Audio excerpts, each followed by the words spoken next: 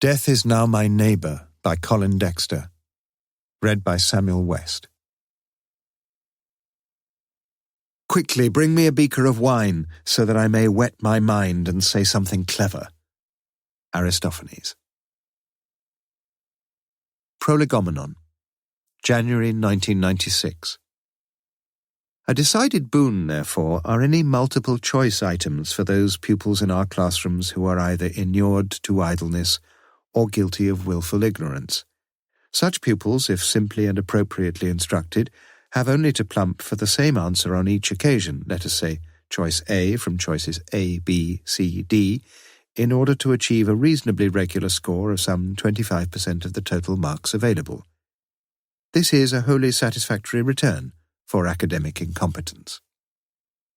Cross-Currents in Assessment Criteria, Theory and Practice, HMSO, 1983. What time do you call this, Lewis? The Miss's fault, not like her to be late with the breakfast. Morse made no answer as he stared down at the one remaining unsolved clue. Stand for soldiers, 5-4. Lewis took the chair opposite his chief and sat waiting for some considerable while, leafing through a magazine. Stuck, sir? He asked finally. If I were, I doubt I'd get much help from you. You never know, suggested Lewis good-naturedly. Perhaps... burst out Morse triumphantly, as he wrote in toast rack. He folded the Times away and beamed across at his sergeant. You are a genius, Lewis. So you've often told me, sir. And I bet you had a boiled egg for breakfast, with soldiers, am I right? What's that got? What are you reading there? Lewis held up the title page of his magazine. Lewis, there are more important things in life than the Thames Valley Police Gazette. Just thought you might be interested in one of the articles here. Morse rose to the bait. Such as? There's a sort of test, see how many points you can score. Are you really wise and cultured? Well, very doubtful in your case, I should think. You reckon you could do better than I did? Quite certain of it. Lewis grinned. Quite certain, sir? Absolutely. Want to have a go, then? Lewis's mouth betrayed gentle amusement as Morse shrugged his indifference. Multiple-choice questions you know all about. Get on with it. All you've got to do is imagine the world's going to end in exactly 1 week's time, okay? Then you've got to answer 5 questions as honestly as you can. And you've already answered these questions yourself. Lewis nodded. Well, if you can answer them, fire away. Lewis read aloud from the article. Question 1. Given the choice of only 4 CDs or cassettes, which one of the following would you be likely to play at least once? A Beatles album, B. Fauré's Requiem, C. An Evening with Victor Borge, D. The complete overtures to Wagner's operas. With a swift flourish, Morse wrote down a letter. Question 2. Which of these videos would you want to watch? A. Casablanca, the film, B. England's World Cup victory, 1966, C. Copenhagen Red Hot Sex, 2 hours, D. The Habitat of the Kingfisher, RSPB. A second swift flourish from Morse. Question 3. With which of the following women would you like to spend some, if not all, of your surviving hours? A. Lady Thatcher, B. Kim Basinger, C. Mother Teresa, D. Princess Diana. A third swift flourish. Question 4. If you could gladden your final days with one of the following, which would it be? A. 24 bottles of vintage champagne, B. 500 cigarettes, C. A large bottle of tranquilizers, D. A barrel of real ale. Flourish number 4, and the candidate, confident of imminent success, it appeared, sat back in the black leather armchair. Question 5. Which of the following would you read during this period? A. Cervantes' Don Quixote, B. Dante's The Divine Comedy, C. A bound volume of Private Eye, 1995, D. Homer's Iliad. This time Morse hesitated some while before writing on the pad in front of him. You did the test yourself, you say? Lewis nodded. Victor Borge, the football, Princess Diana, the champagne, and Private Eye. Just hope Princess Di likes champers, that's all. Well, there must be worse ways of spending your last week on Earth, admitted Morse. I didn't do so well, though, not on the marking. I'm not up there among the cultured and the wise, I'm afraid. Did you expect to be? Wouldn't you? Of course. Let's hear what you picked, then. My preferences, Lewis, Morse articulated his words with precision, were as follows. B, C, B, C, none of them. Turning to the back page, Lewis reminded himself of the answers putatively adjudged to be correct. I don't believe it, he whispered to himself, then to Morse. You scored the maximum. Are you surprised? Lewis shook his head in mild bewilderment. You chose, what, the Requiem? Well, but you've never believed in all that religious stuff. Well, it's important if it's true, though, isn't it? Let's just say it's a bit like an insurance policy. A beautiful work, anyway. Says here, score 4 marks for B, sufficient recommendation that it was chosen by 3 of the last 4 popes for their funerals. Morse lifted his eyebrows. You didn't know that? Lewis ignored the question and continued. Then you chose the sex video. Well, it was either that or the Kingfisher. I've already seen Casablanca a couple of times, and no one's ever going to make me watch a football match again. But I mean a sex video. Morse, however, was clearly unimpressed by such obvious disapprobation. Well, it'd be the choice of those 3 popes as well, like as not. But it all gets so plain boring after a while. So you keep telling me, Lewis, and all I'm asking is the chance to get as bored as everyone else. I've only got a week, remember. I like your next choice, though. Beautiful girl, Kim Bassinger. Beautiful. Something of a toss-up, that, between her and Mother Teresa, but I'd already played the God card. Then, Lewis considered the next answer. Come off it, sir. You didn't even go for the beer. You're supposed to answer these questions honestly. I've already got plenty of booze in, said Morse. Certainly enough to see me through to Judgment Day, and I don't fancy facing the great beyond with a blinding hangover. It'll be a new experience for me, tranquilizers. Lewis looked down again and proceeded to read out the reasons for Morse's greatest triumph. It says here on question 5, those choosing any of the suggested titles are clearly unfit for high honours. If any choice whatsoever is made, 4 marks will therefore be deducted from the final score. If the answer is a timid dash or similar, no marks will be awarded, but no marks will be deducted. A more positively negative answer, e.g., come off it, will be rewarded with a bonus of 4 marks. Again, Lewis shook his head. It's nonsense, isn't it? Positively negative, I mean. Rather nicely put, I'd have thought, said Morse. Anyway, conceded Lewis, you score 20 out of 20, according to this fellow who seems to have all the answers. Lewis looked again at the name printed below the article. Rhadamanthus, whoever he is. Lord Chief Justice of Appeal in the Underworld. Lewis frowned, then grinned. You've been cheating. You've got a copy. No. Morse's blue eyes gazed fiercely across at his sergeant. The first I saw of that gazette was when you brought it in just now.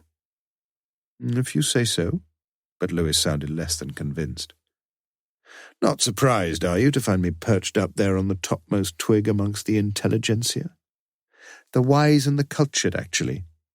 And that's another thing. I think I shall go crackers if I hear 3 things in my life, much more. Hark the herald angels sing, eine kleine Nachtmusik, and that wretched bloody word actually. Sorry, sir. Suddenly Morse grinned. No need to be, old friend. And at least you're right about one thing. I did cheat, in a way. You don't mean you? Morse nodded.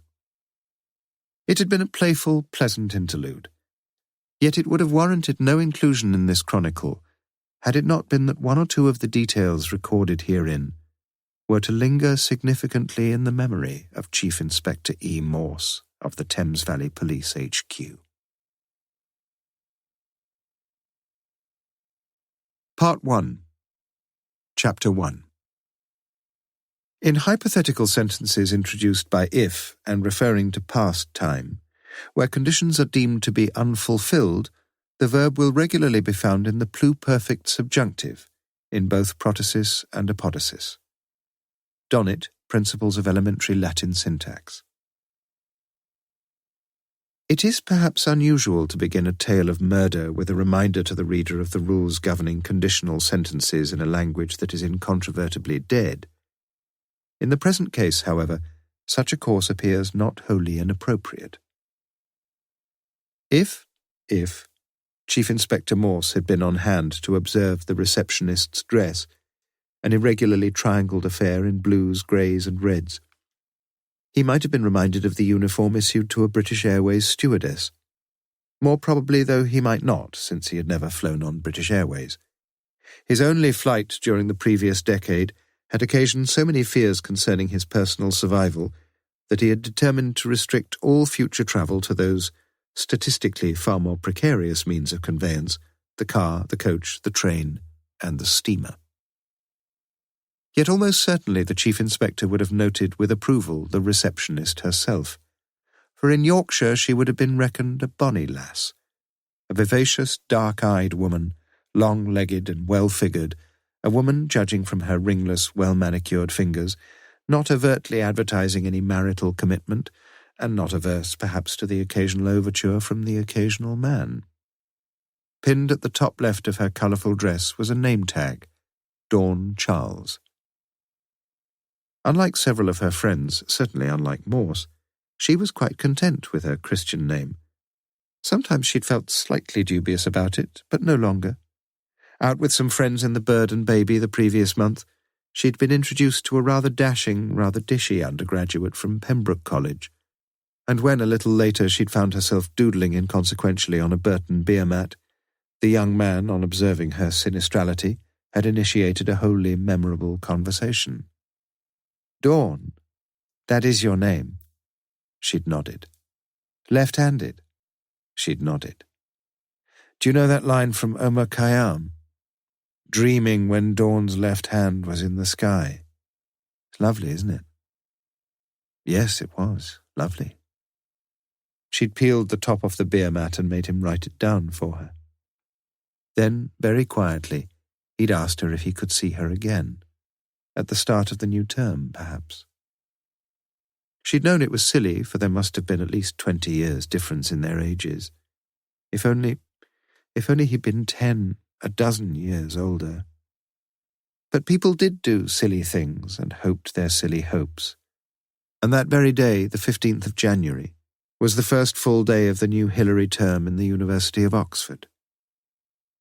Her Monday to Friday job, 6 to 10 p.m. at the clinic on the Banbury Road, just north of St. Giles, was really quite enjoyable. Over 3 years of it now, and she was becoming a fixture there. Most of the consultants greeted her with a genuine smile, several of them these days with her Christian name. Nice. She'd once stayed at a 4-star hotel which offered a glass of sherry to incoming guests, and although the private Harvey Clinic was unwilling, perhaps on medical grounds, to provide such laudable hospitality, Dawn ever kept 2 jugs of genuine coffee piping hot for her clients, most of them soberly suited and well-heeled gentlemen, a number of whom, as she well knew, were most seriously ill.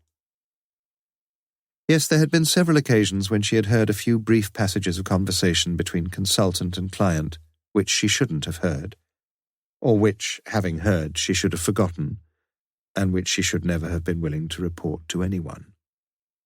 Not even to the police. Quite certainly not to the press. As it happened, the 15th of January was to prove a day unusually easy for her to recall, since it marked the 25th anniversary of the clinic's opening in 1971. By prior negotiation and arrangement, the clinic was visited that evening between 7 p.m. and 8:30 p.m. by Radio Oxford, by the local press, and by Mr. Wesley Smith and his crew from the Central TV studios out at Abingdon. And particularly memorable for Dawn had been those precious moments when the camera had focused upon her. First, when, as instructed, she had poured a cup of genuine coffee for a wholly bogus client. Second, when the cameraman had moved behind her left shoulder as she ran a felt-tipped pen through a name on the appointments list in front of her. But only, of course, after a full assurance that no viewer would be able to read the name itself when the feature was shown the following evening. Yet Dawn Charles was always to remember the name, Mr. J.C. Storrs. It had been a fairly new name to her. Another of those patients, as Dawn suspected correctly, whose influence and affluence afforded the necessary leverage and pounds, shillings and pence to jump the queues awaiting their calls to the hospitals up in Headington. There was something else she would always remember too.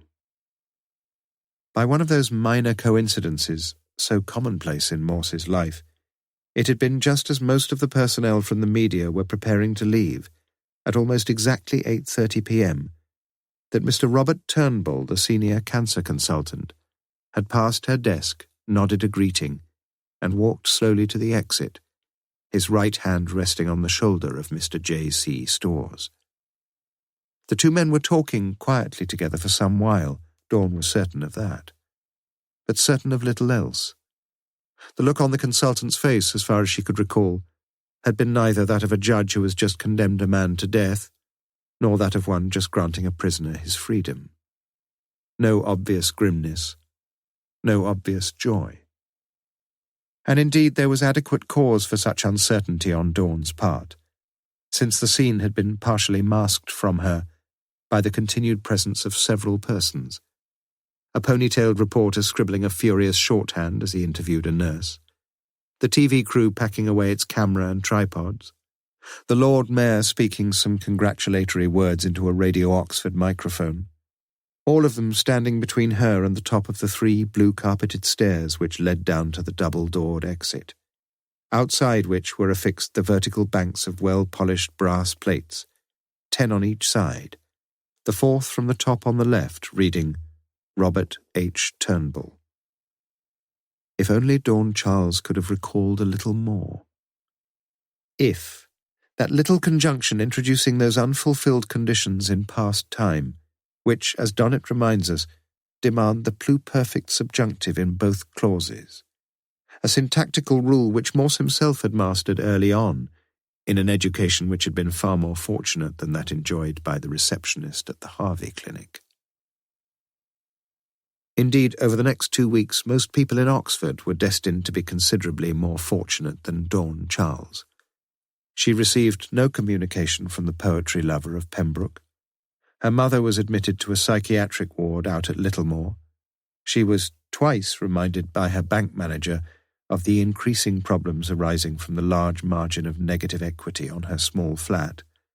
And finally, on Monday morning, 29th of January, she was to hear on Fox FM radio that her favourite consultant, Mr. Robert H. Turnbull, M.B., C.H.B., F.R.C.S., had been fatally injured in a car accident on Cumnor Hill. Chapter 2. The master shall not continue in his post beyond the age of 67. As a simple rule, therefore, the incumbent master will be requested to give notice of impending retirement during the university term immediately prior to that birthday. Where, however, such an accommodation does not present itself, the master is required to propose a particular date not later than the end of the first week of the second full term after the statutory termination, vide supra. Paragraph 2a, translated from the Latin, from the Founders' Statutes of Lonsdale College, Oxford. Sir Clixby Bream would be almost 69 years old when he retired as Master of Lonsdale. A committee of senior fellows, including 2 eminent Latin scholars, had found itself unable to interpret the gobbledygook of the Founders' Statutes, vide supra, and since no accommodation, whatever that was, had presented itself, Sir Clixby had first been persuaded to stay on for a short while, then for a longer while. Yet this involved no hardship. He was subject to none of the normal pressures about moving to somewhere nearer the children or the grandchildren, since his marriage to Lady Muriel had been sine prole. Moreover, he was blessedly free from the usual uxorial bleatings about a nice little thatched cottage in Dorset or Devon, since Lady Muriel had been in her grave these past 3 years. The position of head of house at any one of the Oxbridge colleges was just about the acme of academic ambition, and since 3 of the last 4 masters had been knighted within 18 months of their appointments, it had been natural for him to be attracted by the opportunity of such pleasing preferment. And he had been so attracted, as even more strongly had the late Lady Muriel. Indeed, the incumbent master, a distinguished mathematician in his earlier days, had never enjoyed living anywhere as much as in Oxford. 10 years of it now. He learned to love the old city more and more the longer he was there. It was as simple as that. Of course, he was somewhat saddened by the thought of his imminent retirement. He would miss the college, miss the challenges of running the place, and he knew that the sight of the furniture van outside the wisteria-clad front of the master's lodge would occasion some aching regret. But there were a few unexpected consolations, perhaps. In particular, he would be able, he supposed, to sit back and survey with a degree of detachment and sardonic amusement the infighting that would doubtless arise among his potential successors.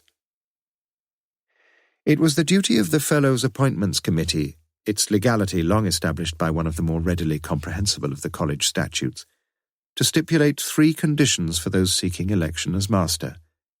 First, that any candidate should be of sound mind and in good health. Second, that the candidate should not have taken holy orders. Third, that the candidate should have no criminal record within the territories administered under the governance of his or her most glorious majesty. Such stipulations had often amused the present master. If one judged by the longevity of almost all the masters appointed during the 20th century, physical well-being had seldom posed much of a problem, yet mental stability had never been a particularly prominent feature of his immediate predecessor, nor, by all accounts, of his predecessor's predecessor. And occasionally Sir Clixby wondered what the college would say of himself once he was gone.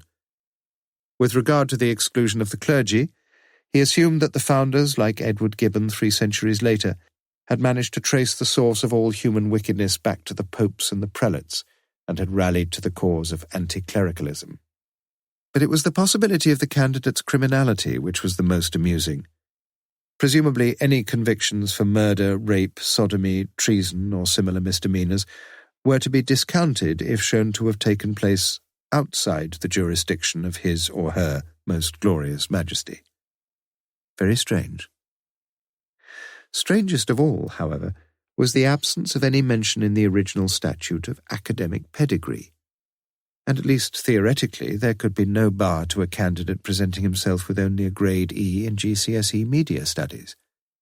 Nor was there any stipulation that the successful candidate should be a senior, or for that matter a junior, member of the college, and on several occasions outsiders had been appointed. Indeed, he himself, Sir Clixby, had been imported into Oxford from the other place, and then chiefly in recognition of his reputation as a resourceful fundraiser. On this occasion, however, outsiders seemed out of favour. The college itself could offer at least 2 candidates, each of whom would be an admirable choice. Also, it was thought. In the senior common room, the consensus was most decidedly in favour of such internal preferment, and the betting had hardened accordingly.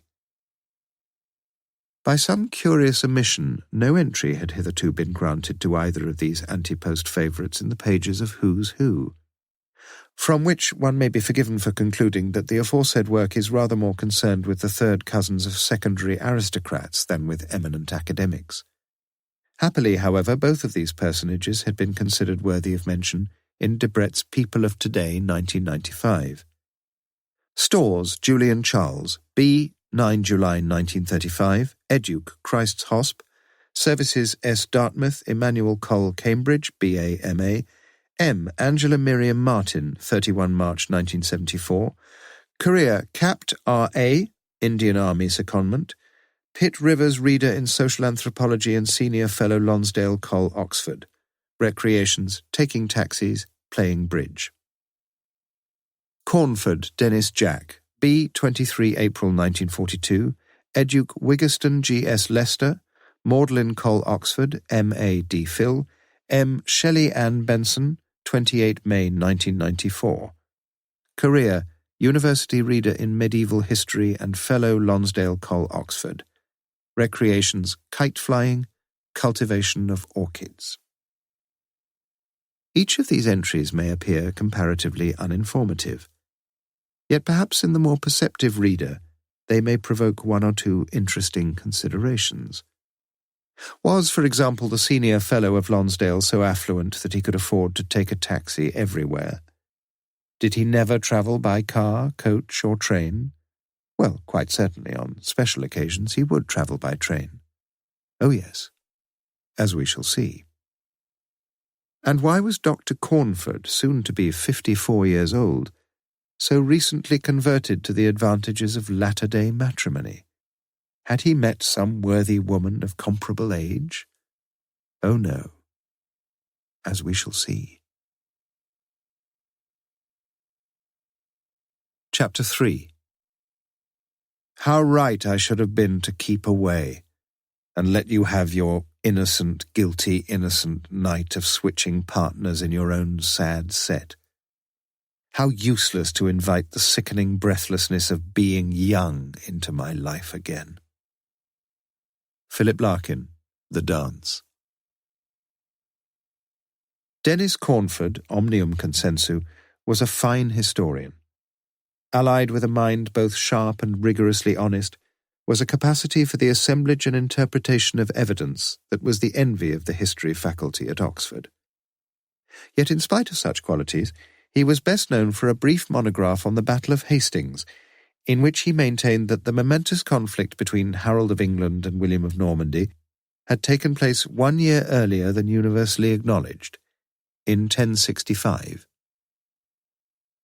In the Trinity term of 1994, Cornford, a slimly built, smallish, pleasantly featured man, had taken sabbatical leave at Harvard, and there, somehow and somewhere, in Cambridge, Massachusetts, something quite extraordinary had occurred. For 6 months later, to the amazement and amusement of his colleagues, the confirmed bachelor of Lonsdale had returned to Oxford with a woman who had agreed to change her name from Shelley Benson to Shelley Cornford, a student from Harvard who had just gained her master's degree in American history, 26 years old, exactly half the age of her new husband, for this was her second marriage. It is perhaps not likely that Shelley would have reached the semi-final heats of any Miss Massachusetts beauty competition. Her jawline was slightly too square, her shoulders rather too strong, her legs perhaps a little on the sturdy side. Yet there were a good many in Lonsdale College, both dons and undergraduates, who were to experience a curious attraction to the woman now putting in fairly regular appearances in chapel, at guest nights, and at college functions during the Michaelmas term of 1994.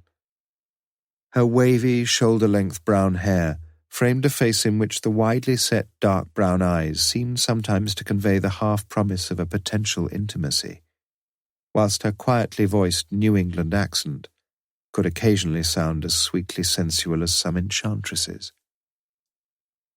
Many were the comments made about the former Shelley Benson during those first few terms. But no one could ever doubt what Dennis Cornford had seen in her, for it was simply what others could now so clearly see for themselves. So from the start, Shelley Cornford was regularly lusted after, her husband secretly envied. But the couple themselves appeared perfectly happy, no hint of infidelity on her part, no cause for jealousy on his. Not yet. Frequently during those days they were to be seen walking hand in hand the short distances from their rooms in Holywell Street to the King's Arms, or the Turf Tavern, find us if you can, where in bars blessedly free from jukebox and fruit machine, Shelley had quickly acquired a taste for real ale and a love for the ambience of the English public house.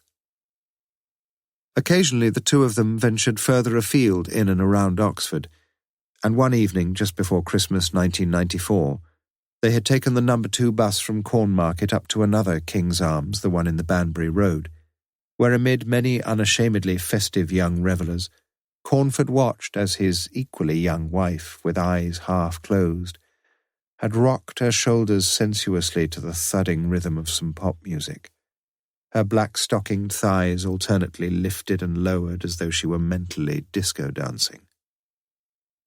And at that point he was conscious of being the oldest person in the bar by about 20 years, inhabiting alien territory there, wholly excluded from the magic circle of the night, and suddenly sadly aware that he could never even begin to share the girlish animality of the woman he had married.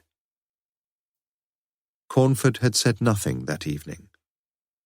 Nor had he said anything when 3 months later, at the end of term Gaudy, he had noticed beneath the table the left hand of Julian Storrs pressed briefly against Shelley's right thigh as she sat drinking rather a lot of Madeira, after drinking rather a lot of red wine at dinner, after drinking rather a lot of gin at the earlier reception.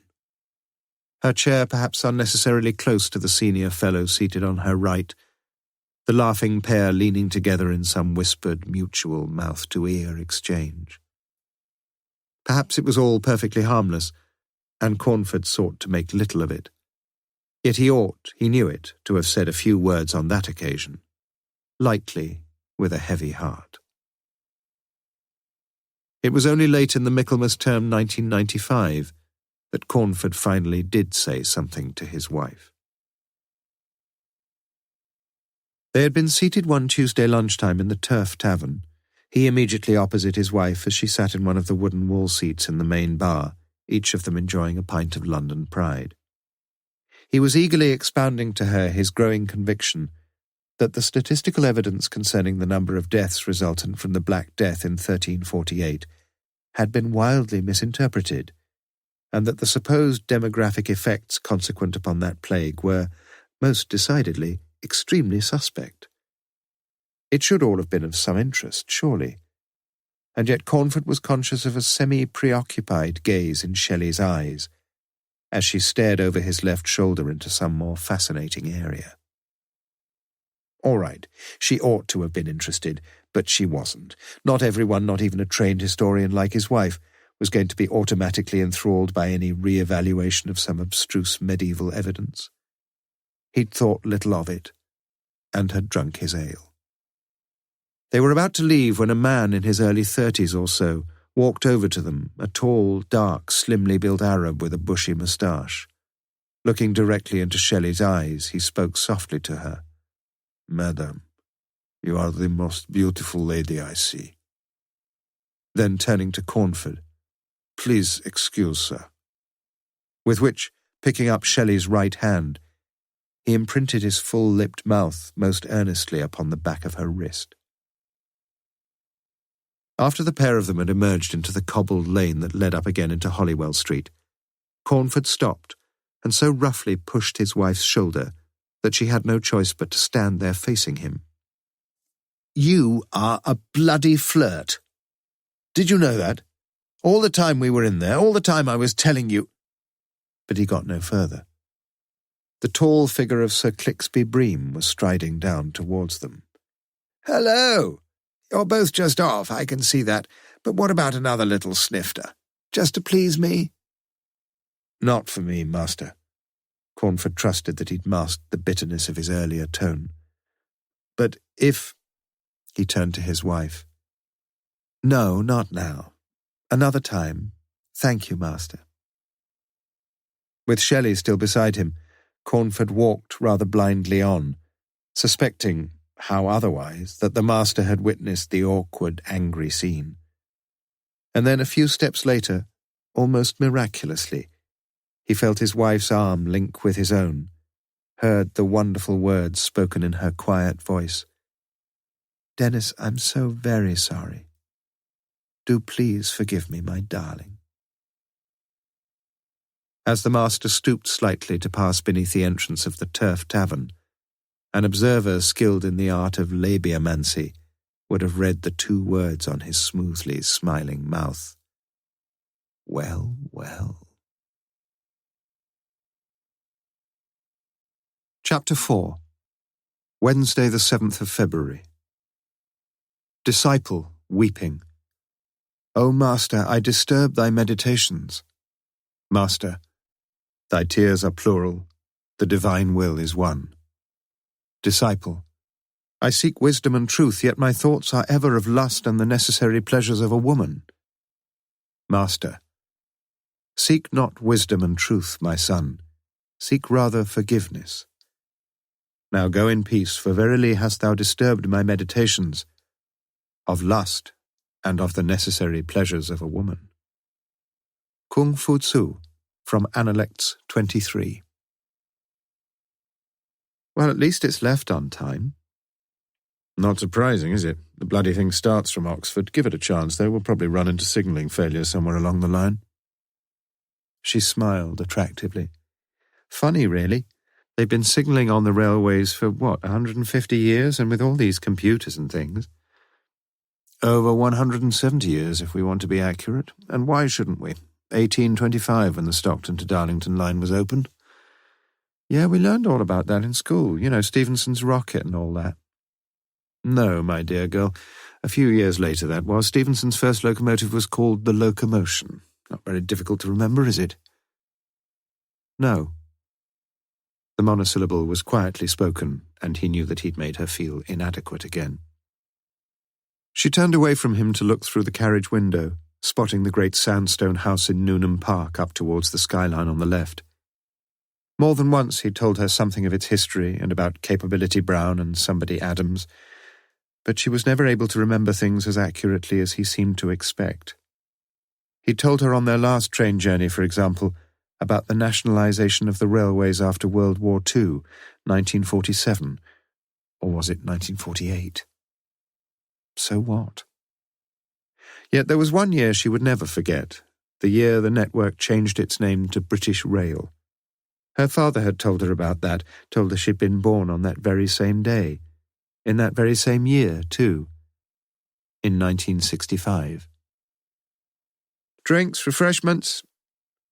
An overloaded trolley was squeezing a squeaky passage along the aisle, and the man looked at his wristwatch, 10:40 a.m., as it came alongside, before turning to the elegantly suited woman seated next to him.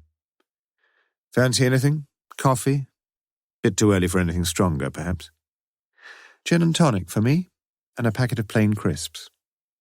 Sod him. He'd been pretty insufferable so far. A few minutes later, after pouring half his can of McEwen's export ale into a plastic container, he turned towards her again, and she felt his dry, slightly cracked lips pressed upon her right cheek.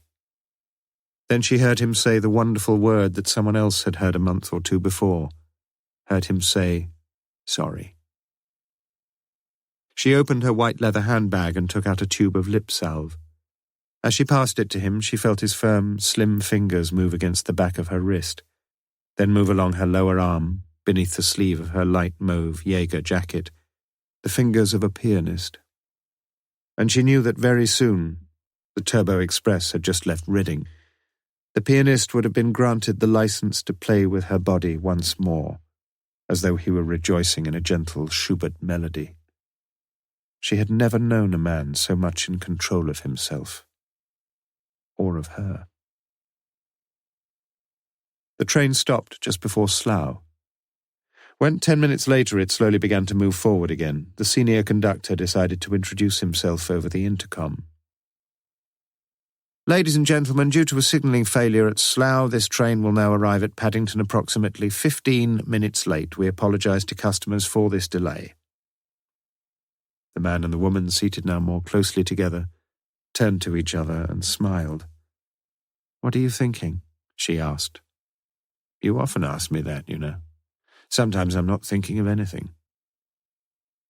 Well? I was only thinking that our senior conductor doesn't seem to know the difference between due to and owing to. Not sure I do. Does it matter? Of course it matters. But you won't let it come between us. I won't let it come between us, he whispered into her ear. For a few seconds they looked lovingly at each other. Then he lowered his eyes, removed a splayed left hand from her stockinged thigh, and drank his last mouthful of beer. Just before we get into Paddington, Rachel, there's something important I ought to tell you. She turned to him, her eyes suddenly alarmed. He wanted to put a stop to the affair. He wanted to get rid of her. He'd found another woman, apart from his wife, of course. Tickets, please. He looked as if he might be making his maiden voyage, the young ticket collector, for he was scrutinizing each ticket proffered to him with preternatural concentration. The man took both his own and the young woman's ticket from his wallet. Cheap day returns. This yours, sir? Yes. You an OAP? As a matter of fact, I'm not, no. The tone of his voice was quietly arrogant. To draw a senior citizen pension in the United Kingdom, a man has to be 65 years of age, but a senior rail card is available to a man who has passed his 60th birthday, as doubtless you know.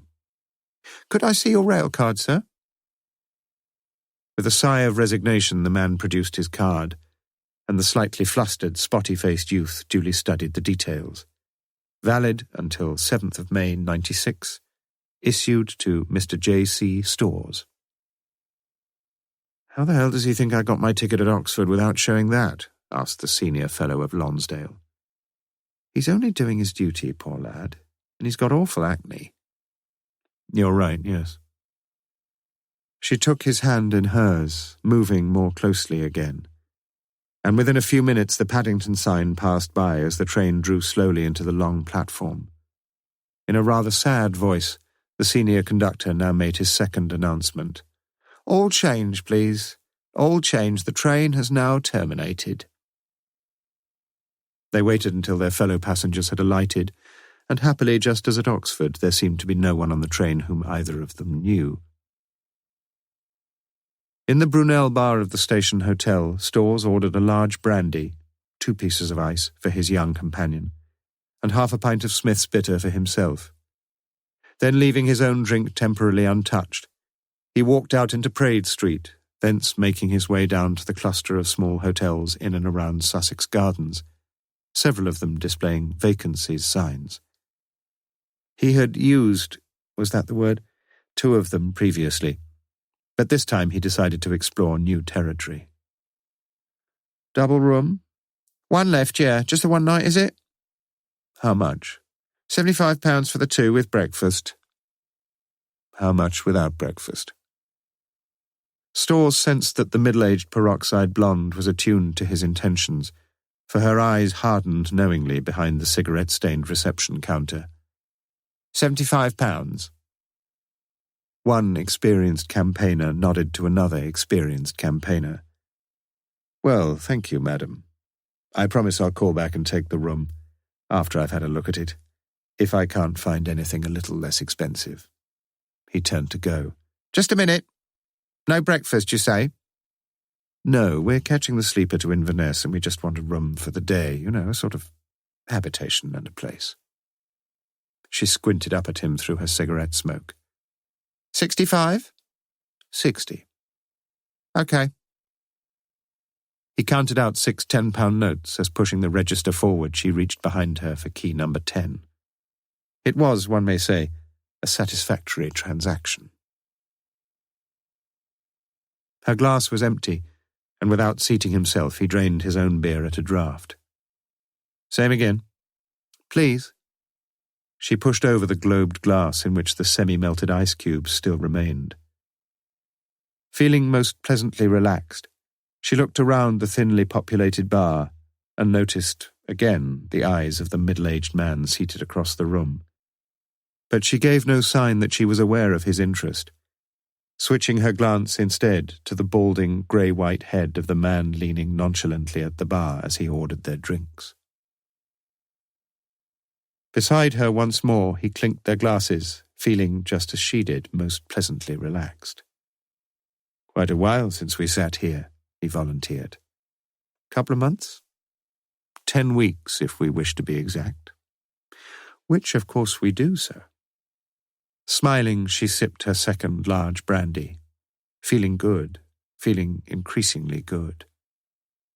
Hungry? He asked. What for? He grinned. An hour in bed, perhaps, before we have a bite to eat. Wine thrown in?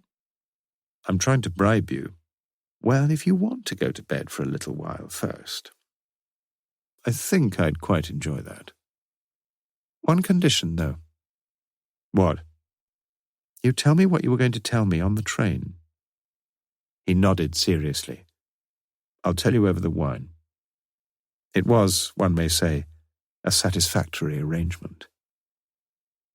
As they got up to leave, Stores moved ahead of her to push open one of the swing doors, and Rachel James, for such was she, a freelance physiotherapist practicing up in North Oxford, was conscious of the same man's eyes upon her.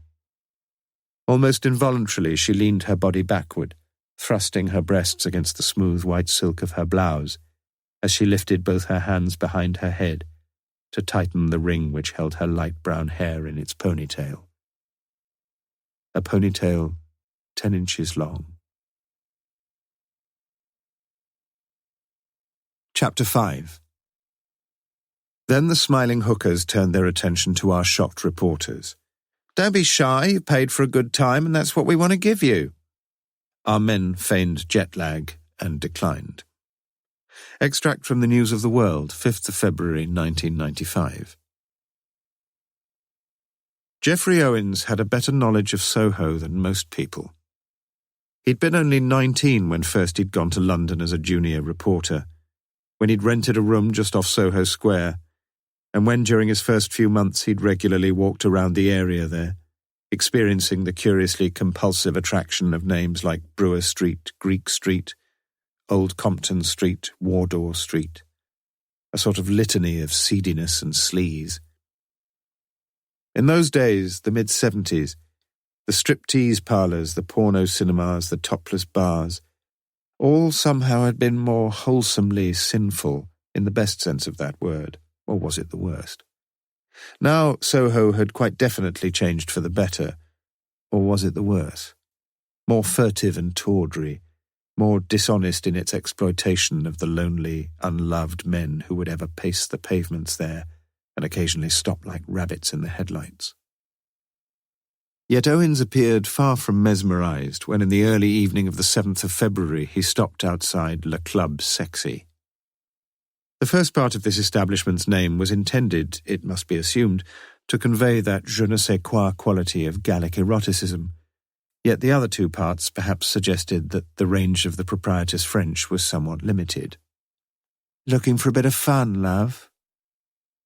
The heavily mascaraed brunette appeared to be in her early 20s, quite a tall girl in her red high heels, wearing black stockings, a minimal black skirt, and a low-cut, heavily sequined blouse stretched tightly over a large bosom, largely exposed beneath the winking light bulbs. Déjà vu. And ever the voyeur, Owens was momentarily aware of all the old weaknesses. "Come in, come down and join the fun." She took a step towards him, and he felt the long, blood-red fingernails curling pleasingly in his palm. It was a good routine, and one that worked with many and many a man. One that seemed to be working with Owens. How much? "Only £3 membership, that's all. It's a private club, see? Know what I mean?" For a few seconds she raised the eyes beneath the empurpled lids towards Elysium. "Is Gloria still here?" The earthbound eyes were suddenly suspicious, yet curious too. "Who?" "If Gloria's still here, she'll let me in for nothing." "Lots of names here, mister. Real names, stage names." "So what's your name, beautiful?" "Look, you want to come in? £3, okay?" "You're not being much help, you know." "Why don't you just fuck off?"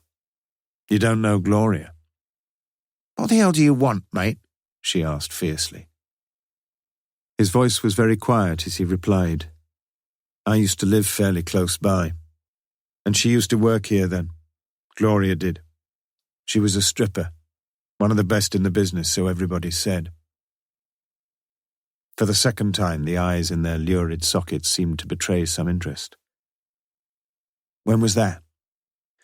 20-odd years ago. "Christ, she must be a bloody granny by now." "Dunno. She had a child, though, I know that. A daughter." A surprisingly tall, smartly suited Japanese man had been drawn into the magnetic field of Le Club Sexy. "Come in, come down, and how much is charge?" "Only £3, it's a private club, see, and you've got to be a member."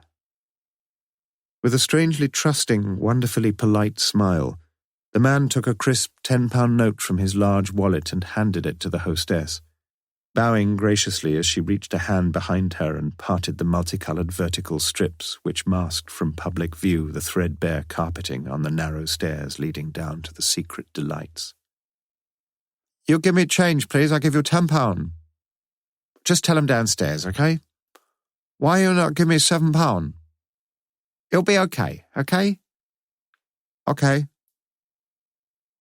Halfway down the stairs, the newly initiated member made a little note in a little black book, smiling, we may say, scrutably. He was a member of a Home Office committee licensing all entertainment premises in the district of Soho. His expenses were generous. Needed to be.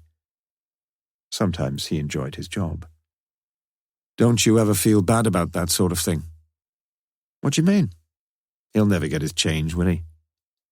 Like I said, why don't you just fuck off? Gloria used to feel bad sometimes. Quite a civilized streak in that woman somewhere. You'd have liked her. Anyway, if you do come across her, just say you met me, Jeff Owens, will you? She'll remember me. Certain to. Just tell her I've got a little proposition for her. She may be a bit down on her luck. You never know these days, and I wouldn't want to think she was on her uppers. Or her daughter was, for that matter. What's her daughter got to do with it? The voice was sharp. Owens smiled, confidently now, lightly rubbing the back of his right wrist lightly across her blouse. Quite a lot, perhaps. You might have quite a lot to do with it, sweetheart. She made no attempt to contradict him. In the pub, she pointed across the street. Half an hour, okay? She watched him go, the man with a 5 o'clock shadow who said his name was Owens. She'd never seen him before, but she'd recognized him again immediately. The dark hair drawn back above his ears, and tied in a ponytail about 8 or 9 inches long. Apart from the midnight milk float, which gave passengers the impression that it called at almost every hamlet along the line, the 11:20 p.m. was the last train from Paddington. And a panting Owens jumped into its rear coach as the Turbo Express suddenly juddered and began to move forward. The train was only half full, and he found a seat immediately. He felt pleased with himself. The assignation in the pub had proved to be even more interesting than he'd dared to expect, and he leaned back and closed his eyes contentedly as he pondered the possible implications of what he had just learned. He jolted awake at Didcot, wondering where he was, realizing that he had missed the Reading stop completely. Determined to stay awake for the last 12 minutes of the journey, he picked up an Evening Standard someone had left on the seat opposite, and was reading the sports page when over the top of the newspaper he saw a man walking back down the carriage, almost to where he himself was sitting, before taking his place next to a woman. And Owens recognized him. Recognized Mr. Julian Storrs of Lonsdale. Well, well, well. At Oxford, his head still stuck behind the Evening Standard, Owens waited until everyone else had left the rear carriage. Then, himself alighting, he observed Storrs arm in arm with his companion as they climbed the steps of the footbridge which led over the tracks to Platform 1. And suddenly, for the second time that evening, Owens felt a shiver of excitement. For he immediately recognized the woman, too. How could he fail to recognize her? She was his next-door neighbour. Chapter 6. Monday the 19th of February. Many is the gracious form that is covered with a veil, but on withdrawing this thou discoverest a grandmother. Musharrif ud-Din, Gulistan. Painstakingly, in block capitals, the Chief Inspector wrote his name, E. Morse, and was beginning to write his address when Lewis came into the office at 8:35 a.m. on Monday the 19th of February. "What's that, sir?" Morse looked down at a full page torn from one of the previous day's colour supplements. "Special offer. 2 free CDs when you apply to join the music club library." Lewis looked dubious. "Don't forget you have to buy a book every month with that sort of thing. Life's not all freebies, you know." "Well, it is in this case. You've just got to have a look at the first thing they send you, that's all. Then send it back if you don't like it. I think they even refund the postage." Lewis watched as Morse completed and snipped out the application form. "Wouldn't it be fairer if you agreed to have some of the books?" "You think so?"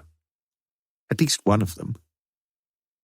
Intense blue eyes, slightly pained, looked innocently across the desk at Sergeant Lewis. But I've already got this month's book. I bought it for myself for Christmas. He inserted the form into an envelope on which he now wrote the club's address.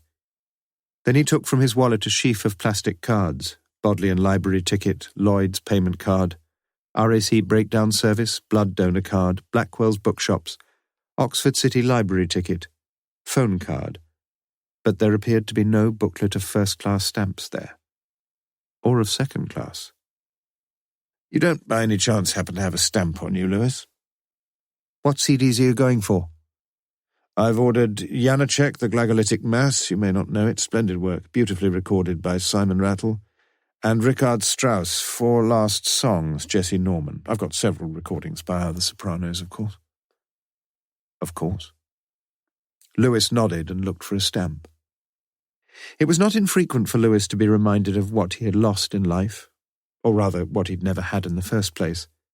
The one Strauss he knew was the Blue Danube Man, and he'd only recently learned there were 2 of those as well, senior and junior, and which was which he'd no idea.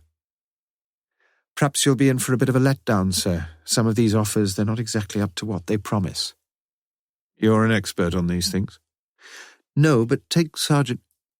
Lewis stopped himself in time, just as well to leave a colleague's weakness cloaked in anonymity. Take this chap I know. He read this advert in one of the tabloids about a free video, sex video, sent in a brown envelope with no address to say where it had come from, in case the wife... No, I don't know, Lewis, but please continue. Well, he sent for one of the choices. Copenhagen Red Hot Sex.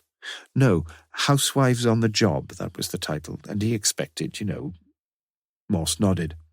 Housewives on the job with the milkman, the postman, the itinerant button salesman. Lewis grinned. But it wasn't, no, it just showed all these fully dressed Swedish housewives washing up the plates and peeling the potatoes. Serves Sergeant Dixon right. You won't mention it, sir. Of course I won't. And you're probably right, you never really get something for nothing in this life. I never seem to, anyway. Really, sir? Morse licked the flap of the white envelope, then licked the back of the first-class stamp that Lewis had just given him. The phone had been ringing for several seconds, and Lewis now took the call, listening briefly but carefully before putting his hand over the mouthpiece. There's been a murder, sir. On the doorstep, really. Up in Bloxham Drive. Part 2, Chapter 7. In addition to your loyal support on the ballot paper, we shall be grateful if you can agree to display the enclosed sticker in one of your windows. Extract from a 1994 local election leaflet distributed by the East Oxford Labour Party.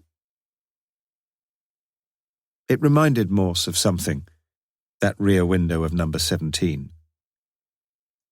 As a young lad, he'd been fascinated by a photograph in one of his junior school textbooks of the apparatus frequently fixed round the necks of slaves in the southern states of America, an iron ring from whose circumference at regular intervals there emanated lengthy, fearsome spikes, also of iron. The caption, as Morse recalled, had maintained that such a device readily prevented any absconding cotton picker from passing himself off as an enfranchised citizen. Morse had never really understood the caption. Nor indeed, for some considerable while, was he fully to understand the meaning of the neat bullet hole in the centre of the shattered glass, and the cracks that radiated from it regularly, like a young child's crayoning the rays of the sun. Looking around him, Morse surveyed the area from the wobbly paving slabs which formed a pathway at the rear of the row of terraced houses stretching along the northern side of Bloxham Drive, Kidlington, Oxfordshire. About half of the 30-odd young trees originally planted in a staggered design beside and behind this path had been vandalised to varying degrees, some of them wholly extirpated, some cruelly snapped in the middle of their gradually firming stems, others with many of their burgeoning branches torn off, standing wounded and forlorn amid the unkempt litter-strewn area, once planned by some environmental officer as a small addendum to England's green and pleasant land. Morse felt saddened, as did Sergeant Lewis, standing beside him. Yet it is appropriate here to enter one important qualification. Bloxham Drive, in the view of most of its residents, was showing some few signs of unmistakable improvement.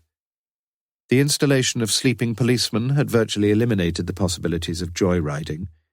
Many denizens were now lying more peacefully in their beds after the eviction of one notoriously antisocial household, and over the previous 2 or 3 years the properties had fallen in price to such an extent as to form an attractive proposition to those few of the professional classes who were prepared to give the street the benefit of the doubt.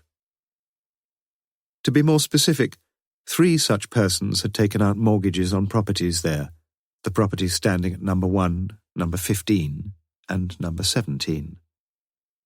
But, yes, agreed, Bloxham Drive and the surrounding streets was still an area a league and a league from the peaceful, leafy lanes of Gerrard's Cross, and still the scene of some considerable crime which now included murder. The call had come through to Lewis at 8:40 a.m. Just over 1 hour previously, whilst the sky was still unusually dark, Mrs. Queenie Norris from number 11 had, as was her wont, taken out her 8-year-old Cavalier King Charles along the rear of the terrace, ignoring, as was her wont, the notices forbidding the fouling of pavements and verges. That was when she'd noticed it, noticed the cracked back window at number 17, yet failed to register too much surprise since, as we have seen, vandalism there had become commonplace, and any missile, be it bottle or brick, would have left some similar traces of damage. Back from her walk, Mrs. Norris, as she was later to explain to the police, had felt increasingly uneasy, and just before the weather forecast on Radio 4, she had stepped out once again, now minus the duly defecated Samson, and seen that the light in the kitchen of number 17 was still on, the blind still drawn down to the bottom of the casement. This time she had knocked quietly, then loudly, against the back door. But there had been no reply to her reiterated raps, and only then had she noticed that behind the hole in the kitchen window, immediately behind it, was a corresponding hole in the thin beige-brown material of the blind. It was at this point that she'd felt the horrid crawl of fear across her skin. Her near neighbour worked in North Oxford, almost invariably leaving home at about 7:45, and now it was coming up to the hour, had reached the hour. Something was wrong. Something Mrs. Norris suspected was seriously wrong, and she'd rung 999 immediately. It had been 10 minutes later when PC's Graham and Swift had finally forced an entry through the front door of the property to discover the grim truth awaiting them in the back kitchen. The body of a young woman lying dead upon her side, the right cheek resting on the cold red tiles, the light brown hair of her ponytail soaked and stiffened in a pool of blood. Indeed, it was not only the dreams of the 2 comparatively inexperienced constables, but also those of the hardened scenes of crime officers that would be haunted by the sight of so much blood, such a copious outpouring of blood. And now it was Morse's turn.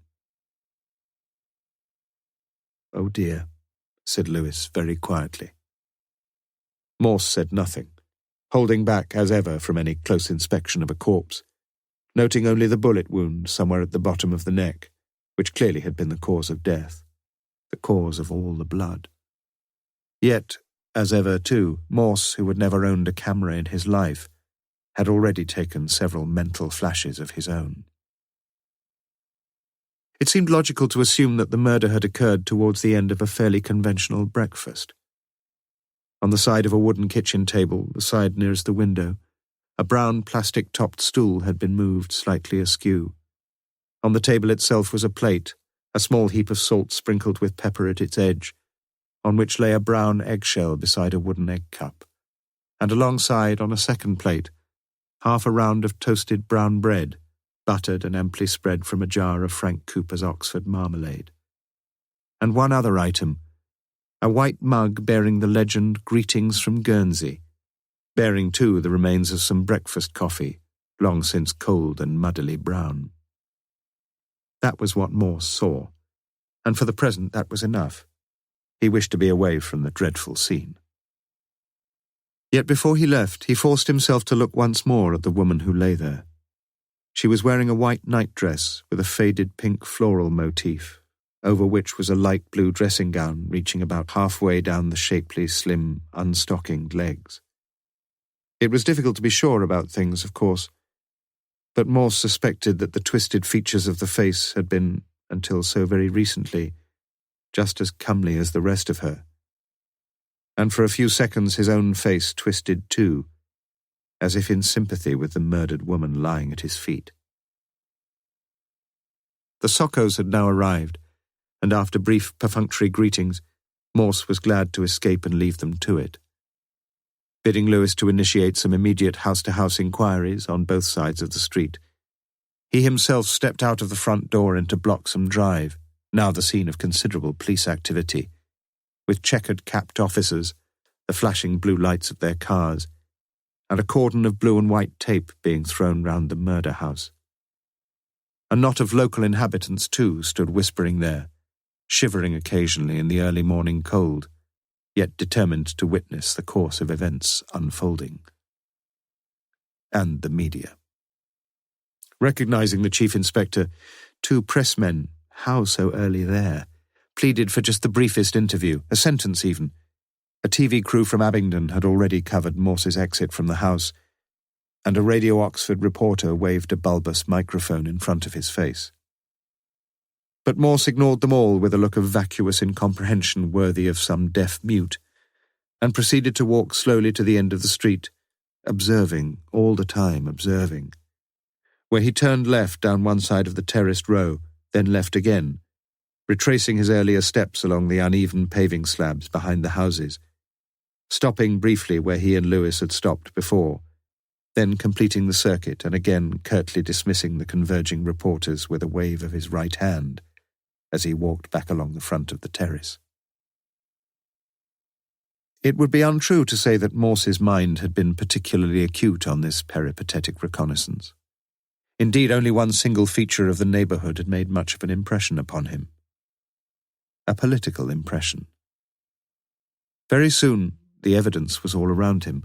There was to be an election for one of the local council seats, death of an incumbent perhaps, and clearly, if unusually, there appeared to be considerable interest in the matter. Stickers were to be observed in all but two of the front windows of the north side terrace, green stickers with the red lettering of the Labour candidate's name, white stickers with the royal blue lettering of the Conservatives. With little as yet upon which his mind could fix itself, Morse had taken a straw poll of the support shown from number 1 to number 21. And hardly surprising, perhaps, in this marginally depressed and predominantly working-class district, the advantage was significantly with the Labour man, with 6 stickers to the Tories too. One of the stickers favouring the latter cause was displayed in the ground floor window of number 15. And for some reason Morse had found himself standing and wondering for a while outside the only other window in the drive parading its confidence in the Conservative Party, and in a candidate with the splendidly patriotic name of Jonathan Bull, standing and wondering outside number 1, at the main entrance to Bloxham Drive. Chapter 8. Oft have we seen him at the peep of dawn, brushing with hasty steps the dews away. Thomas Gray, elegy written in a country churchyard. In his earlier years, Geoffrey Owens had been an owl, preferring to pursue whatever tasks lay before him into the late hours of the night, often through into the still, small hours. But now, in his mid-40s, he had metamorphosed into a lark, his brain seeming perceptibly clearer and fresher in the morning. It had been no hardship, therefore, when he was invited, under the new flexi-time philosophy of his employers, to start work early and finish work early, thereby receiving a small bonus into the bargain. And since the previous September, Owens had made it his regular practice to leave his home in Bloxham Drive just before 7 a.m., incidentally thus avoiding the traffic jams which began to build up in the upper reaches of the Banbury Road an hour or so later, and on his return journey, missing the corresponding jams the other way, as thousands of motorists left the busy heart of Oxford for the comparative peace of the northern outskirts and the neighbouring villages such as Kidlington. It was, all in all, a happy enough arrangement, and one which had applied on Monday the 19th of February. Owens had left his house at about 10 minutes to 7 that morning, when he had, of course, passed the house on the corner, number 1, where a woman had watched him go.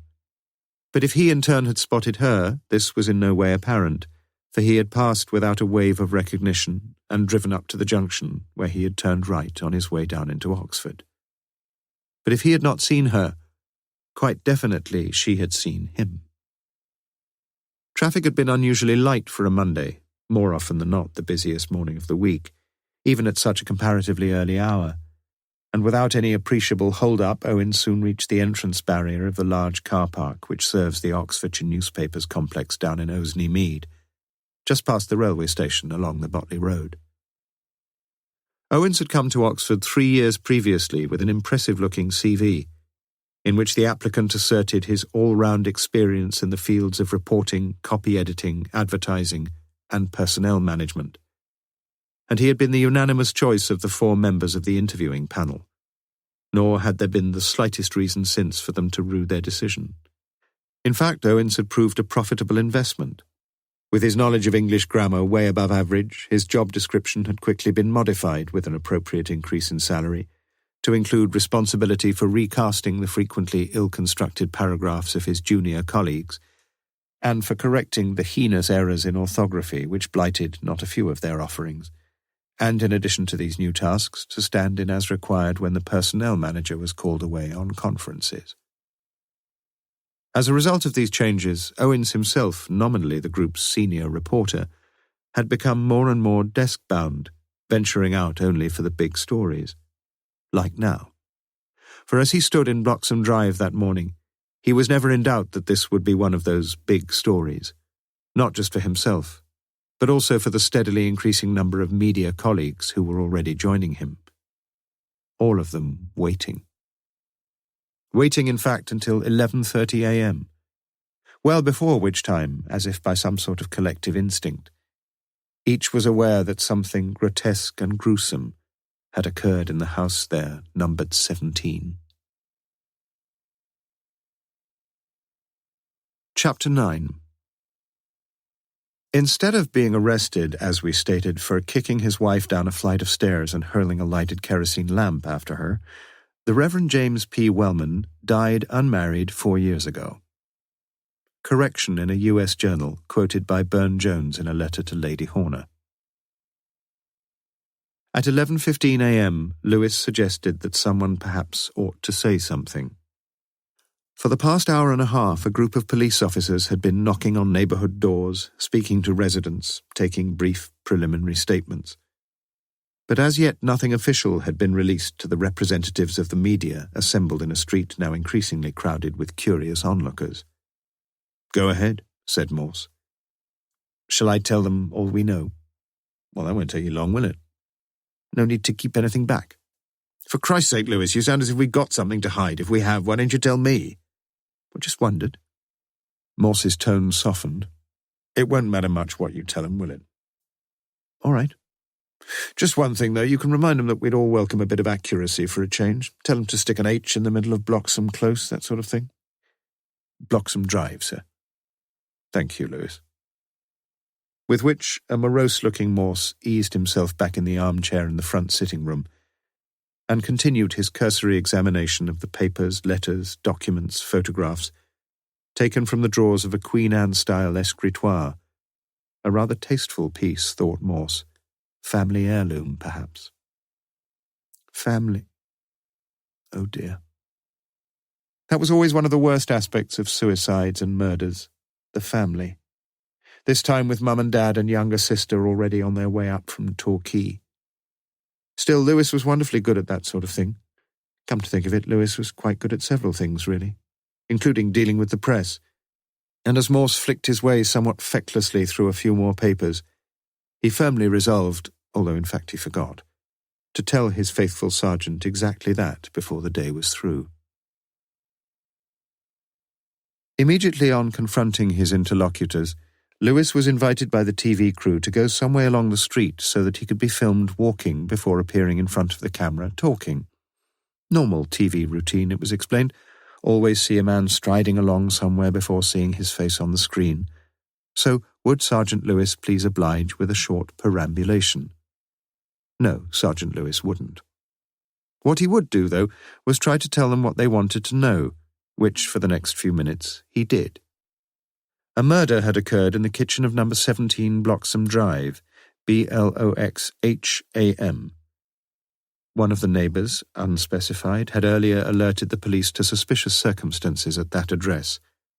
A patrol car had been on the scene promptly, forced open the front door, discovered the body of a young woman. The woman had been shot dead through the rear kitchen window. The body had not as yet been officially identified. The property appeared to show no other sign, of any break-in. That was about it, really.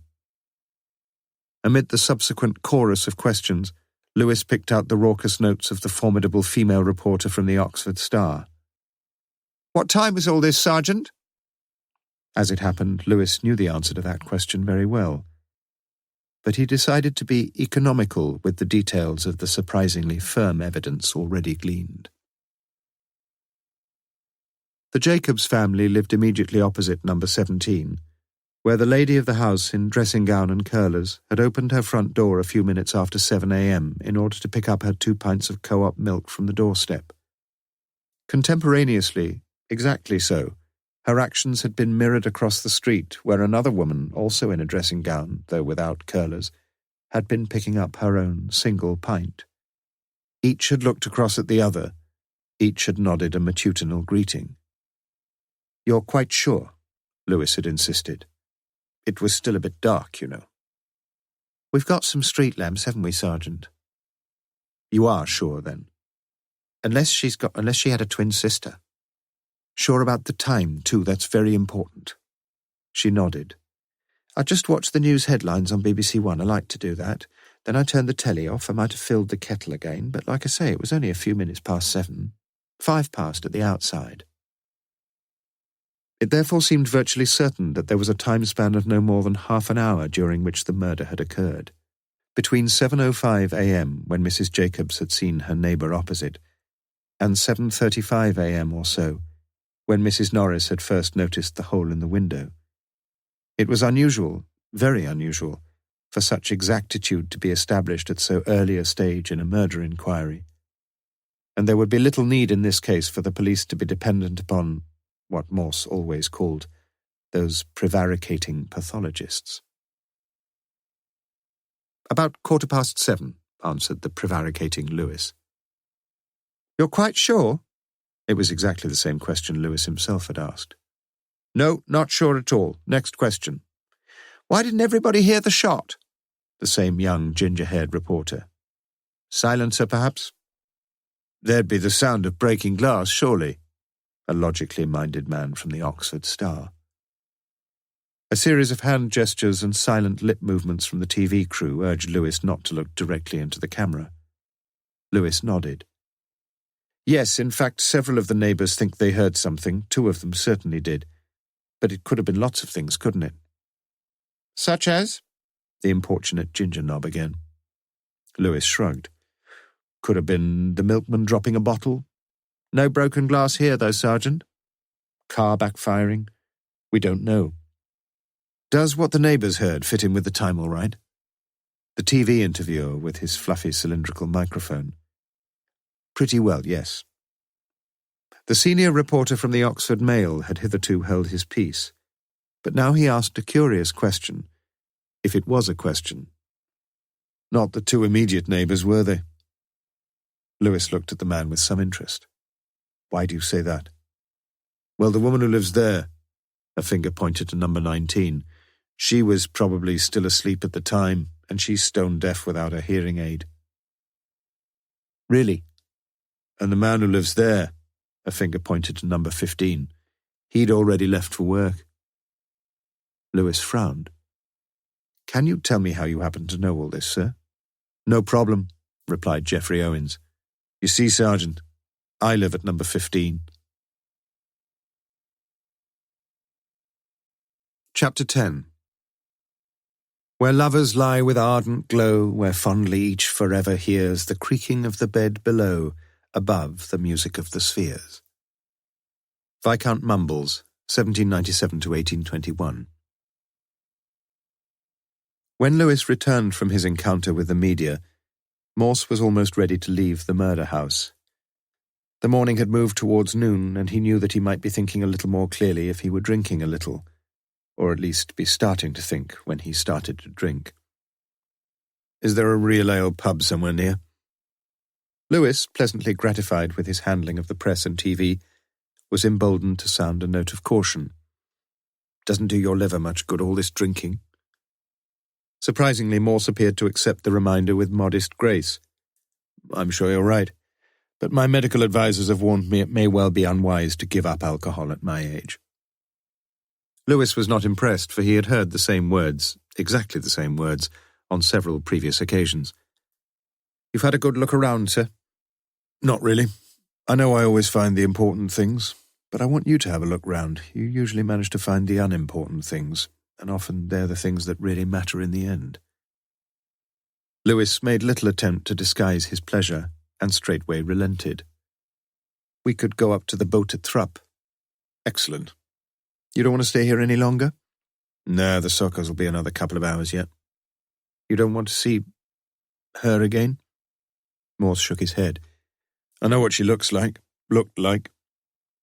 He picked up 2 coloured photographs and 1 postcard, and made towards the front door, handing over the keys of the maroon Jaguar to Lewis. "You'd better drive, if you promise to stick to the orange juice." Once on their way, Lewis reported the extraordinarily strange coincidence of the pressman, Owens, living next door to the murdered woman.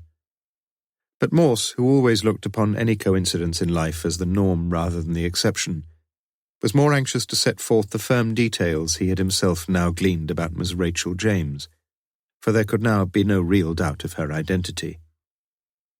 29, single, no offspring. Worked as a freelance physiotherapist at a place in the Banbury Road. CV says she went to school at Torquay Comprehensive, left there in 1984 with a clutch of competent O-levels, 3 A-levels, 2 Bs in biology and geography, and an E in media studies. Must have been fairly bright. "What do you mean? You need to be a moron to get an E in media studies," asserted Morse, who had never seen so much as a page of any media studies syllabus, let alone a question paper. He continued. "Parents, as you know, still alive, on their way here." "You want me to see them?" "Well, you are good at that sort of thing, aren't you? And if the mother's like most women, she'll probably smell the beer as soon as I open the door." "Good reason for you to join me on the orange juice." Morse ignored the suggestion. "She bought the property there just over 4 years ago for £65,000, and the value's been falling ever since by the look of things, so the poor lass is one of those figuring in the negative equity statistics. Took out a mortgage of £55,000, probably Mum and Dad gave her the other £10,000, and the saleable value of number 17 is now £40,000 at the most." "Bought at the wrong time, sir. But some people were a bit irresponsible, don't you think?" "I'm not an economist, as you know, Lewis. But I'll tell you what would have helped her.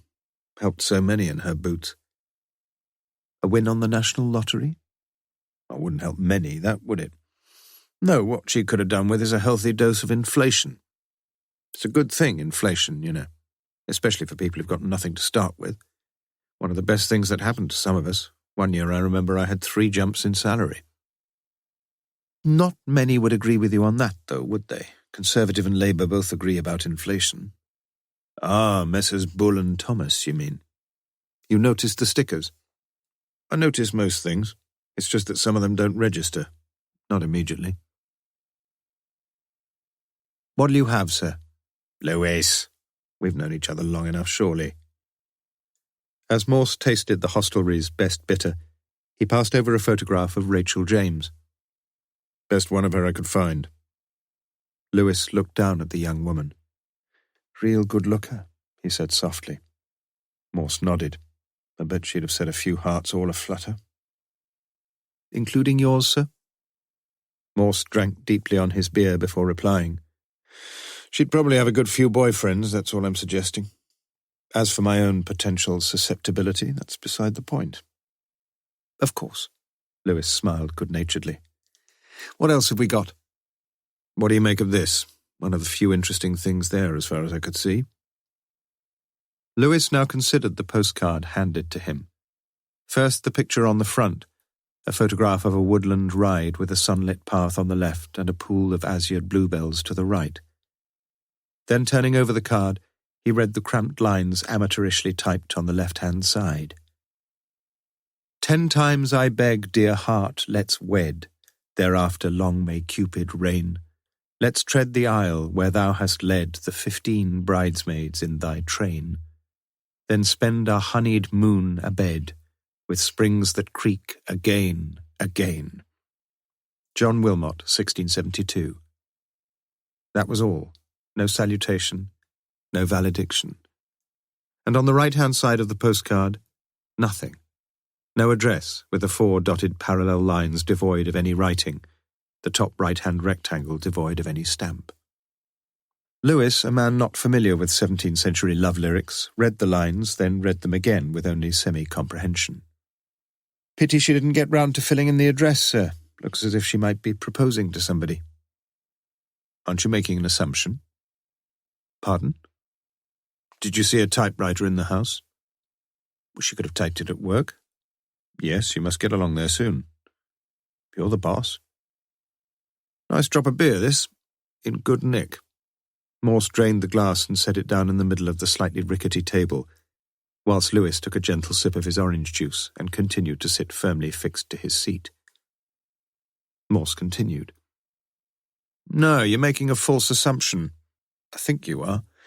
You're assuming she'd just written this to somebody and then forgotten the fellow's address, right? Pretty unlikely, isn't it, if she was proposing to him? Perhaps she couldn't find a stamp. Perhaps. Reluctantly, Morse got to his feet and pushed the glass across the bar. You don't want anything more yourself, do you, Lewis? No, thanks. You've nothing less? Asked the landlady as Morse tendered a £20 note. You're the first ones in today and I'm a bit short of change. Morse turned round. Any change on you by any chance, Lewis? You see, continued Morse, you're still assuming she wrote it, aren't you? And she didn't? I think somebody wrote the card to her, put it in an envelope, and then addressed the envelope, not the card. Why not just address the card? Because whoever wrote it didn't want anyone else to read it. Why not just phone her up? Difficult if he was married and his wife was always around. He could ring her from a phone box. Risky if anyone saw him. Lewis nodded without any conviction. And it's only a bit of poetry. Is it? Asked Morse quietly. Lewis picked up the card again. Perhaps it's this chap called Wilmot, sir. The date's just there to mislead us.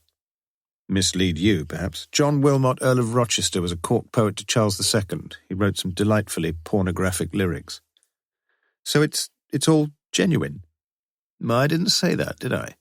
The name's genuine, but not the poem. Any English scholar would know that's not 17th century verse. I'm sure you're right, sir. And if I'm right about the card coming in an envelope, fairly recently, we might be able to find the envelope, agreed? Find a postmark, perhaps, even a bit of handwriting. Lewis looked dubious. I'd better get something organised, then. All taken care of. I've got a couple of the DCs looking through the waste paper baskets in the dustbin. You reckon this is important, then? Top priority, you can see that. She's been meeting some man, meeting him secretly. Which means he's probably married, probably fairly well known, probably got a prominent job, probably a local man. Probably lives in Peterborough, mumbled Lewis. That's exactly why the postmark's so vital, countered an unamused Morse. But if he's an Oxford man... Do you know what the population of Oxford is? I know it to the nearest 1,000, snapped Morse. Then, of a sudden, the Chief Inspector's mood completely changed. He tapped the postcard. Don't be despondent, Lewis. You see, we know just a little about this fellow already, don't we? He smiled benignly after draining his second pint, and since no other customers had as yet entered the lounge, Lewis resignedly got to his feet and stepped over to the bar once more. Lewis picked up the postcard again. Give me a clue, sir. You know the difference between nouns and verbs, of course. Well, how could I forget something like that? Well, at certain periods in English literature, all the nouns were spelt with capital letters. Now, as you can see, there are 8 nouns in those 6 lines, each of them spelt with a capital letter. But there are 9 capitals, forgetting the first word of each line. Now, which is the odd one out? Lewis pretended to study the lines once more. He'd played this game before, and he trusted he could get away with it again, as his eyes suddenly lit up a little. Ah, I think I see what you mean. Hits you in the eye, doesn't it? That wed in the first line. And that's what it was intended to do. Obviously. What's it mean? What? Wed? Well, it means marry, get hitched, get spliced, tie the knot. What else? Isn't that enough? What else? I suppose you're going to tell me it's Anglo-Saxon or something. Not exactly, not far off, though. Old English, in fact. And what's it short for? Wednesday? Suggested Lewis tentatively. Morse beamed at his sergeant. Woden's Day, the 4th day of the week. So we've got a day, Lewis. And what else do you need if you're going to arrange a date with a woman? Lewis studied the lines yet again. Time? Time, yes, I see what you mean, sir. 10 times 15 bridesmaids. Well, 10:15. Morse nodded. With AM likelier than PM, doesn't say where, though, does it? Lewis studied the lines for the 5th time. Train, perhaps? Well done. Meet me at the station to catch the 10:15 AM train, that's what it says. And we know where that train goes, don't we? Paddington. Exactly. If we only knew who he was. Morse now produced his second photograph. A small passport-sized photograph of 2 people, the woman, Rachel James, no doubt of that, turning partially round and slightly upward, in order to kiss the cheek of a considerably older man with a pair of smiling eyes beneath a distinguished head of greying hair. Who's he, sir? Dunno. We could find out pretty quickly, though, if we put his photo in the local papers. If he's local. Even if he's not local, I should think. Bit dodgy, sir. Too dodgy at this stage, I agree. But we can try another angle, can't we? Tomorrow's Tuesday, and the day after that is Wednesday. Woden's Day. You mean he may turn up at the station? If the card's fairly recent, yes. Unless he's heard she's been murdered. Or unless he murdered her himself. Worth a try, sir. And if he does turn up, it'll probably mean he didn't murder her. Morse made no comment. Or, come to think of it, it might be a fairly clever thing to do if he did murder her. Morse drained his glass and stood up. Do you know something? I reckon orange juice occasionally germinates your brain cells. As he drove his chief down to Kidlington, Lewis returned the conversation to where it had begun. You haven't told me what you think about this fellow Owens, the dead woman's next-door neighbour. Death is always the next-door neighbour, said Morse somberly. But don't let it affect your driving, Lewis. Chapter 11. Wednesday, the 21st of February. Orandum est ut sit mens sana in corpore sano. Our aim, just a brain that's not addled with pox and a guaranteed clean bill of health from the docks. Juvenal, Satires 10. The next meeting of the Lonsdale Fellows had been convened for 10 a.m. in the Stamper Room.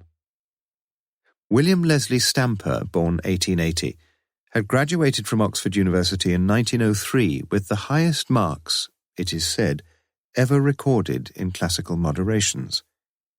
The bracketed caveat in the previous sentence would be unnecessary, were it not that the claim for such distinction was perpetuated in later years by one person only, by W.L. Stamper himself. And it is pointless to dwell upon the matter since no independent verification is available. The relevant records had been removed from Oxford to a safe place, thereafter never to be seen again, during the First World War, a war in which Stamper had not been an active participant, owing to an illness which was unlikely to prolong his eminently promising career as a Don for more than a couple of years or so. Such non-participation in the great events of 1914-18 was a major sadness, it is said, to Stamper himself, who was frequently heard to lament his own failure to figure among the casualty lists from the fields of Flanders or Passchendaele.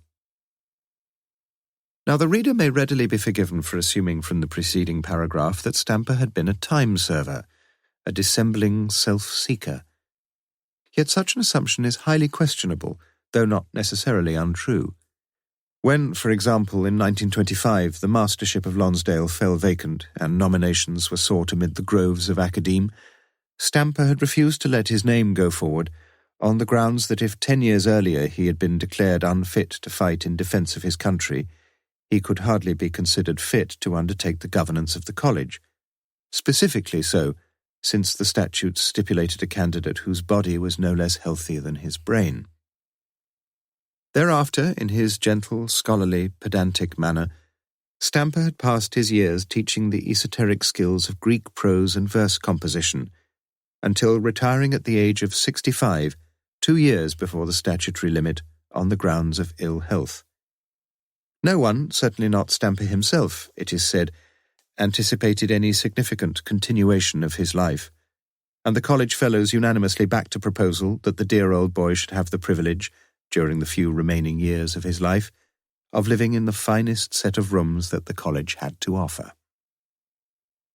Thus it was that the legendary Stamper had stayed on in Lonsdale as an honorary emeritus fellow with full dining rights, from the year of his retirement, 1945, to 1955, and then to 1965, and 1975, and almost indeed until 1985, when he had finally died at the age of 104, and then not through any dysfunction of the bodily organs, but from a fall beside his rooms in the front quad after a heavy bout of drinking at a Gaudy, his last words, it is said, being a whispered request for the Madeira to be passed round once again. The agenda which lay before Sir Clixby Bream and his colleagues that morning was short and fairly straightforward. 1. To receive apologies for absence. 2. To approve the minutes of the previous meeting, already circulated. 3. To consider the auditor's statement on college expenditure, Michaelmas 1995. 4. To recommend appropriate procedures for the election of a new master. 5. AOB. Items 1 to 3 took only 3 minutes, and would have taken only 1, had not the tutor for admissions sought an explanation of why the stationery, etc. bill for the college office had risen by 4 times the current rate of inflation, for which increase the domestic bursar admitted full responsibility, since instead of ordering 250 biros, he had inadvertently ordered 250 boxes of biros. This confession put the meeting into good humour, as it passed on to item 4. The master briefly restated the criteria to be met by potential applicants. First, that he be not in holy orders. Second, that he be mentally competent, and particularly so in the skills of the arithmetic, as the original statute had it. Third, that he be free from serious bodily infirmity. On the second criterion, the master suggested that since it was now virtually impossible, a gentle glance here at the innumerate professor of Arabic, to fail GCSE mathematics, there could be little problem for anyone. As far as the third criterion was concerned, however, the master grew more solemn now. There was a sad announcement he had to make. One name previously put forward had been withdrawn, that of Dr. Ridgway, the brilliant microbiologist from Balliol, who had developed serious heart trouble at the comparatively youthful age of 43. Amid murmurs of commiseration round the table, the master continued.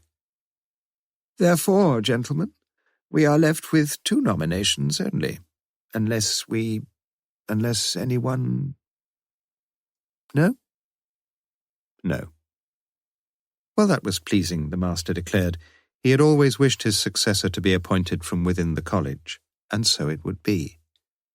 Voting would take place in the time-honoured way. A single sheet of paper bearing the handwritten name of the preferred candidate with the signature of the voting fellow beneath it must be delivered to the master's lodge before noon on the 19th of March, 1 month away. The master proceeded to wish the 2 candidates well, and Julian Storrs and Dennis Cornford, by chance seated next to each other, shook hands smilingly like a couple of boxers before the weigh-in for a bruising fight.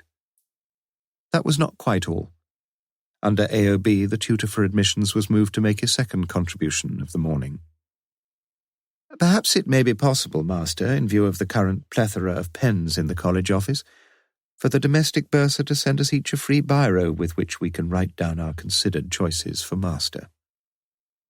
It was a nice touch, typical of an Oxford SCR, and when at 10:20 a.m. they left the Stamper room and moved outside into the front quad, most of the fellows were grinning happily. But not the domestic bursar, nor Julian Storrs, nor Dennis Cornford. Chapter 12. The virtue of the camera is not the power it has to transform the photographer into an artist, but the impulse it gives him to keep on looking. And looking. Brooks Atkinson, Once Around the Sun. Earlier that same morning, Morse and Lewis had been sitting together drinking coffee in the canteen at Kidlington Police HQ. "Well, that's them," said an unwontedly ungrammatical Morse as he pointed to the photograph which some darkroom boy had managed to enlarge and enhance. "Our one big clue, that. One small clue, anyway." As Lewis saw things, the enlargement appeared to have been reasonably effective as far as the clothing was concerned. Yet, to be truthful, the promised enhancement of the two faces, those of the murdered woman and of the man so close beside her, seemed to have blurred rather than focused any physiognomical detail. "Well?" asked Morse. "Worse than the original." "Nonsense, look at that." Morse pointed to the tight triangular knot of the man's tie, which appeared just above a high-necked grey sweater. Yes, Lewis acknowledged that the colour and pattern of the tie were perhaps a little clearer. "I think I almost recognise that tie," continued Morse slowly.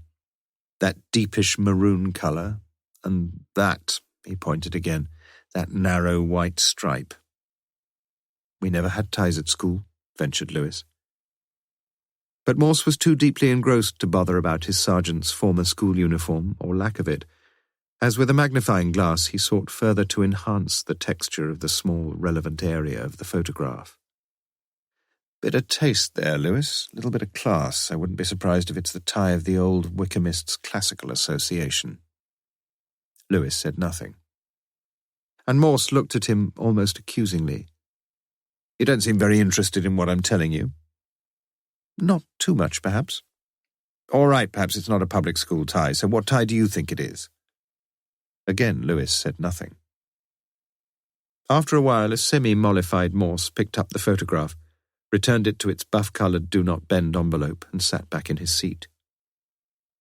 He looked tired. And, as Lewis knew, he was frustrated too, since necessarily the whole of the previous day had been spent on precisely those aspects of detective work that Morse disliked the most: admin, organisation, procedures, with as yet little opportunity for him to indulge in the things he told himself he did the best: hypotheses, imaginings, the occasional leap into the semi-darkness. It was now 9 a.m. "You'd better get off to the station, Lewis, and good luck." "What are you planning to do?" "Go down to Oxford for a haircut." "We've got a couple of new barbers' shops opened here. No need to—" "I am going down into Oxford, all right? A bit later I'm going to meet a fellow who's an expert on ties, all right?" "I'll give you a lift if you like." "No, it only takes one of those shapely lasses in Shepherd and Woodward's about 10 minutes to trim my locks, and I'm not meeting this fellow till 11. "King's Arms, is it?" "Ah, you're prepared to guess about that." "Pardon?" "So why not have a guess about the tie? Come on." "I dunno." "Nor do I bloody know. That's exactly why we've got to guess, man." Lewis stood by the door now. It was high time he went. "I haven't got a clue about all those posh ties you see in the posh shops in the High. For all I know, he probably got it off the tie rack in Marks and Spencer's." "No, I don't think so." "Couldn't we just cut a few corners? Perhaps we ought to put the photo in the Oxford Mail. We'd soon find out who he was then." Morse considered the possibility anew. "Yes, and if we find he's got nothing to do with the murder—" "We can eliminate him from inquiries." "Yes, eliminate his marriage too." "If he's married?" "And ruin his children." "If he's got any?" "You just get off to the railway station, Lewis." Morse had had enough. Chapter 13. It is the very temple of discomfort. John Ruskin, The Seven Lamps of Architecture, referring to the building of a railway station. At 9:45 a.m., Lewis was seated strategically at one of the small round tables in the refreshment area adjacent to Platform 1. Intermittently, an echoing loudspeaker announced arrivals or apologies for delays, and at 9:58 recited a splendid litany of all the stops on the slow train to Reading: Radley, Culham, Appleford, Didcot Parkway, Chelsea, Goring and Streatley. Chelsea, yes. Mrs. Lewis was a big fan of Agatha Christie, and he'd often promised to take her to Chelsea churchyard, where the great crime novelist was buried. But one way and another he'd never got round to it. The complex was busy, with passengers constantly leaving the station through the two automatic doors to Lewis's right, to walk down the steps outside to the taxi rank and buses for the city centre. Passengers constantly entering through those same doors, making for the ticket windows, the telephones, the rail information office. Passengers turning left past Lewis in order to buy newspapers, sweets, paperbacks from the Mingy's shop, or sandwiches, cakes, coffee from the quick snack counter alongside. From where he sat, Lewis could just read one of the display screens. The 10:15 train to Paddington, it appeared, would be leaving on time, no minutes late. But he had seen no one remotely resembling the man whose photograph he'd tucked inside his copy of the Daily Mirror. At 10:10 a.m. the train drew into Platform 1, and passengers were now getting on. But still there was no one to engage Lewis's attention, no one standing around impatiently as if waiting for a partner, no one sitting anxiously consulting a wristwatch every few seconds, or walking back and forth to the exit doors and scanning the occupants of incoming taxis. No one. Lewis got to his feet and went out onto the platform, walking quickly along the 4 coaches which comprised the Turbo Express for Paddington, memorizing as best he could the face he'd so earnestly been studying that morning. But again he could find no one resembling the man who had once sat beside the murdered woman in a photographic booth. No one. It was then, at the last minute, quite literally so, that the idea occurred to him. A young-looking ticket collector was leaning out of one of the rear windows whilst a clinking refreshment trolley was being lifted awkwardly aboard. Lewis showed him his ID, showed him the photograph. "Have you ever seen either of these two on the Paddington train? Or any other train?" The acne-faced youth examined the ID card as if suspecting, perchance, that it might be a faulty ticket, then equally carefully looked down at the photograph before looking up at Lewis. Someone blew a whistle. "Yes, I have. Seen him anyway. Do you want to know his name, Sergeant? I remember it from his rail card." Chapter 14. A well-tied tie is the first serious step in life. Oscar Wilde. Morse caught a number 2A bus into the centre of Oxford, alighting at Carfax, thence walking down the High and entering Shepherd and Woodwards, where he descended the stairs to Gerard's hairdressing saloon. "The usual, sir?" Morse was glad that he was being attended to by Gerard himself. It was not that the proprietor was gifted with trichological skills significantly superior to those of his attractive female assistants. It was just that Gerard had always been an ardent admirer of Thomas Hardy, and during his life had acquired an encyclopedic knowledge of the great man's works. "Yes, please," answered Morse, looking morosely into the mirror at hair that had thinly drifted these last few years from ironish grey to purish white. As Morse stood up to wipe the snippets of hair from his face with a hand towel, he took out the photograph and showed it to Gerard. "Has he ever been in here?" "Don't think so. Shall I ask the girls?" Morse considered. "No, leave it for the present." "Remember the Hardy poem, Mr. Morse? The photograph?" Morse did, yet only vaguely. "Remind me." "I used to have it by heart, but—" "We all get older," admitted Morse. Gerard now scanned the pages of his extraordinary memory. You remember Hardy'd just burnt a photo of one of his old flames. He didn't know if she was alive or not. She was someone from the back of beyond of his life. But he felt awfully moved, as if he was putting her to death somehow, when he burned the photo. Just a minute, I think I've got it. Well, she knew nothing thereof, did she survive, and suffered nothing if numbered among the dead. Yet if on earth alive, did she feel a smart, and with vague strange anguish strive?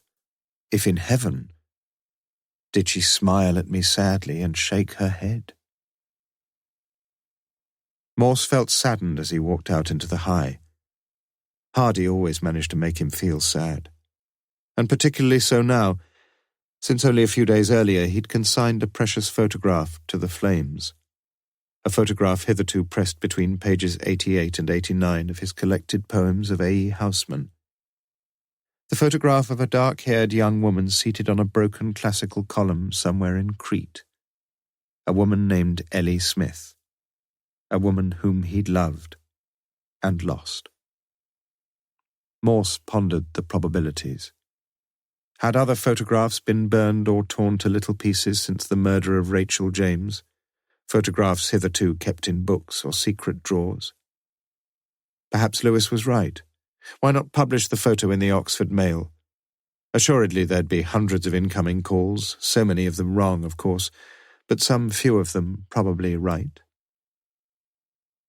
Morse turned left into Alfred Street and walked down the narrow cobbled lane to the junction with Blue Boar Street, where he tried the saloon bar door of the Bear Inn.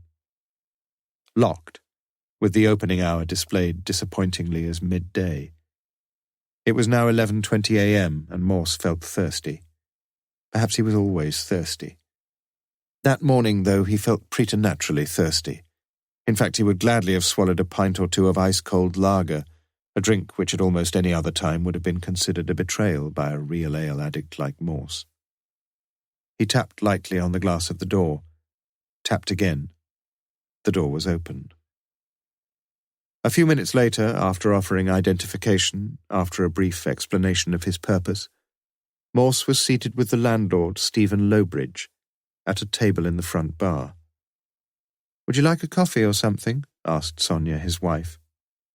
Morse turned round and looked towards the bar, where a row of beers paraded their pedigrees on the hand pumps. "Is the Burton in good nick?" The landlord, Morse learned, had been at the Bear Inn for 5 years, greatly enjoying his time there. A drinking house had been on the site since 1242, and undergraduates and undergraduettes were still coming in to crowd the comparatively small pub, from Oriel and Christchurch mostly, from Lincoln and Univ too. And the ties? The Bear Inn was nationally, internationally renowned for its ties. About 5,000 of them at the last count. Showcases of ties covered the walls, covered the ceilings in each of the bars. Ties from army regiments, sports clubs, schools and OB associations. Ties from anywhere and everywhere. The collection started, Morse learned, in 1954, when the incumbent landlord had invited any customer with an interesting-looking tie to have the last 3 or 4 inches of its back end cut off in exchange for a couple of pints of beer. Thereafter, the snipped-off portions were put on display in cabinets, with a small square of white card affixed to each giving provenance and description.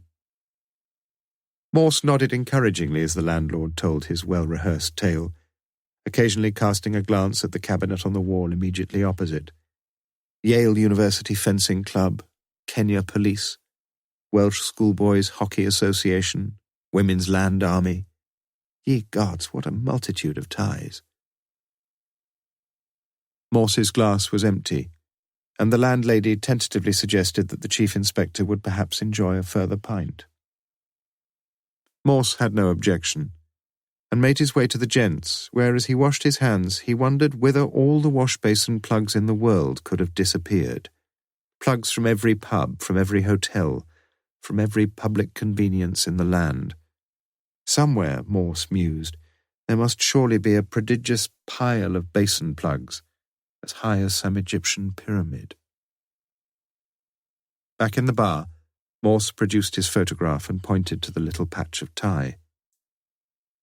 "Do you think there's anything like that here?"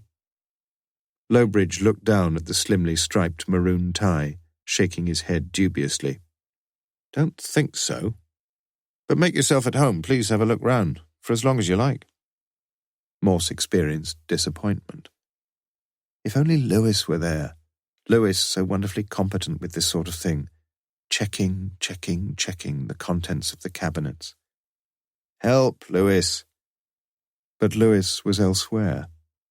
And for 25 minutes or so, Morse moved round the two bars with increasing fecklessness and irritation.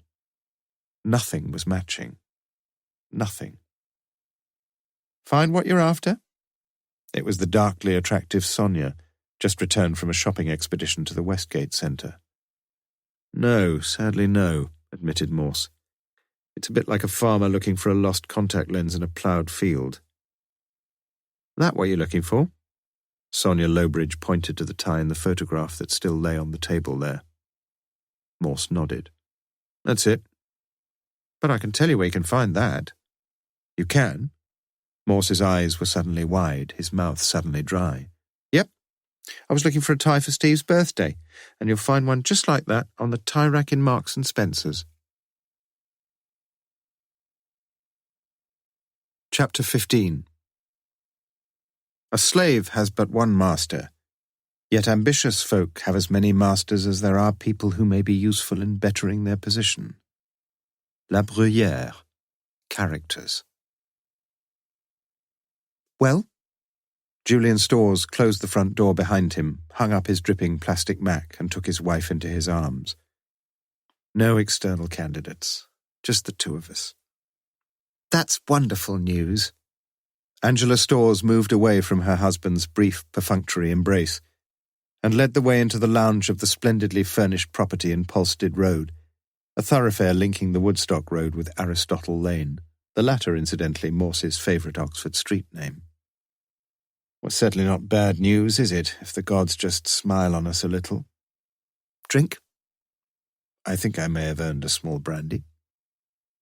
She poured his drink, poured herself a large dry martini, lit a cigarette and sat beside him on the brown leather settee. She clinked her glass with his, and momentarily her eyes gleamed with potential triumph. "To you, Sir Julian." "Just a minute, we've got to win the bloody thing first. No pushover, old Dennis, you know. Good college man, fine scholar, first-class brain." "Married to a second-class tart." Storrs shook his head with an uneasy smile. "You're being a bit cruel, love." "Don't call me love as if you come from Rotherham or somewhere." "What's wrong with Rotherham?" He put his left arm around her shoulders and forced an affectionate smile to his lips as he contemplated the woman he'd married just over 20 years previously, then pencil-slim, fresh-faced and wrinkle-free. Truth to tell, she was aging rather more quickly than most women of her years. Networks of varicose veins marred the long, still shapely legs, and her stomach was a little distended around the waistband of the elegant trouser suits which recently she almost invariably wore. The neck had grown rather gaunt, and there were lines and creases round her eyes. Yet the face itself was firmly featured still, and to many a man she remained an attractive woman, as she had appeared to Julian Storrs when first he had encountered her in those extraordinary circumstances. And few there were who even now could easily resist the invitation of those almond eyes, when after some dinner party or drinks reception she removed the dark glasses she had begun to wear so regularly. Having swiftly swallowed her martini, Angela Storrs got to her feet and poured herself another, her husband making no demur. In fact, he was quite happy when she decided to indulge her more than occasional craving for alcohol, since then she would usually go to bed, go to sleep, and reawaken in a far more pleasant frame of mind. "What are your chances, honestly?" "Hope is a Christian virtue, you know that." "Christ, can't you think of anything better to say than that?" He was silent a while. "It means a lot to you, Angela, doesn't it?" "It means a lot to you too," she replied, allowing her slow words to take their full effect. "It does, doesn't it?" "Yes," he replied softly. "It means almost everything to me." Angela got up and poured herself another martini. I'm glad you said that. You know why? Because it doesn't just mean almost everything to me. It means literally everything. I want to be the master's wife, Julian. I want to be Lady Storrs. Do you understand how much I want that? Yes, I think I do. So if we have to engage in any dirty tricks business... What do you mean? Nothing specific. What do you mean? He repeated. As I say. Come on, tell me. Well, let's say if it became known in the college that Shelley Cornford was an insatiable nymphomaniac. That just isn't fair. Angela Storrs got to her feet and drained the last drop of her third drink. Who said it was? Where are you going? Upstairs for a lie down, if you don't object. I had a few before you got back, hadn't you noticed? But I don't suppose so, no. You haven't really noticed me much at all recently, have you? What's that supposed to mean? But she was already leaving the room and seemed not to hear. Storrs took another small sip of his brandy and pulled the copy of the previous evening's Oxford Mail from the lower shelf of the coffee table, its front-page headline staring at him again. Murder at Kidlington. Woman shot through kitchen window. What did you tell Dennis? He's got a tutorial anyway. I just said I'd be out shopping. He told you about the college meeting? She nodded. You pleased? Uh-huh. It'll be a bit of a nerve-wracking time for you. You should know. Only a month of it, though. What do you think his chances are? Difficult to say. Will you vote for him? I don't have a vote. Unless it's a tie. Agreed, but that's unlikely, they tell me. Arithmetically, quite impossible if all 23 fellows decide to vote.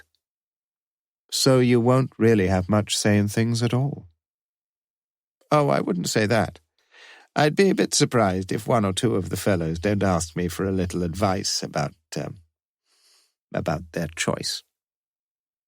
And I shall try to be helpful. To Dennis, you mean? Now, I didn't say that, did I? The great cooling towers of Didcot Power Station loomed into view on the left, and for a while little more was said as the two of them continued the drive south along the A34, before turning off just before the Ridgeway towards the charming little village of West Ilsley. I feel I'm letting poor old Dennis down a bit, he said, as the dark blue Daimler pulled up in front of the village pub. Don't you think I do? She snapped, but I don't keep on about it. At the bar, he ordered a dry white wine for Shelley Cornford and a pint of old speckled hen for himself, and the pair of them studied the Egon Rone menu chalked up on a blackboard before making their choices and sitting down at a window table overlooking the sodden village green. Do you think we should stop meeting? He asked it quietly. She appeared to consider the question more as an exercise in logical evaluation than as any emotional dilemma. I don't want that to happen. She brushed the back of her right wrist down the front of his dark grey suit. Pity we've ordered lunch, he said quietly. We can always give it a miss. Where shall we go? Before we go anywhere, I shall want you to do something for me. You mean something for Dennis? She nodded decisively. I can't really promise you too much, you know that. She looked swiftly around the tables there before moving her lips to his ear. I can, though. I can promise you everything, Clixby, she whispered. From his room in college, Dennis Cornford had rung Shelley briefly just before 11 a.m. She'd be out later, as she'd mentioned, but he wanted to tell her about the college meeting as soon as possible. He told her. He was pleased. She could sense that. She was pleased. He could sense that. Cornford had half an hour to spare before his next tutorial with a very bright first-year undergraduate from Nottingham, who possessed one of the most astonishingly retentive memories he had ever encountered, and a pair of the loveliest legs that had ever folded themselves opposite him. Yet he experienced not even the mildest of erotic daydreams, as now, briefly, he thought about her. He walked over to the White Horse, the narrow pub between the two Blackwell shops just opposite the Sheldonian, and soon he was sipping a large Glenmorangie and slowly coming to terms with the prospect that in a month's time he might well be the master of Lonsdale College. By nature a diffident man, he was for some curious reason beginning to feel a little more confident about his chances. Life was a funny business, and the favourite often failed to win the derby, did it not? Yes, odd things were likely to happen in life. Against all the odds, as it were. His black-stockinged student was sitting cross-legged on the wooden steps outside his room, getting to her feet as soon as she saw him. Being with Cornford, talking with him for an hour every week, that had become the highlight of her time at Oxford. But history was the great fascination in his life, not her. She knew that. Chapter 16. Prosopagnoia, noun. The failure of any person to recognize the face of any other person, howsoever recently the aforementioned persons may have mingled in each other's company. Small's Enlarged English Dictionary, 13th edition, 1806. From Oxford railway station at 10:20 a.m., Lewis had tried to ring Morse at HQ, but to no avail. The dramatic news would have to wait a while, and at least Lewis now had ample time to execute his second order of the day. There had been just the two of them at the Oxford Physiotherapy Centre, although centre seemed a rather grandiloquent description of the ground-floor premises of the large, detached red brick house halfway down the Woodstock Road, 1901 showing on the black drainpipe. The small office off the spacious foyer, the single treatment room to the right, its two beds separated by mobile wooden screens, and an inappropriately luxurious loo to the left. Rachel James's distressed partner, a plain-featured, muscular divorcee in her mid-40s, could apparently throw little or no light on the recent tragedy. Each of them a fully qualified physiotherapist, they had gone freelance after a difference of opinion with the hospital trust, and 2 years earlier had decided to join forces and form their own private practice. Women, for the most part, troubled with ankles and knees and elbows and shoulders. The venture had been fairly successful, although they would have welcomed a few more clients, especially Rachel, perhaps, who, as Lewis learned for a second time, had been wading deeper and deeper into negative equity. Boyfriends, Lewis had ventured. Well, she was attractive, face, figure, and doubtless there had been a good many admirers, but no specific beau, no one that Rachel spoke of as anyone special, no incoming calls on the office phone, for example. That hers? Lewis had asked. Yes. Lewis took down a white coat from its hook behind the door and looked at the oval badge, Chartered Society of Physiotherapy printed round a yellow crest. He felt inside the stiffly starched pockets. Nothing. Not even Morse, Lewis allowed the thought, could have made much of that. Each of the two women had a personal drawer in the office desk, and Lewis looked carefully through the items which Rachel had kept at hand during her own working hours. Lipstick, lip salve, powder compact, deodorant stick, a small pack of tissues, 2 biros, blue and red, a yellow pencil, a pocket English dictionary, OUP, and a library book. Nothing else, no personal diary, no letters. Again Lewis felt, though wrongly this time, that Morse would have shared his disappointment. As for Morse, he had called in at his bachelor flat in North Oxford before returning to Police HQ. Always after a haircut he went through the ritual of washing his hair and changing his shirt, upon which even a few stray hairs left clinging seemed able to effect an intense irritation on what, as he told himself and others, was a particularly sensitive skin. When he finally returned to HQ, he found Lewis already back from his missions. "You're looking younger, sir?" "No, you're wrong. I reckon this case has put years on me already." "I meant the haircut." Ah, yes, it's rather nicely done, isn't it? You had a good morning, sir, apart from the haircut? Well, satisfactory. What about you? Lewis smiled happily. Do you want the good news first or the bad news? The bad news. Well, not bad, just not news at all, really. I don't think we're going to get many leads from her workplace. In fact, I don't think we're going to get any. And Lewis proceeded to give an account of his visit to the Oxford Physiotherapy Centre. What time did she get there every morning? Lewis consulted his notes. 8:05, about then. Bit early. But if she left it much later, she'd hit the heavy Kidlington traffic down into Oxford, wouldn't she? The first treatments don't begin till 8:45, you say? Or 9 o'clock. What did she do before the place opened? Dunno. Read, Lewis. Well, like I said, there was a library book in her drawer. What was it? I didn't make a note. Can't you remember? Yes, Lewis thought he could, yes.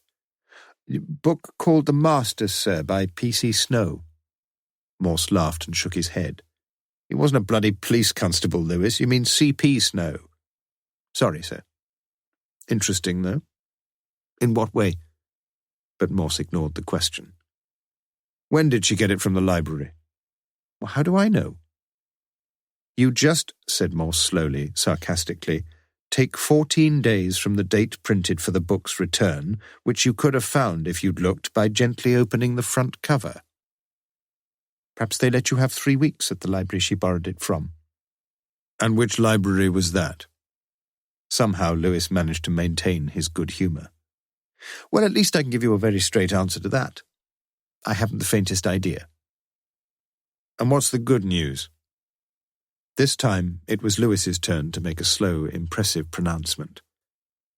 I know who the fellow is. The fellow in the photo. You do? Morse looked surprised. You mean he turned up at the station? In a way, I suppose he did, yes. There was no one like him standing around waiting for his girlfriend, but I had a word with this ticket collector, a young chap who's only been on the job for a few weeks, and he recognised him straight away.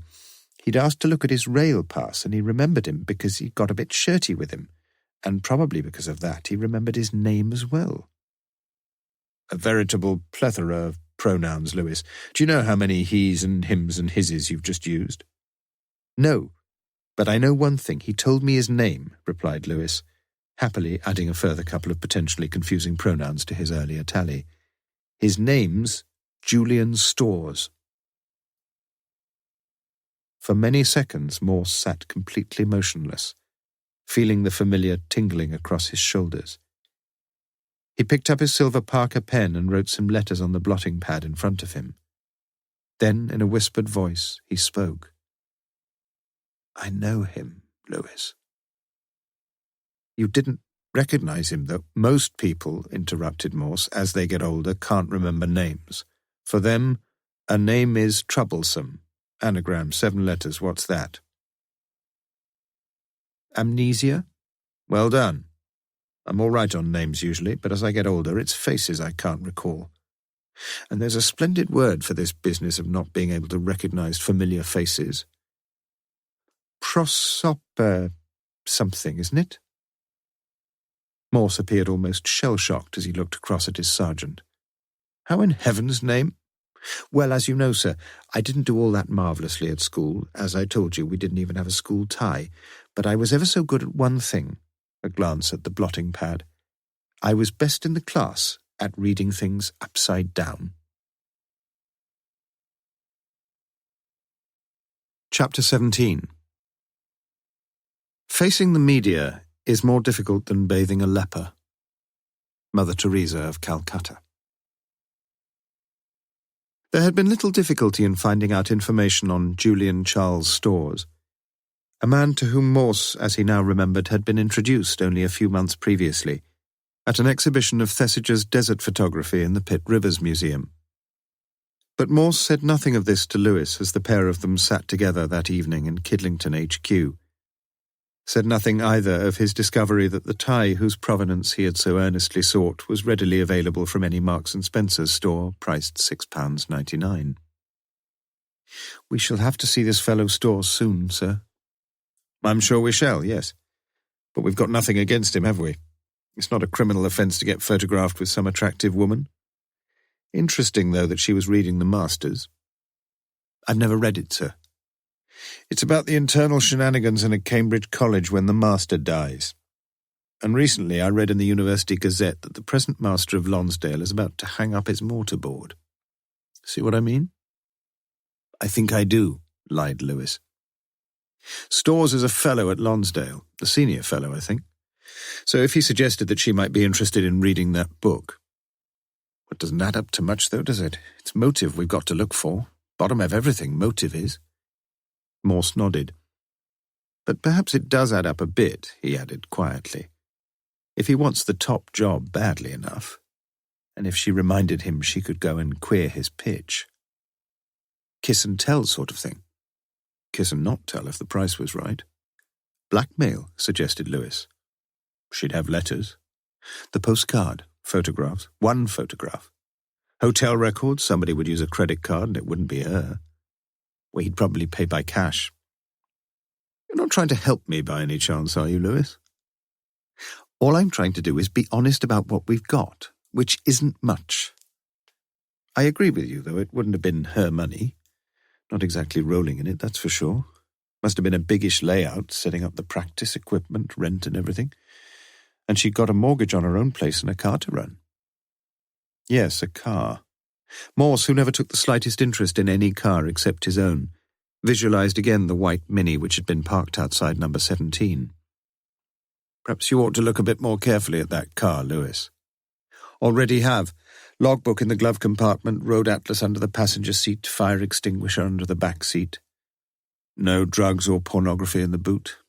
No, just a wheel brace and a Labour Party poster. Lewis looked at his watch. 8:35 p.m. It had been a long day and he felt very tired. And so, by the look of him, did his chief. He got to his feet. Oh, and 2 cassettes, Ella Fitzgerald and a Mozart thing. Thing? A clarinet thing, yes. Concerto or quintet, was it? Blessedly, before Lewis could answer, for he had no answer, the phone rang. Chief Superintendent Strange. Morse, in your office, almost rang the Red Lion. How can I help, sir? Asked Morse wearily. TV, that's how you can help. BBC want you for the 9 o'clock news and ITV for news at 10. One of the crews is here now. I've already told them all we know. Well, you'd better think of something else, hadn't you?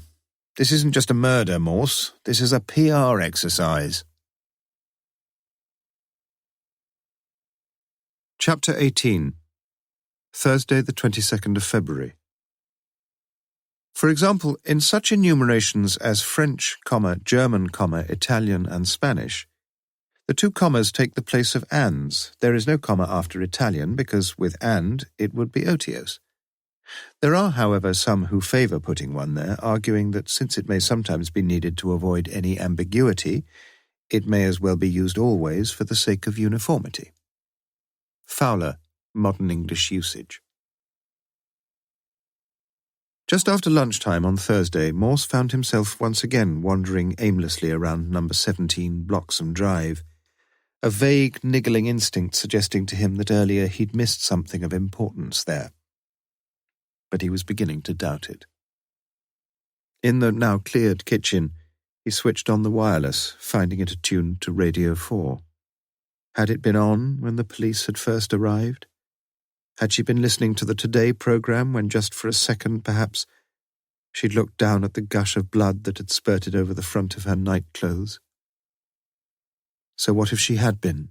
Morse asked himself, conscious that he was getting nowhere. In the front living room, he looked again along the single shelf of paperbacks. Women novelists mostly, Jackie Collins, Gilly Cooper, Danielle Steele, Sue Townsend. He read 4 or 5 of the author's opening sentences without once being instantly hooked, and was about to leave when he noticed Craig Rain's A Choice of Kipling's Prose, its white spine completely uncreased, as if it had been a very recent purchase. Or a gift. Morse withdrew the book and flicked through some of the short stories that once had still meant so very much to him. They was there, although Morse confessed to himself that he had never really understood its meaning. But genius, Christ, and On Greenhow Hill and Love o' Women, the latter, Morse was adamant about it, the greatest short story in the English language. He looked at the title page. No words to anyone, from anyone. Then, remembering a book he'd once received from a lovely, lost girl, he turned to the inside of the back cover, and there in the bottom right-hand corner he saw the penciled capitals. For R from J, RML. Remember my love. It could have been anyone, though. So many names beginning with J. Jack, James, Jason, Jasper, Jeremy, John, Joseph, Julian. So what? Anyway, these days, Morse, it could have been a woman, could it not?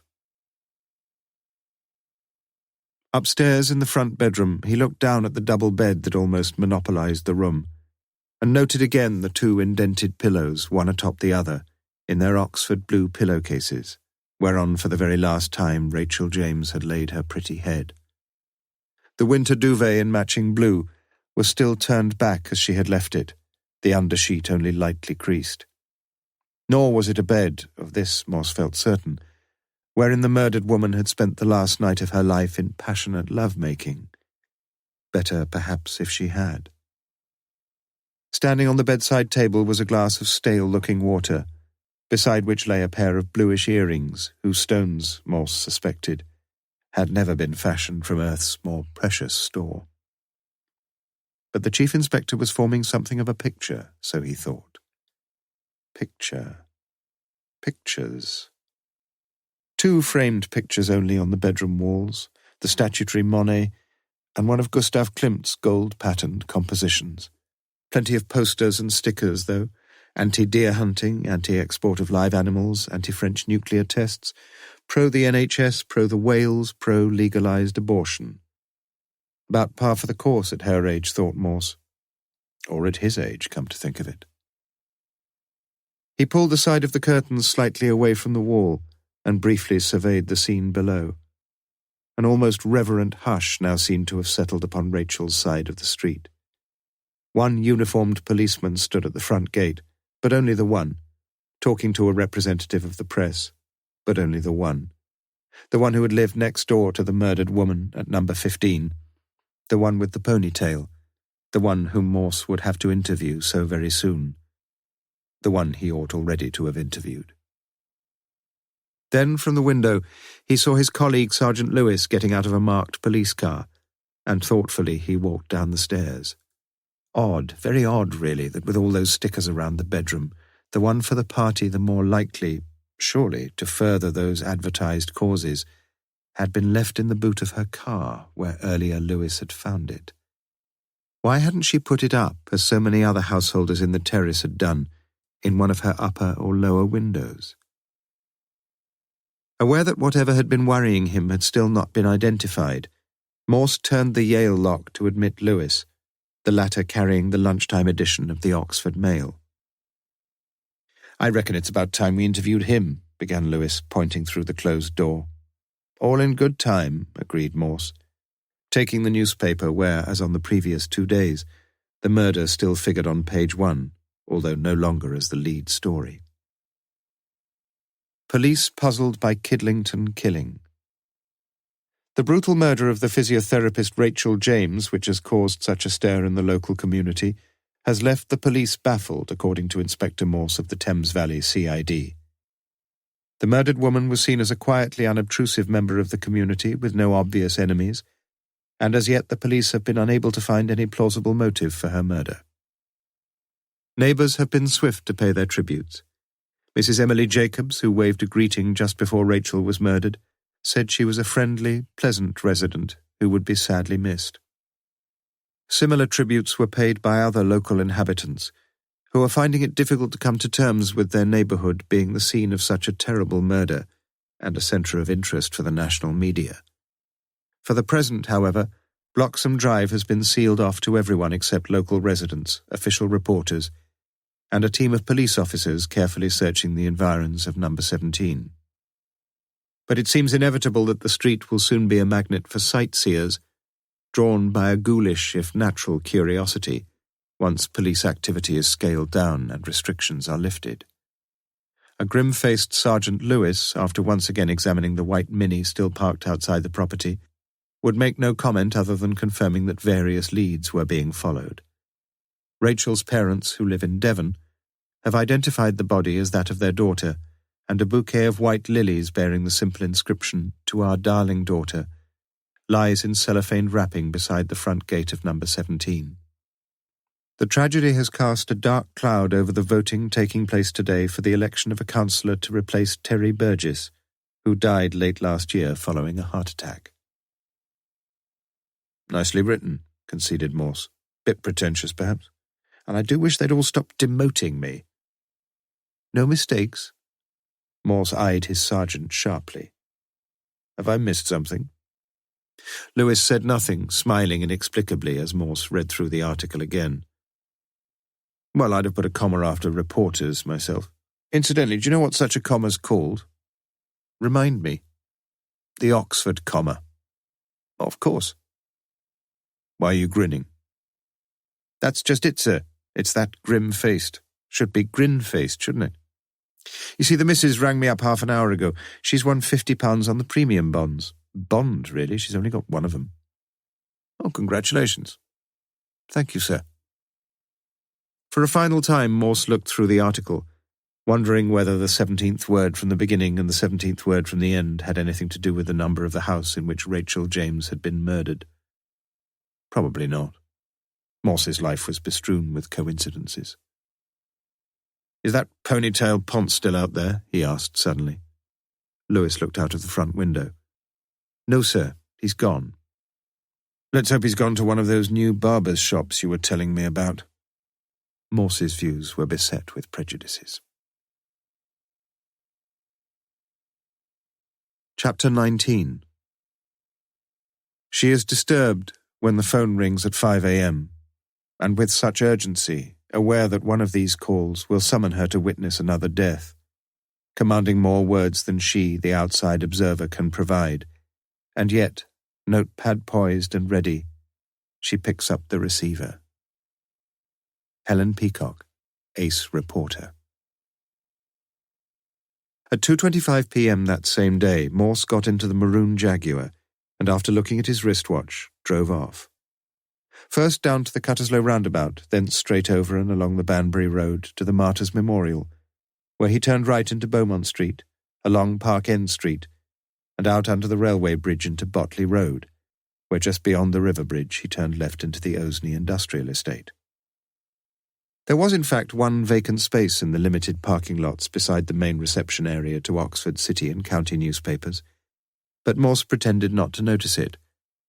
Instead, he asked the girl at the reception desk for the open sesame to the large staff car park, and was soon watching the black and white barrier lift as he inserted a white plastic card into some electronic contraption there. Back in reception, the same young girl retrieved the precious ticket before giving Morse a visitor badge, and directing him down a corridor alongside, on his left, a vast open-plan complex, where hundreds of newspaper personnel appeared too preoccupied to notice the visitor. Owens, as Morse discovered, was one of the few employees granted some independent square footage there, his small office hived off by wood and glass partitions. She lived next door, I'm told," began Morse awkwardly. Owens nodded. "Bit of luck, I suppose, in a way. For a reporter, I mean." "For me, yes. Not much luck for her, though, was it?" "How did you first hear about it? You seem to have been on the scene pretty quickly, sir." "Della rang me. She lives in the Drive, number 1. She'd seen me leave for work." "What time was that?" "Must have been 10 to 7, 5 to 7. "You usually leave about then?" "I do now, yes. For the past year or so we've been working a fair amount of flexi time. And, well, the earlier I leave home, the quicker I'm here. Especially in term time, when—" Owens looked shrewdly across his desk at Morse. "But you know as much as I do about the morning traffic from Kidlington to Oxford." "Not really. I'm normally going the other way, North Oxford to Kidlington." "Much more sensible." "Yes." Clearly Owens was going to be more of a heavyweight than he'd expected, and Morse paused a while to take his bearings. He'd made a note only a few minutes since of exactly how long the same distance had taken him from Bloxham Drive to Oseney Mead. And even with quite a lot of early afternoon traffic about, even with a couple of lights against him, he'd done the journey in 14.5 minutes. "So you'd get here at about when, Mr. Owens?" The reporter shrugged his shoulders. 15:15, 20 past, usually about then. A nucleus of suspicion was beginning to form in Morse's brain, as he sensed that Owens was perhaps exaggerating the length of time it had taken him to reach work that Monday morning. If he had left at, say, 10 minutes to 7, he could well have been in the car park at, 7 o'clock, with a bit of luck? So why had Owens suggested 15:15, even 20 past? "You can't be more precise?" Again Morse felt the man's shrewd eyes upon him. "You mean the later I got here, the less likely I am to be a suspect?" "You realize how important times are, Mr. Owens? A sequence of times in any murder inquiry like this." "Oh yes, I know it as well as you do, Inspector. I've covered quite a few murders in my time. So why don't you ask Della what time she saw me leave? Della Cecil, that is, at number 1. She'll probably remember better than me. And as for getting here, well, that'd be fairly easy to check. Did you know that?" Owens took a small white rectangular card from his wallet with a number printed across the top, 008-14922, and continued, "I push that in the thing there, and the what's-it goes up, and something somewhere records the time I get into the car park." Clearly, the broad-faced, heavy-jowled reporter had about as much specialist knowledge of voodoo technology as Morse, and the latter switched the thrust of his questions. "This woman who saw you leave, I shall have to see her, you realize that? You wouldn't be doing your job if you didn't." "Cigarette, Inspector?" No, thanks." "Well, perhaps I will, yes. Thank you. This woman, as I say, do you know her well?" "Only 20 houses in the drive, Inspector. You get to know most people after a while." "You never became, more friendly? Took her out, drink, meal?" "Why'd you ask that?" "I've just got to find out as much as I can about everybody there, that's all. Otherwise, as you say, I wouldn't be doing my job, would I, Mr. Owens?" "We've had a few dates, yes. Usually at the local." "Which is?" "The Bull and Swan." "Ah, Breakspear, Bass, Bishop's Finger." "I wouldn't know. I'm a lager man myself." "I see," said a sour-faced Morse. Then after a pause, "What about Rachel James? Did you know her well?" "She lived next door, damn it. Course I knew her fairly well." "Did you ever go inside her house?" Owens appeared to consider the question carefully. "Just the twice, if I've got it right. Once when I had a few people in for a meal and I couldn't find a corkscrew and I knocked on her back door and she asked me in, because it was pissing the proverbials, while she looked around for hers. The other time was one hot day last summer when I was mowing the grass at the back, and she was hanging out her smalls and I asked her if she wanted me to do her patch, and she said she'd be grateful. And when I'd done it, she asked me if I'd like a glass of something, and we had a drink together in the kitchen there. Lager, I suppose." "Orangeade." Orangeade, like water, had never played any significant role in Morse's dietary, but he suddenly realized that at that moment he would have willingly drunk a pint of anything so long as it was ice-cold. Even lager. "It was a hot day, you say?" "Boiling." "What was she wearing?" "Not much." "She was an attractive girl, wasn't she?" "To me. I'm always going to be attracted to a woman with not much on. And as I remember, most of what she'd got on that day was mostly off, if you follow me." "So she'd have a lot of boyfriends?" "She was the sort of woman men would lust after, yes." "Did you?" "Let's put it this way, Inspector. If she'd invited me to bed that afternoon, I'd have sprinted up the stairs." "But she didn't invite you?" "No." "Did she invite other men?"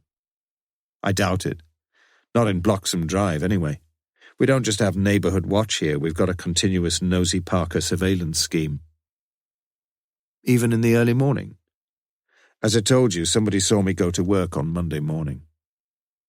You think others may have done? Bloody sure they did. Morse switched tack again. You wouldn't recognize any of her occasional boyfriends? No. Have you heard of a man called Julian Storrs? Yes. You know him? Not really, no. But he's from Lonsdale, and I interviewed him for the Oxford Mail last year. December, I think it was, when he gave the annual Pitt Rivers lecture. On Captain Cook, as I remember. I'd never realised how much the natives hated that fellow's guts. You know, in the Sandwich Islands or somewhere. I forget, said Morse, as if at some point in his life he had known. At his local grammar school, the young Morse had been presented with a choice of the 3 Gs, Greek, Geography, or German. And since Morse had joined the Greek option, his knowledge of geography had ever been fatally flawed. Indeed, it was only in his late 20s that he discovered that the Balkan states and the Baltic states were not synonymous. Yet about Captain Cook's voyages, Morse should, as we shall see, have known at least a little, did know a little, since his father had adopted that renowned British navigator, explorer and cartographer as his greatest hero in life, unlike, it seemed, the natives of those Sandwich Islands or somewhere. You never saw Mr. Storrs in Bloxham Drive? In their sockets, Owen's eyes shot from bottom left to top right, like those of a deer that has suddenly sniffed a predator. Never. Why? Because, Morse leaned forward a few inches as he summoned up all his powers of creative ingenuity, because someone in the drive, this is absolutely confidential, sir, says that he was seen fairly recently going into another house there. Which house?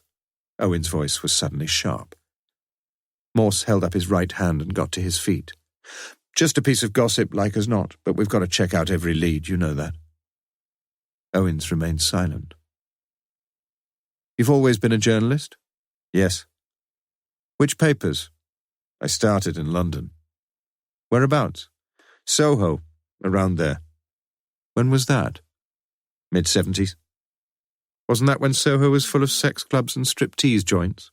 And more. Gets a bit boring, all that stuff, though, after a time. Yes, so they tell me. I read your piece today in the Oxford Mail, said Morse as the two men walked towards reception. You write well. Thank you. I can't help remembering you said comparatively crime-free area. That was in yesterday's. Oh. Well, we've only had one burglary this last year, and we've had no joyriders around since the council put the sleeping policeman in. We still get a bit of mindless vandalism, of course. You'll have seen the young trees we tried to plant round the back. And litter's always a problem, and graffiti. And someone recently unscrewed most of the latches on the back gates, you know, the things that click as the gates shut. I didn't know there was a market for those, muttered Morse. And you're wasting your time if you put up a name for your house or something like that. I put a little notice on my front gate, lasted exactly 8 days. You know what it was?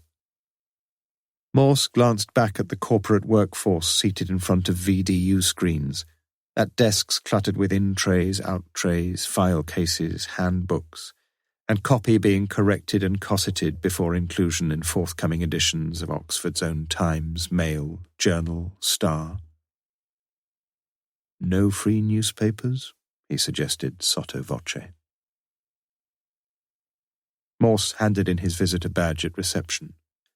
You'll need to give me another thing to get out with. No, the barrier lifts automatically when you leave. So once you're in? She smiled. You're in. It's just that we used to get quite a few cars from the industrial estate trying it on. Morse turned left into the Botley Road and drove along to the Ring Road junction, where he took the northbound A34 coming off at the Pear Tree roundabout, and thence driving rather too quickly up the last stretch to Kidlington HQ, where he looked at his wristwatch again. 9.5 minutes. Only 9.5 minutes. Chapter 20. It is a capital mistake to theorize before one has data.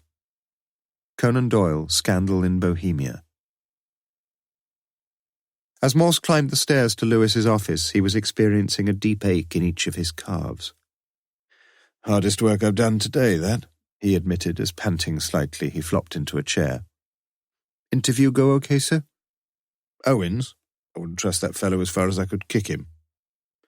"Which wouldn't be too far in your present state of health." "Genuine journalist he may be, but he's a phony witness, take it from me." "Before you go on, sir, we've got the preliminary post-mortem report here." "You've read it through?" "Tried to.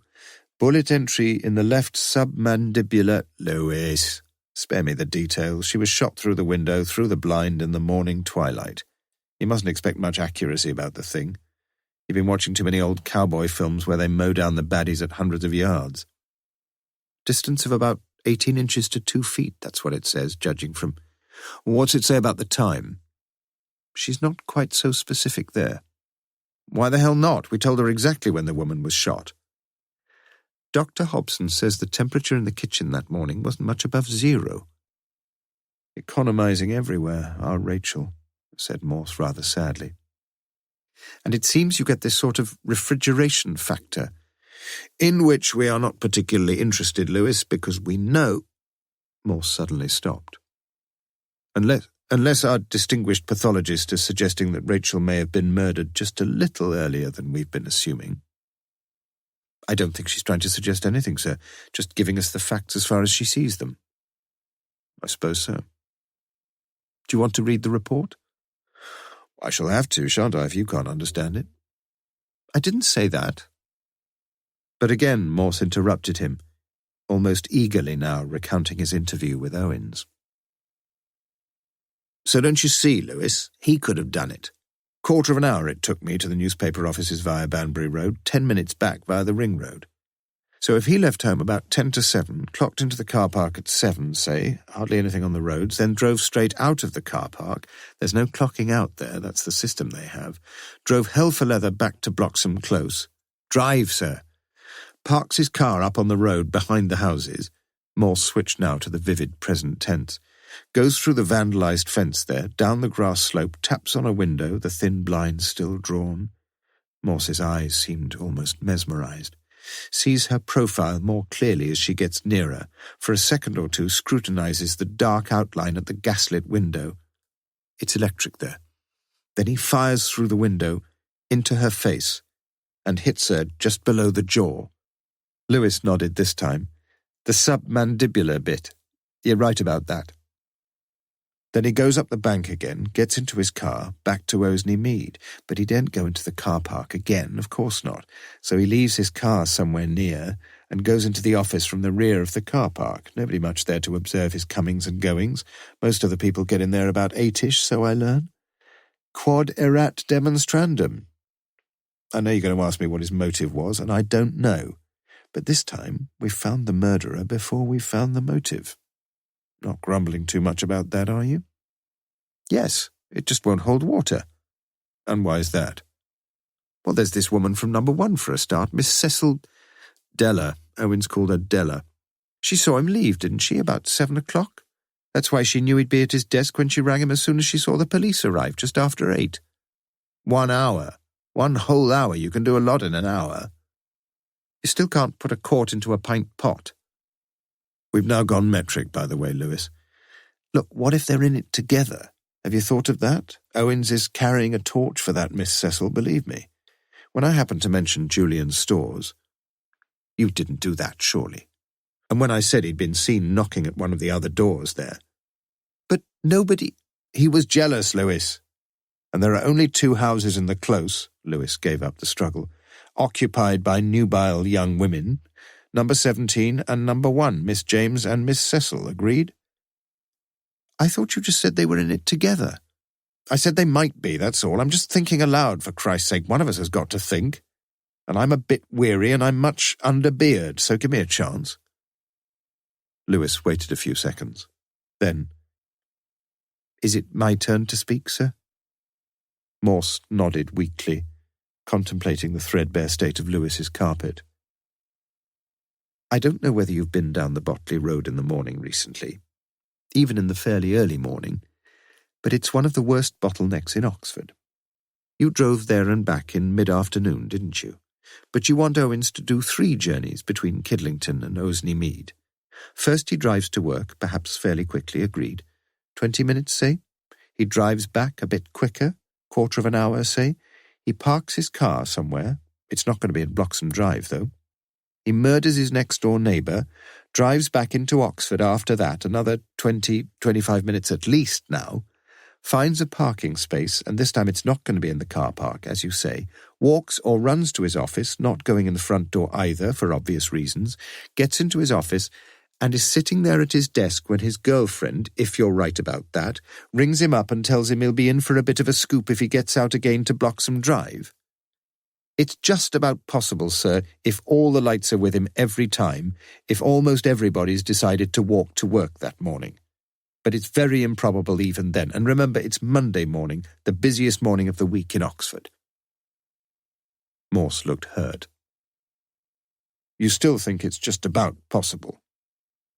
Lewis considered the question again. No, sir. I know you always like to think that most murders are committed by next-door neighbours or husbands or wives. But what if this woman at number 1 isn't telling us the truth? Queried Morse. What if she never made that phone call at all? What if she's in it with him? What if she's more than willing to provide him with a nice little alibi? You see, you're probably right about the time scale of things. He probably wouldn't have had time to get back here to Kidlington, commit the murder, and then return to the office and be sitting quietly at his desk when she rang him. So? So she's lying. Just like he is. He got back here, easy, murdered Rachel James, and stayed here, duly putting in an appearance as the very first reporter on the scene. I'm sorry, sir, but she isn't lying. Not about this. I don't know what you think the rest of us have been doing since Monday morning, but we've done quite a bit of checking up already, and she's not lying about the phone call to Owen's office. One of the lads went along to BT and confirmed it. The call was monitored, and it'll be listed on the itemised telephone bill of the subscriber, number 1 Bloxham Drive. Does it give the time? Lewis appeared slightly uneasy. I'm not quite sure about that. And if our ace reporter Owens is privileged enough to have an answer phone in his office, which he is? Yes, perhaps Morse was on to something after all. Because if the two of them had, for some reason, been working together... Lewis put his thoughts into words. You mean he needn't have gone into work at all? Yes. You say that electronic gadget records the number on your card, and the time, but it doesn't record the car itself, right? Morse nodded encouragement, and Lewis, duly encouraged, continued. So if somebody else had taken his card, and if he stayed in the drive all the time... Morse finished it off for him. He's got a key to number 1. He's in there when she drives off. He walks along the back of the terrace, shoots Rachel James, goes back to number 1, rings up his own office number, waits for the answer phone pips, probably doesn't say anything, just keeps the line open for a minute or two, and Bob's your father's brother. Lewis sighed. I'd better get on with a bit of 4th grade clerical checking, sir. This parking business, the phone call, any of his colleagues who might have seen him, or her. It's worth checking, I can see that. Tomorrow, Lewis, we're doing nothing more today. And this woman at number 1? Is she a nice-looking lass? Very much so. You leave that side of things to me, then. Morse got to his feet and went to the door, but then returned and sat down again. That refrigeration factor you mentioned, Lewis. Time of death and all that. Interesting, isn't it? So far we've been assuming that the bullet went through the window and ended up in the corpse, haven't we? But just if Rachel James had been murdered a bit earlier, inside number 17, and then someone had fired through the window at some later stage. You see what I mean? Everybody's alibi is up the pole, isn't it? There'd be another bullet, though, wouldn't there? We've got the one from Rachel's neck, but there'd be another one somewhere in the kitchen if someone fired. Not necessarily the murderer, remember. But if someone fired just through the window without aiming at anything... Did the Soccos have a good look at the ceiling, the walls, the floorboards? They did, yes. Somebody might have picked it up and pocketed it. Who on earth? I've not the faintest idea. Talking of bullets, sir, we've got another little report from ballistics. Do you want to read it? Not tonight. It's very short, sir. He handed Morse the single, neatly typed paragraph. Ballistics report prelim, 17 Bloxham Drive, Kidlington, Oxon. .577 heavy caliber revolver, one of the Howder pistols probably, perhaps the Lancaster patent 4-barrel. An old firing piece, but if reasonably well cared for, could be in good working nick like as not in 1996. Act to recent catalogues, readily available in USA, $370 to $700. Tests progressing. ASH, 22nd of the 2nd, 96. Morse handed the report back. I'm not at all sure I know what caliber means. Is it the diameter of the bullet or the diameter of the barrel? Wouldn't they be the same, sir? Morse got up and walked wearily to the door once more. Perhaps so, Lewis. Perhaps so. Chapter 21. A conservative is one who is enamoured of existing evils, as distinguished from the liberal, who wishes to replace them with others. Ambrose Bierce, The Devil's Dictionary. Morse did not go straight home to his North Oxford flat that evening, nor, mirabile dictu, did he make for the nearest hostelry, at least not immediately. Instead, he drove to Bloxham Drive, pulling in behind the single police car parked outside number 17, in which a uniformed officer sat reading the Oxford Mail. Constable Brogan, sir, was the reply in answer to Morse's question. Happen to know if number 1's at home? The one with the Enreg Rover, you mean? Morse nodded. No, but she keeps coming backwards and forwards all the time. She seems a very busy woman, that one. Anything to report? Not really, sir. We keep getting a few gawpers, but I just asked them to move along.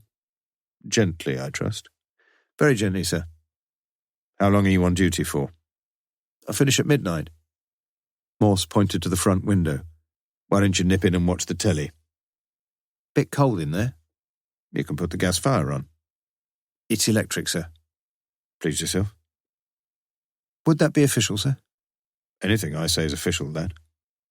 My lucky night, then. Mine, too, thought Morse, as he looked over his shoulder to see an ash blonde alighting from her car outside number 1. He hastened along the pavement in what could be described as an arrested jog, or perhaps more accurately as an animated walk. Good evening. She turned towards him as she inserted her latchkey. Yes? A brief word, if it's possible. Morse fumbled for his ID card, but she forestalled the need. Another police sergeant, are you? Police, yes. I can't spare much time, not tonight. I've got a busy few hours ahead. I shan't keep you long. She led the way through into a tastefully furbished and furnished front room, taking off her ankle-length white mackintosh, placing it over the back of the red leather settee, and bidding Morse sit opposite her as she smoothed the pale blue dress over her hips and crossed her elegant nylon-clad legs. Do you mind? She asked, lifting a cigarette in the air. No, muttered Morse, wishing only that she'd offered one to him. What can I do for you? She had a slightly husky, upper-class voice, and Morse guessed she'd probably attended one of the nation's more prestigious public schools. Just 1 or 2 questions. She smiled attractively. Go ahead. I understand that my colleague, Sergeant Lewis, has spoken to you already. Nice man, in a gentle, shy sort of way. Really? I'd never quite thought of him. Well, you're a bit older, aren't you? What job do you do? She opened her handbag and gave Morse her card. I'm the local agent for the Conservative Party. Oh dear, I am sorry, said Morse, looking down at the small oblong card. Adele Beatrice Cecil, Conservative Party agent, 1 Bloxham Drive, Kidlington, Oxon, OX5 2NY. For information, please ring 01865 794 768. Was that supposed to be a sick joke? There was an edge to her voice now. Not really. It's just that I've never had a friend who's a Tory, that's all. You mean you didn't vote for us today? I don't live in this ward. If you give me your address, I'll make sure you get some literature, Sergeant. Chief Inspector, actually, corrected Morse, oblivious of the redundant adverb. She tugged her dress a centimetre down her thighs. How can I help? Do you know Mr. Owens well? Well enough. Well enough to hand him a newspaper scoop? Yes. Have you ever slept with him? Not much finesse about you, is there? Just a minute, said Morse softly. I've got a terrible job to do just up the street here, and part of it's to ask some awkward questions about what's going on in the close. Drive. To find out who knows whom, if you prefer it. They did teach us English grammar at Rodine, yes. You haven't answered my question. Adele breathed deeply, and her grey eyes stared across almost fiercely. Once, yes. But you didn't repeat the experience. I said once. Didn't you hear me? You still see him? Occasionally. He's all right, intelligent, pretty well read, quite good fun sometimes, and he promised he'd vote Conservative today. He sounds quite compatible. Are you married, Inspector? Chief Inspector. Are you? No. Do you wish you were? Perhaps Morse didn't hear the question. Did you know Rachel James fairly well? We had a heart-to-heart once in a while. You weren't aware of any one particular boyfriend? She shook her head. Would you say she was attractive to men? Wouldn't you?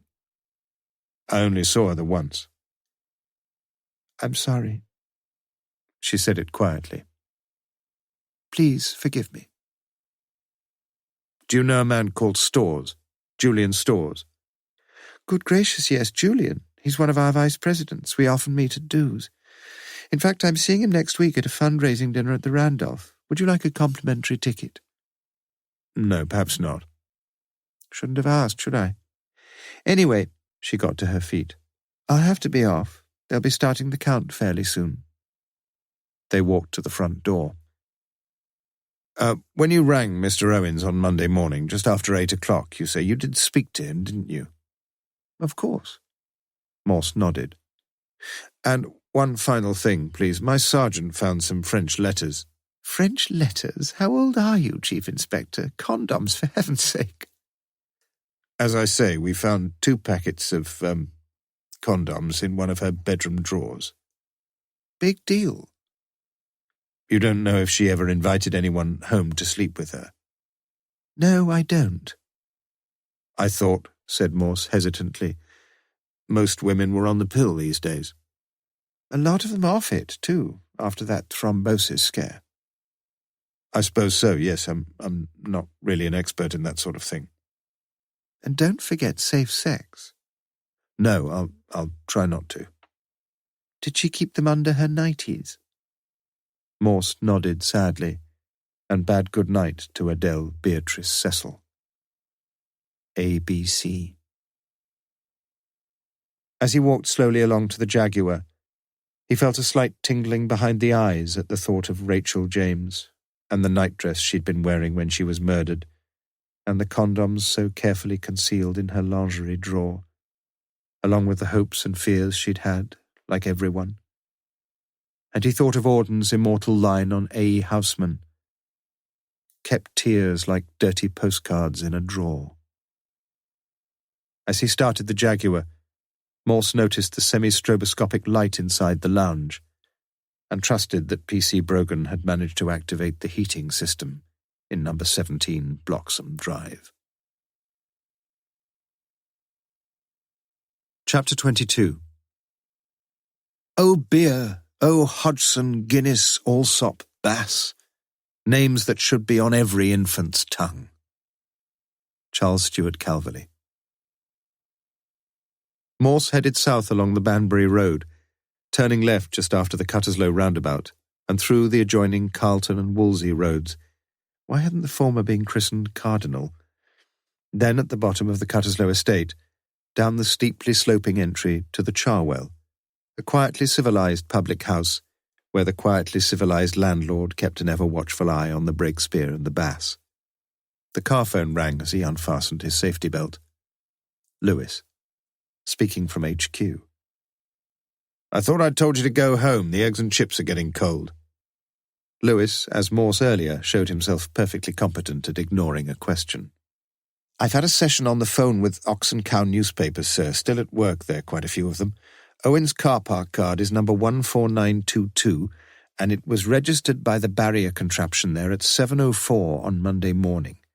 Seems he's been in fairly early these last couple of months. Last week, for example, Monday to Friday, 7:37, 7:06, 7:11, 7 o'clock, 7:18. So what? Shows you can't get up that early on Monday mornings. That's not all, though. It is, Lewis. It's still the card you're on about, not the car. Can't you see that? Please listen to me for a change, sir. The personnel fellow who looked out the car park things for me, he just happened to be in earlyish last Monday morning himself, 7:22. There weren't many others around then, but one of the ones who was... Guess who, sir?" "Oh dear," said Morse for the second time that evening. "Yep, Owens. Ponytail and all." "Oh." In that quiet monosyllable, Lewis caught the depth of Morse's disappointment. Yet he felt far from dismayed himself, knowing full well as he did, after so many murder investigations with the pair of them in harness, that Morse's mind was almost invariably at its imaginative peak when one of his ill-considered top-of-the-head hypotheses had been razed to the ground, in this case by some lumbering bulldozer like himself. And so he understood the silence at the other end of the line, a long silence, like that at the cenotaph in commemoration of the fallen. Lewis seldom expected, seldom received any thanks. And in truth such lack of recognition concerned him little, since only rarely did Morse show the slightest sign of graciousness or gratitude to anyone. Yet he did so now. "Thank you, my old friend." At the bar, Morse ordered a pint of Bass and proceeded to drink it speedily. At the bar, Morse ordered a second pint of Bass and proceeded to drink it even more speedily, before leaving and driving out once more to Bloxham Drive, where no one was abroad and where the evening's TV programmes appeared to be absorbing the majority of the households, including number 17. The Jaguar door closed behind him with its accustomed aristocratic click, and he walked slowly through the drizzle along the street. Still the same count, 6 for Labour, 2 for the Tories, and 2 apparently unprepared to parade their political allegiances. Yes. Yes!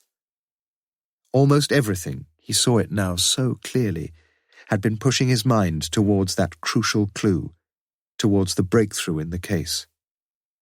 It had not been Owens who had murdered Rachel James.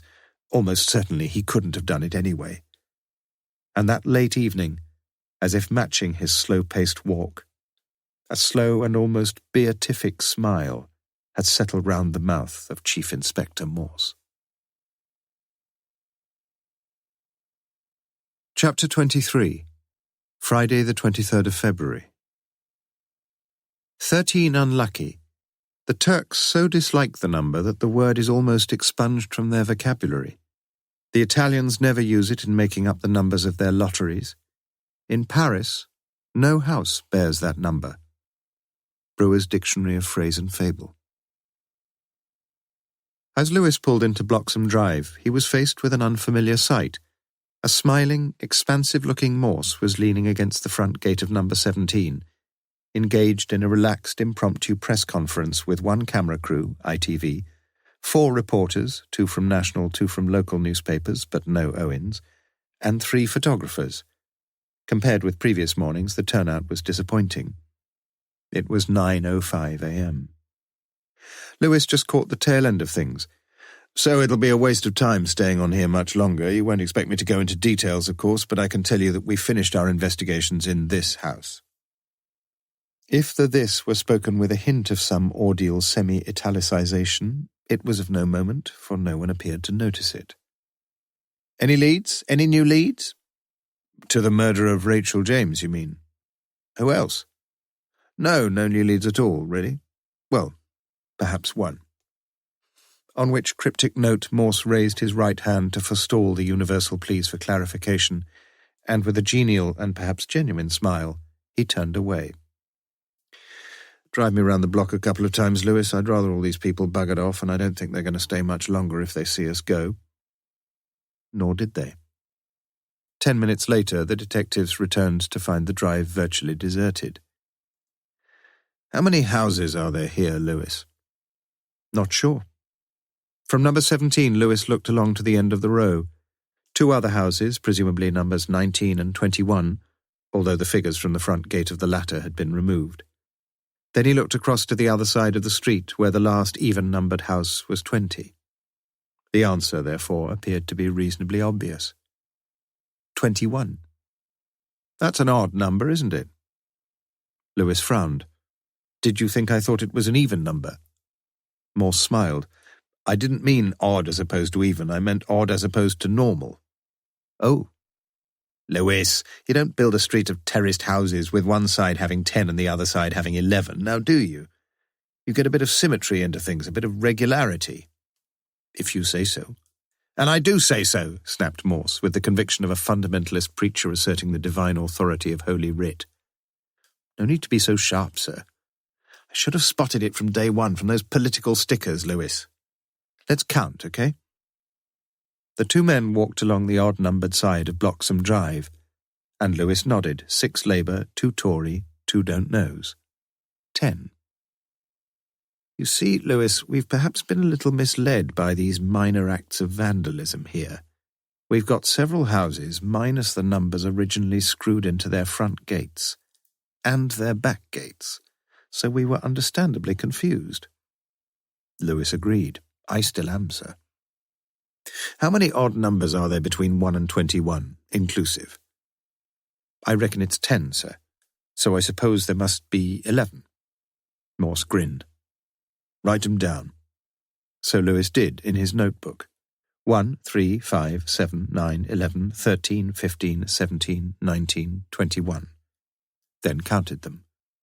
"I was right, sir, 11. But only 10 houses, Lewis." "I don't quite follow." "Of course you do. It happens quite often in hotel floors and hotel room numbers and street numbers. They miss one of them out." Enlightenment dawned on Lewis's honest features. "Number 13. "Exactly. Do you know there used to be people in France called 14ers who made a living by going along to dinner parties where the number of guests was 13? Where do you find all these bits and pieces? Do you know, I think I saw that on the back of a matchbox in a pub in Grimsby. I've learned quite a lot in life from the back of matchboxes." "What's it all got to do with the case, though?" Morse reached for Lewis's notebook and put brackets round the 7th number. Then, underneath the first few numbers, he wrote in an arrow pointing from left to right. "Lewis, if you were walking along the back of the houses, starting from number 1, she must be feeling a bit sore about the election, by the way. Well, let's just go along there." The 2 men walked to the rear of the terrace, where, as we have seen, several of the back gates had been sadly, if not too seriously, vandalised. "Get your list, Lewis, and as we go along, just put a ring round those gates where we haven't got a number, all right?" At the end of the row, Lewis's original list, with its successive emendations, appeared as follows. 1, 3, 5, 7 ringed, 9, 11, 13 bracketed, 15 ringed, 17 ringed, 19, 21 ringed. "You see," said Morse, "the vandalism gets worse the further you get into the close, doesn't it, as it gets further from the main road?" "Yes. So just picture things. You've got a revolver, and you walk along the back here in the half-light. You know the number you want. You know the morning routine, too. Breakfast at about 7. All you've got to do is knock on the kitchen window, wait till you see the silhouette behind the thin blind, the silhouette of a face with one distinctive feature, a ponytail. You walk along the back, you see number 11, you move along to the next house, number 13, you think, and so the house after that must be number 15, and to confirm things, there's the ponytail silhouette. You press the trigger, and there you have it, Lewis. The horseman passes by. But you've got it wrong, haven't you? Your intended victim is living at number 15, not number 17. So, said Lewis slowly, whoever stood at the kitchen window thought he or she was firing. Morse nodded somberly. Yes, not at Rachel James, but Geoffrey Owens. Chapter 24. Men entitled to bleat B.A. after their names. D.S. McColl. The senior common room at Lonsdale is comparatively small, and for this reason has a rather more intimate air about it than some of the spacious SCRs in the larger Oxford colleges. Light-coloured, beautifully grained oak panelling encloses the room on all sides, its colouring complemented by the light brown leather sofas and armchairs there. Copies of almost all the national dailies, including The Sun and The Mirror, are to be found on the glass-topped coffee tables, and indeed it is usually these tabloids which are flipped through first, sometimes intently studied by the majority of the dons. Foregathered here on the evening of Friday the 23rd of February, 7 o'clock for 7:30, was a rather overcrowded throng of dons, accompanied by wives, partners, friends, to enjoy a guest night, an occasion celebrated by the college 4 times per term. A white-coated scout stood by the door with a silver tray holding thinly fluted glasses of sherry, either the pale amber dry variety or the darker brown medium, for it was a basic assumption in such a setting that no one could ever wish for the deeply umbered sweet. A begowned Jasper Bradley took a glass of dry, drained it at a swallow, put the glass back onto the tray, and took another. He was particularly pleased with himself that day, and with the Classical Quarterly, whose review of Greek moods and tenses, J. Bradley, 204 pages, £45.50, Classical Press, contained the wonderful lines which Bradley had now by heart. A small volume, but one which plumbs the unfathomed mysteries of the aorist subjunctive with imaginative insights into the very origins of language. Yes, he felt decidedly chuffed. "How's tricks?" he asked, looking up at Donald Franks, a very tall astrophysicist, recently headhunted from Cambridge, whose dark, lugubrious features suggested that for his part he'd managed a few imaginative insights that week into the origins of the universe. So. "Who do you fancy, then?" "What of the women here?" "For the master's job?" "Dunno." "Who'll he vote for?" "Secret ballot, innit?" Mr. and Mrs. Dennis Cornford now came in, each taking a glass of the medium sherry. Shelley looked extremely attractive and perhaps a little skimpily dressed for such a chilly evening. She wore a lightweight white 2-piece suit, and as she bent down to pick up a cheese nibble, her low-cut bottle green blouse gaped open to reveal a splendid glimpse of her beautiful breasts. "Jesus," muttered Bradley. "She certainly flouts her tits a bit," mumbled the melancholy Franks.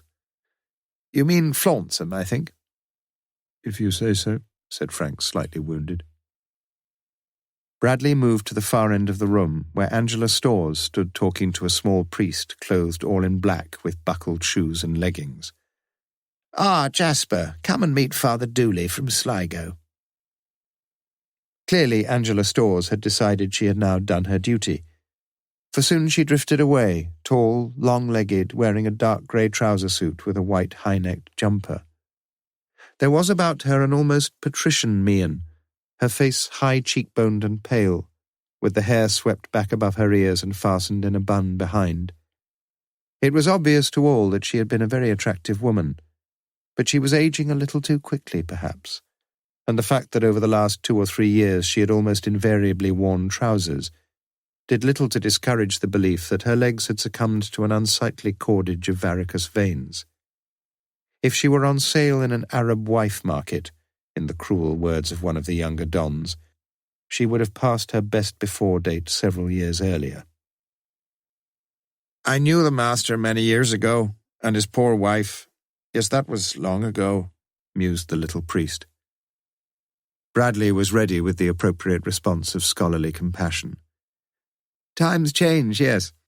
Tempora mutantur et nos mutamur in illis. I think, said the priest, that the line should read Tempora mutantur nos et mutamur in illis. Otherwise the hexameter won't scan, will it? Of course it won't, sorry. The scout now politely requested dons, wives, partners, guests to proceed to the hall, and Jasper Bradley, eminent authority on the aorist subjunctive in classical Greek, walked out of the SCR, more than slightly wounded. Sir Clixby Bream brought up the rear as the room emptied, and lightly touched the bottom of Angela Storrs standing just in front of him. Sotto voce he lied into her ear. You're looking ravishing tonight. And I'll tell you something else. I'd far rather be in bed with you now than face another bloody guest night. So would I, she lied in a whisper. And I've got a big favour to ask of you, too. We'll have a word about it after the port. Before the port, Clixby, or usually blotto after it. Sir Clixby banged his gavel, mumbled Benedictus Benedicat, and the assembled company seated themselves, the table plan having positioned Julian Storrs and Dennis Cornford at diagonally opposite ends of the thick oak table, with their wives virtually opposite each other in the middle. I love your suit, lied Shelley Cornford in a not unpleasing Yankee twang. You look very nice too, lied Angela Storrs, smiling widely and showing such white and well-aligned teeth that no one could be in much doubt that her upper plate had been disproportionately expensive. After which preliminary skirmish each side observed a dignified truce, with neither a further word nor a further glance between them during the rest of the dinner. At the head of the table, the little priest sat on the master's right. Just the two candidates, I hear, he said quietly. Just the two, Julian Storrs and Dennis Cornford. The usual shenanigans, I assume. The usual horse-trading clandestine cabals. Oh, no, nothing like that. We're all very civilized here. How do you know that? Well, you've only got to hear what people say, the way they say it. The little priest pushed away his half-eaten guinea fowl. You know, Clixby, I once read that speech often gets in the way of genuine communication. Chapter 25. Saturday the 24th of February. There never was a scandalous tale without some foundation. Richard Brinsley Sheridan, The School for Scandal. Whilst the guest night was still in progress, whilst still the port and Madeira were circulating in their time-honoured directions, an over-wearied Morse had decided to retire comparatively early to bed, where almost unprecedentedly he enjoyed a deep, unbroken slumber until 7:15 the following morning, when gladly would he have turned over and gone back to sleep. But he had much to do that day. He drank 2 cups of instant coffee, which he preferred to the genuine article, then another cup, this time with 1 slice of brown toast heavily spread with butter and Frank Cooper's Oxford marmalade. By 8:45 he was in his office at Kidlington HQ, where he found a note on his desk. Please see Chief Sup Strange ASAP.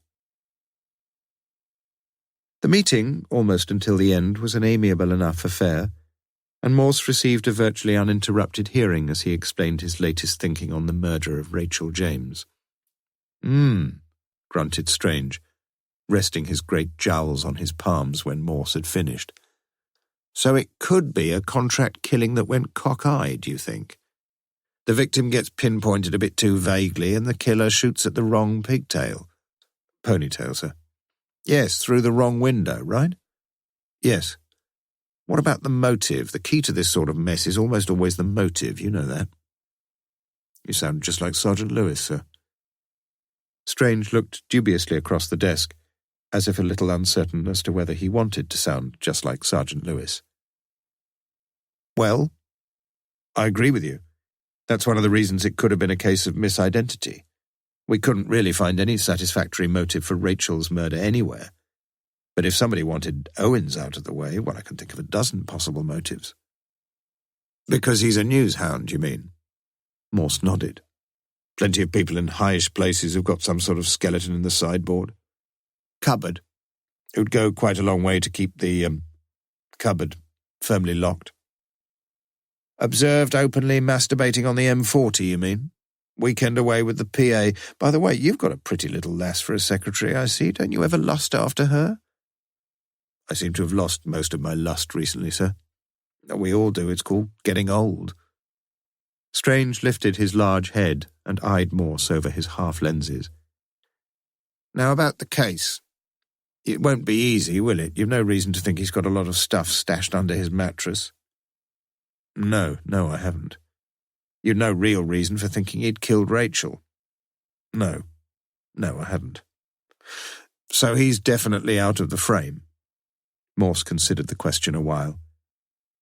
Afraid so, yes. I wish he weren't. So? We'll think of some way of approaching things. Nothing irregular, you promise me that. We're just about getting over one or two unsavoury incidents in the force, aren't we? And we're not going to start anything here, is that clear, Morse? To be fair, sir, I usually do go by the book. Strange pointed a thick finger. Well, usually is not bloody good enough for me. You go by the book, matey. Understood? Morse walked heavily back to his office, where a refreshed-looking Lewis awaited him. Everything all right with the super? Oh, yes, I just told him about our latest thinking. Your latest thinking? He understands the difficulties, he just doesn't want us to bend the rules of engagement too far, that's all. So what's the plan? Just nip and get me a drink first, will you? Coffee? Morse pondered. I think I'll have a pint of natural lead-free orange juice. Iced. So what's the plan? Repeated Lewis 5 minutes later. Not quite sure, really. But if I'm right, if it was something like a contract killing, it must have been arranged because Owens was threatening to expose somebody. And if he was, lot of ifs, sir. If he was, Lewis, he must have some evidence tucked away somewhere, vital evidence, damning evidence. Could be in the form of newspaper cuttings or letters or photographs, anything. And he must have been pretty sure about his facts if he's been trying to extort some money or some favours or whatever from any disclosures. Now, as I see it, he must have come across most of his evidence in the course of his career as a journalist. Wouldn't you think so? Sex scandals, that sort of thing? Like as not, I suppose. So the plan's this. I want you, once you get the chance, to go and see the big white chief at the newspaper offices and get a look at all the confidential stuff on Owens. They're sure to have it in his appointment file or somewhere, previous jobs, references, testimonials, CV, internal appraisals, comments. Gossip? Anything. Is that what you mean by not bending the rules too much? We're not bending the rules, not too much. We're on a murder case, Lewis, remember that. Every member of the public's got a duty to help us in our inquiries. I just hope the editor agrees with you, that's all. He does, said Morse a little shamefacedly. I rang him while he went to the canteen. He just wants us to do it privately, that's all, and confidentially. Owens only works alternate Saturdays, and this is one of his days off. You don't want to do it yourself? It's not that I don't want to, but you're so much better at that sort of thing than I am. A semi-mollified Lewis elaborated. Then, if anything sticks out as important, just follow it up and let you know. Except for one thing, Lewis. Owens told me he worked for quite a while in Soho when he started. And if there's anything suspicious or interesting about that period of his life, you'd like to do that bit of research yourself. Exactly. I'm better at that sort of thing than you are. What's your programme for today, then? Quite a few things, really. Such as? Lewis looked up quizzically. Well, there's one hell of a lot of paperwork for a start. And filing, so you'd better stay and give me a hand for a while, after you've fetched me another orange juice. And please tell the girl not to dilute it quite so much this time, and just a cube or two more ice, perhaps. And then, persisted Lewis, and then I'm repairing to the local in Cutterslow, where I shall be trying to thread a few further thoughts together over a pint, perhaps. and where I've arranged to meet an old friend of mine who may possibly be able to help us a little." "Who's that, sir?" "It doesn't matter." "Not. Where's my orange juice, Lewis?" Chapter 26. Maria. "Now, I've got just the 2 O-levels and the tortoise, of course, but I'm fairly well known for some other accomplishments." Judge. "Known to whom, may I ask?" Maria. "Well, to the police, for a start." Diana Doherty. The retrial of Maria Macmillan. At 10 minutes to noon, Morse was enjoying his pint of Breakspeare's bitter. The Chief Inspector had many faults, but unpunctuality had never been one of them. He was 10 minutes early. J.J., a sparely built, nondescript-looking man in his mid-40s, walked into the Charwell 5 minutes later. When Morse had rung at 8:30 a.m., Malcolm J.J. Johnson had been seated on the floor on a black cushion, only 2 feet away from the television screen, watching a hardcore porn video and drinking his regular breakfast of 2 cans of Beamish stout, just after the lady of the household had left for her job, mornings only, in one of the fruiterers' shops in Summertown. Accepted wisdom has it that in such enlightened times as these, most self-respecting burglars pursue their trade by day. But J.J. had always been a night man, relying firmly on local knowledge and reconnaissance. And often in the daylight hours, as now, he wondered why he didn't spend his leisure time in some more purposeful pursuits. But in truth, he just couldn't think of any. At the same time, he did realize, yes, that sometimes he was getting a bit bored. Over the past 2 years or so, the snooker table had lost its former magnetism. Infidelities and fornication were posing too many practical problems as he grew older, and even darts and dominoes were beginning to pall. Only gambling, usually in Ladbrokes premises in Summertown, had managed to retain his undivided attention over the years, for the one thing that never bored him was acquiring money. Yet J.J. had never been a miser.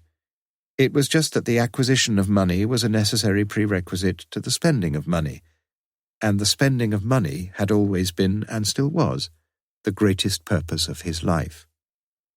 Educated, if that be the word, in a run-down comprehensive school, he had avoided the 3 Bs peculiar to many public school establishments, beating, bullying, and buggery.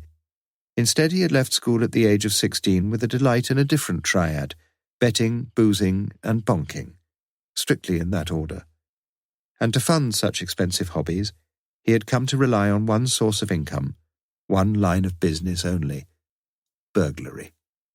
He now lived with his long-suffering, faithful, strangely influential common-law wife in a council house on the Cutteslowe estate that was crowded with crates of lager and vodka and gin, with all the latest computer games, and with row upon row of tasteless seaside souvenirs. And home, after 2 years in jail, was where he wanted to stay. No, J.J. didn't want to go back inside, and that's why Morse's call had worried him so. So much, indeed, that he had turned the video to pause, even as the eager young stud was slipping between the sheets. What did Morse want? "Hello, Malcolm."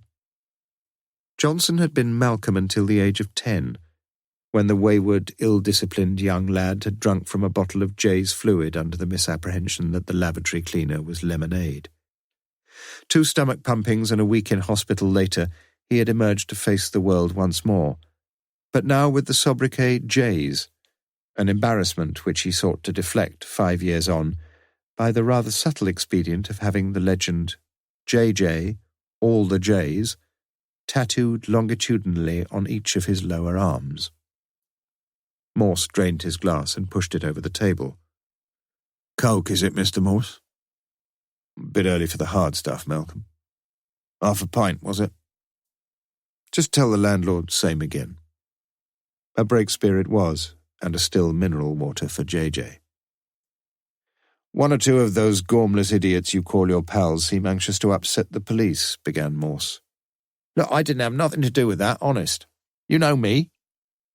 Looking deeply unhappy, J.J. dragged deeply on a king-sized cigarette. "I'm not really interested in that. I'm interested in your doing me a favour." JJ visibly relaxed, becoming almost his regular, perky self once more. He leaned over the table and spoke quietly. "I'll tell you what, I've got a red-hot video on up at the country mansion if you, "Not this morning," said Morse reluctantly, conscious of a considerable sacrifice. And it was now his turn to lean over the table and speak the quiet words. "I want you to break into a property for me." Ah. The balance of power had shifted, and JJ grinned broadly to reveal 2 rows of irregular and blackened teeth. He pushed his empty glass across the table. "Double vodka and lime for me, Mr. Morse. I suddenly feel a bit thirsty-like." For the next few minutes, Morse explained the mission, and JJ listened carefully, nodding occasionally and once making a penciled note of an address on the back of a pink betting slip. "Okay," he said finally. "So long as you promise, to see me okay if—" "I can't promise anything." "But you will?" "Yes." "Okay then. Give me a chance to do a bit of recce, okay? Then give me another buzz on the old blower, okay? When had you got in mind?" "I'm not quite sure." "Okay. That's it then." Morse drained his glass and stood up, wondering whether communication in the English language could ever again cope without the word okay.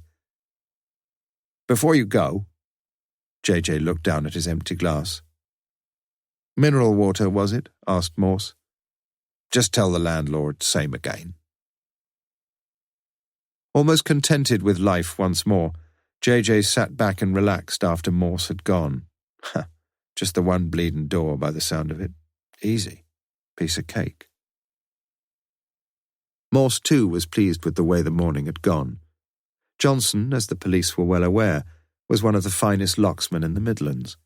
As a teenager, he'd held the reputation of being the quickest car thief in the county. But his incredible skills had only really begun to burgeon in the 80s, when all manner of house locks, burglar alarms, and safety devices had surrendered meekly to his unparalleled knowledge of locks and keys and electrical circuits. In fact, J.J. Johnson knew almost as much about burglary as J.J. Bradley knew about the aorist subjunctive. Perhaps more.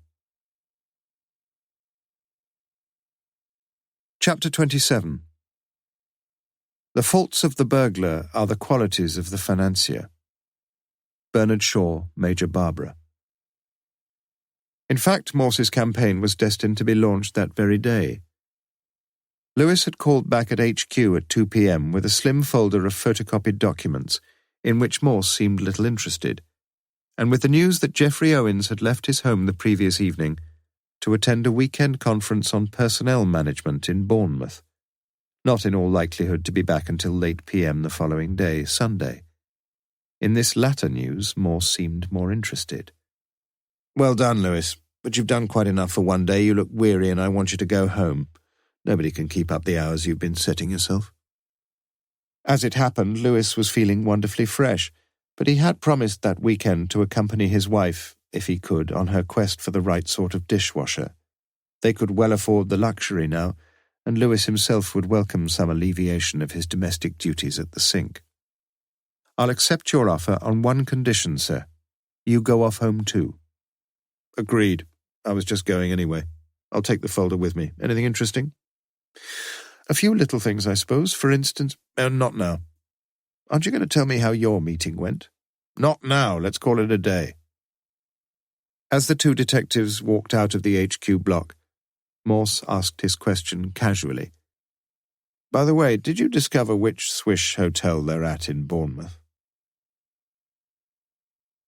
Back in his flat, Morse made 2 phone calls, the first to Bournemouth, the second to the Cutteslow estate. Yes, a Mr. Geoffrey Owens was present at the conference there. No, Mr. Malcolm Johnson had not yet had a chance to make his recce. Of course he hadn't. But yes, he would repair the omission forthwith in view of the providential opportunity now afforded, although Johnson's own words were considerably less pretentious. "And no more booze today, Malcolm."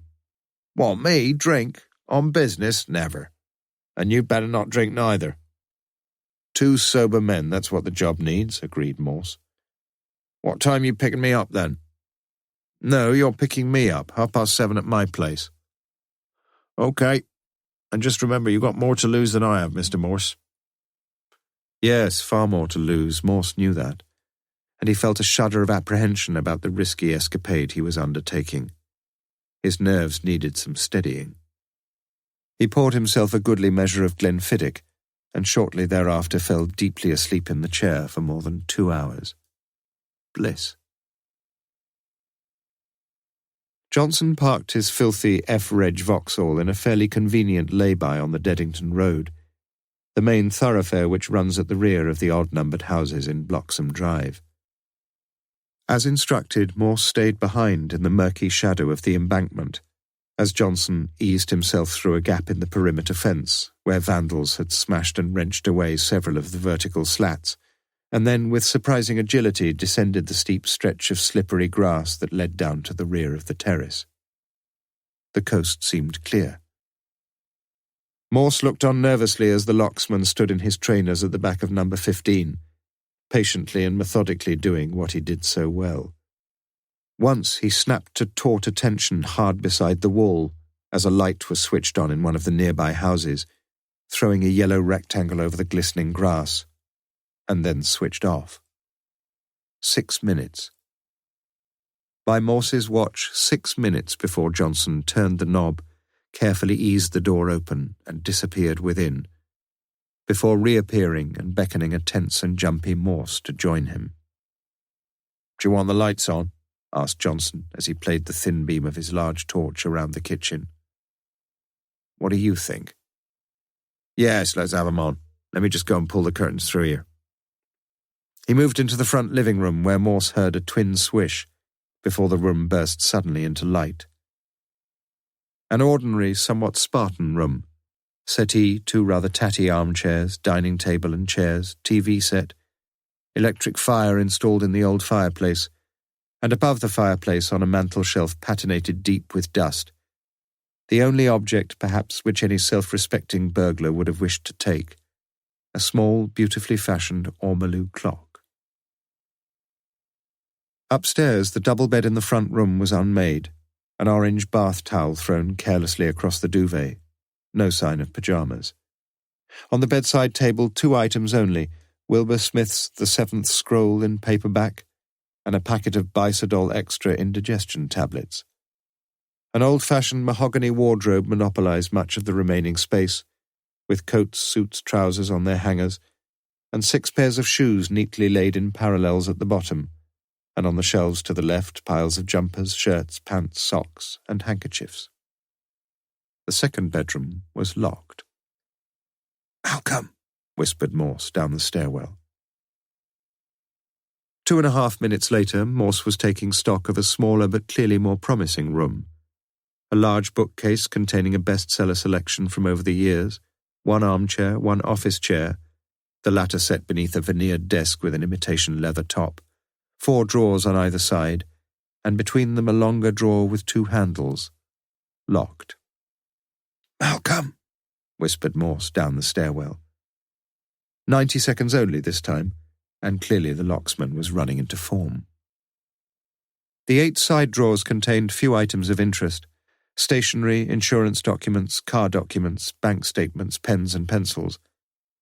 But in the bottom left-hand drawer, a couple of pornographic paperbacks. Morse opened Topless in Torremolinos at random and read a short paragraph. In its openly titillating way, it seemed to him surprisingly well written, and there was that one striking simile where the heroine's bosom was compared to a pair of fairy cakes, although Morse wasn't at all sure what a fairy cake looked like. He made a mental note of the author, Anne Barclay Cox, and read the brief dedication on the title page, "For Jeff from ABC," before slipping the book into the pocket of his mackintosh. Johnson was seated in an armchair in the living room in the dark when Morse came down the stairs holding a manila file. "Got what you wanted, Mr. Morse?" "Perhaps so. Ready?" With the house now in total darkness, the 2 men felt their way to the kitchen, when Morse stopped suddenly. "The torch. Give me the torch." Retracing his steps to the living room, He shone the beam along an empty mantelpiece. "Put it back," he said. Johnson took the ormolu clock from his overcoat pocket and replaced it carefully on its little dust-free rectangle. "I'm glad you made me do that," confided Johnson quietly. "I shouldn't have done it in the first place. Anyway, my conscience will be clear now." There was a streak of calculating cruelty in the man. Morse knew that. But in several respects he was a lovable rogue, even sometimes, as now perhaps, a reasonably honest one. And oddly it was Morse who was beginning to worry about his own conscience. He went quickly up to the second bedroom once more and slipped the book back in its drawer. At last, as quietly as it had opened, the back door closed behind them, and the pair now made their way up the grassy gradient to the gap in the slatted perimeter fence. "You've not lost your old skills," volunteered Morse. "Nah. You know what they say, Mr. Morse? Old burglars never die. They simply steal away." In the darkened house behind them, on the mantel-shelf in the front living room, a little dust-free rectangle still betrayed the spot where the beautifully fashioned ormolu clock had so recently stood. Chapter 28. When you have assembled what you call your facts in logical order, it is like an oil lamp you have fashioned, filled, and trimmed, but which will shed no illumination unless first you light it. Saint-Exupéry, The Wisdom of the Sands.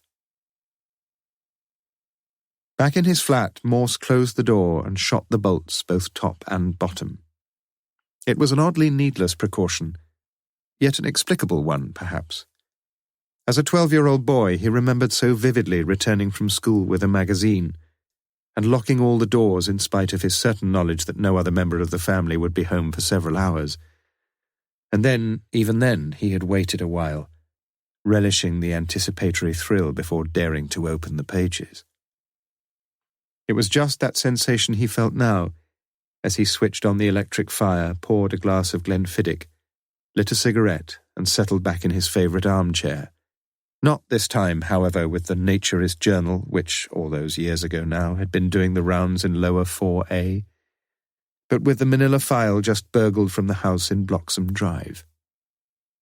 The cover was well worn, with tears and creases along its edges, and maroon rings where once a wine glass had rested, amid many doodles of quite intricate design. Inside the file was a sheaf of papers and cuttings, several of them clipped or stapled together, though not arranged in any chronological or purposeful sequence. 9 separate items. 2 newspaper cuttings snipped from one of the less inhibited of the Sunday tabloids, concerning a Lord Hardyman, together with a photograph of the aforesaid peer fishing in his wallet, presumably for Deutschmarks, outside a readily identifiable sex establishment in Hamburg's Reeperbahn. Clipped to this material was a further photograph of Lord Hardyman, arm in arm with Lady Hardyman at a polo match in Great Windsor Park, September 1984. A letter, August 1979, addressed to Owens from a firm of solicitors in Cheltenham, informing the addressee that it was in possession of letters sent by him, Owens, to one of their clients, unspecified, and that some arrangement beneficial to each of the parties might possibly be considered. A glossy, highly defined photograph showing a paunchy elderly man fondling a frightened-looking prepubescent girl, both of them naked. Pencilled on the back was an address in St. Albans. A stapled sheaf of papers showing the expenses of a director in a Surrey company manufacturing surgical appliances, with double exclamation marks against several of the mammoth amounts claimed for foreign business trips. A brief, no-nonsense letter from a woman, perhaps, in large, curly handwriting, leaning italic fashion to the right. "If you contact me again, I shall take your letters to the police. I've kept them all. You'll get no more money from me. You're a despicable human being. I've got nothing more to lose, not even my money." No signature, but again a pencilled address, this time in the margin, in Wimbledon. 4 sets of initials written on a small page, probably torn from the back of a diary. AMDCJS Nothing more, except a small tick in red biro against the first three. Two further newspaper cuttings, paper-clipped together. The first, the Times Diary, 2nd of the 2nd, 96, reporting as follows. After a 9-year tenure, Sir Clixby Bream is retiring as Master of Lonsdale College, Oxford. Sir Clixby would, indeed should, have retired earlier. It is only the inability of anyone in the college, including the classicists, to understand the Latin of the original statutes that has prolonged Sir Clixby's term. The present master has refused to speculate whether such an Here the paper was torn off. Been the result of some obscurity in the language of the statutes themselves, or the incompetence of his classical colleagues, none of whom appears to have been nominated as a possible successor. The second, a cutting from the Oxford Mail, November 1995, of an article written by Geoffrey Owens, with a photograph alongside, the caption reading, Mr. Julian Storrs and his wife Angela at the opening of the Polynesian art exhibition at the Pitt Rivers Museum. A smudgy photocopy of a typed medical report, marked strictly private and confidential, on the notepaper of a private health clinic in the Banbury Road. Ref. Mr. J.C. Storrs. Diagnosis: inoperable liver cancer confirmed. For second opinion, see letter Dr. O.V. Maxim, Churchill. Prognosis: 7-8 months or less, possibly a year, no longer. Patient notes: honesty best in this case, strong personality. Next appointment: see book, but ASAP.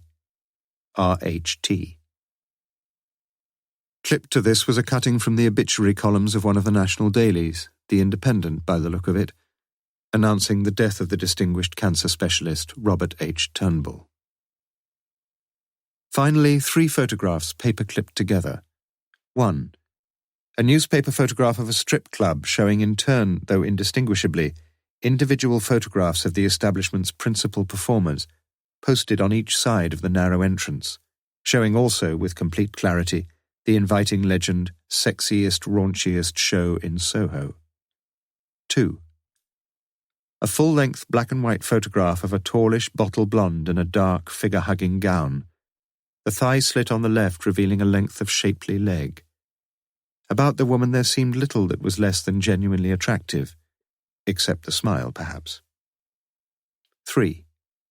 A colour photograph of the same woman seated completely naked, apart from a pair of extraordinarily thin stiletto heels, on a bar stool somewhere, her over-firm breasts suggesting that the smile in the former photograph was not the only thing about her that might be semi-artificial. The legs, now happily revealed in all their lengthy glory, were those of a young dancer, the legs of a Sid Charisse or a Betty Grable, much better than those in the Naturist Journal. Morse closed the file and knew what he had read. An agenda for blackmail, and possibly for murder.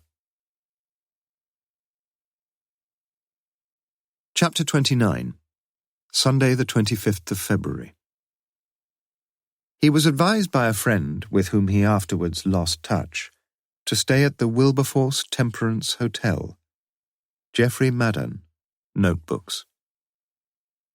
I hate those who intemperately denounce beer and call it temperance. G.K. Chesterton. Socrates, on his last day on earth, avowed that death, if it be but one long and dreamless sleep, was a blessing most devoutly to be wished.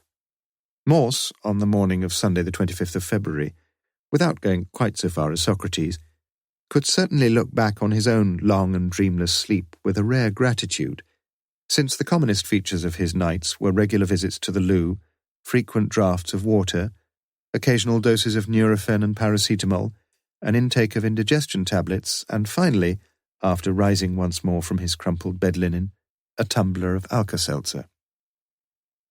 The observer was already poking thickly through the letterbox as he hurriedly prepared himself a subcontinental breakfast. 10:30 a.m.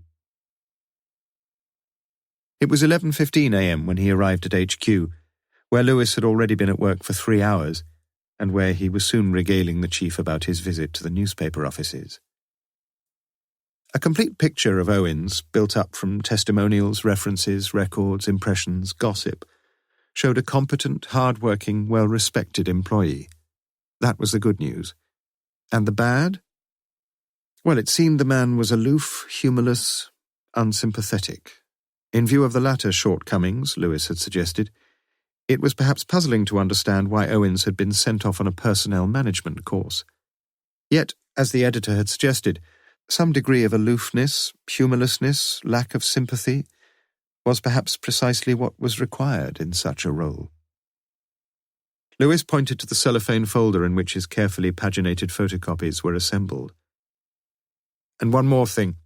He's obviously a bit of a hit with some of the girls there, especially the younger ones. In spite of his ponytail? Because of it, more likely. You're not serious. And you're never going to catch up with the 20th century, are you? One or two possible leads? Could be. Such as? Well, for a start, the personnel manager who saw Owens on Monday. I'll get a statement from him as soon as he gets back from holiday, earlier if you'd like. Morse looked dubious.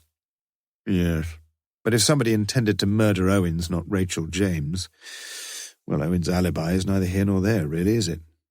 You're right, though, let's stick to official procedure. I've always been in favour of rules and regulations. As Lewis eyed his superior officer with scarce disguised incredulity, he accepted the manila file handed to him across the desk and began to read. Morse himself now opened the life section of the Observer and turned to the crossword set by Azed, for Morse the Kasparov of cruciverbalists, and considered one across. Elephant Man has a mouth that's deformed, 6. He immediately wrote in Mahout, but then put the crossword aside, trusting that the remaining clues might pose a more demanding challenge, and deciding to postpone his hebdomadal treat until later in the day. Otherwise, he might well have completed the puzzle before Lewis had finished with the file. "How did you come by this?" asked Lewis finally. "Yours not to reason how." "He's a blackmailer." Morse nodded. "We found no evidential motive for Rachel's murder, but dozens of them for his. About 9, Lewis, if we're going to be accurate." Morse opened the file and considered the contents once more. Unlike that of the obscenely fat child fondler, neither photograph of the leggy blonde stripper was genuinely pornographic. Certainly not the wholly nude one, which seemed to Morse strangely unerotic. Perhaps the one of her in the white dress, though. Unbuttoning had always appealed to Morse more than unbuttoned, undressing than undressed, almost naked to completely so. It was something to do with Plato's idea of process, and as a young classical scholar, Morse had spent so many hours with that philosopher. "Quite a bit of leg work there, sir." "Yes, lovely legs, aren't they?" "No, I mean there's a lot of work to do there. Research, going around." "You'll need a bit of help, yes. Sergeant Dixon, couple of his lads too, that'd help." "Is Dixon still eating the canteen out of jam donuts?" Lewis nodded. "Andy's still got his pet tortoise. Always a step or two in front of him, I know." For half an hour the detectives discussed the file's explosive material. Until just after noon, in fact. "Coffee, sir?" "Not for me. Let's nip down to the King's Arms in Summertown." "Not for me," echoed Lewis. "I can't afford the time." "As you wish." Morse got to his feet. "Do you think you should be going out quite so much? On the booze, I mean, sir." Lewis took a deep breath and prepared for an approaching gale, force 10. "You're getting worse, not better."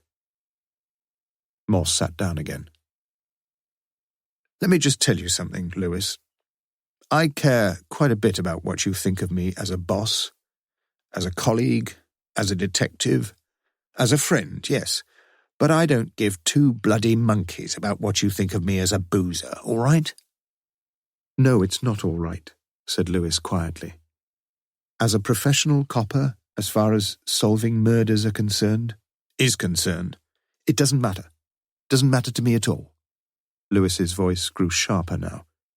"You do your job. You spend all your time sorting things out. I'm not worried about that. And if the chief constable told me you weren't doing your job, I'd resign myself. But he wouldn't say that, never. What he'd say, what others would say, what others are saying, is that you're ruining yourself. Not the force, not the department, not the murder inquiries, nothing, except yourself. Just hold on a second, will you? Morse's eyes were blazing. No, I won't. You talked about me as a friend, didn't you, just now? Well, as a friend, I'm telling you that you're buggering up your health, your retirement, your life, everything. Listen, hissed Morse. I've never myself tried to tell any other man how to live his life. And I will not be told, at my age, how I'm supposed to live mine, even by you. After a prolonged silence, Lewis spoke again. Can I say something else? Morse shrugged indifferently. Perhaps it doesn't matter much to most people whether you kill yourself or not. You've got no wife, no family, no relatives except that aunt of yours in Alnwick. She's dead too. So what the hell? What's it matter? Who cares? Well, I care, sir. And the missus cares. And for all I know, that girl, Ellie Smith, she cares. Morse looked down at his desk. Not any longer, no. And you ought to care. Care for yourself. Just a bit. For some considerable while, Morse refrained from making any answer, for he was affected by his sergeant's words more deeply than he would ever be prepared to admit. Then, finally, what about that coffee, Lewis? And a sandwich? And a sandwich. By early afternoon, Morse had put most of his cards on the table, and he and Lewis had reached an agreed conclusion. No longer could either of them accept that Rachel James had been the intended victim. Each of them now looked towards Geoffrey Owens as by far the likelier target. Pursuance of the abundant clues provided by the Owens file would necessarily involve a great deal of extra work, and fairly soon a strategy was devised, with Lewis and Dixon allocated virtually everything except the Soho slot. You know, I could probably fit that in fairly easily with the Wimbledon visit, Lewis had volunteered. But Morse was clearly unconvinced. The Soho angle's the most important of the lot. Do you honestly believe that? Certainly, that's why. The phone rang, answered by Morse. Owens, he learned, had phoned HQ 10 minutes earlier, just after 3 p.m., to report that his property had been burgled over the weekend while he was away. And you're dealing with it? Good. Just the one item, you say, as far as he knows. I see. Thank you. Morse put down the phone, and Lewis picked up the file, looking quizzically across the desk. But Morse shook his head. Not the file, no. What then? A valuable little ormolu clock from his living room. Probably a professional, sir, one who knows his clocks. Well, don't ask me, I know nothing about clocks. Lewis grinned. We both know somebody who does, though, don't we, sir? Chapter 30. This world and the next, and after that, all our troubles will be over. Attributed to General Gordon's aunt. No knock, the door opened. Strange entered. Haven't they mentioned it yet, Morse? The pubs are open all day on Sundays now. As Strange carefully balanced his bulk on the chair opposite, Morse lauded his luck that Lewis had taken the Owens material down the corridor for photocopying. Just catching up on a bit of routine stuff, sir. Really? Why are you here? It's the wife, confided Strange. Sunday afternoons she always goes round the house dusting everything, including me. Morse was smiling dutifully as Strange continued. Making progress? Following up a few things, yes. Is your brain as bright as it used to be? I'm sure it's not. You don't look quite so bright either. We're all getting older. Worse luck? Not really, surely. No wise man ever wished to be younger. Bloody nonsense. But not my nonsense, Jonathan Swift's. Elbows on the desk, Strange rested his large head on his large hands. I'm probably finishing in September, I suppose you'd heard. Morse nodded. I'm glad they're letting you go. What the hell's that supposed to mean? Well, I should think Mrs. Strange will be pleased to have you around, won't she? Retirement, you know, getting up late and watching all the other poor sods go off to work, especially on Monday mornings. That sort of thing. It's what we all work for, I suppose. What we all wait for. You mean, muttered Strange, that's what I've been flogging my guts out all this time for. 32 years of it.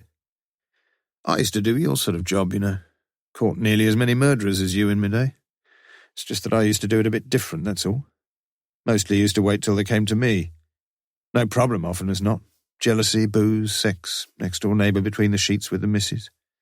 Motive, that's what it's all about. Not always quite so easy, though, is it? Ventured Morse, who had heard the sermon several times before. Certainly not when you're around, matey. This case needs some very careful handling, sir.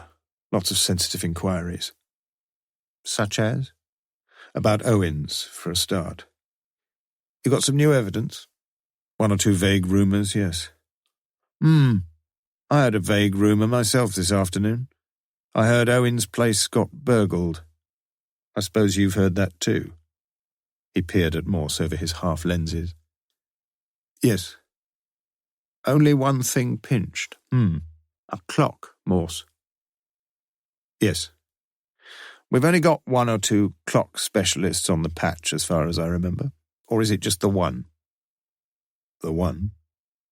You've not seen him since they let him out again? Ah, Johnson. Yes, I shall have to call round to see him pretty soon, I suppose. What about tomorrow? He's probably a man, isn't he? I'm away tomorrow. Oh? London.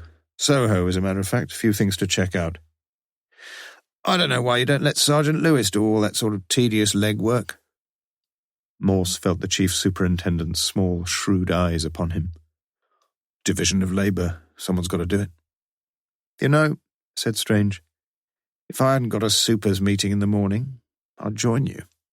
See the sights and everything. I don't think Mrs. Strange would approve. What makes you think I'd tell her? She's not been all that well, has she? Strange slowly shook his head and looked down at the carpet. What about you, sir? Me? I'm fine, apart from going deaf and going bald and hemorrhoids and blood pressure. Bit overweight, too, perhaps. What about you? I'm fine. How's the drinking going?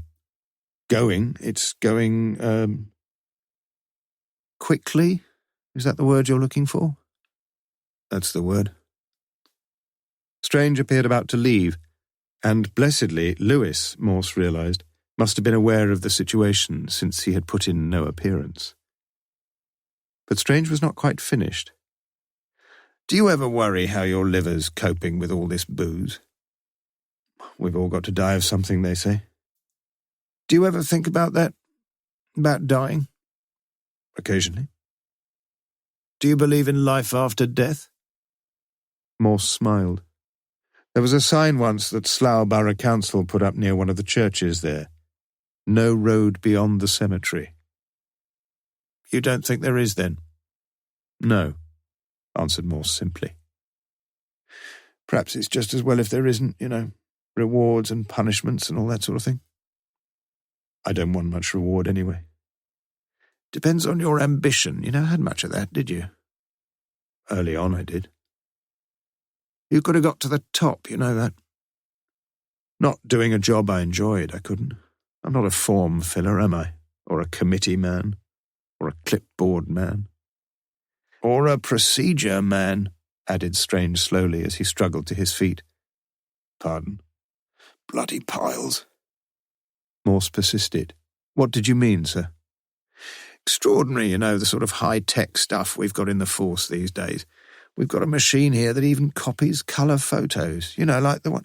Oh, didn't I mention it, Morse? I had a very pleasant little chat with Sergeant Lewis in the photocopying room just before I came in here.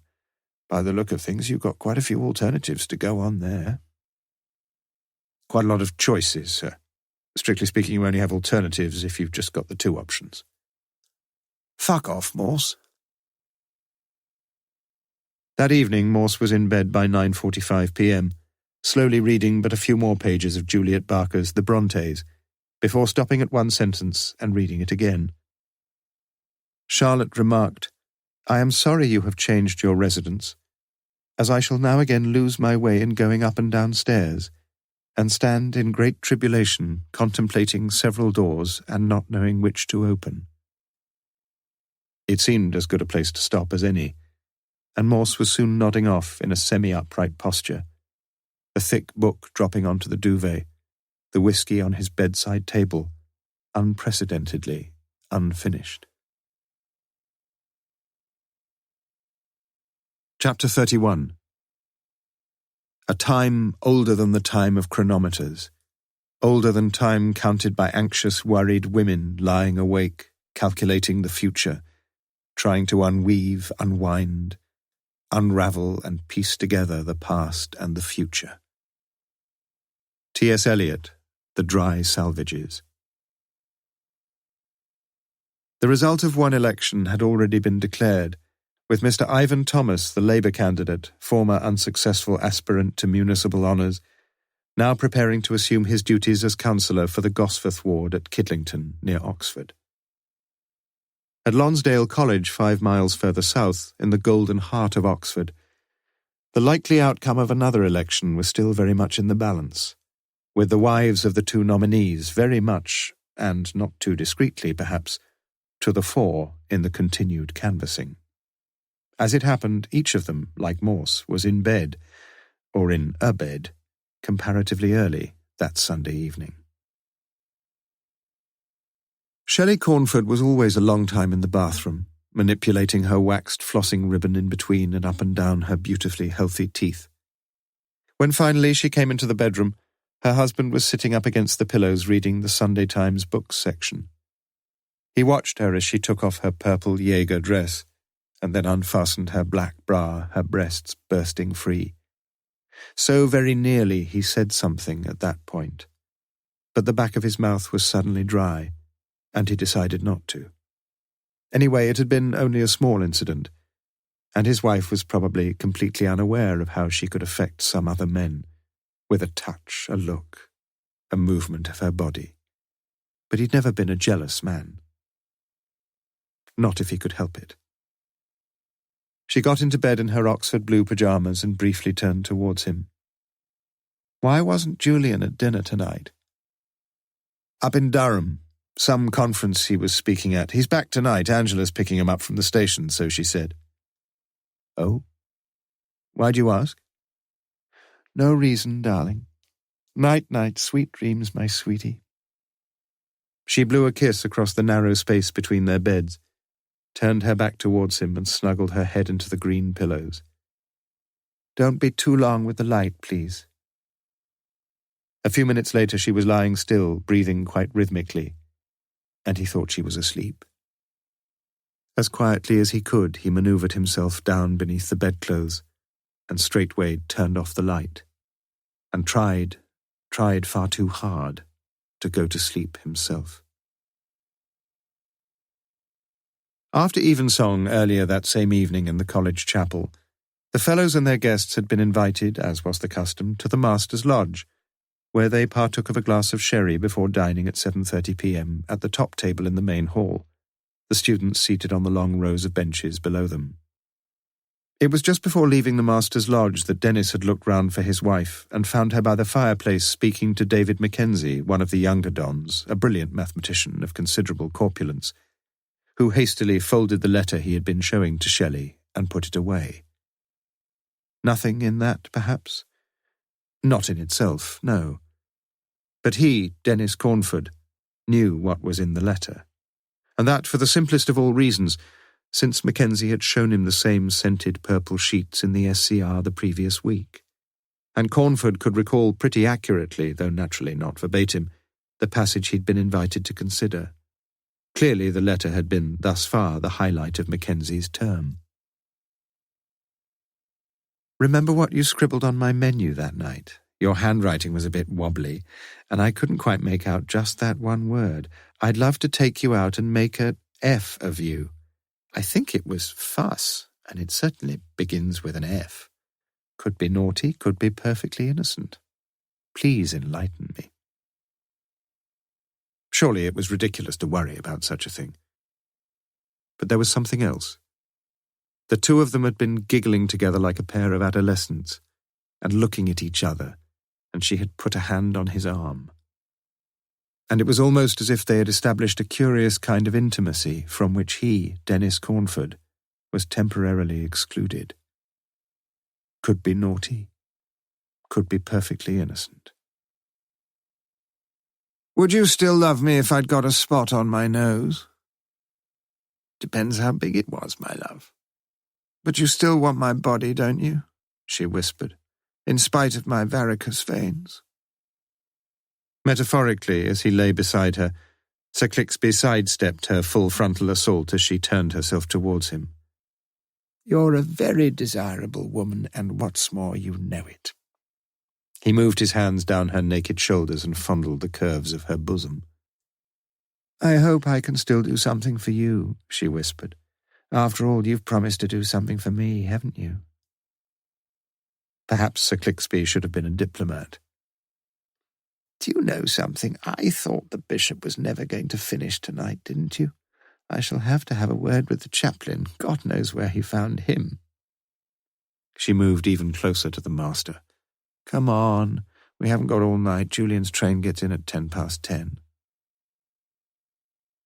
Two of the college dons stood speaking together on the cobblestones outside Lonsdale as the clock on St. Mary the Virgin struck 10 o'clock, and a sole undergraduate passing through the main gate thought he heard a brief snatch of their conversation. Having a woman like her in the lodge, the idea's unthinkable. But who the woman was, the passer-by was not to know. Chapter 32. Monday the 26th of February. How shall I give thee up, O Ephraim? How shall I cast thee off, O Israel? Hosea chapter 11, verse 8. At 8:45 a.m., there were just the two of them, Morse and Lewis, exchanging somewhat random thoughts about the case, when the young blonde girl, whom Strange had already noticed, came in with the Morning Post. She was a very recent addition to the typing pool, strongly recommended by the prestigious Marlborough College in the High, her secretarial skills corroborated by considerable evidence, including a Pitman shorthand certificate for 120 WPM. Your mail, sir, She looked frightened.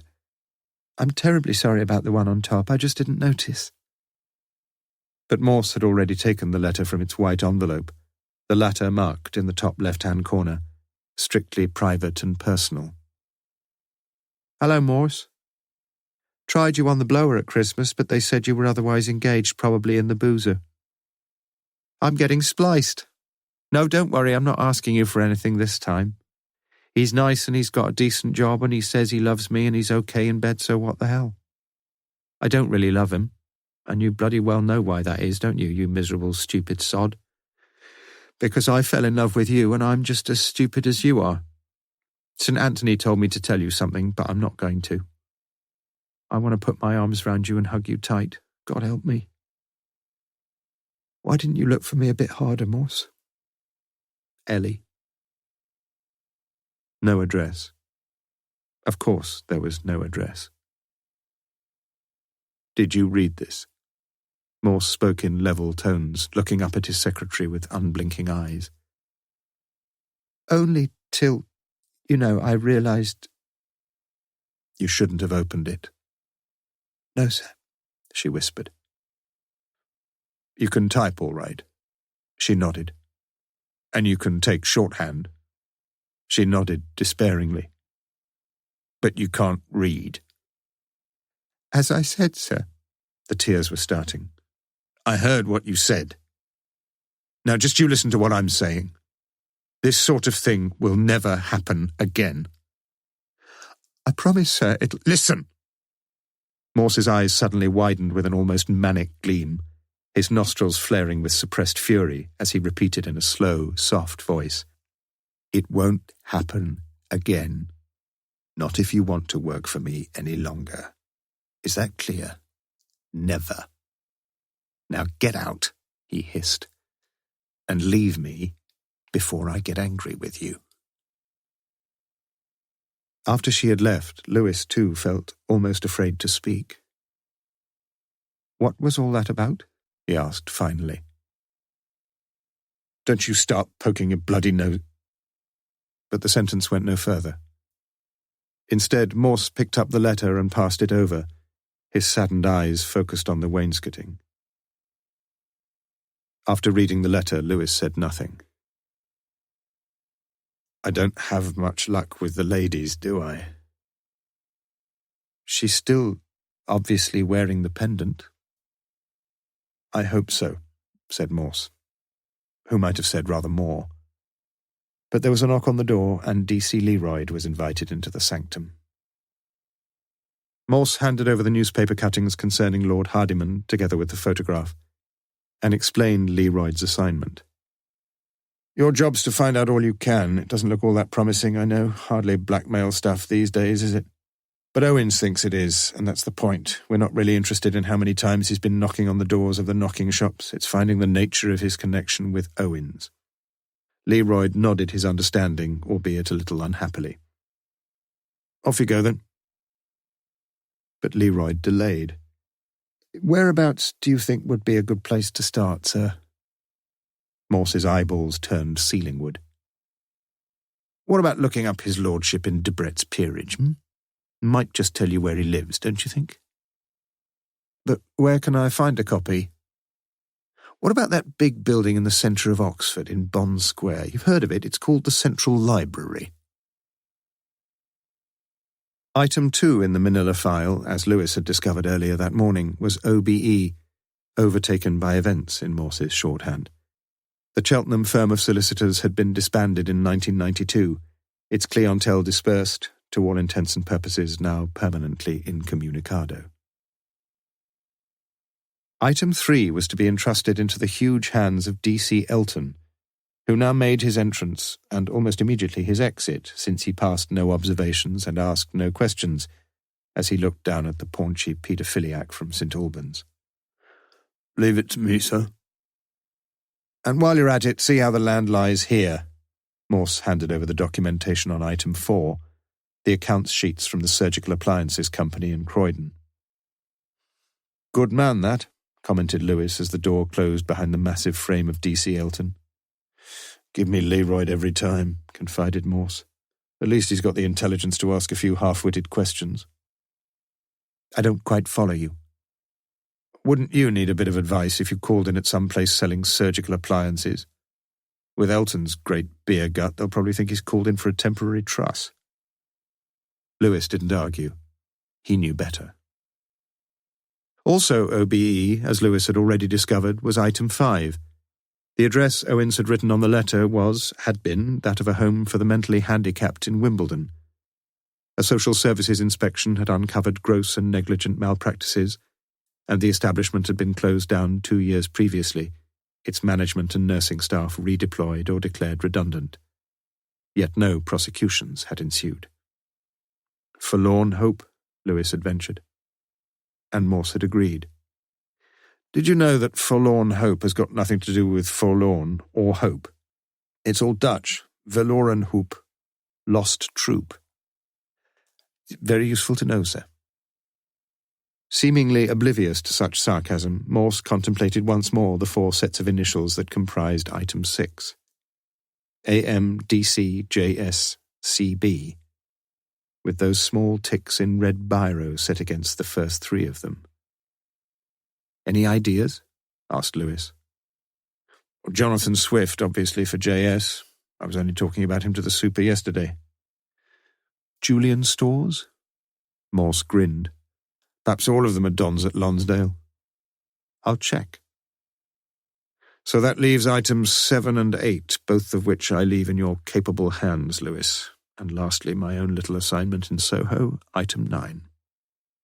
Coffee, sir? Glass of iced orange juice.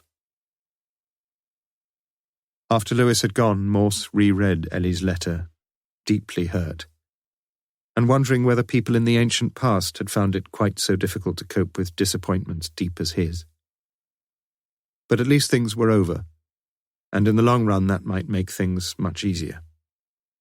He tore the letter in 2, in 4, in 8, in 16, and then in 32, would have torn it in 64 had his fingers been strong enough, before dropping the little square pieces into his waste paper basket.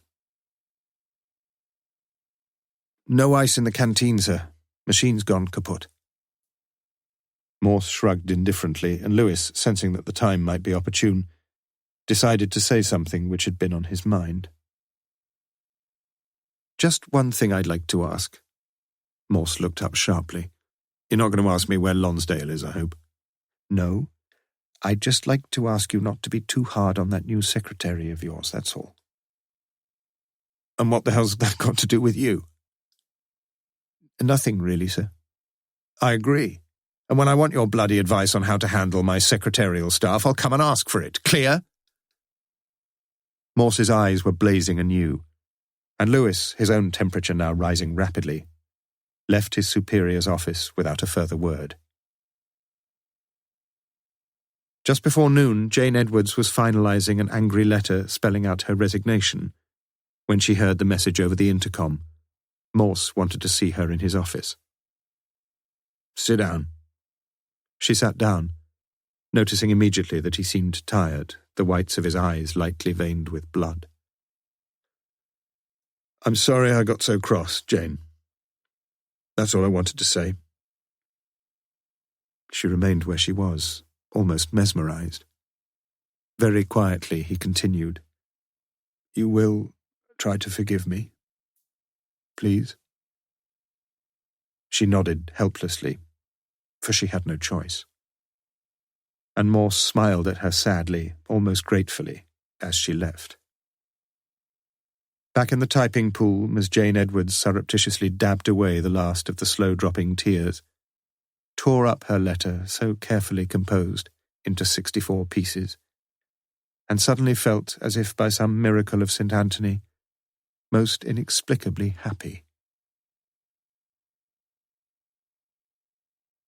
Chapter 33.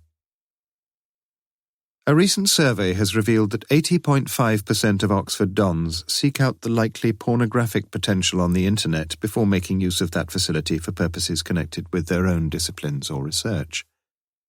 The figure for students in the same university is 2% lower. Terence Benzic, A Possible Future for Computer Technology. Until the age of 12, Morse's reading had comprised little beyond a weekly diet of the Dandy comic and a monthly diet of the Meccano magazine, the legacy of the latter proving considerably the richer, in that Morse had retained a lifelong delight in model train sets and in the railways themselves. Thus it was that as he stood on Platform 1 at Oxford Station, he was much looking forward to his journey. Usually he promised himself a decent read of a decent book on a trip like this, but such potential pleasures seldom materialised, hadn't materialised that afternoon either, when the punctual 2:15 p.m. from Oxford arrived 59 minutes later at Paddington, where Morse immediately took a taxi to New Scotland Yard. Although matters there had been prearranged, it was purely by chance that Morse happened to meet Paul Condon, the Metropolitan Commissioner, in the main entrance foyer. "They're ready for you, Morse. Can't stay myself, I'm afraid. Press conference. It's not just the ethnic minorities I've upset this time, it's the ethnic majorities too. All because I've published a few more official crime statistics." Morse nodded. He wanted to say something to his old friend, something about never climbing in vain when you're going up the mountain of truth, but he only recalled the quotation after stepping out of the lift at the 4th floor, where Sergeant Rogers of the Pawn Squad was awaiting him. Once in Rogers' office, Morse produced the photograph of the strip club, and immediately, with the speed of an experienced ornithologist recognizing a picture of a parrot, Rogers had identified the premises. "Just off Brewer Street." He unfolded a detailed map of Soho. "Here, let me show you." The early evening was overcast, drizzly and dank, when, like some latter-day Orpheus, Morse emerged from the depths of Piccadilly Circus underground, whence, after briefly consulting his A to Z, he proceeded by a reasonably direct route to a narrow, seedy-looking thoroughfare, where a succession of establishments promised XXXX videos and magazines, imported, sex shows, live, striptease, continuous, and a selection of freshly made sandwiches, various.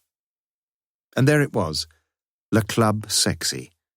Unmistakably so, but prosaically and repetitively now rechristened Girls, Girls, Girls. It made the former proprietors appear comparatively imaginative. Some aspiration to the higher things in life, perhaps, prompted Morse to raise his eyes from the ground floor level of the gaudily lurid fronts there to the architecture, some of it rather splendid, above. Yet not for long. "Coming out of the drizzle, sir. Lovely girls here." Morse showed his ID card and moved into the shelter of the tiny entrance foyer. "Do you know her?" The young woman, black stockings and black miniskirt meeting at the top of her thighs, barely glanced at the photograph thrust under her eyes. "No." "Who runs this place? I want to see him." "Her? But she ain't here now, is she? Why don't you call back later, handsome?" A helmeted policeman was ambling along the opposite pavement, and Morse called him over. "Okay," the girl said quickly. "You've been here before, right?" One of my officers, yes." "Me mum used to know her, like I told the other fella. Just a minute." She disappeared down the dingy stairs. "How can I help you, sir?" Morse showed his ID to the constable. "Just keep your eyes on me for a few minutes." But there was no need. 3 minutes later, Morse had an address in Praed Street, no more than 100 yards from Paddington Station, where earlier, at the entrance to the Underground, he had admired the bronze statue of one of his heroes, Isambard Kingdom Brunel. So Morse now took the tube back. It had been a roundabout sort of journey. She was in. She asked him in. And Morse, from a moth-eaten settee, agreed to sample a cup of Nescafe. "Yeah, Angie Martin, toffee-nosed little tart, if you know what I mean." "Tell me about her." "You're the second one, aren't you?" One of my officers, yes." "Nah, he wasn't from the fuzz, couldn't have been. Give me a couple of 20s, he did." "What did he want to know?" "Same as you, like as not." "She was quite a girl, they say." "Lovely on her legs, she was, if you know what I mean. Most of 'em these days couldn't manage the bleeding barn dance." "But she was good." "Yeah, the men used to love her. Stick fivers down her boobs and up her suspenders, if you know what I mean." "She packed 'em in?" "Yeah." "And then?" "Then there was this fella, see, and he got to know her and see her after the shows, like, and he got starry-eyed, the silly sod. Took her away. Posh sort of fella, if you know what I mean. Dresses, money, hotels, all that sort of thing." "Would you remember his name?" "Yeah, the other fella. He showed me his photos, see." "His name?" "Julius Caesar, I think it was." Morse showed her the photograph of Mr. and Mrs. Julian Storrs. "Yeah, that's him and her. That's Angie." "Do you know why I'm asking about her?" She looked at him shrewdly, an inch or so of grey roots merging into a yellow mop of wiry hair. "Yeah, I got a good idea." "My, colleague told you?" "Nah, worked it out for myself, didn't I? She was trying to forget who she was, see? She didn't want to say she were a cheap tart who'd open her legs for a fiver, if you know what I mean. Bit of class, though, Angie. Yeah, real bit of class." "Will you be prepared to come up to Oxford? We'll pay your expenses, of course, to sign a statement." "Oxford? Yeah, why not? Bit of class, Oxford, innit?" "I suppose so, yes." "What's she done? What sort of inquiry are you working on?" "Murder," said Morse softly. Mission accomplished, Morse walked across Praed Street and into the complex of Paddington Station, where he stood under the high departures board and noted the time of the next train, Slough, Maidenhead, Reading, Didcot, Oxford. Due to leave in 40 minutes. He retraced his steps to the top of the underground entrance, crushed a cigarette stub under his heel, and walked slowly down towards the ticket office, debating the wisdom of purchasing a second Bakerloo line ticket to Piccadilly Circus, from which station he might take the opportunity of concentrating his attention on the ground floor attractions of London's Soho. Chapter 34. The average healthy, well-adjusted adult gets up at 7:30 in the morning feeling just plain terrible. Jean Kerr, where did you put the aspirin? With a lecture AM and a faculty meeting early PM, Julian Storrs had not been able to give Lewis much time until late PM. But he was ready and waiting when at 4 o'clock precisely the front doorbell rang at his home, a large red-bricked property in Polstead Road, part of the Victorian suburb that stretches north from St Giles to Summertown. Lewis accepted the offer of real coffee, and the two of them were soon seated in armchairs opposite each other in the high-ceilinged living room, its furniture exuding a polished mahogany elegance, where Lewis immediately explained the purpose of his call. As a result of police investigations into the murder of Rachel James, Storrs' name had moved into the frame. Well, at least his photograph had moved into the frame. Storrs himself said nothing as he glanced down at the twin passport photograph that Lewis handed to him. "That is you, sir. You and Miss James." Storrs took a deep breath, then exhaled. "Yes." "You were having an affair with her?" Yes, I suppose we were." "Did anybody know about it?" "I'd hope not." "Do you want to talk about it?" Storrs talked, though not for long. He'd first met her just over a year earlier when he'd pulled a muscle in his right calf following an ill-judged decision to take up jogging. She was a physiotherapist, masseuse, manipulator, whatever they called such people now, and after the first 2 or 3 sessions they had met together outside the treatment room. He'd fallen in love with her a bit, a lot, must have done when he considered the risks he'd taken. About once a month, 6 weeks, they'd managed to be together when he had some lecture to give or meeting to attend. Usually in London, where they'd book a double room, latish morning, in one of the hotels behind Paddington, drink a bottle or 2 of champagne, make love together most of the afternoon, and, well, that was it. Expensive sort of day, sir. Rail fares, hotel, champagne, something to eat. Not really expensive, no. Off-peak day returns, one of the cheaper hotels, middle-range champagne, and we'd go to a pub for a sandwich at lunchtime. £120, £130, that would cover it. You didn't give Miss James anything for her services? It wasn't like that. I hope she enjoyed being with me. But yes, I did sometimes give her something. She was pretty short of money, you know, her mortgage, HP commitments, the rent on the clinic. How much, sir? £100? A little bit more sometimes, perhaps. Does Mrs. Storrs know about this? No, and she mustn't. For the first time, Lewis was aware of the sharp, authoritative tone in the senior fellow's voice. How did you explain spending so much? We have separate accounts. I give my wife a private allowance each month. Lewis grinned diffidently. You could always have said they were donations to Oxfam. Storrs looked down rather sadly at the olive-green carpet. You're right. That's just the sort of depths I would have sunk to. Why didn't you get in touch with us? We made several appeals for anybody who knew Rachel to come forward. We guaranteed every confidence. But you must understand, surely. I was desperately anxious not to get drawn into things in any way. Nothing else? What do you mean? Was someone trying to blackmail you, sir, about your affair with her? Good God, no. What on earth makes you think that? Lewis drank the rest of his never-hot, now-cold real coffee before continuing quietly. I don't believe you, sir. And slowly the truth, or some of it, was forthcoming.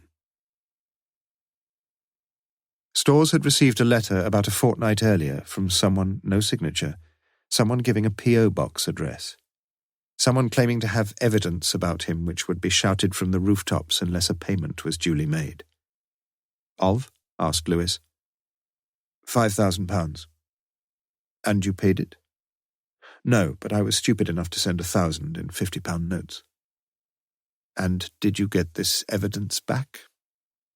Storrs again looked down at the carpet and shook his head.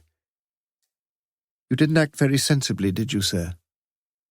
In literary circles, Sergeant, that is what is called litotes.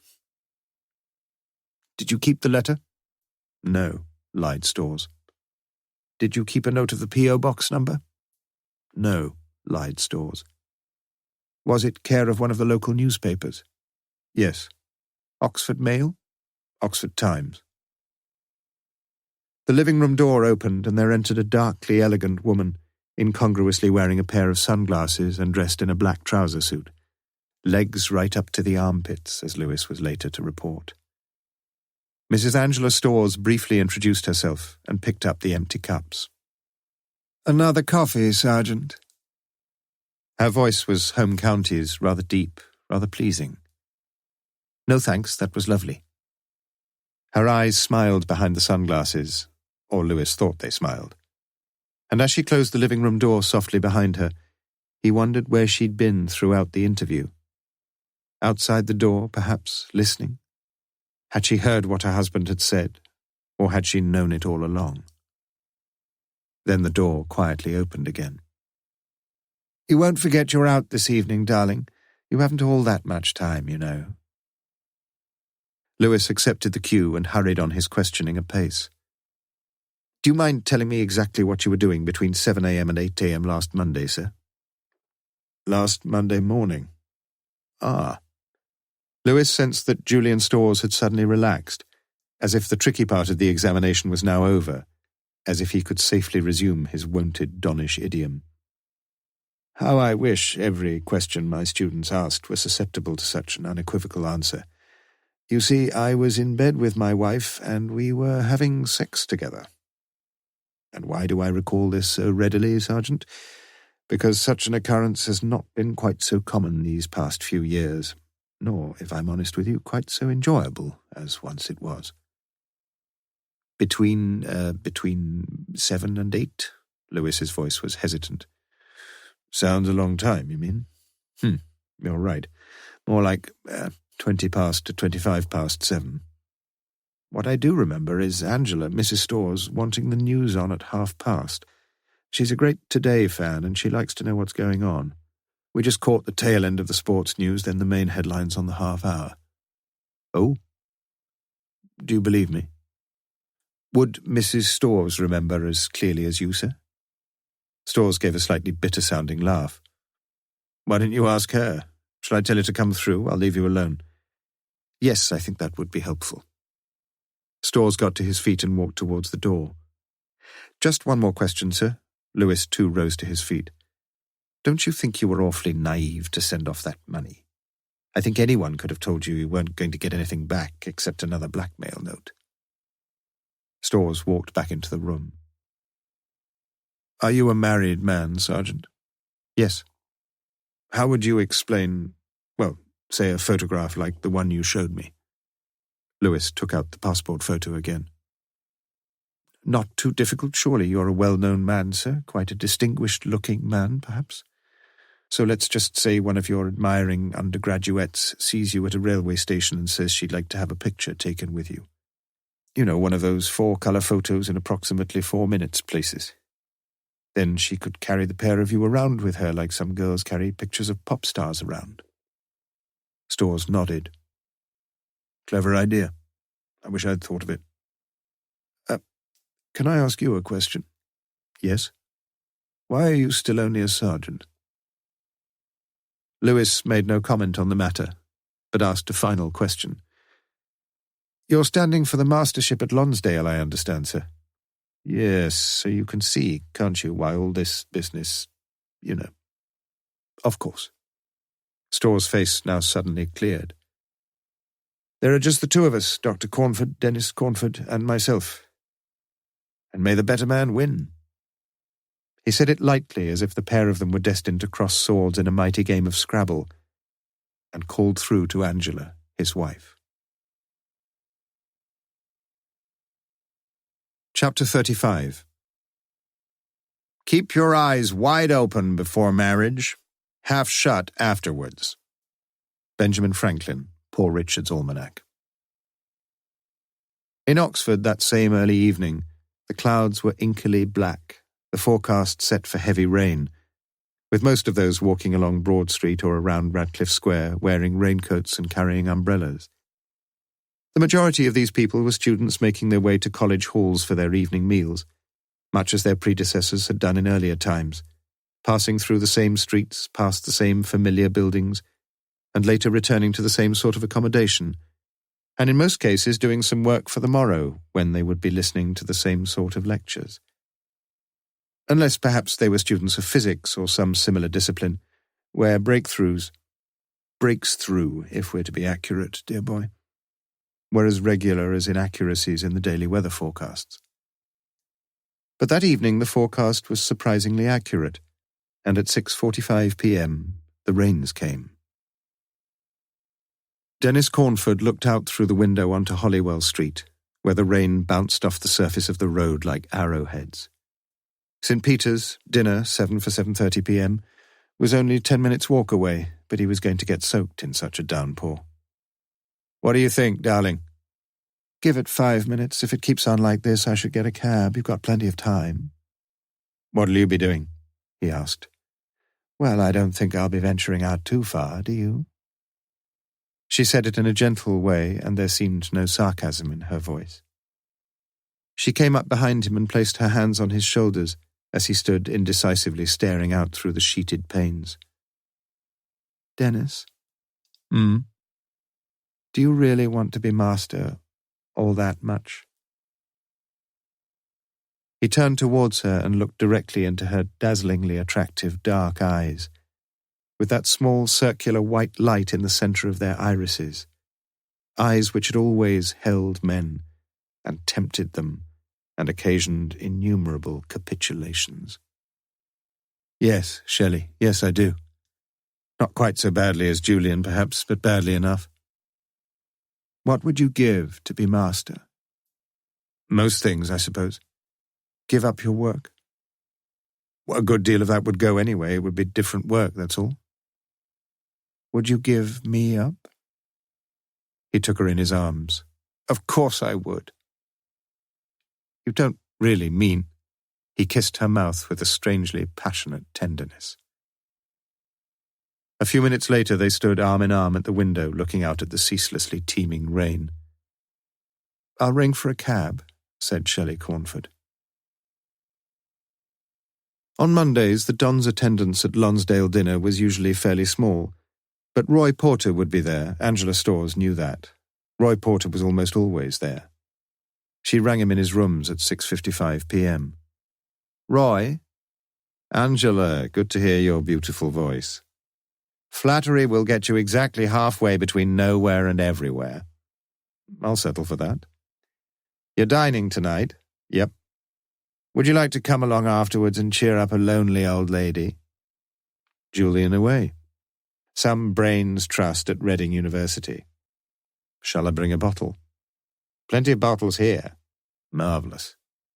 9-ish? "About then." Angela, is it something you want to talk about, or is it just—" "Why not both?" "You want to know how things seem to be going with the election?" "I'm making no secret of that." "You do realize I don't know anything definite at all?" "I don't expect you to, but I'd like to talk. You can understand how I feel, can't you?" "Of course." "And I've been speaking to Julian. There are 1 or 2 little preferments perhaps in the offing if he's elected." "Really?" "But like you, Roy, I don't know anything definite." "I understand. But it'll be good to be together again."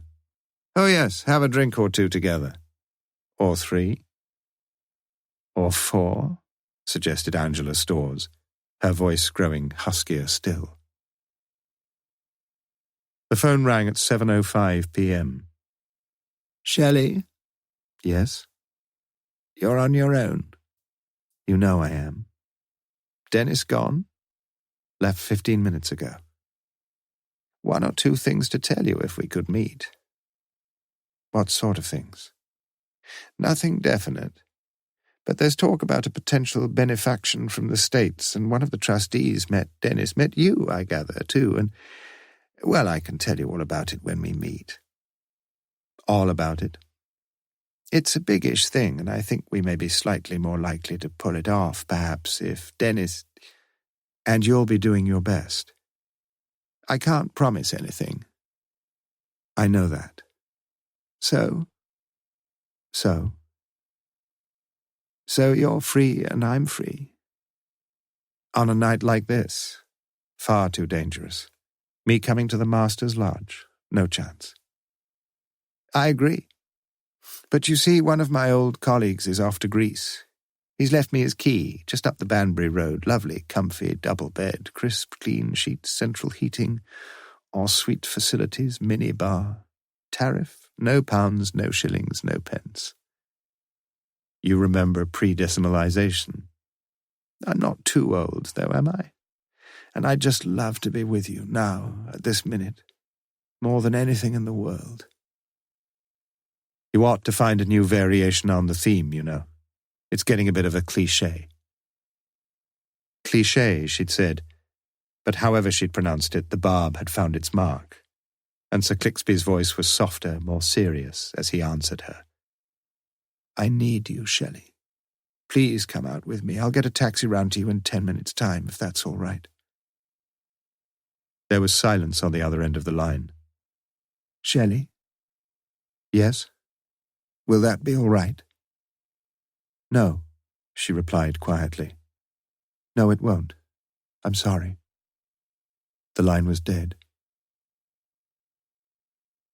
Just before 9 o'clock, Cornford rang home from St. Peter's. Shelley, Dennis, look, darling, I've just noticed in my diary, you've not had a call tonight, have you? Shelley's heart registered a sudden, sharp stab of panic. No, why?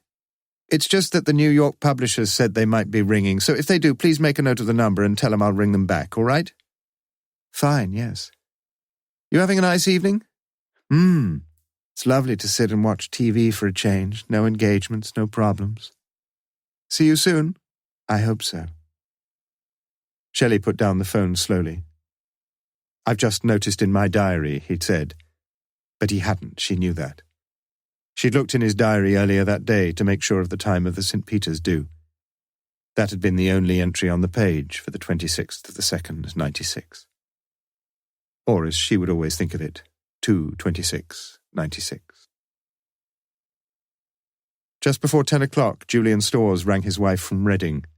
Rang 3 times. The number was engaged. He rang 5 minutes later. The number was still engaged. He rang again after a further 5 minutes. She answered. Angie, I've been trying to get you these last 20 minutes. I've only been talking to Mum, for Christ's sake. It's just that I shan't be home till after midnight, that's all, so I'll get a taxi. Don't worry about meeting me. Okay. After she had hung up, Angela Storrs took a Thames Trains timetable from her handbag and saw that Julian could easily be catching an earlier train, the 22:40 from Reading, arriving Oxford 23:20. Not that it mattered. Perhaps he was having a few drinks with his hosts. Or perhaps, the chilling thought struck her, he was checking up on her. Hurriedly she rang her mother in South Kensington, and kept on talking. The call would be duly registered on the itemised BT lists, and suddenly she felt considerably easier in her mind. Morse had caught the 23:48 from Paddington that night, and at 1 o'clock sat unhearing as the senior conductor made his lugubrious pronouncement. Oxford, the train has now terminated. Please be sure to take all your personal possessions with you. Thank you. From a deeply delicious cataleptic state, Morse was finally prodded into consciousness by no less a personage than the senior conductor himself. All right, sir. Thank you, yes. But in truth things were not all right. Since Morse had been deeply disappointed by his evening's sojourn in London. And as he walked down the station steps to the taxi rank, he reminded himself of what he'd always known, that life was full of disappointments, of which the most immediate was that not a single taxi was in sight. Chapter 36. Tuesday the 27th of February. Initium est dimidium facti. Once you've started, you're halfway there. Latin proverb. An unshaven Morse was still dressed in his mauve and Cambridge blue pyjamas when Lewis arrived at 10 o'clock the following morning. Over the phone half an hour earlier, he'd learned that Morse was feeling rough as a bear's arse, whatever that was supposed to mean.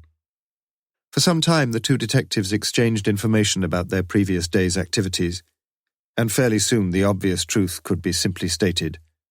Owens was a blackmailer. Specifically, as far as investigations had thus far progressed, with the Storrs household being the principal victims, he for his current infidelity, she for her past as a shop-soiled Soho tart. One thing seemed certain, that any disclosure was likely to be damaging, probably fatally damaging, to Julian Storr's chances of election to the mastership of Lonsdale. Morse considered for a while. It still gives us a wonderful motive for one of them murdering Owens, not much of a one for murdering Rachel. Unless Mrs. Storrs was just plain jealous, sir. Doubted. Or perhaps Rachel got to know something and was doing a bit of blackmailing herself. She needed the money, all right. Yes. Morse stroked his bristly jaw and sighed wearily. There's such a lot we've still got to check on, isn't there? Perhaps you ought to get round to Rachel's bank manager this morning. Not this morning, sir, or this afternoon. I'm seeing his lordship Sir Clixby Bream at 11:45. Then I'm going to find out who's got access to the photocopier and whatever at the Harvey Clinic. Wasted time, mumbled Morse. I don't know, sir. I've got a feeling it may all tie in together somehow. What with? I'll know more after I've been to Lonsdale. You see, I've already learned one or two things about the situation there. The present master's going to retire soon, as you know, and the new man's going to be taking up the reins at the start of the summer term. Trinity term.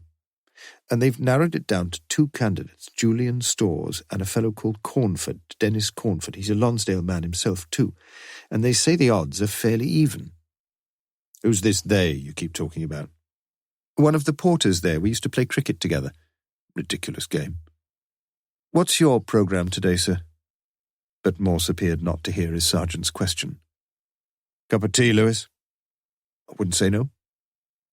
Morse returned a couple of minutes later with a cup of tea for Lewis and a pint glass of iced water for himself.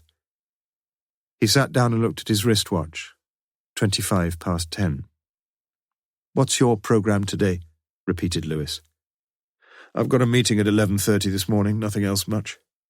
Perhaps I'll do a bit of thinking. It's high time I caught up with you. As Lewis drank his tea, talking of this and that, he was aware that Morse seemed distanced, seemed almost in a world of his own. Was he listening at all? Am I boring you, sir?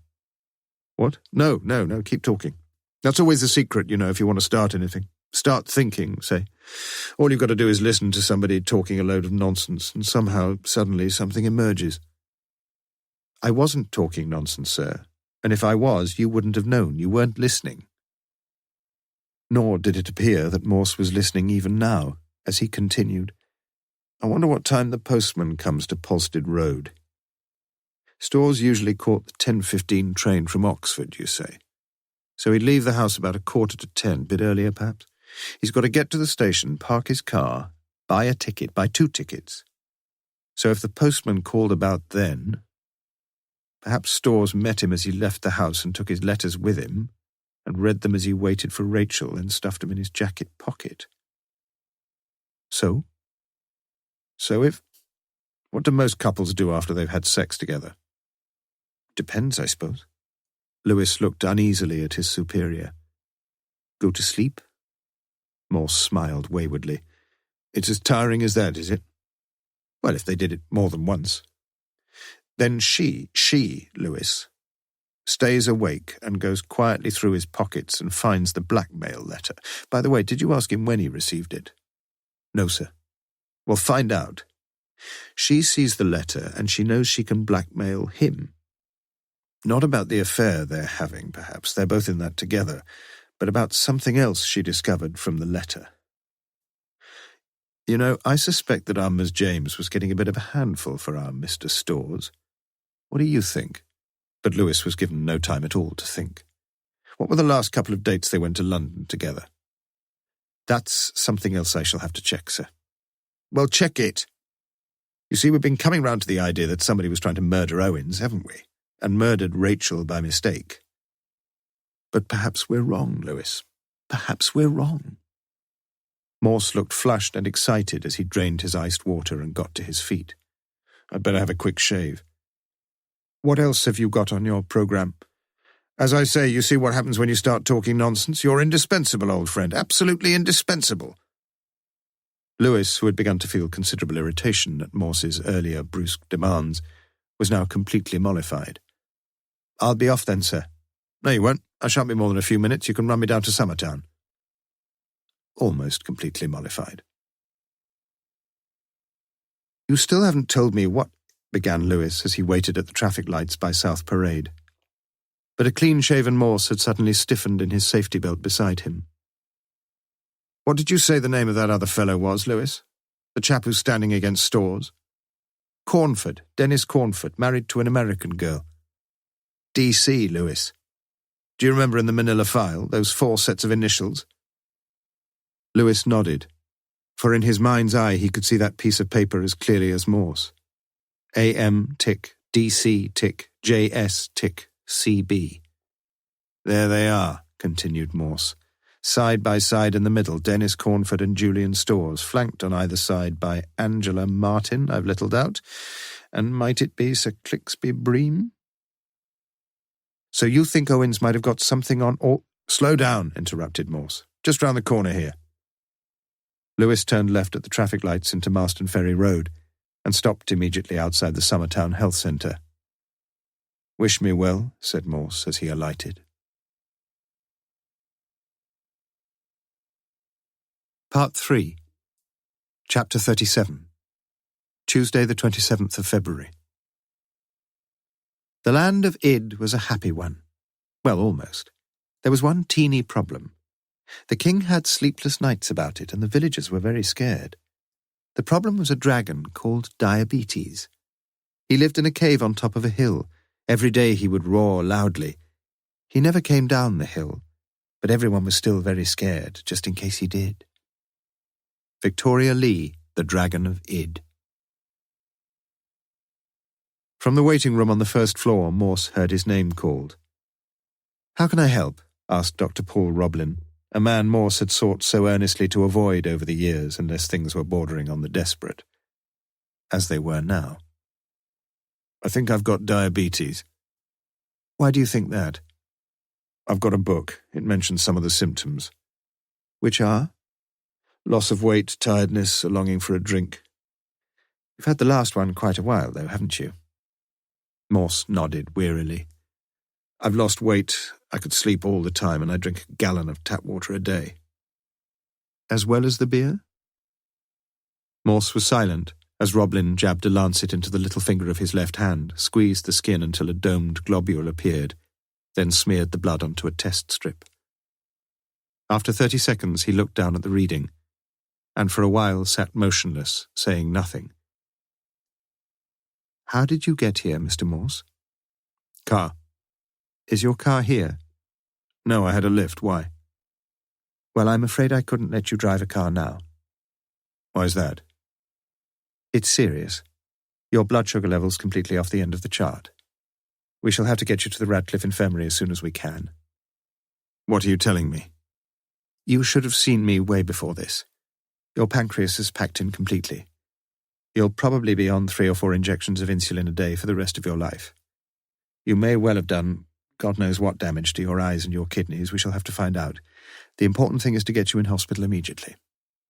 He reached for the phone. I only live just up the road, protested Morse.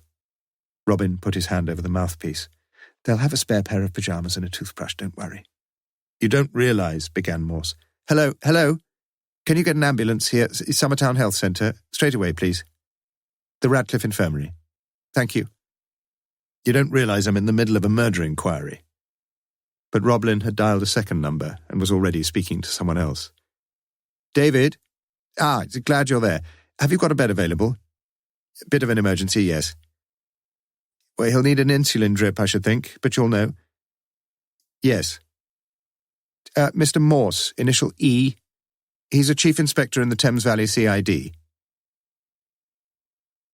Half an hour later, weight, almost 13 stone, blood pressure alarmingly high, blood sugar level still off the scale, details of maternal and paternal grandparents' deaths, ill-remembered, all of these duly recorded.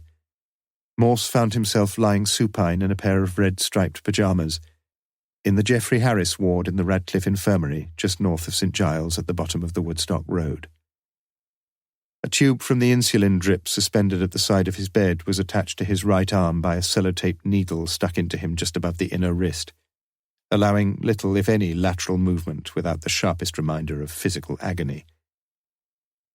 It was this tube that Morse was glumly considering when the senior consultant from the Diabetes Centre came round, Dr. David Matthews, a tall, slim, Mephistophelian figure with darkly ascetic, angular features. "As I've told you all, I'm in the middle of a murder inquiry," reiterated Morse, as Matthews sat on the side of the bed.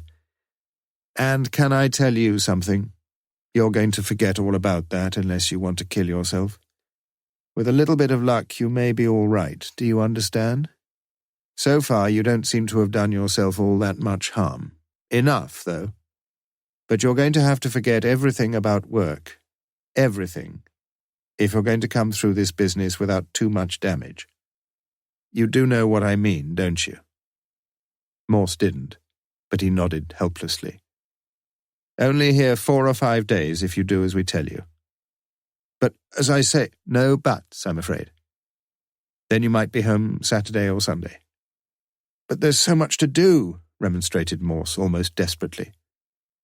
"Weren't those the words of Cecil Rhodes?" "Yes, I think they were. The last words, if I recall aright." Morse was silent. And the senior consultant continued, "Look, there are 3 basic causes of diabetes. Well, that's an oversimplification, but you're not a medical man." "Thank you," said Morse. "Hereditary factors, stress, excessive booze. You would score 5, 6 out of 10 on the first. Your father had diabetes, I see." "Latish in life." "Well, you're not exactly a youngster yourself." "Perhaps not." "Stress? You're not too much of a worry-gut?" "Well, I worry about the future of the human race. Does that count?" "What about booze? You seem to drink quite a bit, I see." So Morse told him the truth, or to be more accurate, told him between 1/2 and 1/3 of the truth. Matthews got to his feet, peered at the insulin drip, and marginally readjusted some control thereon. 6 out of 10 on the second, 10 out of 10 on the third, I'm afraid. And by the way, I'm not allowing you any visitors. None at all, not even close relatives. Just me and the nurses here." "I haven't got any close relatives," said Morse. Matthews now stood at the foot of his bed. "You've already had somebody wanting to see you, though. Fellow called Lewis." After Matthews had gone, Morse lay back and thought of his colleague. And for several minutes he felt very low, unmanned as he was with a strangely poignant gratitude. Chapter 38. Thursday, the 29th of February. The relations between us were peculiar. He was a man of habits, narrow and concentrated habits, and I had become one of them. But apart from this, I had uses. I was a whetstone for his mind. I stimulated him. He liked to think aloud in my presence. Conan Doyle, The Adventures of the Creeping Man. "And how is he today, then?" asked Mrs. Lewis when her husband finally returned home on Thursday evening, and when soon the fat was set a-sizzling in the chip pan, with the 2 eggs standing ready to be broken in the frying pan. "On the mend?" "They always say that." "No, he's genuinely on the mend." "Why can't he have visitors, then? It's not contagious, is it, this diabetes?" Lewis smiled at her. Brought up as she had been in the Rhondda Valley, the gentle Welsh lilt in her voice was an abiding delight with him, though not, to be quite truthful, with everyone. "He'll probably be out this weekend." "And back to work?" Lewis put his hands on his wife's shoulders as she stood watching the pale chips gradually turning brown. "This weekend, I should think." "You've always enjoyed working with him, haven't you?" "Well, I've often wondered why. It's not as if he's ever treated you all that well, is it?" I'm the only one he's ever treated well, said Lewis quietly. She turned towards him, laterally shaking the chips with a practised right hand. And how are you today, then? Case going okay? Lewis sat down at the red formica-topped kitchen table and surveyed the old familiar scene. Lacy white doily, knife and fork, bottle of tomato ketchup, bread and butter on one side and a glass of milk on the other.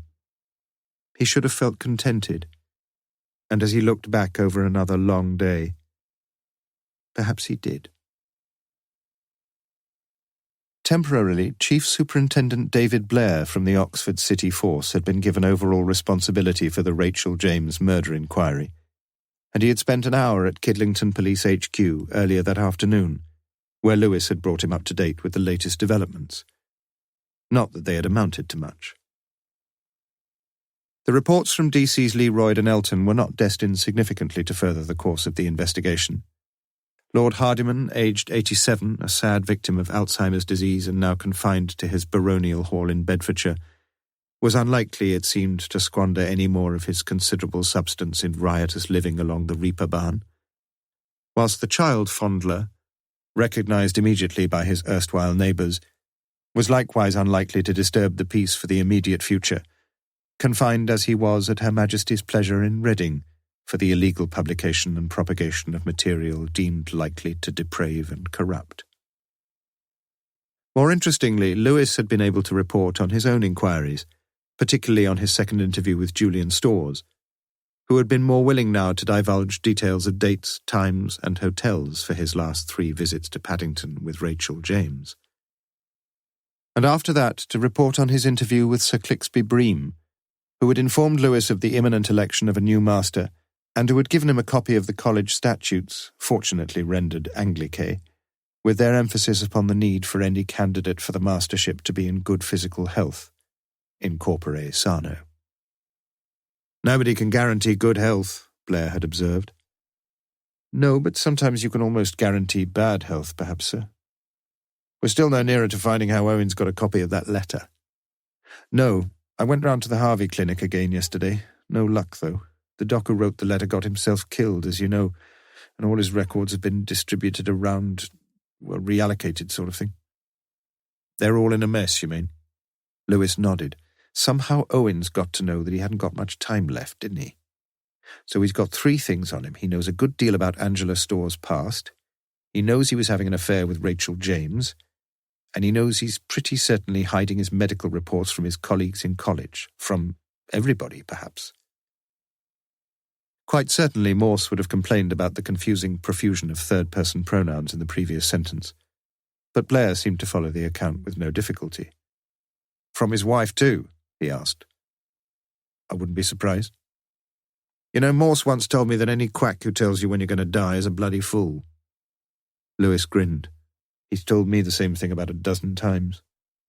He's getting better, you say? Out by the weekend, they think? You hope so, don't you? Lewis nodded, and Blair continued quietly. You're peculiar companions, you know, you and Morse, don't you think? He can be an ungrateful, ungracious sod at times. Almost always, sir, admitted Lewis, smiling to himself as if recalling mildly happy memories. He'll have to take things more easily now. Would you care to tell him that? No. Just one more thing, sir, about Owens. I really think we ought to consider the possibility that he's in a bit of danger. There must be quite a few people who'd gladly see him join Rachel in the mortuary. What do you suggest, Sergeant? Well, that's the trouble, isn't it? We can't just give him a bodyguard. There's only one way of keeping an eye on him all the time. Bring him in, you mean, sir? But we can't do that, not yet. No good bringing him in and then having to let him go. We shall need something to charge him with. I don't suppose, Blair hesitated. I don't suppose there's any chance that he murdered Rachel James. I don't think so myself, no. What's Morse think? He did think so for a start, but... Which reminds me, sir, I'd better make another trip to the newspaper offices tomorrow. Don't go and do everything yourself, Sergeant. Will you promise to tell the Chief Inspector that? No, replied Blair as he prepared to leave. but hesitantly so since he was feeling rather worried himself now about what Lewis had said. What did Morse think about the possibility of Owen's getting himself murdered? Said he could look after himself, said he was a streetwise kid from the start, said he was a survivor. Let's hope he's right. Sometimes he is, sir, said Lewis. Chapter 39. We forget ourselves and our destinies in health, and the chief use of temporary sickness is to remind us of these concerns. Ralph Waldo Emerson, Journals. Sister Janet McQueen, an amply bosomed woman now in her early 40s, single and darkly attractive to the vast majority of men, had been considerably concerned about her new patient, one E. Morse. Patently, in spite of his superficial patter, the man knew nothing whatsoever of medicine, and appeared unaware and strangely unconcerned about his physical well-being, ill-being, rather.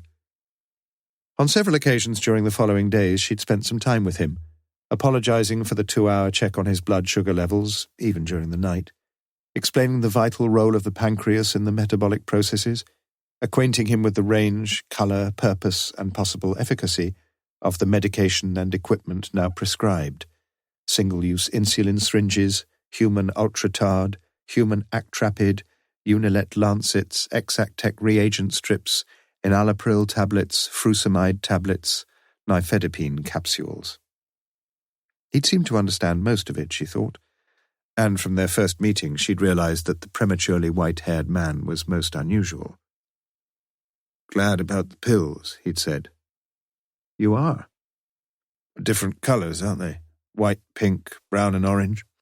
It's good, that is. Gives a man a bit of psychological confidence. In the past I've always thought that confidence was a bit overrated. Not so sure now, though, sister." She made no answer, but his words were to remain in her mind, and she knew that she would look forward to talking with this man again. By Tuesday evening, Morse's blood sugar level had fallen dramatically, and at coffee time on Wednesday morning, Sister McQueen came to his bedside, the fingers of her right hand almost automatically feeling his pulse as she flicked the watch from the starched white lapel of her uniform. "Shall I survive till the weekend?" "You hardly deserve to." "I'm okay now, you mean?" She snorted in derision, but winsomely so. "You know why we didn't want you to have any visitors." "You wanted me all to yourself?" suggested Morse.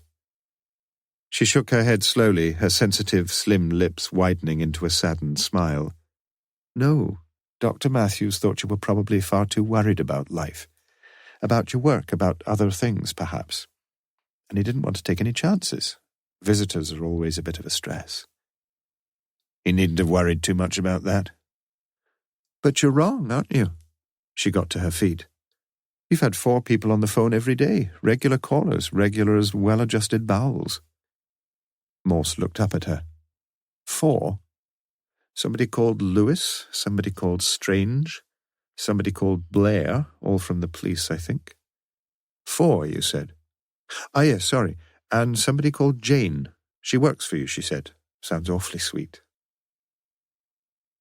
As he lay back after Sister had gone and switched on the headphones to classic FM, Morse was again aware of how low he had sunk, since almost everything, a kindly look, a kindly word, a kindly thought, even the thought of a kindly thought, seemed to push him ever nearer to the rim of tears. Forget it, Morse. Forget yourself and forget your health, for a while anyway. He picked up the ABC murders which he'd found in the meagre ward library. He'd always enjoyed Agatha Christie, a big fat puzzle ready for the reader from page 1. Perhaps it might help a little with the big fat puzzle waiting for him in the world outside the Radcliffe Infirmary. ABC. Alexander Bonaparte Cust. Adele Beatrice Cecil. Anne Barclay Cox. Within 5 minutes, Morse was asleep. On Thursday afternoon, a slim, rather prissy young dietitian came to sit beside Morse's bed and to talk quickly, rationally, and at inordinate length about such things as calories and carrots and carbohydrates. And if you ever feel like a pint of beer once a week, well, you just go ahead and have one. It shouldn't do you much harm." Morse's spirit groaned within him. The senior consultant himself came round again the following morning. The insulin drip had long gone, blood readings were gradually reverting to a manageable level, blood pressure was markedly down. "You've been very lucky," said Matthews. "I don't deserve it," admitted Morse. "No, you don't." "When are you going to let me go?" "Home? Tomorrow, perhaps. Work? Up to you. I'd take a fortnight off myself, but then I've got far more sense than you have." Well before lunchtime on Saturday, already dressed and now instructed to await an ambulance, Morse was seated in the entrance corridor of the Geoffrey Harris ward when Sister McQueen came to sit beside him. "I'm almost sorry to be going," said Morse. "You'll miss us." "I'll miss you." "Really? Could I ring you here?" asked Morse diffidently. "In those immortal words, 'Don't ring us, we'll ring you.'" "You mean you will ring me?" She shook her head. "Perhaps not. And it doesn't matter, does it? What matters is that you look after yourself. You're a nice man, a very nice man, and I'm so glad we met." "If I did come to see you, would you look after me?" "Bed and breakfast, you mean?" She smiled. "You'd always be welcome in the McQueen arms." She stood up as an ambulance man came through the flappy doors. "Mr. Morse?" he asked. "I'd love to be in the McQueen arms," Morse managed to say, very quietly. As he was driven past the Neptune fountain in the forecourt of the Radcliffe Infirmary, he wondered if Sister had appreciated that shift in key from the uppercase arms to the lowercase arms. He hoped she had. Chapter 40. Sunday the 3rd of March. Important if true. Inscription A.W. Kinglake wished to see on all churches. Forgive us for loving familiar hymns and religious feelings more than Thee, O Lord. From the United Presbyterian Church Litany. "But I'd better not call before the Archer's omnibus," Lewis had suggested the previous evening. "Don't worry about that. I've kept up with events in Ambridge all week, and I don't want to hear them again. I just wonder when these scriptwriters will understand that beautiful babies are about as boring as happy marriages." "About 10 then, sir?" Morse, smartly dressed in clean white shirt and semi-well-pressed grey flannels, was listening to the last few minutes of the morning service on Radio 4 when Lewis was quickly admitted and cautioned. "Shh, my favourite hymn." In the silence that followed, the two men sat listening with Morse's bleating, uncertain baritone occasionally accompanying the singing. "Didn't know you were still interested in that sort of thing," volunteered Lewis after it had finished. "I still love the old hymns. The more sentimental the better for my taste. Wonderful words, didn't you think?" And softly but with deep intensity, he recited a few lines he'd just sung. "I trace the rainbow through the rain, and feel the promise is not vain, that morn shall tearless be." But Lewis, who had noted the moisture in Morse's eyes, and who had sensed that the promise of the last line might soon be broken, immediately injected a more joyful note into the conversation. "It's really good to have you back, sir." Apparently unaware that any reciprocal words of gratitude were called for, Morse asked about the case, and learned that the police were perhaps treading water for the time being, and that Chief Superintendent Blair was nominally IC pro tem. "David Blair, best copper in the county." Lewis was about to nod a partial agreement. "Apart from me, of course." And suddenly Lewis felt very happy that he was back in harness with this arrogant, ungracious, vulnerable, lovable man with whom he had worked so closely for so many years. A man who looked somewhat slimmer, somewhat paler than when he had last seen him, but who sounded not a whit less brusque, as he now asked whether Lewis had checked up on the time when Storrs had left home for his last visit with Rachel to Paddington, and the time when the postman had delivered the mail in Polstead Road that same morning. And Lewis had. 9:45 to 9:50 a.m., 9:10 to 9:20 a.m., respectively. From which, Lewis, we may draw what conclusions? Precious few, as far as I can see. Absolutely. What other new facts have you got for me? So Lewis told him. It was 10 minutes short of noon when Morse dropped the mini bombshell. The Charwell, do you think, Lewis? The landlord there always keeps a decent pint. But beer's full of sugar, isn't it? You can't... Lewis, this diabetes business is all about balance, that's all. I've got to take all this insulin because I can't produce any insulin myself to counteract any sugar intake. But if I didn't have any sugar intake to counteract, I'd be in one hell of a mess. I'd become hypoglycemic, and you know what that means. Not having the least idea, Lewis remained silent as Morse took out a black pen-like object from his pocket, screwed off one end, removed a white plastic cap from the needle there, twisted a calibrator at the other end, unbuttoned his shirt, and plunged the needle deep into his midriff. Lewis winced involuntarily, but Morse, looking up like some young child expecting praise after taking a very nasty-tasting medicine, seemed wholly pleased with himself. See, that'll take care of things. No problem. With great care, Lewis walked back from the bar with a pint of Bass and a glass of orange juice. I've been waiting a long time for this, enthused Morse, burying his nose into the froth, taking a gloriously gratifying draught of real ale, and showing, as he relaxed back, a circle of blood on his white shirt just above the waist. After a period of silence during which Morse several times raised his glass against the window to admire the colour of the beer, Lewis asked the key question. What have they said about you starting work again? What do you say about us seeing Storrs and Owens this afternoon? He'll have a job with Storrs, sir. Him and his missus are in Bath for the weekend.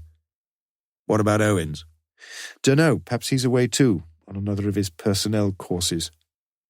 One easy way of finding out, Lewis, there's a telephone just outside the gents. Look, sir, for heaven's sake, you've been in hospital a week. 5 days, to be accurate, and only for observation. They'd never have let me out unless... But he got no further. The double doors of the Charwell had burst open, and there, framed in the doorway, jowls a-quiver, stood Chief Superintendent Strange, looking around, spying Morse, walking across, and sitting down. Like a beer, sir? Asked Lewis. Large single malt Scotch, no ice, no water. And it's the same again for me, prompted Morse, pushing over his empty glass. I might have known it, began Strange after regaining his breath. Straight out of hospital and straight into the nearest boozer. It's not the nearest. Don't remind me. Dixon's already carted me round to the Friar Bacon, the King's Arms, the Dewdrop, and now here. And it's about time somebody reminded you that you're in the force to reduce the crime level, not the bloody beer level. We were talking about the case when you came in, sir. What case? Snapped Strange. The murder case, Rachel James. Ah, yes, I remember the case well. I remember the address, too, number 17 Bloxham Drive, wasn't it? Well, you'd better get off your arse, matey. At a single swallow, he drained the scotch which Lewis had just placed in front of him. Because if you are back at work, you can just forget that beer and get over smartish to Bloxham Drive again. Number 15 this time. Another murder. Chap called Owens. Geoffrey Owens. I think you've heard of him? Part 4. Chapter 41. For now we see through a glass darkly, but then face to face. 1 Corinthians chapter 13, verse 12. Déjà vu. The street, the police cars, the crowd of curious onlookers, the soccos. Repetition almost everywhere, as if nothing was found only once in the world. Just that single significant shift, the shift from one terraced house to another immediately adjacent. Morse himself had said virtually nothing since Strange had brought the news of Owen's murder, and said nothing now as he sat in the kitchen of number 15 Bloxham Drive, elbows resting on the table there, head resting on his hands. For the moment his job was to bide his time, he knew that, during the interregnum between the activities of other professionals and his own assumption of authority, a necessary yet ever frustrating interlude, like that when an in-flight air stewardess rehearses the safety drill before takeoff. By all rights he should have felt weary and defeated, but this was not the case. Physically, he felt considerably fitter than he had the week before, and mentally he felt eager for that metaphorical take-off to begin. Some people took little or no mental exercise except that of jumping to conclusions, while Morse was a man who took excessive mental exercise and who still jumped to dubious conclusions, as indeed he was to do now. But as some of his close colleagues knew, and most especially as Sergeant Lewis knew, it was at times like this, with preconceptions proved false and hypotheses undone, that Morse's brain was wont to function with astonishing speed, if questionable lucidity, as it did now. Lewis walked through just before 2 p.m. "Anything I can do for the minute, sir?" "Just nip out and get me the Independent on Sunday, will you? And a packet of Dunhill." "Do you think—" But Lewis stopped and waited as Morse reluctantly took a £5 note from his wallet. For the next few minutes, Morse was aware that his brain was still frustrated and unproductive. And there was something else too. For some reason, and for a good while now, he had been conscious that he might well have missed a vital clue in the cases, which so far he couldn't quite catch. It was a bit like going through a town on a high-speed train, when the eyes had almost caught the name of the station as it flashed so tantalizingly across the carriage window. Lewis returned 5 minutes later with the cigarettes, which Morse put unopened into his jacket pocket, and with the newspaper, which Morse opened at the cryptic crossword, Quixote, glanced at one across, some show dahlias in the Indian Pavilion, 6, and immediately wrote in Howdah. "Excuse me, sir, but how do you get that?" "Easiest of all the clue types, that. The letters are all there in their proper consecutive order. It's called the hidden type." "Ah, yes." Lewis looked, and for once Lewis saw. "Shall I leave you for 2 or 3 minutes to finish it off, sir?" "No, it'll take me at least 5. And it's time you sat down and gave me the latest news on things here." Owen's body Morse had already viewed, howsoever briefly, sitting back as it had been against the cushions of the living-room settee, the green covers permeated with many pints of blood. His face unshaven, his long hair loose down to the shoulders, his eyes open and staring, almost it seemed as if in permanent disbelief, and 2 bullet wounds showing raggedly in his chest. Dead 4 to 6 hours, that's what Dr. Laura Hobson had already suggested. A margin narrower than Morse had expected, though wider than he'd hoped. Death, she'd claimed, had fairly certainly been instant, or instantaneous, as Morse would have preferred. There were no signs of any forcible entry to the house. The front door had been found still locked and bolted, the tongue of the Yale on the back door still engaged, though not clicked to the locked position from the inside. On the mantelpiece above the electric fire, not switched on, was a small oblong, virtually free of the generally pervasive dust. The body would most probably not have been discovered that day had not John Benson, a garage mechanic from Hartwell's Motors, agreed to earn himself a little untaxed extra income by fixing a few faults on Owen's car. But Benson had been unable to get any answer when he called just after 11:15 a.m., had finally peered through the open curtained front window, had rapped repeatedly and increasingly loudly against the pane when he saw Owens lying asleep on the settee there. But Owens was not asleep. So much had become gradually apparent to Benson, who had dialed 999 at about 11:30 a.m. from the BT phone box at the entrance to the drive. Thus far, no one, it appeared, had seen or heard anything untoward that morning between 7 and 8 o'clock, say. House-to-house inquiries would soon be underway and might provide a clue or two. But concerning such a possibility, Morse was predictably, though as it happened, mistakenly, pessimistic. Early Sunday morning was not a time when many people were about, except for dog owners and insomniacs, the former, judging from the warnings on the lampposts concerning the fouling of verges and footpaths, not positively encouraged to parade their pets along the street, the latter, if there were any, not as yet coming forward with any sightings of strangers or hearings of gunshots. No, on the face of it, it had seemed a typical sleepy Sunday morning, when the denizens of Bloxham Drive had their weekly lie-in, arose late, walked around their homes in dressing gowns, sometimes boiled an egg, perhaps, and settled down to read in the scandal sheets about the extramarital exploits of the great and the not-so-good. But one person had been given no chance to read his Sunday newspaper, for the news of the world lay unopened on the mat inside the front door of number 15, and few of the others in the drive that morning were able to indulge their delight in adulterous liaison, stunned as they were by disbelief, and, as the shock itself lessened, by a growing sense of fear. At 2:30 p.m. Morse was informed that few, if any, of the neighbours were likely to be helpful witnesses, except the old lady in number 19. Morse should see her himself, perhaps. "You want me to come along, sir?" "No, Lewis. You get off and try to find out something about Stores and his missus. Bath, you say. He probably left details of where he'd be at the porter's lodge. That's the usual drill. And do it from HQ. Better keep the phone here free." Mrs. Adams was a widow of some 80 summers, a small old lady who had now lost all her own teeth, much of her wispy white hair, and even more of her hearing. But her wits were sharp enough, Morse sensed that immediately, and her brief evidence was of considerable interest. She had slept poorly the previous night, got up early, made herself some tea and toast, listened to the news on the radio at 7 o'clock, cleared away, and then gone out the back to empty her waste bin. That's when she'd seen him. "Him? Pardon?" "You're sure it was a man?" "Oh, yes. About 25 past 7. The case was underway. "You didn't hear any shots or bangs?" "Pardon?" Morse let it go. But he managed to convey his thanks to her and to explain that she would be asked to sign a short statement. As he prepared to leave, he gave her his card. "I'll leave this with you, Mrs. Adams. If you remember anything else, please get in touch with me."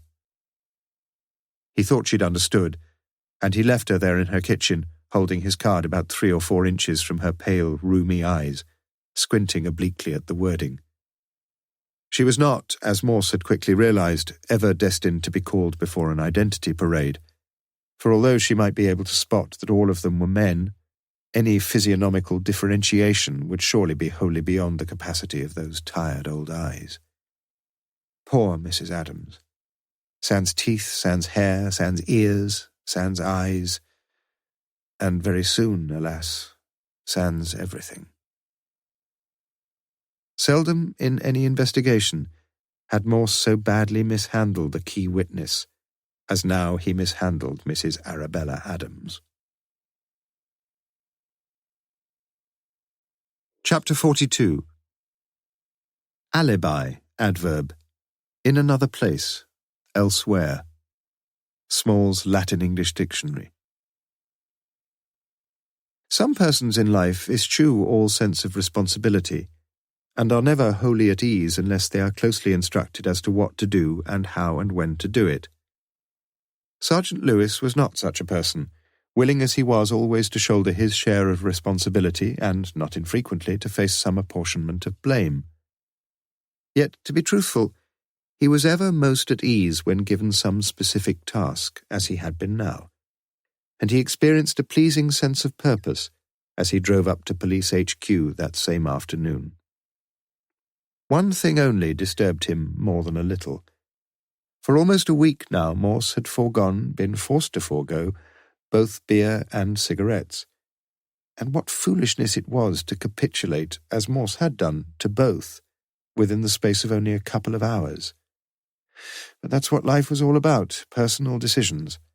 And Morse had clearly decided that the long-term disintegration of his liver and his lungs was a price well worth paying, even with diabetes, for the short-term pleasures of alcohol and nicotine. Yet Morse was still on the ball. As he had guessed, Stores had left details of his weekend whereabouts at the Porter's Lodge, and very soon Lewis was speaking to the manager of Bath's Royal Crescent Hotel, an appropriately cautious man, but one who was fully cooperative once Lewis had explained the unusual and delicate nature of his inquiries. The manager would ring back, he promised, within half an hour. Lewis picked up the previous day's copy of the Daily Mirror and sat puzzling for a few minutes over whether the answer to 1 across, river, 3, was cam, d, x, foul, and so on through the alphabet, finally deciding on Cam when he saw that it would fit neatly enough with cod, the fairly obvious answer to 1 down, fish 3. He had made a firm start. But thereafter he had proceeded little, since the combination which had found favour with the setter of the crossword, X-eel, had wholly eluded him. His minor hypothesis, like Morse's earlier major one, was sadly undone. But he had no time to return, quite literally, to square one, since the phone rang. It had taken the manager only 15 minutes to assemble his fairly comprehensive information. Mr. and Mrs. J. Storrs had checked into the hotel at 4 p.m. the previous afternoon, Saturday the 2nd of March, just the one night, at the special weekend break tariff of £125 for a double room. The purpose of the Storrs' visit, almost certainly, had been to hear the Bath Festival Choir, since one of the reception staff had ordered a taxi for them at 7 p.m. to go along to the Abbey where the Fauré Requiem was the centrepiece of the evening concert. The couple had been back in the hotel by about 9:30, when they had immediately gone into the restaurant for a late pre-booked dinner, the only extra being a bottle of the house red wine. If the sergeant would like to see the itemised bill. No one, it appeared, had seen the couple after about 11 p.m, when they had been the last to leave the restaurant. Before retiring, however, Mr. Storrs had rung through to room service to order breakfast for the two of them in their room at 7:45 a.m, a full English for himself, a continental one for his wife. Again, the itemised order was available, if the sergeant. Latest check-out from the hotel, as officially specified in the brochure, was noon, but the Storrs had left a good while before then. As with the other details, the manager explained, some of the times given were just a little vague since service personnel had changed, but things could very soon be checked. The account had been settled by Mr. Storrs himself on a Lloyds Bank gold card, the receptionist recalled this clearly, and one of the porters had driven the Storrs' BMW round to the front of the hotel from the rear garage, being tipped, it appeared, quite liberally for his services. So that was that. Or almost so, since Lewis was very much aware that Morse would hardly be overjoyed with such findings, and he now asked a few further key questions. "I know it's an odd thing to ask, sir, but are you completely sure that these people were Mr. and Mrs. Storrs?" "Well, The manager hesitated long enough for Lewis to jam a metaphoric foot inside the door. "You know them personally?" "I've only been manager here for a couple of years, but yes, they were here 12 months or so ago." "People change, though, don't they? He might have changed quite a bit, Mr. Storrs, if he'd been ill or something." "Oh, it was him, all right. I'm sure of that. Well, almost sure. And he signed the credit card bill, didn't he? It should be quite easy to check up on that." "And you're quite sure it was her, sir? Mrs. Storrs? Is there any possibility at all that he was spending the night with someone else?" The laugh at the other end of the line was full of relief and conviction. "Not a chance. You can be 100% certain of that. I think everybody here remembers her. She's a bit sharp, if you follow my meaning. Nothing unpleasant, don't get me wrong, but a little bit, severe. She dressed that way too, white trouser suit, hair drawn back high over the ears, beauty parlour face, quite the lady, really." Lewis drew on his salient reminiscence of Angela Storrs. "It's not always easy to recognise someone who's wearing sunglasses, though." "But she wasn't wearing sunglasses, not when I saw her anyway. I just happened to be in reception when she booked in, and it was she recognised me. You see, the last time they'd been with us, she did the signing in while Mr. Storrs was sorting out the luggage and the parking, and I noticed the registration number of their BMW, and I mentioned the coincidence that we were both 188J. She reminded me of it yesterday. She said they'd still got the same car." "You can swear to all this?" "Certainly. We had quite a little chat. She told me they'd spent their honeymoon in the hotel, in the Sarah Siddons suite." "Oh, so that was that. An alibi for both of them." Lewis thanked the manager. "But please do keep all this to yourself, sir. It's always a tricky business when we're trying to eliminate suspects in a case. Not suspects, though, just people." A few minutes later, Lewis again rang the Storrs' residence in Polstead Road, again listening to Mrs. Storrs on the answer phone. "If the caller will please speak clearly after the long tone." The voice was a little, what had the manager said? A little severe, yes. And quite certainly, Lewis thought, it was a voice likely to intimidate a few of the students if she became the new master's wife. But after waiting for the long tone, Lewis put down the phone without leaving any message. He always felt awkward and tongue-tied at such moments, and he suddenly realized that he hadn't got a message to leave in any case. Chapter 43. Horse sense is something a horse has that prevents him from betting on people. Father Matthew. Morse was still seated at the kitchen table in number 15 when Lewis rang through. So it looks, concluded Lewis, as if they're in the clear. Yes, how far is it from Oxford to Bath? 75 miles? Sunday morning, no traffic, do it in an hour and a half, no problem. 3 hours there and back. There's a murder to commit in the middle, though. Morse conceded the point. 3.5. Well, whatever happened, he didn't use his own car. That was in the hotel garage, keys with the porter. Haven't you heard of a duplicate set of car keys, Lewis? What if he was locked in, or blocked in? He unlocked himself and unblocked himself, all right? He must have left about 4 o'clock this morning, then, because he was back in bed having breakfast with his missus before 8. Yes. I just wonder what Owens was doing, sir, up and about and dressed and ready to let the murderer in at 5:30 or so. Perhaps he couldn't sleep. You're not taking all this seriously, are you? All right, let's cross them both off the list, I agree. Have we got a list? Morse nodded. Not too many on it, I know, but I'd like to see our other runner in the Lonsdale Stakes. Do you want me to see him? No, you get back here and look after the shop till the Soccos have left. They're nearly through. With which, Morse put down the phone, got to his feet and looked cautiously through into the hallway, then walked to the front door, where a uniformed PC stood on guard. Has the super gone? Asked Morse. Yes, sir, 5 minutes ago. Morse walked back to the kitchen and opened the door of the refrigerator. The usual items, 2 pints of co-op milk, Flora margarine, a packet of unsmoked bacon rashers, 5 eggs, a carton of grapefruit juice, 2 cans of Courage's bitter.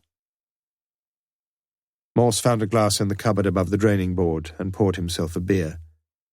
The liquid was cool and sharp on his dry throat, and very soon he had opened the second can, his fingers almost sensuously feeling the cellophane-wrapped cigarettes in his pocket, still unopened. By the time the Soccos were ready to move into the kitchen, the glass had been dried and replaced on its shelf. Can we kick you out a little while, sir? It was Andrews, the senior man. You've finished everywhere else? Pretty well. Morse got to his feet. 2 cans of beer, observed Andrews. Think they may have had a drink together before... Not at that time of the morning, no. I don't know, I used to have a friend who drank a pint of Guinness for breakfast every morning. Sounds a civilized sort of fellow. Dead, cirrhosis of the liver. Morse nodded morosely. Anyway, we'll give the cans a dusting over just in case. I shouldn't bother, said Morse. It won't do any harm, surely. I said I shouldn't bother, snapped Morse. And suddenly Andrews understood. Upstairs there was little to detain Morse. In the front room the bed was still unmade, a pair of pyjamas neatly folded on the top pillow. The wardrobe appeared exactly as he'd viewed it earlier. Only one picture on the walls, Monet's miserable-looking version of a haystack. The study, Morse's second visit there too, was in considerable disarray, for the desk drawers, now liberally dusted with fingerprint powder, had been taken out, their contents strewn across the floor, including the book which had stimulated some interest on Morse's previous visit. The central drawer likewise had been removed, and Morse assumed that after discovering the theft of the manila file, Owens had seen no reason to repair the damaged lock. Nothing much else of interest upstairs, as far as Morse could see. Just that one easy conclusion to be drawn, that the murderer had been looking for something, some documents, some papers, some evidence which could have constituted a basis for blackmail. Exactly what Morse had been looking for. Exactly what Morse had found. He smiled sadly to himself as he looked down at the wreckage of the room. Already he had made a few minor blunders in the investigations, and one major, tragic blunder, of course. But how fortunate that he'd been able to avail himself of JJ's criminal expertise, since otherwise the crucial evidence found in the manila file would have vanished now forever. Downstairs, Morse had only the living room to consider. The kitchen he'd already seen, and the nominal dining room was clearly a room where Owens had seldom, if ever, dined, an area thick with dust and crowded with the sorts of items most householders regularly relegate to their lofts and garden sheds: an old electric fire, a coal scuttle, a box of plugs and wires, a traffic cone, an ancient Bakelite wireless, a glass case containing a stuffed owl, a black plastic lavatory seat, 6 chairs packed together in the 69 position, and a dog collar with the name Archie inscribed on its disc.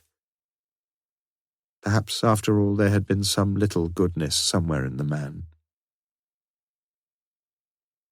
Morse had already given permission for the body to be removed, and now for the second time he ventured into the living room. Not quite so dust-bestrewn here, certainly, but manifestly Owens had never been a house-proud man. Surfaces all around were dusted with powder, and chalk marks outlined the body's former configuration on the settee.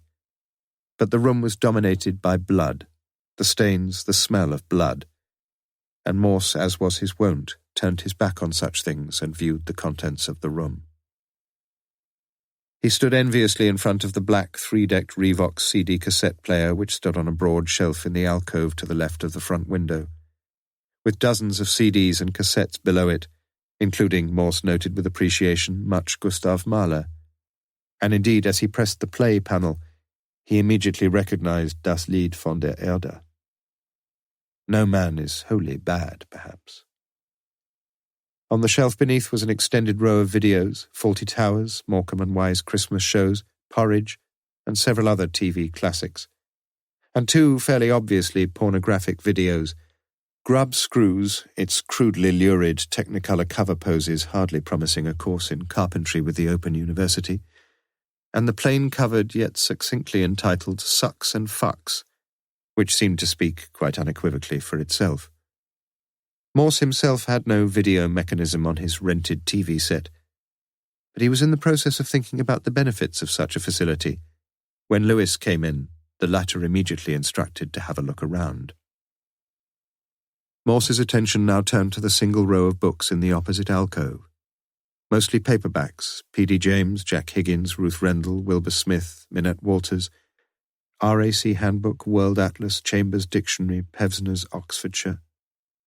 "See this?" Lewis suddenly raised aloft the Grub Screws. "The statutory porn video, sir. Good one, that. Sergeant Dixon had it on at his stag night." "You'd like to see it again, you mean?" "Again? Not for me, sir. These things get ever so boring after a while, but don't let me stop you if—" "What, me? Oh, I've got more important things to do than watch that sort of thing. High time I saw Cornford for a start. Fix something up, Lewis, the sooner the quicker." After Lewis had gone, Morse felt unwilling to face the chorus of correspondence and the battery of cameras which awaited those periodically emerging from the front of number 15. So he sat down yet again in the now empty kitchen and pondered. Always in his life he had wanted to know the answers to things. In Sunday school he had once asked a question concerning the topographical position of heaven, only to be admonished by an unimaginative middle-aged spinster for being so very silly. And he had been similarly discouraged when, as a young grammar school boy, he had asked his divinity master who it was, if God had created the universe, who in turn had created God. And after receiving no satisfactory answer from his physics master about what sort of thing could possibly exist out there at the end of the world when space had run out, Morse had been compelled to lower his sights a little, thereafter satisfying his intellectual craving for answers by finding the values of x and y in ever more complicated algebraic equations, and by deciphering the meaning of ever more complicated chunks of choruses from the Greek tragedies. Later, from his mid-20s onwards, his need to know had transferred itself to the field of crossword puzzles, where he had so often awaited with almost paranoid impatience the following day's answer to any clue he'd been unable to solve the day before. And now, as he sat in Bloxham Drive on that overcast, chilly Sunday afternoon in early March, he was aware that there was an answer to this present puzzle, Probably a fairly simple answer to the question of what exactly had taken place earlier that morning. For a sequence of events had taken place, perhaps about 7:30. Someone had knocked on the door, had gained entry, had shot Owens twice, had gone upstairs to try to find something, had left via the kitchen door, had gone away on foot, on a bike, in a car. Who? Who, Morse? For it was someone with a human face and with a human motive. If only he could put together all the clues, he would know. And even as he sat there, some pattern would begin to clarify itself in his mind, presenting a logical sequence of events, a causative chain of reactions. But then that same pattern would begin to blur and fade, since there was destined to be no flash of genuine insight on that afternoon. Furthermore, Morse was beginning to feel increasingly worried about his present failure. Like some hitherto highly acclaimed novelist with a score of bestsellers behind him, who is suddenly assailed by a nightmarish doubt about his ability to write that one further winner, by a fear that he has come to the end of his creative output and must face the possibility of defeat. Lewis came back into the kitchen once more. Dr. Cornford would be happy to meet Morse whenever it suited. 5 o'clock that afternoon, before chapel, in his rooms in Lonsdale? Morse nodded. And I rang the stores again, sir. They're back in Oxford. Seems they had a bit of lunch in Burford on the way. Do you want me to go round? Morse looked up in some puzzlement. What the hell for, Lewis? Chapter 44. The bells would ring to call her in valleys miles away. Come all to church, good people, come and pray. But here my love would stay. A. Houseman, a Shropshire lad, 21. Morse inquired at the lodge, then turned left and walked along the side of the quad to the old staircase, where on the first floor he saw, above the door to his right, the Gothic-style white lettering on its black background, Dr. D. J. Cornford. I suppose it's a bit early to offer you a drink, Chief Inspector. Morse looked at his wristwatch. Is it? Scotch, gin, vodka? Scotch, please. Cornford began to pour an ever-increasingly liberal tot of Glenmorangie into a tumbler. Say when? It seemed that the Chief Inspector may have had some difficulty in enunciating the monosyllable, for Cornford paused when the tumbler was half filled with the pale golden malt. When? Said Morse. No ice here, I'm afraid, but I'm sure you wouldn't want to adulterate it anyway. Yes, I would, if you don't mind. Same amount of water, please. We've all got to look after our livers. 2 doors led off the high-ceilinged, oak-panelled, book-lined room, and Cornford opened the one that led to a small kitchen, coming back with a jug of cold water. I would have joined you normally, without the water, but I'm reading the second lesson in chapel tonight. It was Cornford's turn to consult his wristwatch. So we mustn't be all that long. It's that bit from the Epistle to the Romans, chapter 13, the bit about drunkenness. Do you know it? Just remind me, sir. Clearly, Cornford needed no copy of the text in front of him, for he immediately recited the key verse with appropriately ecclesiastical intonation. Let us walk honestly as in the day, not in rioting and drunkenness, not in chambering and wantonness, not in strife and envying. You'll be reading from the King James Version, then? Absolutely. I'm an agnostic myself, but what a tragedy that so many of our Christian brethren have opted for these newfangled versions. Boozing and bonking, I should think they translate it. Morse sat sipping his scotch contentedly. He could have suggested fucks and sucks, but decided against it. Cornford smiled. What do you want to see me about? Well, in a way, it's about that last bit of your text, the strife and envying bit. You see, I know you're standing for the mastership here. Yes? Morse took a deep breath, took a further deepish draught, and then told Cornford of the murder that morning of Geoffrey Owens, told him that various documents from the Owens household pointed to a systematic campaign of blackmail on Owens' part, informed him that there was reason to believe that he, Cornford, might have been, almost certainly would have been, one of the potential victims. Cornford nodded quietly. Are you sure of this? No, not at all sure, sir, but you've got your job to do. You haven't received any blackmail letters yourself? No. I'll be quite blunt, if I may, sir. Is there anything you can think of in the recent past, or distant past, that could have been used to compromise you in some way? Compromise your candidature, say? Cornford considered the question. I've done a few things I'm not very proud of, haven't we all? But I'm fairly sure I got away with them. That was in another country, anyway. Morse finished the quotation for him. And besides, the wench is dead. Cornford's pale grey eyes looked across at Morse with almost childlike innocence. Yes. Do you want to tell me about them? No, but only because it would be an embarrassment for me and a waste of time for you. You're a married man, I understand. Yes, and before someone else tells you, my wife is American, about half my age, and extremely attractive. The voice was still pleasantly relaxed, yet Morse sensed a tone of quiet, underlying strength. She hasn't been troubled by letters, anonymous letters, anything like that. She hasn't told me of anything. Would she tell you? Did Morse sense a hint of uneasy hesitation in Cornford's reply? She would, I think, yes. But you'd have to ask her. Morse nodded. I know it's a bit of a bother, but I shall have to do that, I'm afraid. She's not around. Cornford again looked at his wristwatch. She'll be coming over to chapel very shortly.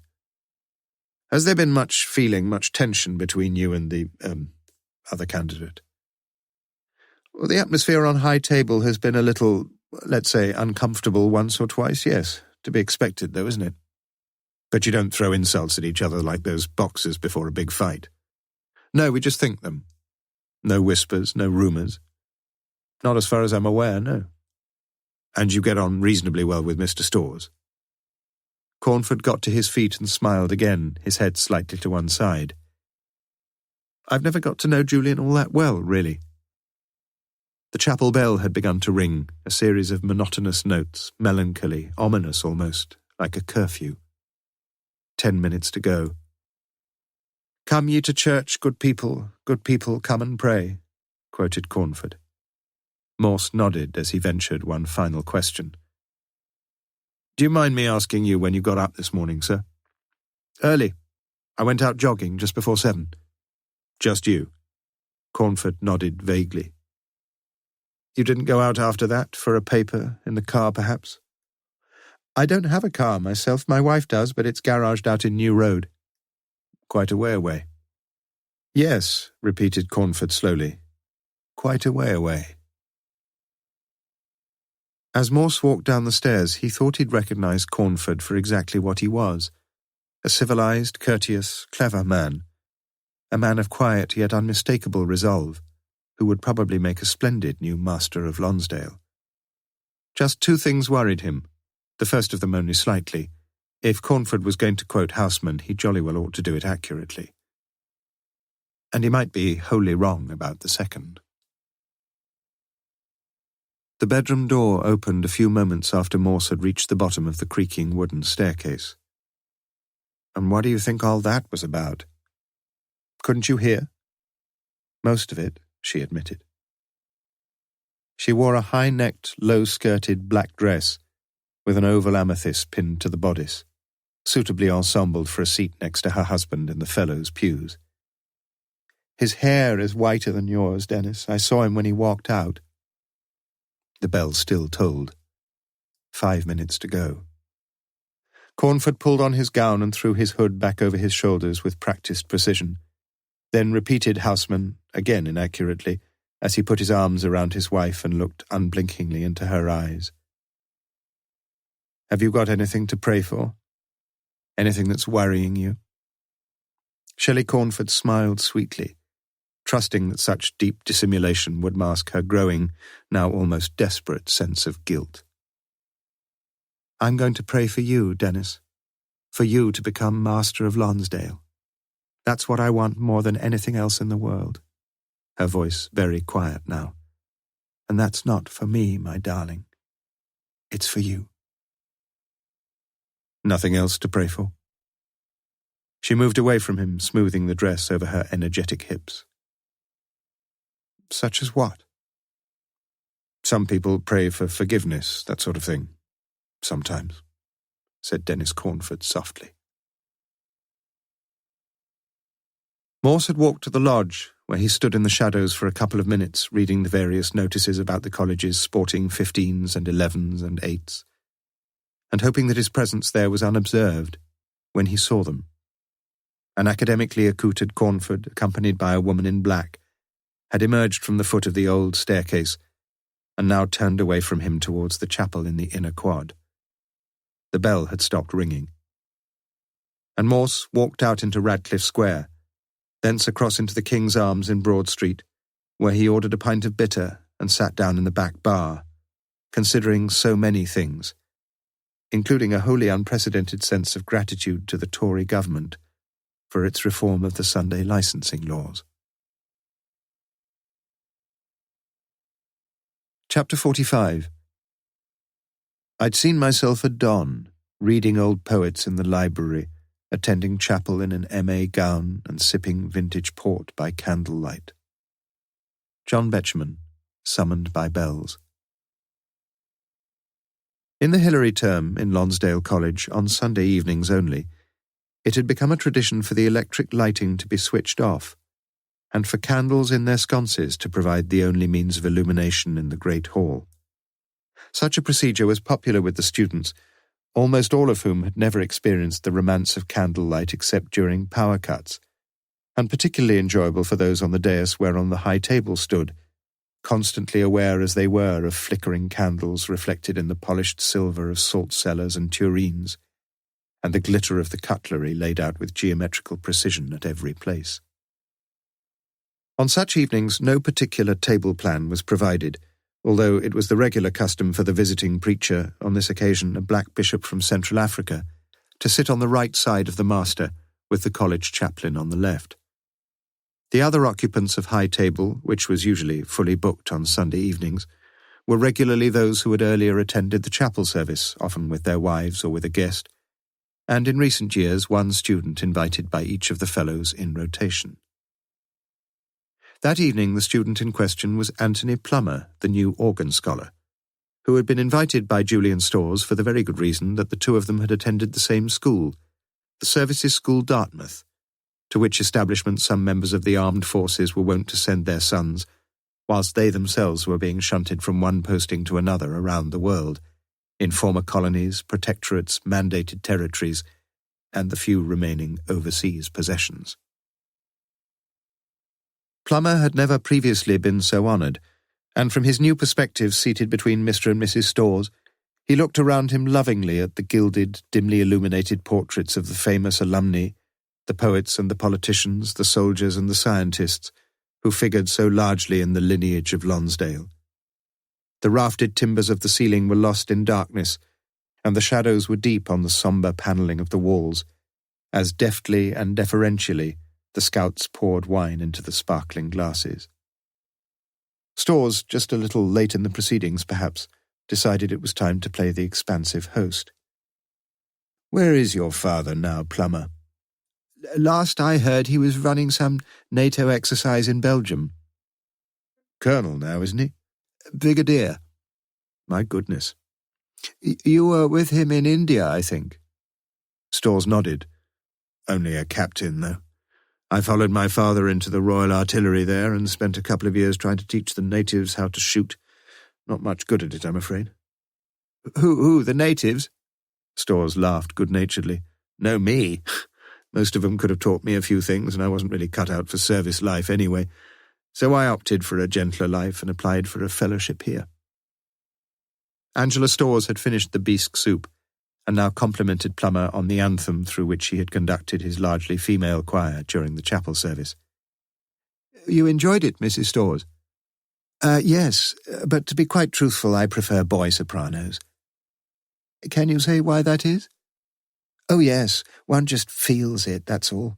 We heard the Fauré Requiem yesterday evening, absolutely wonderful, especially the In Paradisum, wasn't it, Julian?" "Very fine, yes." "And you see," continued Angela, "I would have known they were boys, even with my eyes shut. But don't ask me why. One just feels that sort of thing, as I said. Don't you agree? One shouldn't try to rationalize everything. 3 places lower down the table, one of the other dons whispered into his neighbour's ear, "If that woman gets into the lodge, I'll go and piss all over her primroses."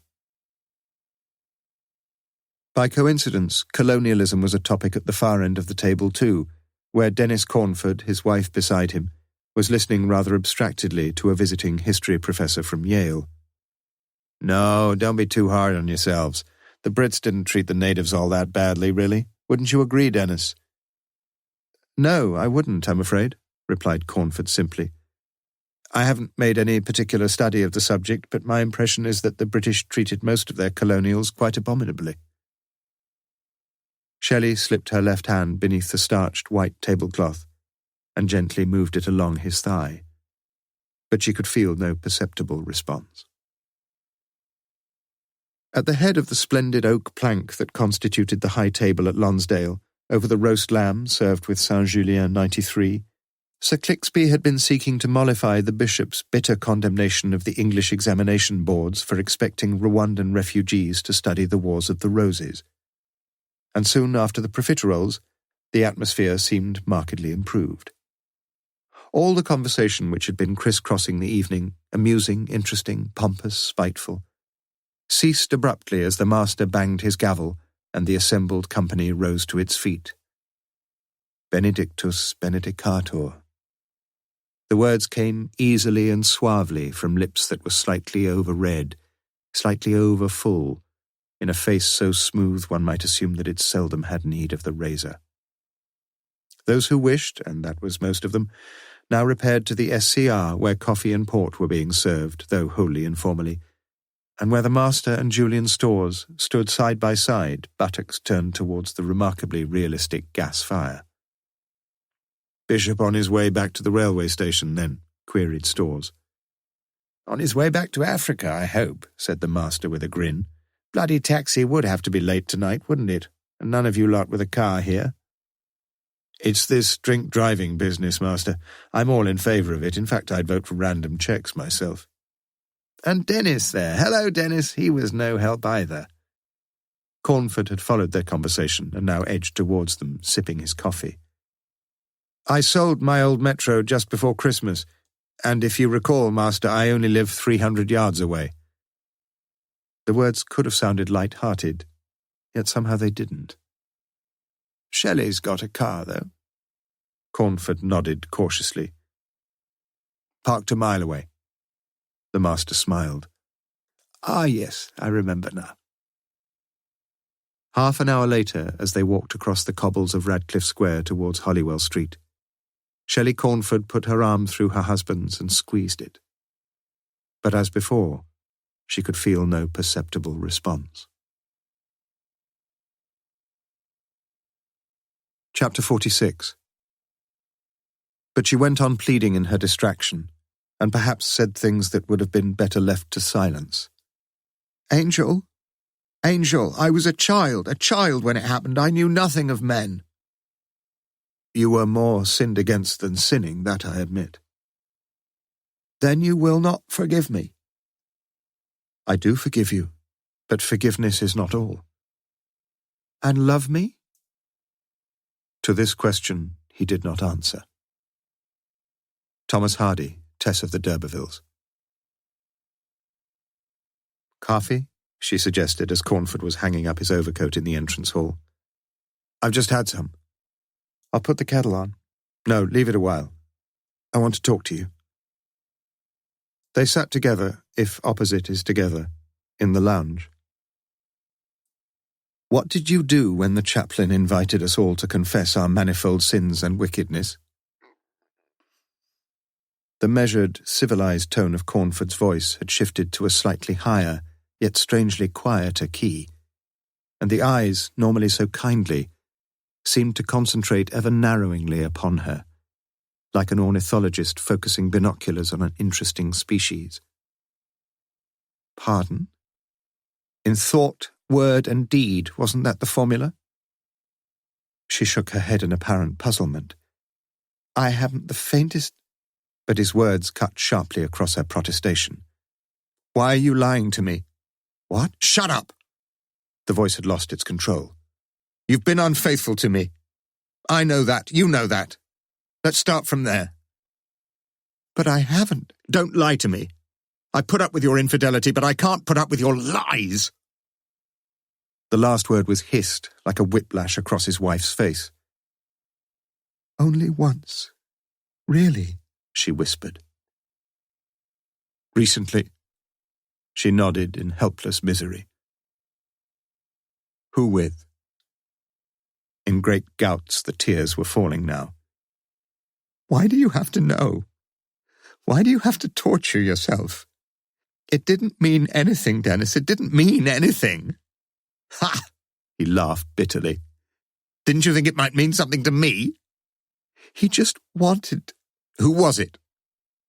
She closed her eyes, cheeks curtained with mascaraed tears, unable to answer him. "Who was it?" But still she made no answer to the piercing question. "Shall I tell you?" He knew. She realized he knew. And now, her eyes still firmly shut, she spoke the name of the adulterer. "He didn't come here. You went over to the master's lodge?" "Yes." "And you went to his bedroom?" "Yes." "And you undressed for him?" "Yes." "You stripped naked for him?" "Yes." "And you got between the sheets with him?" "Yes." "And you had sex? The pair of you had sex together?" "Yes." "How many times?" "Only once." "And you enjoyed it?" Cornford got to his feet and walked back into the entrance hall. He felt stunned, like someone who has just been kicked in the teeth by a recalcitrant shire horse. "Dennis!" Shelley had followed him, standing beside him now as he pulled on his overcoat. "You know why I did it, Dennis? I did it for you. You must know that." He said nothing. "How did you know?" Her voice was virtually inaudible. "It's not what people say, is it? It's the way they say it. But I knew.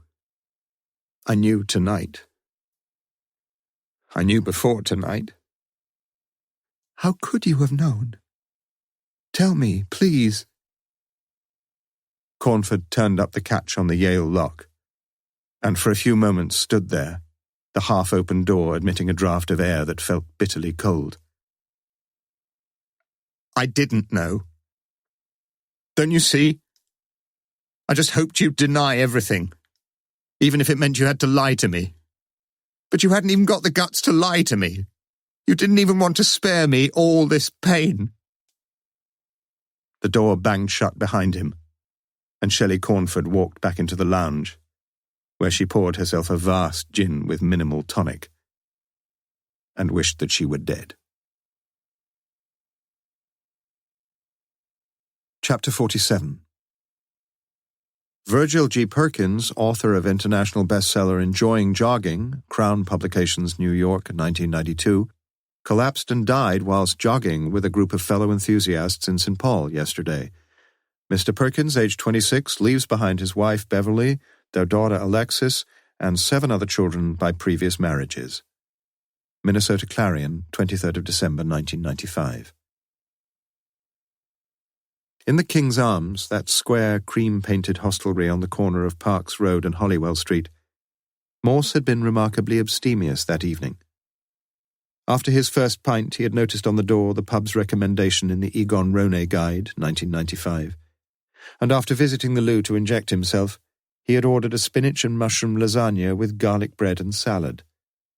The individual constituents of this particular offering had never much appealed to him, yet the hospital dietitian, as he recalled, had been particularly enthusiastic about such fare, and, let it be said, the meal had been marginally enjoyed. It was 7:45 p.m. A cigarette would have been a paradisal plus, and yet somehow he managed to desist. But as he looked around him at the college crests, the coloured prints, the photographs of distinguished local patrons, he was debating whether to take a few more calories in liquid form when the landlord was suddenly beside him. "Inspector, I hadn't seen you come in. This is for you. It's been here a couple of weeks." Morse took the printed card. "Let me tell you of a moving experience. Very moving. The furniture van is fetching my effects from London to Oxford at last, and on March the 18th I'll be celebrating my south-facing patio with a shower of champagne at 53 Morris Villas, Cowley. Come and join me. RSVP at above address. Deborah Crawford." Across the bottom was a handwritten note, "Make it, Morse, DC." Morse remembered her well, a slim, unmarried blonde who'd once invited him to stay overnight in her North London flat, following a comparatively sober Metropolitan Police party, when he'd said that after such a brief acquaintance such an accommodation might perhaps be inappropriate. Yes, that was the word he'd used, inappropriate. Pompous idiot. But he'd given her his address, which she'd vowed she'd never forget, which clearly she had. "She was ever so anxious for you to get it," began the landlord. But even as he spoke, the door that led to Holywell Street had opened, and he turned his attention to the newcomer. "Dennis! I didn't expect to see you in tonight. No good us both running 6 miles on a Sunday morning if we're going to put all the weight back on a Sunday night." Morse looked up, his face puzzled. "You mean you went jogging together this morning? What time was that?" "It's far too early, wasn't it, David?" The landlord smiled. "Stupid, really. On a Sunday morning, too." "What time?" repeated Morse. 7:15. We met outside the pub here." "And where did the pair of you run?" 5 of us, actually, wasn't it, Dennis? We ran up to the Plain, up the Iffley Road, across Donington Bridge, along the Abingdon Road up to Carfax, then through Cornmarket and St Giles up to the Woodstock Road as far as North Parade, then across the Banbury, South Parks, and we got back here just before 8, added Cornford, pointing to Morse's empty glass. "What's it to be?" "No, it's my round." "Nonsense." "Well, if you insist." In fact, however, it was the landlord who insisted, and who now walked to the bar as Cornford seated himself. "You told me earlier," Morse was anxious to get things straight, "you'd been on your own when you went out jogging." "No. If I did, you misunderstood me. You said, I think, just you. And when I said yes, I'd assumed that you were asking if both of us had gone, Shelley and me." "And she didn't go?" "No, she never does. She just stayed in bed." "Where else?" Morse made no suggestion. "Do you ever go jogging, Inspector?" The question was wearily mechanical. "Me? No, I walk a bit, though. I sometimes walk down to Summertown for a newspaper, just to keep fit." Cornford almost grinned. "If you're going to be master of Lonsdale, you're supposed to be fit. It's in the statutes somewhere." "Makes you wonder how Sir Clixby ever managed it." Cornford's answer was unexpected. "You know, as you get older, it's difficult for young people to imagine you were ever young yourself, good at games, that sort of thing. Don't you agree?" "Fair point, yes." "And the master was a very fine hockey player. Had an England trial, I understand." The landlord came back with 2 pints of bitter, then returned to his bartending duties. Cornford was uneasy. Morse felt sure of that. Something regarding his wife, perhaps? Had she had anything to do with the murder of Geoffrey Owens? Unlikely, surely. One thing looked an odds-on certainty, though. If Dennis Cornford had ever figured on the suspect list, he figured there no longer. Very soon, after a few desultory passages of conversation, Morse had finished his beer and was taking his leave, putting Deborah's card into the inside pocket of his jacket, and forgetting it. Forgetting it only temporarily, though, for later that same evening he was to look at it again, more carefully, and with a sudden, strange enlightenment. Chapter 48. Is it nothing to you, all ye that pass by? Behold and see if there be any sorrow like unto my sorrow, which is done unto me, wherewith the Lord hath afflicted me in the day of his fierce anger. Lamentations chapter 1 verse 12. Feeling a wonderful sense of relief, Shelley Cornford heard the scratch of the key in the front door at 11:25. For over 2 hours she had been sitting upright against the pillows, a white bed jacket over her pyjamas, her mind tormented with the terrifying fear that her husband had disappeared into the dark night, never to return. To throw himself over Magdalen Bridge, perhaps, to lay himself across the railway lines, to slash his wrists, to leap from some high tower. And it was to little avail that she'd listened to any logic that her tortured mind could muster. That the water was hardly deep enough, perhaps, that the railway lines were inaccessible, that he had no razor in his pocket, that Carfax Tower, St. Mary's, St. Michael's, all were now long shut. Come back to me, Dennis. I don't care what happens to me, but come back tonight. Oh God, please, God, let him come back safely. Oh God, put an end to this, my overwhelming misery. His words before he'd slammed the door had pierced their way into her heart. You hadn't even got the guts to lie to me. You didn't even want to spare me all this pain. Yet how wrong he'd been with both his accusations. Her mother had never ceased recalling that junior high school report, "She's such a gutsy little girl."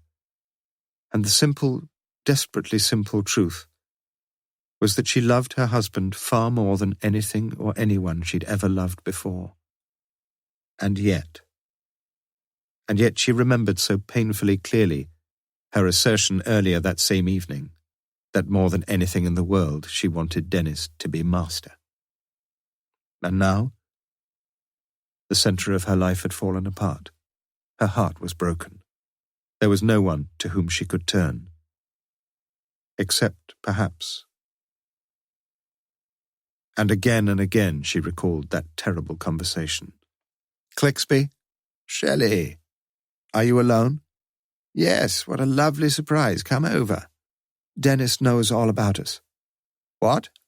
"Dennis knows all about us." "All about us?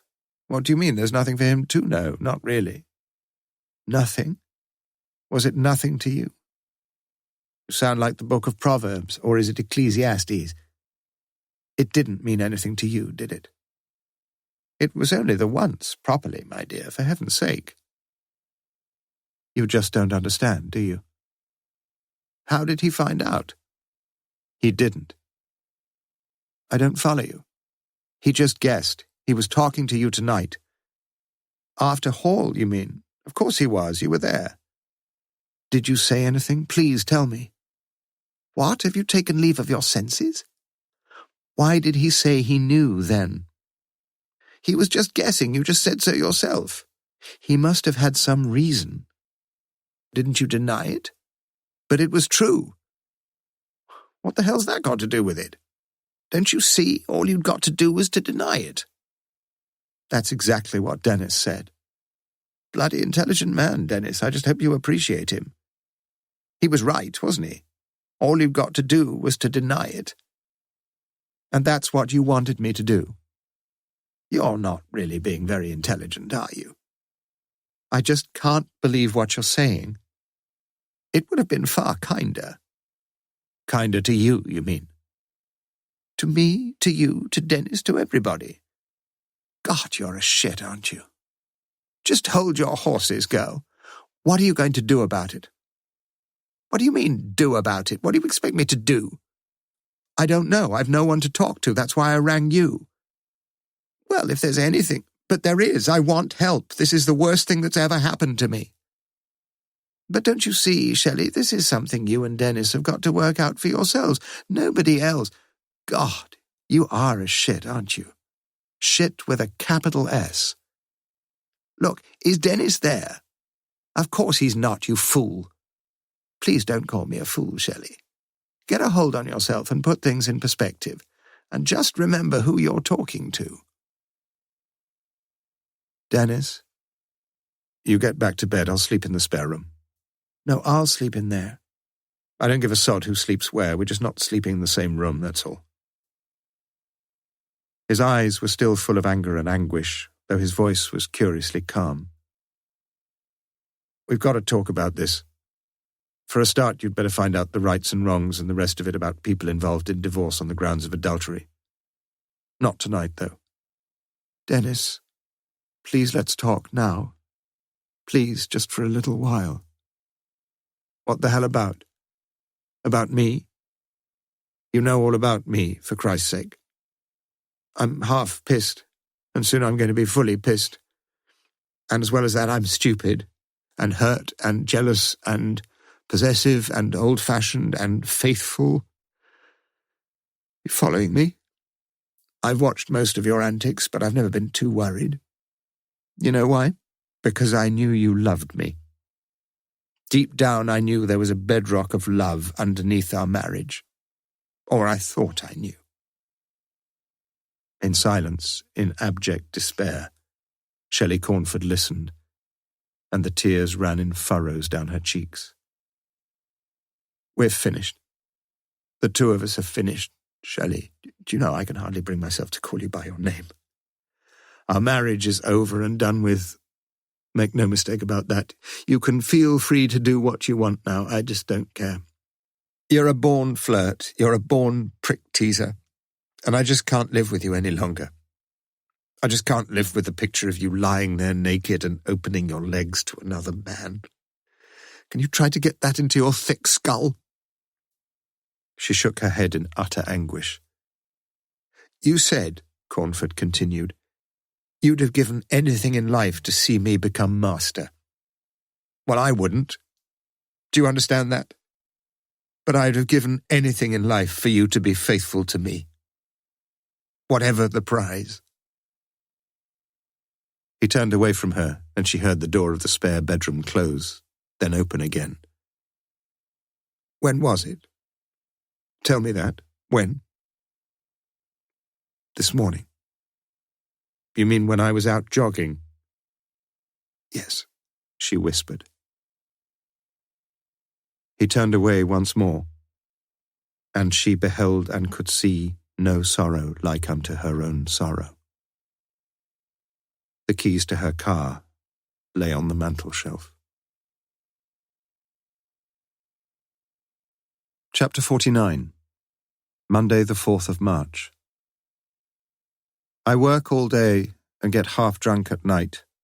Waking at 4 to soundless dark, I stare. In time the curtain edges will grow light. Till then I see what's really always there. Unresting death. A whole day nearer now, making all thought impossible, but how and where and when I shall myself die. Philip Larkin, Obad. Never in his lifetime of muted laughter and occasional tears had Morse spent such a horrifying night. Amid fitful bouts of semi-slumber, head weighted with pain, ears throbbing, stomach in spasms, gullet afire with bile and acidity, he'd imagined himself on the verge of fainting, of vomiting, of having a stroke, of entering cardiac arrest.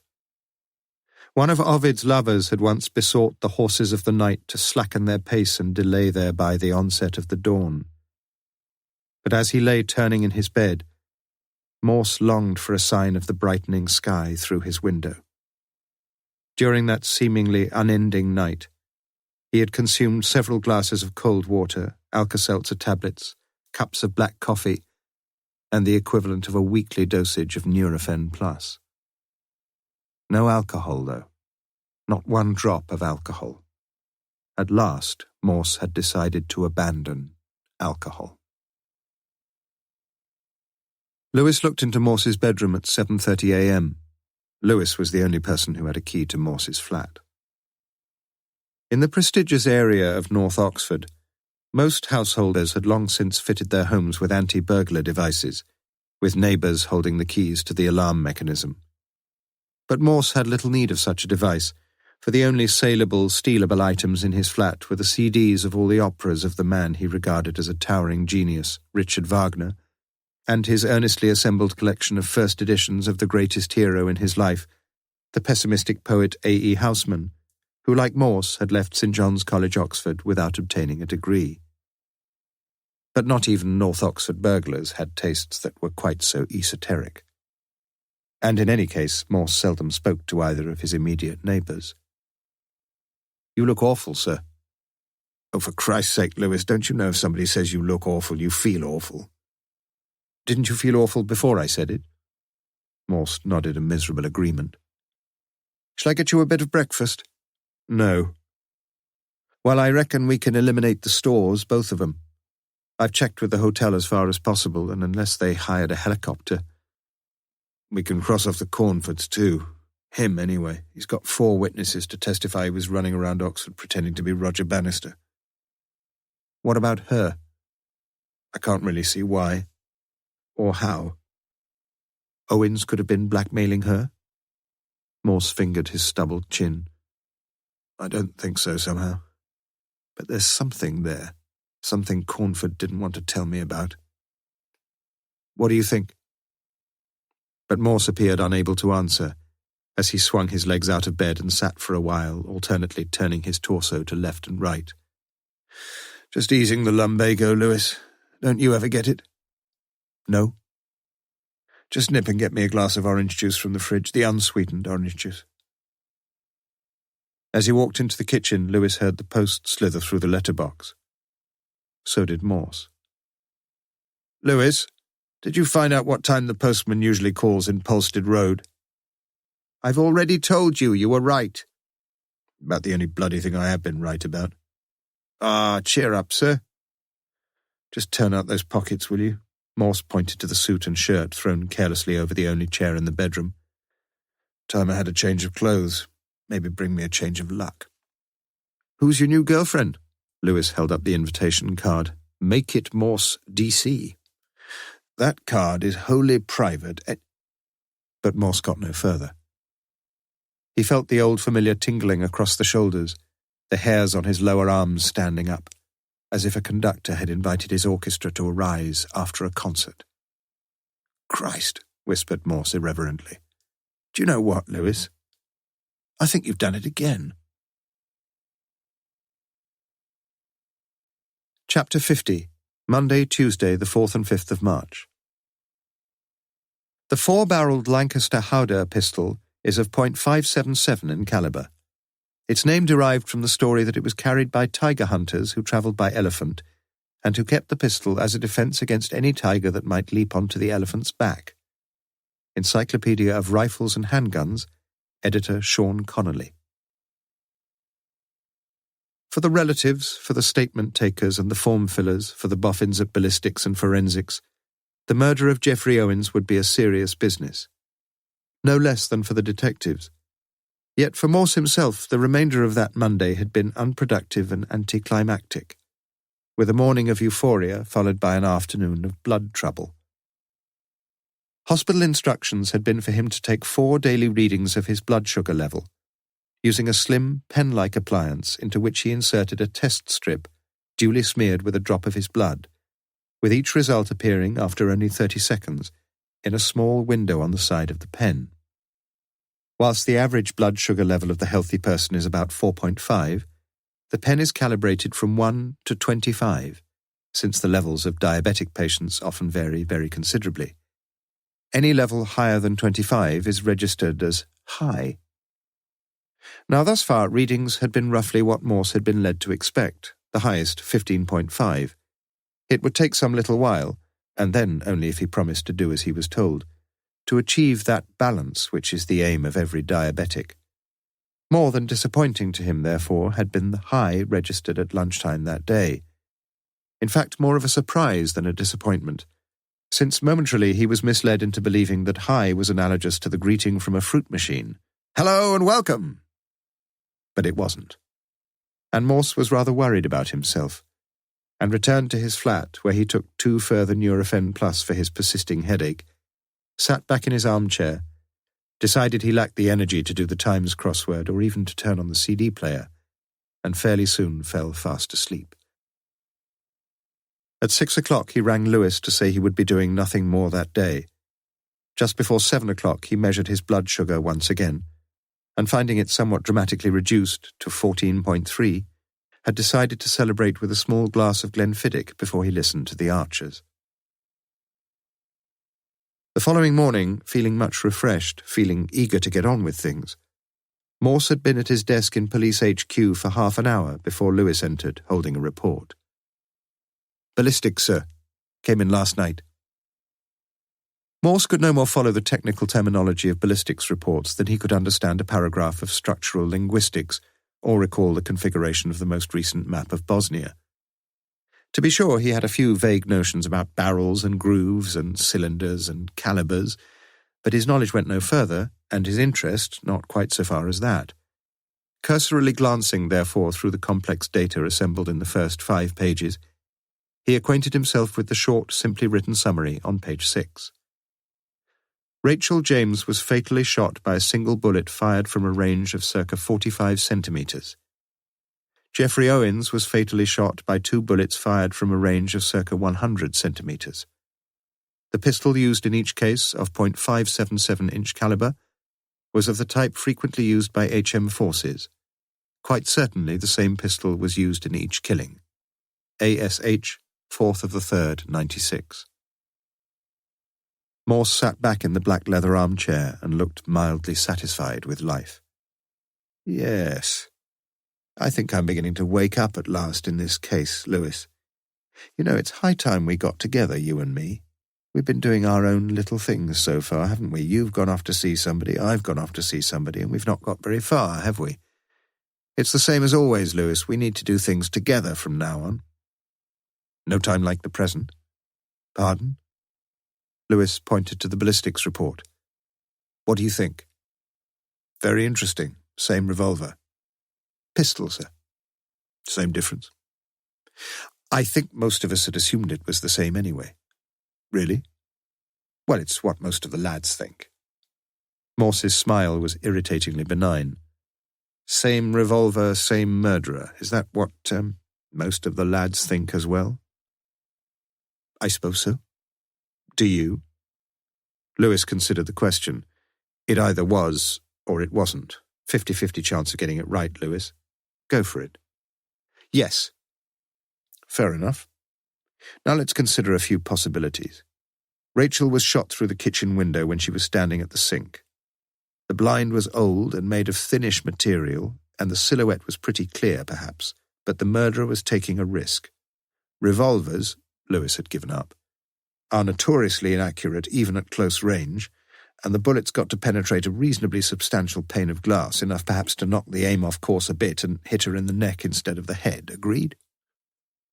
Lewis nodded at what he saw as an analysis not particularly profound, and Morse continued. Now, the shooting of Owens took place inside the house from a bit further away, but no glass this time and a very clear target to aim at, and Owens is shot in the chest, not in the head, a modus operandi quite different from the first. Lewis smiled. "So we've got 2 moduses operandi." "Modi, Lewis. So it could be that we've 2 murderers, but that would seem on the face of it highly improbable because it's not difficult to guess the reason for the difference, is it?" "Well, as I see things, sir, Owens was probably murdered by somebody he knew. He probably invited whoever it was in. Perhaps they'd arranged to meet anyway. Owens was dressed and—" Lewis stopped a moment. He hadn't shaved, though, had he? He was the sort of fellow who always looked as if he needed a shave. Perhaps we should have checked more closely. You don't expect me to check that sort of thing, do you? I'm a necrophobe. You've known me long enough, surely. Well, that's it then, really. But Rachel probably didn't know him. Or her. She must have been really scared if she heard a tap on the window that morning and went to open the blind. You're still assuming that both murders were committed by the same person, Lewis.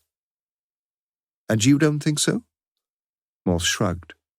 Could have been 2 lovers or partners or husband and wife. Or 2 completely separate people. Lewis was beginning to sound somewhat exasperated. You know, I shall be much happier when we've got a bit more of the routine work done, sir. It's all been a bit ad hoc so far, hasn't it? Morse raised his eyebrows at the Latinism. Can't we leave a few of the ideas until we've given ourselves a chance to check everything a bit? Lewis, you are preaching to the converted. That's exactly what we've got to do. Go back to the beginning. In our beginning is our end, somebody said. Eliot, wasn't it? Or is it, in our end is our beginning? Where do you suggest we begin then, sir? Morse considered the question. What about you fetching me a cup of coffee? No sugar. Chapter 51. Tuesday the 5th of March. The overworked man who agrees to any division of labour always gets the worst share. Hungarian proverb. Where do you suggest we begin then? Repeated Lewis, as Morse distastefully sipped his unsweetened coffee. When we do start again, we'll probably find that we've been looking at things from the wrong angle. We've been assuming, I have anyway, that it was Owens who was pulling all the strings. As a journalist, he'd often been in a privileged position with regard to a few juicy stories, and as a man, he pretty clearly gloried in the hold he could have on other people. Blackmail. And from what we learned, I thought it was likely that the two candidates for the mastership at Lonsdale were being blackmailed. I thought they'd have as good a motive, certainly Storrs, as anybody, for wishing Owens out of the way. But I never dreamed that Owens was in danger of being murdered, as you know. There's just the one trouble about following up that particular hypothesis, though, isn't there? It's now clear that neither of those two, neither Storrs nor Cornford, nor their wives for that matter, could have been responsible for both murders. And increasingly unlikely, perhaps, that any of them could have been responsible even for one of the murders. So where does this all leave us? It's a bit like a crossword clue you sometimes get stuck with. You think one bit of the clue's the definition and the other bit's a build-up of the letters. Then suddenly you realise you've got things the wrong way round. And perhaps I'm reading the clue the wrong way round here, Lewis. What if someone was blackmailing Owens? The exact opposite of our hypothesis. What if, we've spoken about it before, what if Rachel James came to discover something that would upset his carefully loaded apple cart and blackmailed him? Trying to climb aboard the gravy train herself? Exactly. Money. You said right at the start that we needed a motive for Rachel's murder, and I suspect she'd somehow got to know about his own blackmailing activities and was threatening to expose him. Lewis was looking decidedly impatient. Sir, could we please get along to Owen's office first and get a few simple facts established? Just what I was about to suggest. We shall have to get down there and find everything we can about him. See the editor, the sub-editor, his colleagues, that personnel fellow, especially him. Go through his desk and his drawers, get hold of his original application if we can. Try to learn something about his men friends, his girlfriends, his enemies, his habits, what he liked to eat and drink, his salary, any clubs he belonged to, his political leanings. We know he voted Conservative, sir. The newspaper he took, where he usually parked his car, what his job prospects were. Yes, plenty to be going on with there. Quite a list. Good job there's two of us, sir. Pardon? Hefty agenda, that's all I'm saying. Not all that much, really. Far easier than it sounds. And if you get off straight away... Morse looked at his wristwatch. 10:45 a.m. Lewis frowned. You mean you're not joining me? Not today, no. But you just said one or two important things I've got to do after lunch. Such as? Well, to be truthful, I've been told to take things a bit more gently. And I suppose I'd better take a bit of notice of my medical advisers. Of course. Don't get me wrong, mind, I'm feeling fine, but I think a little siesta this afternoon. Siesta? It's what they have in Spain in the middle of the summer when the temperature's up in the 90s. But we're in England in the middle of winter and it's freezing outside. Morse looked down at his desk a little sheepishly, and Lewis knew that he was lying. Come on, sir, it's something to do with that invite you had, isn't it? Deborah Crawford. In a way. Why are you being so secretive about it? You wouldn't tell me yesterday either. Only because it needs a bit more thinking about, that's all. You and me together, isn't that what you said? Morse fingered the still cellophane cigarettes, almost desperately. Sit down then, Lewis. Chapter 52. It is the nature of an hypothesis, when once a man has conceived it, that it assimilates everything to itself as proper nourishment, and from the first moment of your begetting it, it generally grows the stronger by everything you see, hear, read, or understand. Lawrence Sterne, Tristram Shandy. It wasn't Deborah Crawford, Lewis. It was her initials, DC. When we found that list in the Manila file, I jumped the gun. I automatically assumed that JS was Julian Storrs. I think I was right about that. And I assumed that DC was Dennis Cornford. And I think I was wrong about that. As things have turned out, I don't believe Owens ever knew Cornford at all, or his missus for that matter. But he knew another DC, the woman at number 1 Bloxham Close, Adele Beatrice Cecil, the ABC lass Owens knew well enough to call by her nickname Della, DC. And the more I think about her, the more attractive a proposition I find it. Well, most men would, sir. Lovely looker. Ignoring the pleasantry, Morse continued. Just consider for a minute what an important figure she is in the case. She's the prime witness, really. She's the one who sees Owens leave for work about 7ish on the morning Rachel was murdered. She's the one who rings Owens an hour or so later to tell him the police are in Bloxham Close. Again, Lewis let it go. And gives him a head start on all the other news hounds. That's what she says, isn't it? But she might not be telling the truth. Lewis sat in silence. Now, as I recall it, your objection to Owens himself ever being a suspect was the time factor. You argued that he couldn't have gone to work that morning, parked his car, been seen in the newspaper offices, got in his car again, driven back to Kidlington, murdered Rachel, driven back to Oseney Mead again, taken the phone call from Della Cecil, driven back to Kidlington again, to be on hand with his mobile and his notebook while the rest of the press are putting their socks on. He could never have done all that in such a short space of time, you said. Impossible. And of course you were right. Thank you, sir.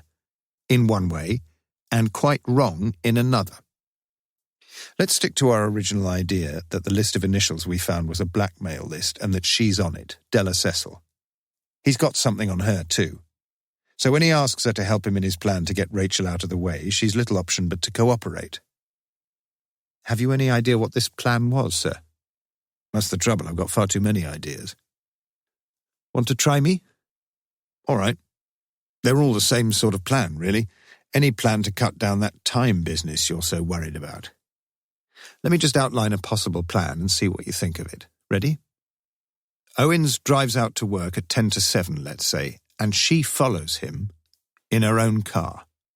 When he's parked the car, when his entry is recorded, he goes into the building, makes sure he's seen by somebody, doesn't matter who it is, then immediately leaves via a side door and gets into her car, parked along the street in front of the offices.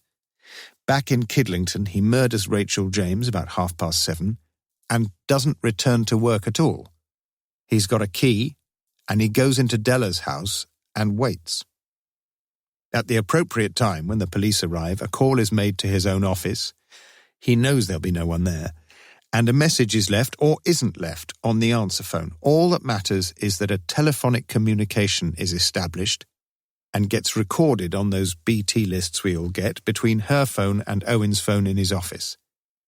Then all he's got to do is emerge amid all the excitement once the murder's reported.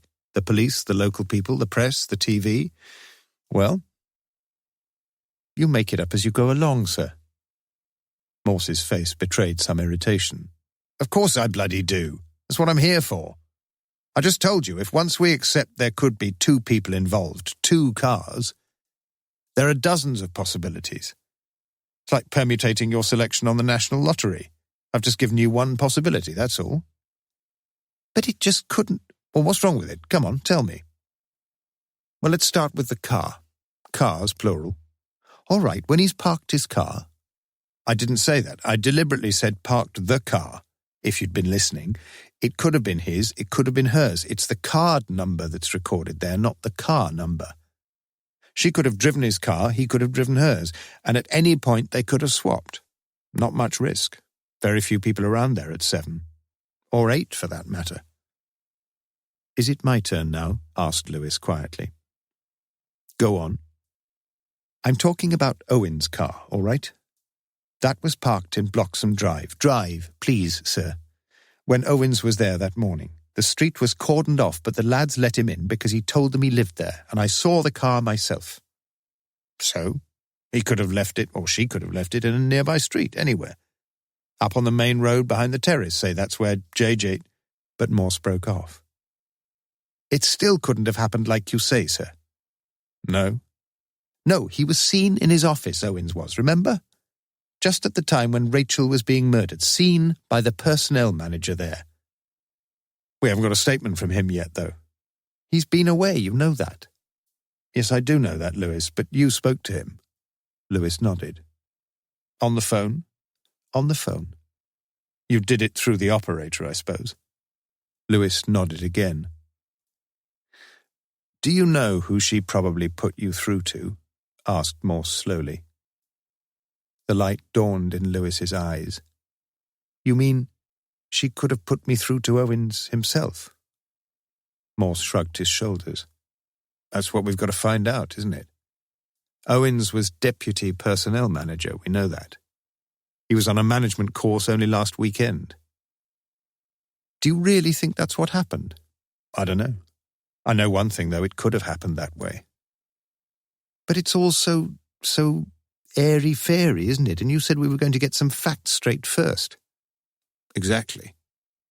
Lewis gave up the struggle. I'll tell you something that would be useful. Some idea where the gun is. The pistol, do you mean? Sorry. But if only we knew where that was. Oh, I think I know where we're likely to find the pistol, Lewis. Part 5. Chapter 53. Wednesday, the 6th of March. A good working definition of hell on earth is a forced attendance for a couple of days or even a couple of hours at a Young Conservatives convention. Cassandra in the Daily Mirror, June 1952. Miss Adele Cecil, she much preferred Miss to Ms and Adele to Della, had spent the previous evening and night in London, where she had attended and addressed a meeting of the chairman, chairwomen and chairpersons of the Essex Young Conservative Association. 38 such personages had assembled at Durrant's in George Street, a traditional English hotel just behind Oxford Street with good facilities, tasteful cuisine and comfortable beds. Proceedings had been businesslike, and the majority of delegates, it appeared, had ended up in the rooms originally allocated to them. It was at a comparatively early breakfast in the restaurant that over her fresh grapefruit with full English to follow, the head waiter had informed Adele of the telephone message, which she had taken in one of the hooded booths just outside the breakfast room. How did you know I was here? Don't you remember me? I'm a detective. Yes, she remembered him, the white-haired, supercilious, sarcastic police officer she didn't want to meet again. I shan't be back in Oxford until lunchtime. The trout? 12:30? As she started on her eggs, bacon, mushroom and sausages, she accepted the good-natured twitting of her 3 breakfast companions, all male. Boyfriend? Couldn't he wait? What's he got? During her comparatively young life, Adele had been companionably attached to a couple of dozen or so men of varying ages, with many of whom she had slept, though seldom more than once or twice, and never without some satisfactory reassurance about the availability and reliability of condoms, and a relatively recent check-up for AIDS. They were all the same men. Well, most of them. Fingers fumbling for hooks at the backs of bras or at the front these days. So why was she looking forward just a little to her lunchtime rendezvous? She wasn't, really, she told herself as she parked the Rover, crossed the narrow road just below the bridge and entered the bar. What'll you have? Orange juice and lemonade, please. They sat facing each other at a low wooden table, and Morse was immediately and again aware of her attractiveness. She wore a slimly tailored dark grey outfit with a high-necked Oxford blue blouse, her ash-blonde hair palely gleaming. Morse looked down at his replenished pint of London pride. Good time at the conference? I had a lovely time, she lied. I'm glad it went well, he lied. Do you mind? She waved an unlit cigarette in the air. Go ahead, please. She offered the packet across. Not for the minute, thank you. Well? Just 1 or 2 questions. She smiled attractively. Go ahead. Morse experienced a sense of paramnesia, déjà vu. You've already signed a statement about the morning Rachel was murdered. You know that, surely. And it was the truth? Asked Morse starkly. You couldn't have been wrong. Of course not. You told me you had a heart-to-heart with Rachel once in a while. I think those were your words. So? Does that mean you spoke about boyfriends, men friends? And clothes and money and work. Did you know she was having an affair with Julian Storrs? She nodded slowly. Did you mention this to Mr. Owens? Morse's eyes, blue and unblinking, looked fiercely into hers. And her eyes were suddenly fierce too as they held his. What the hell do you think I'd do that for? Morse made no direct answer as he looked down at the old flagstones there. And when he resumed, his voice was very quiet. Did you ever have an affair with Julian Storrs? She thought he looked sad, as if he hadn't really wanted to ask the question at all. And suddenly she knew why she'd been looking forward to seeing him. So many hours of her life had she spent seeking to discover what lay beneath the physical looks, the sexual prowess, the masculine charms of some of her lovers. And so often had she discovered the self-same answer, virtually nothing. She looked long into the blazing log fire before finally answering. I spent one night with him in Blackpool, at one of the party conferences. She spoke so softly that Morse could hardly hear the words, or perhaps it was he didn't wish to hear the words. For a while he said nothing. Then he resumed his questioning. You told me that when you were at Rodine there were quite a few daughters of service personnel there, apart from yourself. Quite a few, yes. Your own father served in the army in India. How did you know that? He's in Who's Who. Or he was. He died 2 years ago. Your mother died of cancer 12 years ago. You were the only child of the marriage. Orphan Annie, yeah. The sophisticated upper-crust veneer was beginning to crack. You inherited his estate. Estate? Ha! She laughed bitterly. He left all his money to the bookmakers. No heirlooms, no mementos, that sort of thing? She appeared puzzled. What sort of thing? A pistol, possibly? A service pistol? Look, you don't seriously think I had anything to do with... My job's to ask the questions. Well, the answer's no, she snapped. Any more questions? One or two, clearly. Where were you on Sunday morning, last Sunday morning? At home, in bed, asleep, until the police woke me up. And then? Then I was frightened. And you want me to tell you the truth? Well, I'm still bloody frightened. Morse looked at her again, so attractive, so vulnerable, and now just a little nervous, perhaps. Not frightened, though, surely. Was she hiding something? Is there anything more, he asked gently, anything at all you can tell me about this terrible business?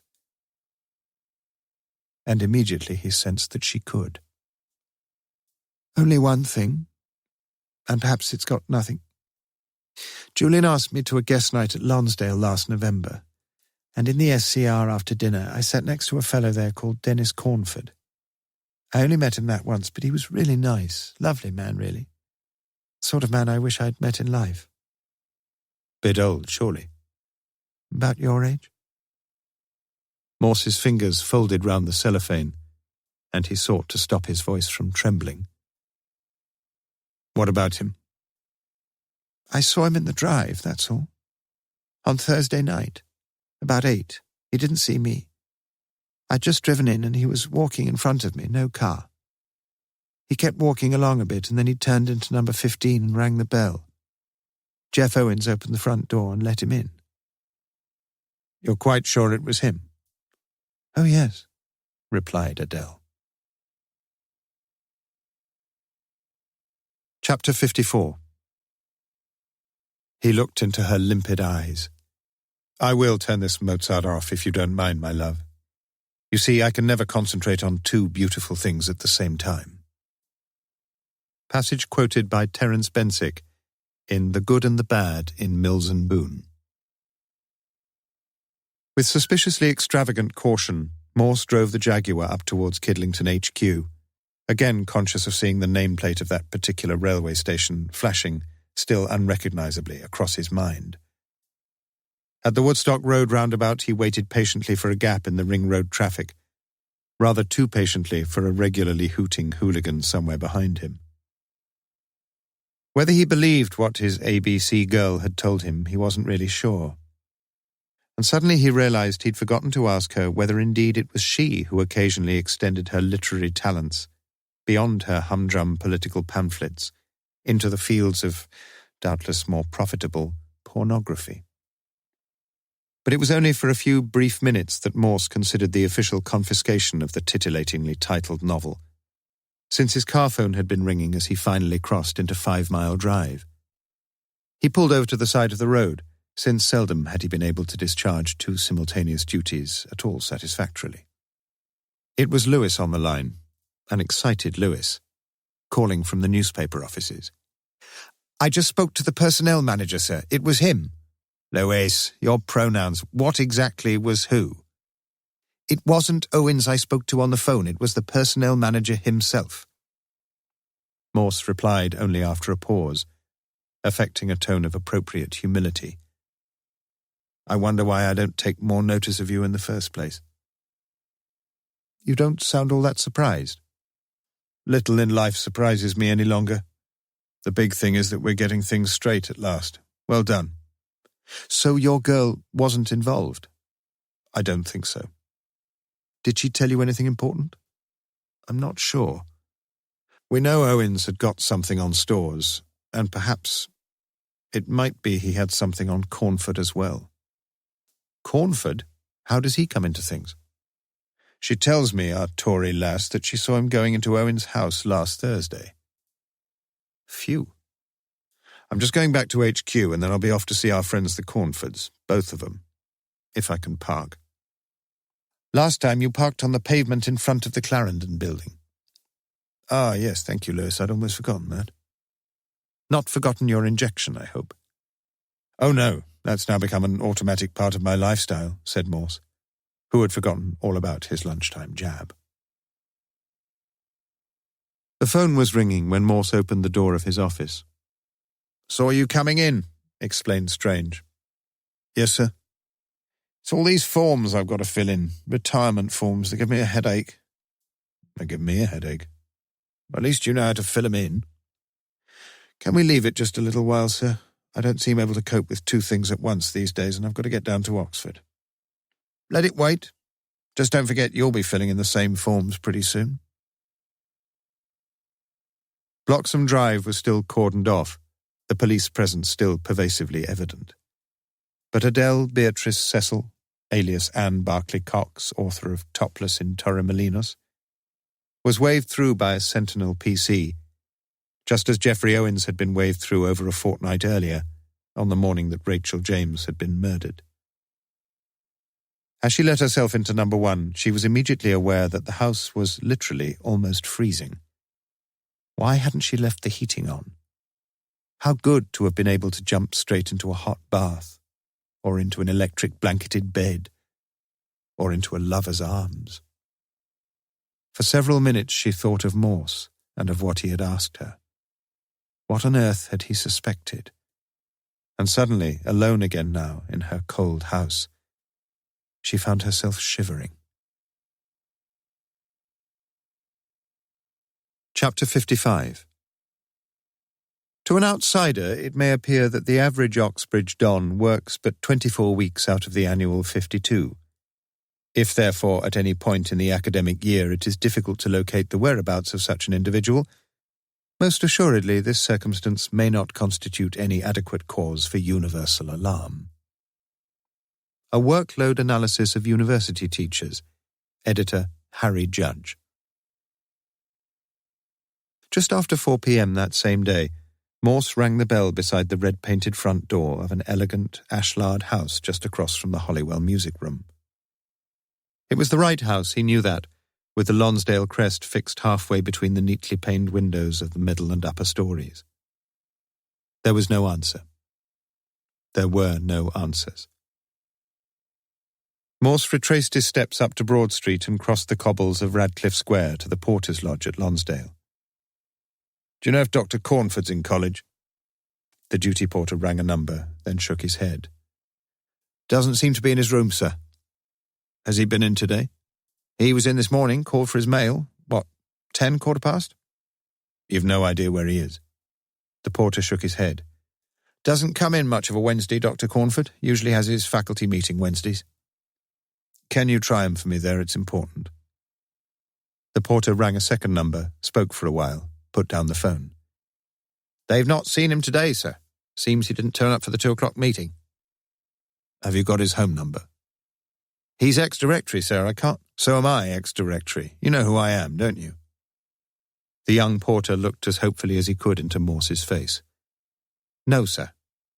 "Forget it," snapped Morse. He walked back up to Holywell Street along to the red door and rang the bell. There was no answer. There were no answers. An over-lipsticked middle-aged traffic warden stood beside the Jaguar. "Is this your vehicle, sir?" "Yes, madam. I'm just waiting for the chief constable. He's—" Morse pointed vaguely towards the Sheldonian. "Nearly finished in there. At any rate, I hope he bloody has. And if he hasn't, put the bill to him, love, not to me." "Sorry." Morse wandered across to the green-shuttered Blackwells and browsed a while, finally purchasing the first volume of Sir Stephen Runciman's History of the Crusades. He wasn't quite sure why. Then, for the third time, he walked up to the red door in Holywell Street and rang the bell. Morse heard the news back in HQ. From Lewis. A body had been found in a car in a narrow lane off New Road, in a garage rented under the name of Dr. Cornford. For a while, Morse sat silent. "I only met him the once, you know, Lewis. Well, the twice, really. He was a good man, I think. I liked him. It isn't Dr. Cornford, though, sir. It's his wife." Chapter 56. Thursday the 7th of March. Is it sin to rush into the secret house of death ere death dare come to us? Shakespeare, Antony and Cleopatra. "Tell me about it," said Morse. Seated opposite him in the first-floor office in St. Aldate's police station, Detective Chief Inspector Peter Warner told the story sadly and economically. Mrs. Shelley Cornford had been found in the driving seat of her own car, reclining back with a hosepipe through the window. The garage had been bolted on the inside. There could be little doubt that the immediate cause of death was carbon monoxide poisoning from exhaust fumes. A brief handwritten note had been left on the passenger seat. "I'm so sorry, Dennis. I can't forgive myself for what I did. I never loved anyone else but you, my darling. S." No marks of violence. 97 milligrams blood alcohol, the equivalent, Warner suggested, of 2 or 3 stiffish gins. Still a few unanswered questions, of course, about her previous whereabouts that day, about the purchase of the green hosepipe and the connector, both new. But suspicion of foul play? None. "I wonder where she'd had a drink," asked Morse. "Well, if she'd walked up from Holywell Street, there'd be the King's Arms, the White Horse, the Randolph. But you're the expert." Morse asked no more questions, but sat thinking of the questionnaire he had set for the Police Gazette. It seemed so long ago. If you could gladden your final days with one of the following. Yes, without a doubt, if he'd been honest, Morse would have applauded Shelley Cornford's choice. And what the hell did it matter where she'd had those few last glasses of alcohol? Few last units, rather. The measurements into which the dietitian had advised him to convert his old familiar gills and pints and quarts. "Do you want to see her?" Morse shook his head. "You better see him, though." Morse nodded wearily. "Is he all right?" "Well, his GP's been in, but he refuses to take any medication. He's in the canteen with one of the sergeants. We've finished with him, really." "Tell me about it," urged Morse. Dennis Cornford's voice was flat almost mechanical, as he replied. On Sunday, just before I met you in the pub, she told me she'd been to bed with another man that morning. I hardly spoke to her after that. I slept in the spare room the last 3 nights. The note? Asked Morse gently. Is that what she was referring to? Yes. Nothing to do with anything else? No. She was there in your rooms just before chapel on Sunday, wasn't she? Cornford evinced no surprise. We'd had a few harsh words. She didn't want to see you. Do you know who the other man was? Yes. Clixby Bream. She told you that, sir? Yes. So she couldn't have had anything to do with the Owens murder? No, nor could the master. Did you have anything to do with it? No. Why did you go to see Owens last Thursday? I knew Owens a bit through various things I did for his newspaper. That night I had to go to Kidlington. I went on the bus. The Kidlington History Society, held at the school. Effects of the Enclosure Acts in Oxfordshire, 7 o'clock to 8. He lived fairly near, 5 minutes' walk away. I'd done a 3-part article for him on medieval Oxford. Owens said it needed shortening a bit. We discussed some changes, no problems. I got a bus back to Oxford about 9. Why didn't you tell me you knew Owens? I didn't want to get involved. What will you do now? I left a note for the master about the election. The voice was still monotonous, the mouth dry. I've withdrawn my nomination. I'm so sorry about everything, said Morse very quietly. Yes, I think you are, aren't you? Morse left the pale, bespectacled historian staring vaguely into a cup of cold tea, like a man who is temporarily anaesthetized against some overwhelming pain. It's a terrible business. Terrible. The master poured himself a single malt scotch. Drink, Chief Inspector? Morse shook his head. Won't you sit down? No. I've only called to say that Dr. Cornford has just told me everything. About you and his wife. We shall have to get a statement from you. Why is that? The time, chiefly, I suppose. Is it really necessary? There was a murder on that Sunday morning. Was she one of your suspects? Morse made no direct answer. She couldn't have been making love to you and murdering someone else at the same time. No. The bland features betrayed no emotion. Yet Morse was distastefully aware that the master was hardly displeased with such a succinct, such an unequivocal assertion of Shelley Cornford's innocence, since by implication it was an assertion of his own. I understand that Dr. Cornford has written to you, sir. Exited from the lists, poor Dennis, yes. That just leaves Julian Storrs. Good man, though, Julian. Morse slowly walked to the door. What do you think about suicide, Sir Clixby? In general? The master drained his tumbler and thoughtfully considered the question. Aristotle, you know, thought suicide a form of cowardice. Running away from troubles oneself and leaving all the heartache to everybody else. And what do you think?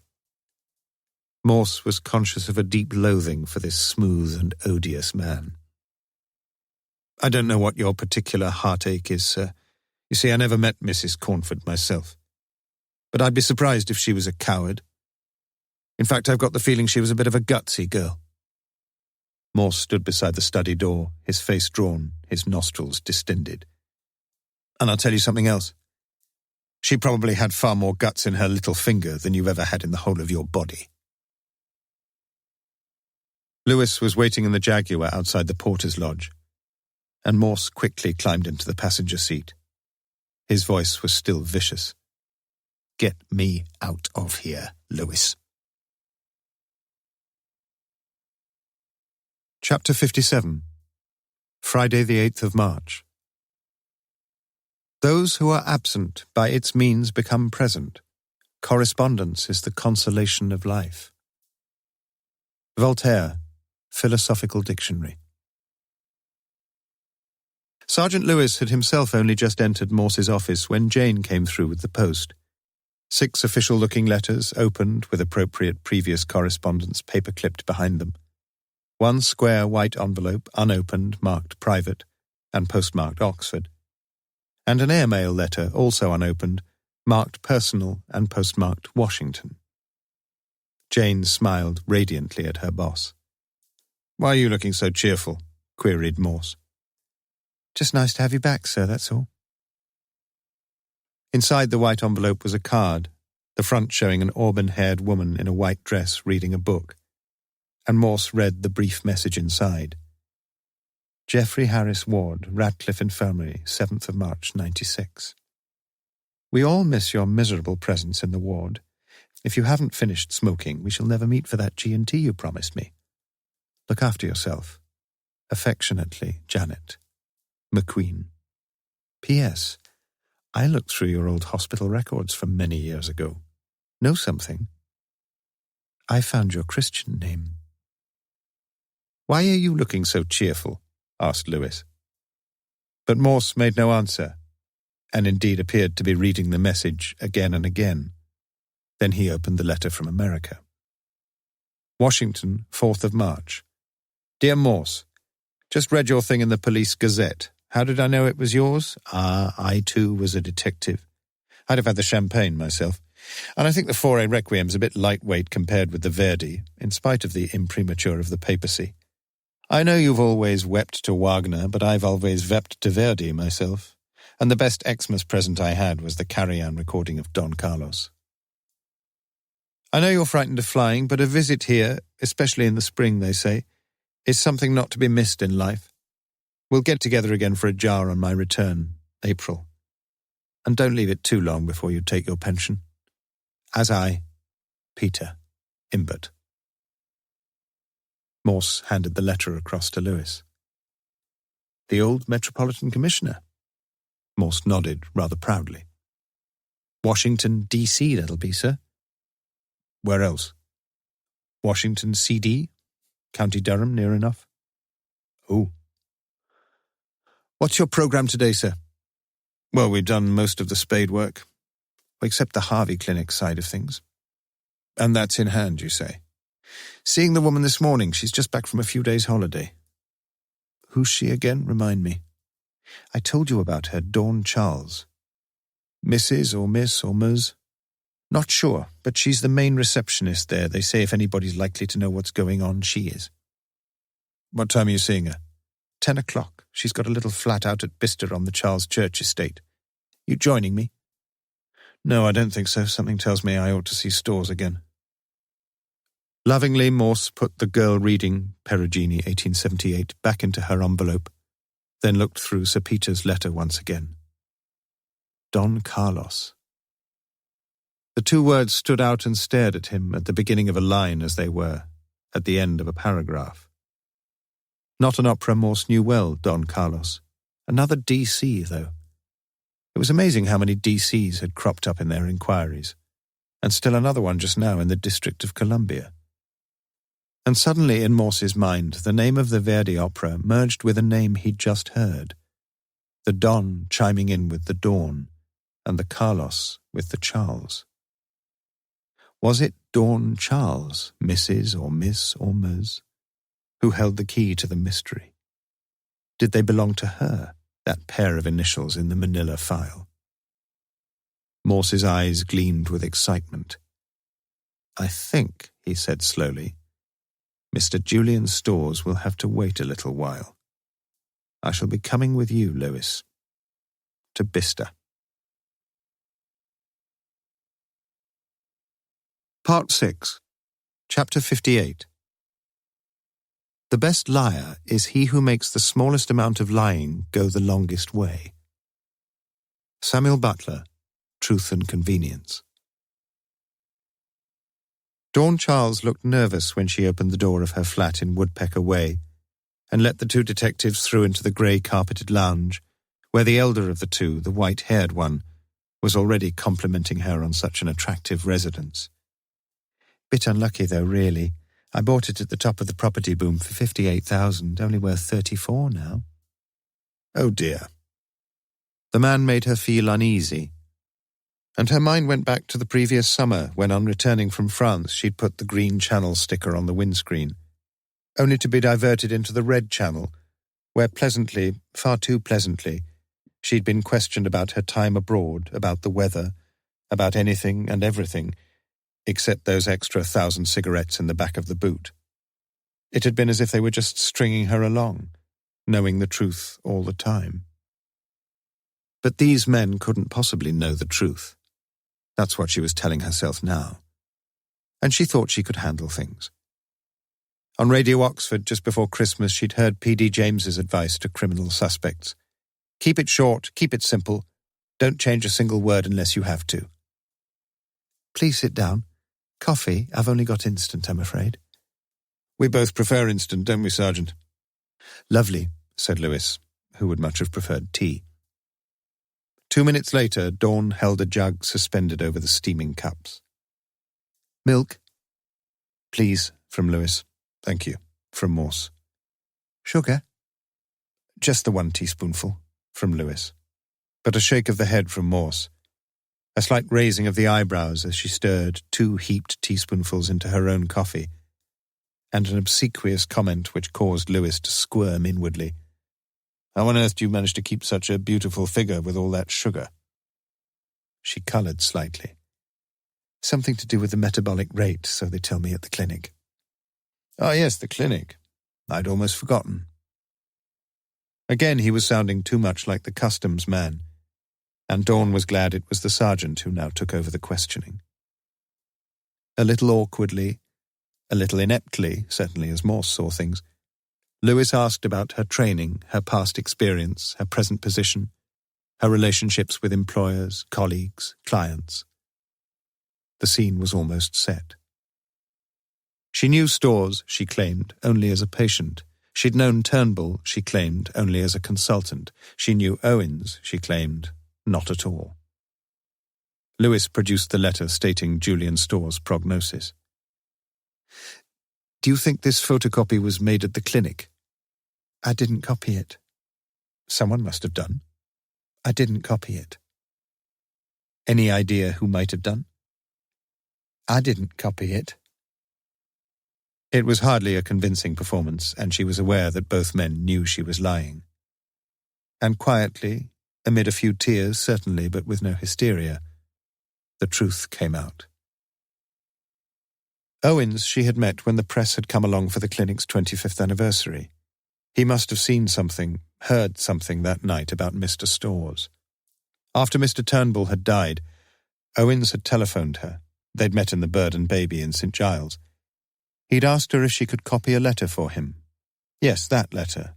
He'd offered her £500, and she'd agreed, copied the letter, been paid in cash. That was it. That was all. A complete betrayal of trust. She knew that. Something she'd never done before, would never have done in the normal course of events. It was just the money, nothing else. She desperately needed the money. Morse had been silent throughout the interrogation. His attention focused, it seemed, on the long, black-stockinged legs. Where does that leave me, leave us? She asked miserably. We shall have to ask you to come in to make an official statement, said Lewis. Now, you mean? That'll be best, yes. Perhaps not, intervened Morse. It's not all that urgent, Miss Charles. We'll be in touch fairly soon. At the door, Morse thanked her for the coffee. Not the best homecoming, I'm afraid. Only myself to blame, she said, her voice tight as she looked across at the visitors' parking lots where the Jaguar stood.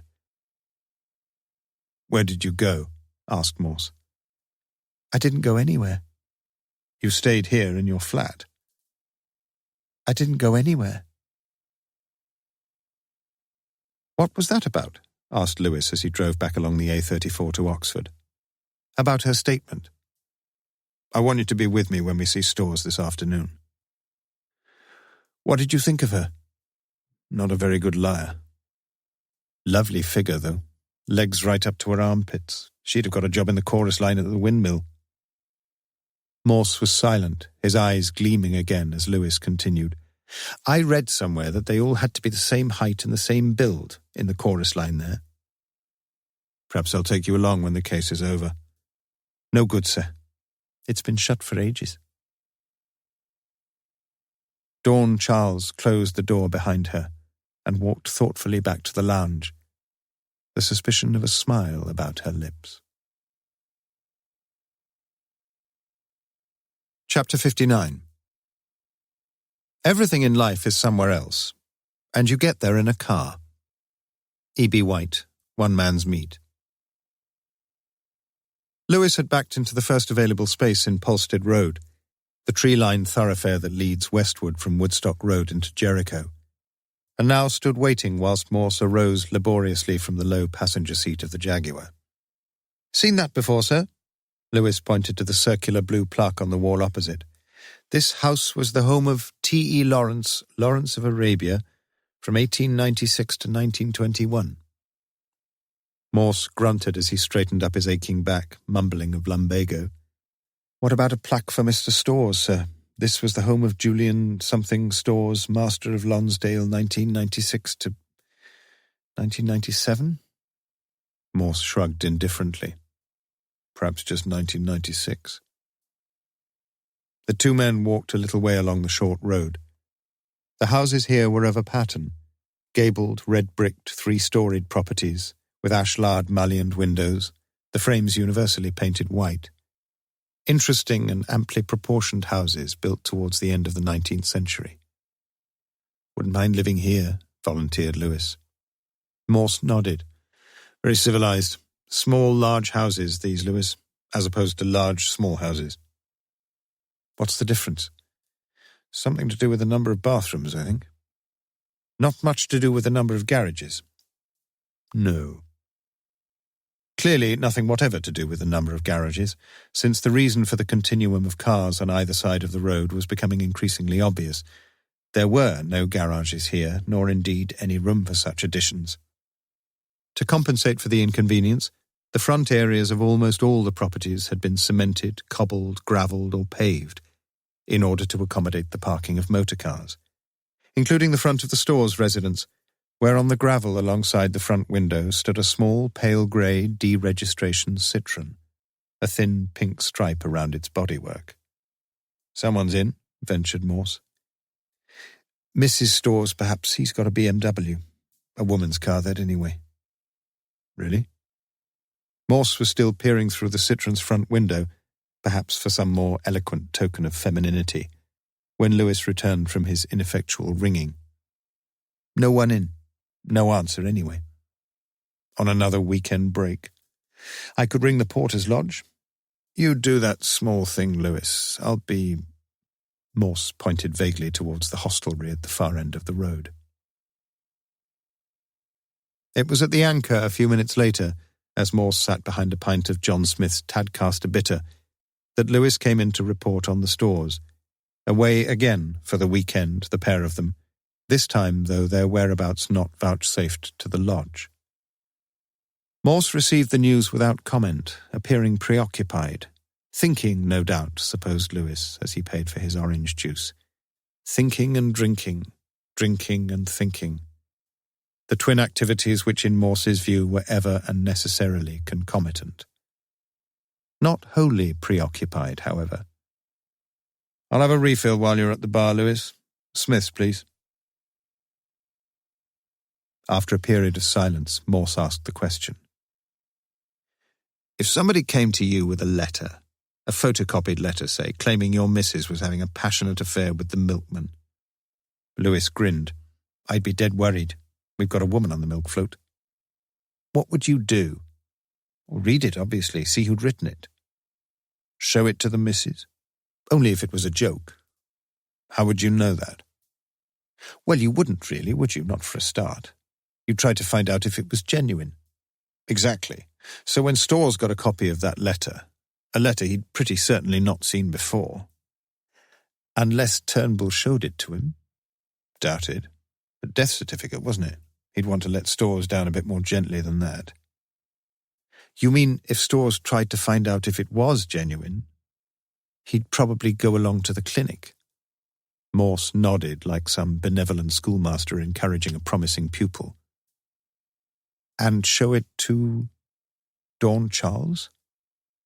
Who else? She's the sort of practice manager there, if anybody is. And let's be honest about things. You're not exactly an expert in the Socratic skills yourself, are you? But how long did it take you to get the truth out of her? 3 or 4 minutes? You think Storrs did it as well? Pretty certainly, I'd say.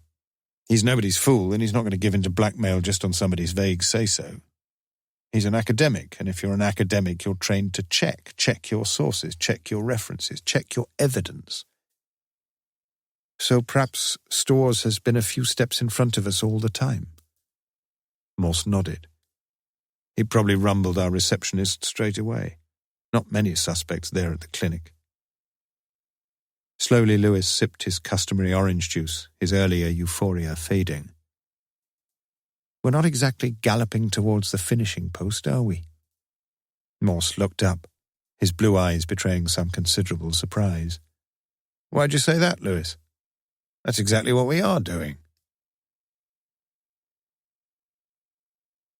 Chapter 60. Saturday the 9th of March. Hombre apercibido, medio combatido. A man well prepared has already half fought the battle. Cervantes, Don Quixote. Somewhat concerned about the adequacy of the Jaguar's petrol allowance, Morse had requisitioned an unmarked police car, which just before 10 a.m. was heading south along the A34, with Sergeant Lewis at the wheel. As they approached Abingdon, Morse asked Lewis to turn on Classic FM, and almost immediately asked him to turn it off, as he recognized the Brandenburg Concerto No. 2. Somebody once said, Lewis, that it was not impossible to get bored even in the presence of a mistress, and I'm sorry to say I sometimes get a little bored even in the company of Johann Sebastian Bach. Really? I thought it was rather nice. Lewis, he may be terrific, he may be terrible, but he's never nice, not Bach. Lewis concentrated on the busy road ahead, as Morse sank back into his seat, and, as was ever his wont in a car, said virtually nothing for the rest of the journey. And yet Morse had said so many things. Things upon which Lewis's mind intermittently focused again, as far too quickly he drove down to the Chieveley junction with the M4. Once back from Polstead Road, Friday afternoon had been very busy, and for Lewis, very interesting. It had begun with Morse asking about their present journey. If you had a posh car, which way would you go to Bath? A34, M4, A46, probably the best. The quickest, certainly. What if you had an old banger? Still go the same way, I think. What's wrong with the Burford Cirencester way? Nothing at all if you like a bit of scenery, or if you don't like motorway driving. Then another question. How do we find out which bank the Storrs use? Could be they have different banks, sir. Shouldn't be too difficult, though. Lloyds, Barclays, NatWest, Midland. Shall I ring around? Morse nodded. And try to find out how they've been spending their money recently, if it's possible. May take a bit of time, but I don't see why not. Let me find out anyway. Lewis turned to go, but Morse had a further request.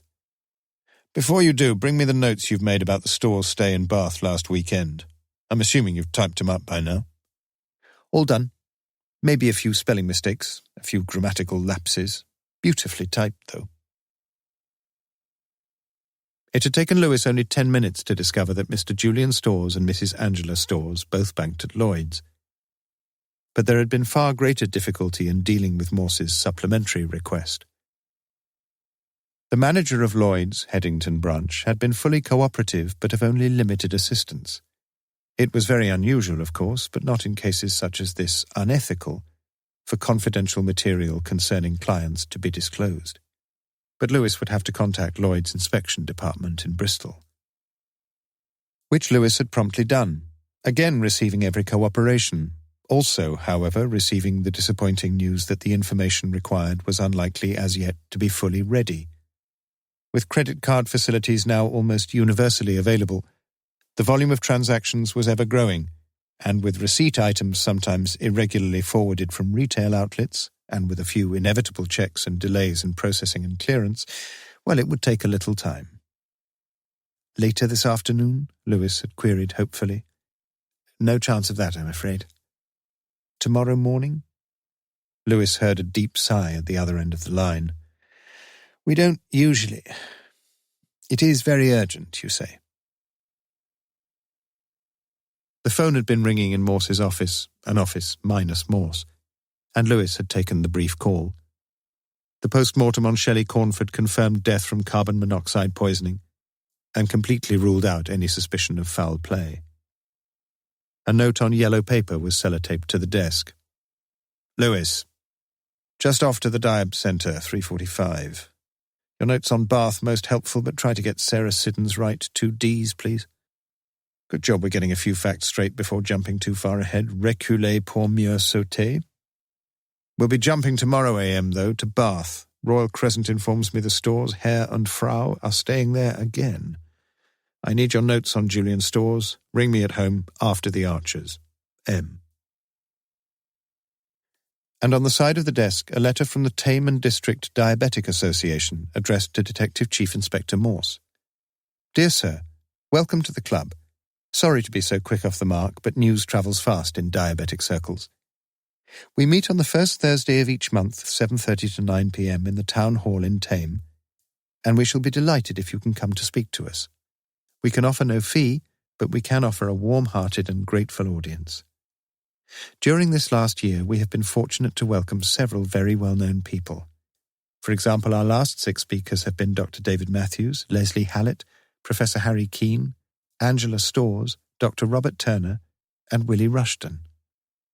Please try to support us if you can. For our 1996-7 programme, we are still looking for speakers for October 96 and February 97. Any hope of you filling one of these slots?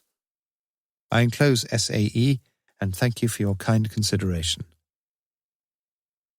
But Lewis read only the first few lines, for never, except in the course of a criminal investigation, had he wittingly read a letter meant for the eyes of another person. From the passenger seat, Morse had still said nothing until Lewis, after turning off the M4 at junction 18 onto the A46, was within a few miles of Bath. Lewis, if you had a mistress, not the milk lady, sir, she's far too fat for me, and say you were having a weekend away together and you told your missus that you were catching the train, but in fact this woman was going to pick you up in her car somewhere, the Randolph, say. Yes, sir. Was Morse getting lost? Would you still go to the railway station? Would you make sure she picked you up at the railway station, not the Randolph? Dunno, sir, I've never... I know you haven't, snapped Morse. Just think, man. So Lewis thought, and thought he saw what Morse was getting at. You mean it might make you feel a bit better in your own mind, feel a bit less guilty, like, if you did what you said you'd be doing before you went? Was Lewis getting lost? Something like that, said Morse unenthusiastically, as a sign welcomed the 2 detectives to the Roman city of Bath. As soon as Lewis had stopped outside the Royal Crescent Hotel, Morse rang through on the mobile phone to the deputy manager, as had been agreed. No problem, it appeared. The Stores had gone off somewhere an hour or so earlier in the BMW. The coast was clear, and Morse got out of the car and walked round to the driver's window. Good luck in Bristol. Lewis raised 2 cross fingers of his right hand like the logo of the National Lottery as Morse continued. If you find what I hope you're going to find, the battle's half won, and it's mostly thanks to you. No, it was you who figured it all out. Wouldn't have done, though, without all those visits of yours to Soho. Pardon, sir? To see the chorus line, Lewis, the chorus line at the windmill. But I've never... Legs right up to her armpits, you said, right? And that was the second time you'd used those words, Lewis. Remember? Chapter 61. Life within doors has few pleasanter prospects than a neatly arranged and well-provisioned breakfast table. Nathaniel Hawthorne, The House of the Seven Gables. Morse stood for some while on the huge slabs that form the wide pavement stretching along the whole extent of the great 500-foot curve of cinnamon-coloured stone, with its identical facades of double Ionic columns, which comprise Bath's Royal Crescent. It seemed to him a breathtaking architectural masterpiece, with the 4-star hotel exactly at its centre, number 16. He walked between the black spiked railings, through the white double doors, into the black and white floor-tiled, high-ceilinged entrance hall, and then to reception, where he was immediately ushered into the beige-carpeted, pine-furnished office of the deputy manager just beyond. Sarah Hickman was from Leicestershire, a tall, slimly attractive woman in her mid-30s, with green eyes, just like Sister McQueen, and dark, curly hair. She was dressed in a business-like suit, she spoke in a business-like manner, and so very clearly was she part of an extremely business-like hotel, since manifold awards, RAC Blue Ribbons, AA Rosettes, Egon Rone Stars, vied with each other for space around the walls. After hesitating, finally capitulating over the offer of coffee, Morse soon found himself listening very carefully. Sarah had, she told him, been able to re-interview almost all of the service personnel who had been on duty the previous weekend, most of whom, as it happened, were performing similar duties that present weekend. But there seemed little to add, at least in general terms, to the details earlier communicated by the manager himself to the Thames Valley Police. One minor correction: the room the Stores had slept in was a standard twin, not a standard double, and in fact the couple had asked for the same room again if it was available. Which by some strange coincidence it was, the only standard twin still available in the hotel that weekend. Registration. She passed to Morse the card dated the previous Saturday, 2nd of the 3rd, 96. Guest's name, address, telephone number, arrival date, departure date, nationality, payment type, passport number, signature, car registration number, and more. All filled in with a neat, feminine, slightly forward-leaning script in black biro and signed Angela Stores. It would be comparatively easy to check, of course, but Morse had little or no doubt that the signature was genuine. The manager told my sergeant when he rang about last weekend that we might be able to see some itemized bills. Sarah Hickman smiled. I thought somehow you might ask for them, she said, and now read aloud from a small sheaf of bills in front of her. Last Saturday night they ate at table 26 in the far corner of the restaurant. He had the carpaccio of beef, truffled noodles and parmesan for his starter. For his main course, the sea bass served with creamed celeriac and fennel liqueur, passion fruit mousse for sweet. She wasn't quite so adventurous, I'm afraid. Consommé with baked plaice and green salad for her main course, and then cream crackers and Edam. The waiter particularly remembers her asking for the Edam. Good low-fat cheese, they tell me, mumbled Morse, recalling his own hard-nosed dietitian's homily in the Geoffrey Harris ward. And he was smiling vaguely to himself as the deputy manager continued. Now, Sunday morning, Mr. Stores had ordered breakfasts for the two of them over the phone the previous night at about 11, half past, can't be sure. He said he thought he was probably too late with the form, but he obviously had it in front of him. The night porter remembers that. He said he'd have a full English for himself, no kidney though, with the tomato well grilled and 2 fried eggs. Said his wife would go for a continental, said she'd like cereal, ricicles if we'd got some. Chief Inspector, we've got a bigger selection of cereals than Sainsbury's. Some brown toast and honey, the fresh fruit compote and orange juice. Oh, yes. Sarah checked the form again. And hot chocolate. The time? Asked Morse. It would have been between 7:30 and 8. We don't serve full English until after 7:30, and both breakfasts went up together. And last night for dinner? They didn't eat here. This morning? They had breakfast in their room again. This time they filled in the form early and left it on the doorknob outside the room. Same as before for Mr. Stores. How do you know it wasn't for her? Well, it's exactly what he ordered before. Here, look for yourself. She passed the room service order across the desk, and Morse saw the instructions. Well grilled against tomato, no tick against kidney, the figure 2 against eggs fried. I see what you mean, admitted Morse. Not even married couples have exactly the same tastes, I suppose. Especially married couples, said Sarah Hickman quietly. Morse's eyes continued down the form to the continental section, and saw the ticks against Weetabix, semi-skimmed milk written beside it, natural yogurt, toast brown, coffee decaffeinated. The black biroed writing was the same as that on the registration form. Angela Storr's writing, certainly. "I shall have to have copies of these forms," said Morse. "Of course." Sarah got to her feet. "I'll see that it's done straight away. Shall we go over to the bar?" The day was brightening. But for Morse, the day had already been wonderfully bright. Had been for the past hour or so, ever since the deputy manager had been speaking with him. And indeed was very shortly to be brighter still. Chapter 62. Queen Elizabeth I slept here. Notice, which according to the British Tourist Board is to be observed in approximately 2,400 residences in the United Kingdom. They walked across the splendidly tended garden area behind the main complex to the Dower House, an elegant annex wherein were situated most of the hotel's suites and bedrooms, as well as the restaurant, the main lounge, and the bar. Immediately inside the entrance, Morse saw the plaque, virtually a statutory requirement in Bath, commemorating a particularly eminent royal personage.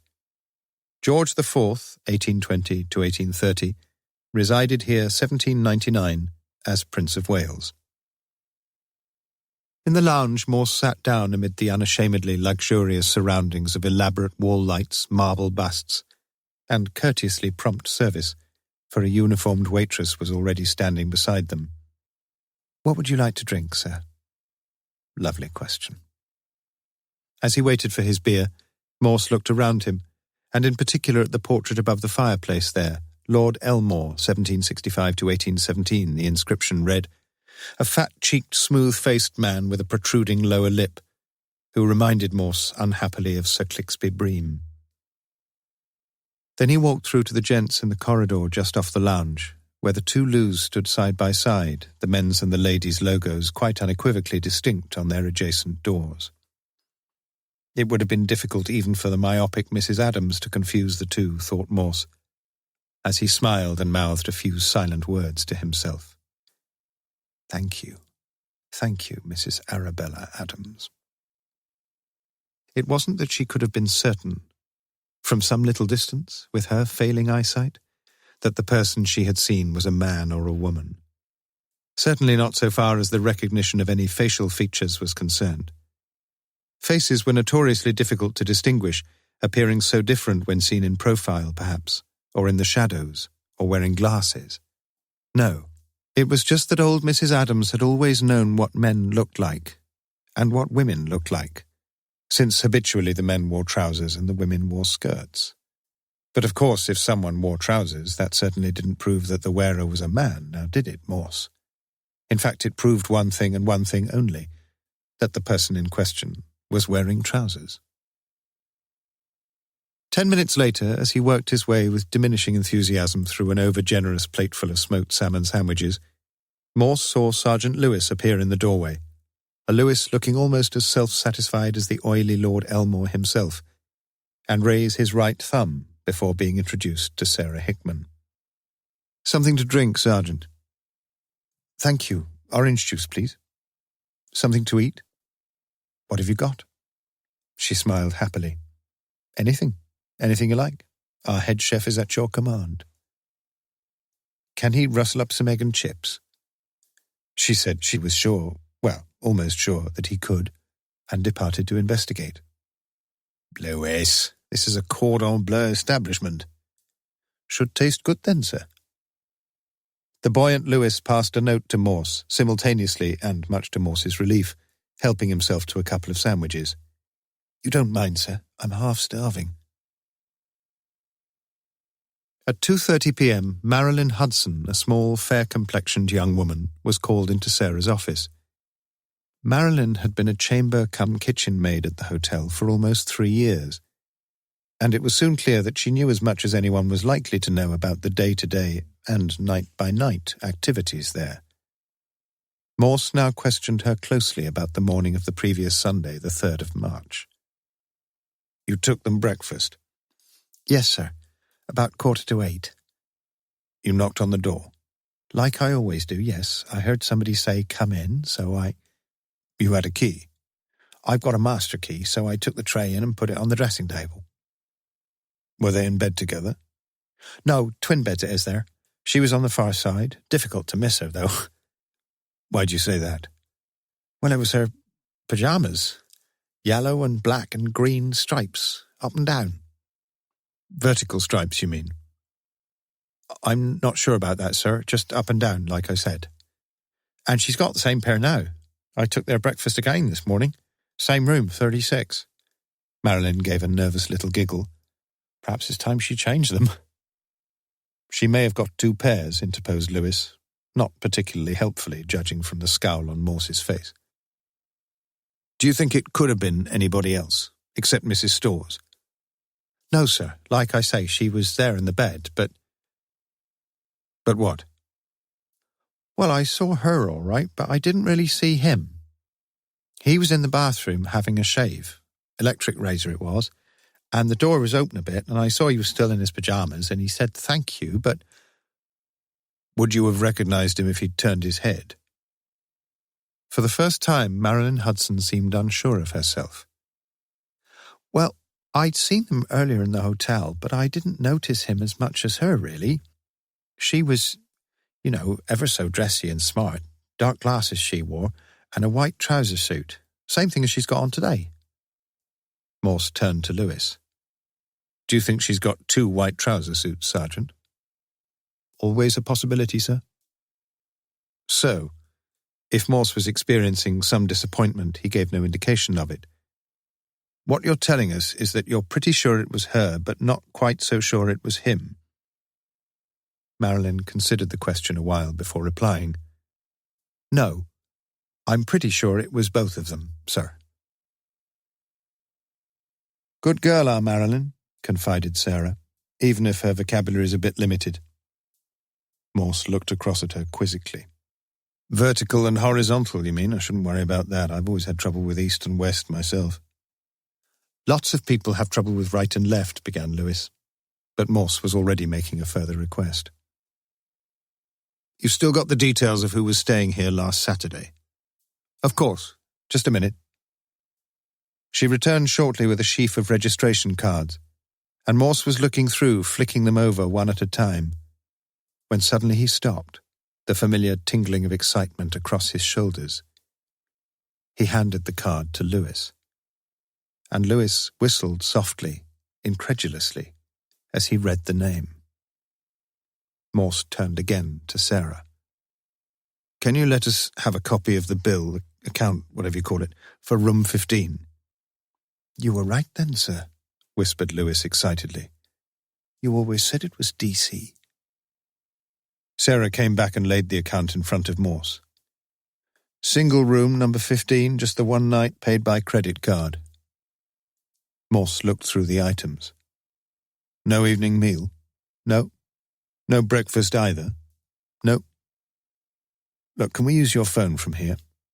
Of course you can. Shall I leave you? Yes, I think so, said Morse. If you don't mind.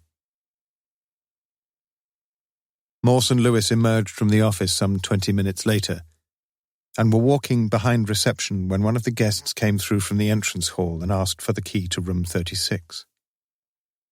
Then he saw Morse. Good God, what are you doing here? Asked Julian Storrs. I was just going to ask you exactly the same question, replied Morse, with a curiously confident smile. Chapter 63. Why did you murder those workmen in 1893? It wasn't in 1893. It was in 92. Quoted by H. Asquith. Do you want my wife to be here as well? I dropped her in the city centre to do a bit of shopping, but she shouldn't be long, if that's what you want. We'd rather talk to you alone, sir. What's this bloody sir got to do with things? The three of them, Storrs, Morse, Lewis, were seated in room 36, a pleasingly spacious room whose windows overlooked the hotel's pool and the sodden-looking croquet green. What's all this about, anyway? Storrs' voice was already sounding a little weary, increasingly tetchy. Can we get on with it?" So Morse got on with it, quickly sketching in the background to the two murders under investigation. Storrs had been having an affair with Rachel James, and Rachel James had been murdered. Storrs had been blackmailed by Owens, and Owens had been murdered. The grounds for this blackmail were threefold: his extramarital relationship with Miss James, his dishonest concealment of his medical prognosis, and his wife's earlier career as striptease dancer and Soho call girl. For these reasons, it would surely have been very strange had Storrs not figured somewhere near the top of the suspect list.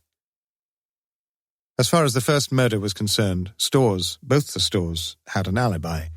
They had been in bed with each other. How did one break that sort of alibi?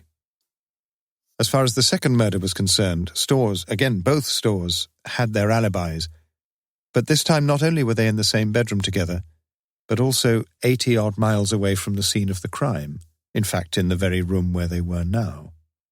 But alibis could be fabricated, and if so, they could be broken. Sometimes they were broken. Storrs was listening in silence. Means? Forensic tests had established that both murders had been committed with the same weapon, a pistol known as the howdah, often used by senior ranks in the armed forces, especially in India, where Storrs had served until returning to Oxford. He had acquired such a pistol, probably still had it, unless he had got rid of it recently. Very recently.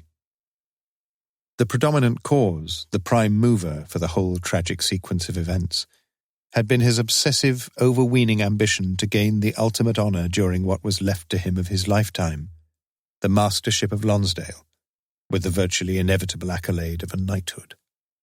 Motive, then? Yes. Means? Yes. Opportunity, though. For the first murder, transport from Polstead Road to Kidlington was easy enough. There were 2 cars. But the target had not been quite so easy. In fact, it might well have been that Rachel James was murdered mistakenly, because of a mix-up over house numbers and a ponytailed silhouette. But for the second murder, planning had to be far more complicated and clever.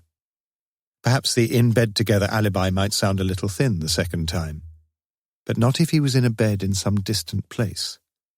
Not if he was openly observed in that distant place at the time the murder must have been committed. No one had ever been in 2 places at the same time. That would be an affront to the rules by which the Almighty had established the universe. But the distance from Oxford to Bath was only 80-odd miles, and in a powerful car along the motorway on a Sunday morning early, an hour, say? Pushing it, perhaps. An hour and a quarter, then. 2.5 hours on the road. Then there was a murder to be committed, of course. Round it up to 3 hours, say. During the last few minutes of Morse's exposition, Storrs had walked across to the window, where he stood looking out over the garden. The afternoon had clouded with the occasional spatter of rain across the panes. Storrs was humming quietly to himself, and Morse recognized the tune of September, one of Richard Strauss's 4 last songs. Der Garten trauert, kühl sinkt in die Blumen der Regen. Then abruptly Storrs turned round. "You do realize what you're saying?" he asked quietly. "I think I do," replied Morse. "Well, let's get a few things straight, shall we? Last Sunday, my wife Angela and I had breakfast here in this room at about 7:45. The same young girl brought us breakfast this morning, as it happens. She'll remember." Morse nodded. "She's not quite sure it was you, though, last Sunday. She says you were shaving at the time in the bathroom." "Well, who the hell was it, then, if it wasn't me?" "Perhaps you'd got back by then." "Back? Back from Oxford? How did I manage that? 3 hours, you say? I must have left at 4:30. "You had a car." "Have you checked all this? You see, my car was in the hotel garage, and God knows where that is. I left it outside when we booked in and gave the keys to one of the porters. That's the sort of thing you pay for in places like this. Didn't you know that?" Again Morse nodded. "You're right. The garage wasn't opened up that morning until 9:10. So, Storrs looked puzzled. You could have driven someone else's car. Whose, pray? Your wife's, perhaps? Storrs snorted. Which just happened to be standing outside the hotel, is that it? A helicopter lift from Polstead Road? I don't know, admitted Morse. All right, Angela's car's there waiting for me, yes? How did I get out of the hotel? There's only the one exit, so I must have slipped unnoticed past a sleeping night porter. He stopped. Have you checked up whether the front doors are locked after midnight? Yes, we've checked. And are they? They are. So? Again Storrs appeared puzzled. So the only explanation is that you weren't in the hotel that night at all, said Morse slowly. Really? And who signed the bloody bill on Sunday? What, 10 o'clock, 15:15? 20 past. We've tried to check everything. You signed the bill, sir, using your own Lloyd's Visa card. Suddenly Storrs turned his back and stared out of the rain-flecked window once more. Look, you must forgive me. I've been leading you up the garden path, I'm afraid, but it was extremely interesting hearing your story. Outside, just to the left, we can't quite see it from here, is what the splendid brochure calls its outdoor heated exercise plunge pool. I was there that morning. I was there just after breakfast, about 8:30. Not just me, either. There was a rich American couple who was staying in the Beau Nash suite. They came from North Carolina, as I recall, and we must have been there together for 20 minutes or so. Want to know what we were talking about? Bosnia. Bloody Bosnia. Are you satisfied? You say you've tried to check everything. Well, just check that. And now, if you don't mind, my dear wife appears to be back. I just hope she's not spent... Good God, she's bought herself another coat. Lewis, who had himself remained silent throughout the interview, walked across to the rain-flecked window and saw Mrs. Storrs standing beneath the porchway across the garden, wearing a headscarf, dark glasses, and a long, expensive-looking white mackintosh. She appeared to be having some little difficulty unfurling one of the large, gaudy umbrellas which the benevolent management left in clumps around the buildings for guests to use when needed. Needed as now, for the rain had come on more heavily. Morse, too, got to his feet and joined Lewis at the window, where Storrs was quietly humming that tune again. Der Garten trauert. The garden is mourning. Would you and your good lady like to join me for a drink, sir? In the bar downstairs. Chapter 64. Hypoglycemia, noun. Abnormal reduction of sugar content of the blood. For diabetes sufferers, a condition more difficult to spell than to spot. Small's Enlarged English Dictionary, 17th edition. What do you think they're talking about up there, sir? He's probably telling her what to say. Morse and Lewis were seated side by side in the Dower House lounge, this time with their backs turned on Lord Elmore, since two dark-suited men sat drinking coffee in front of the fireplace.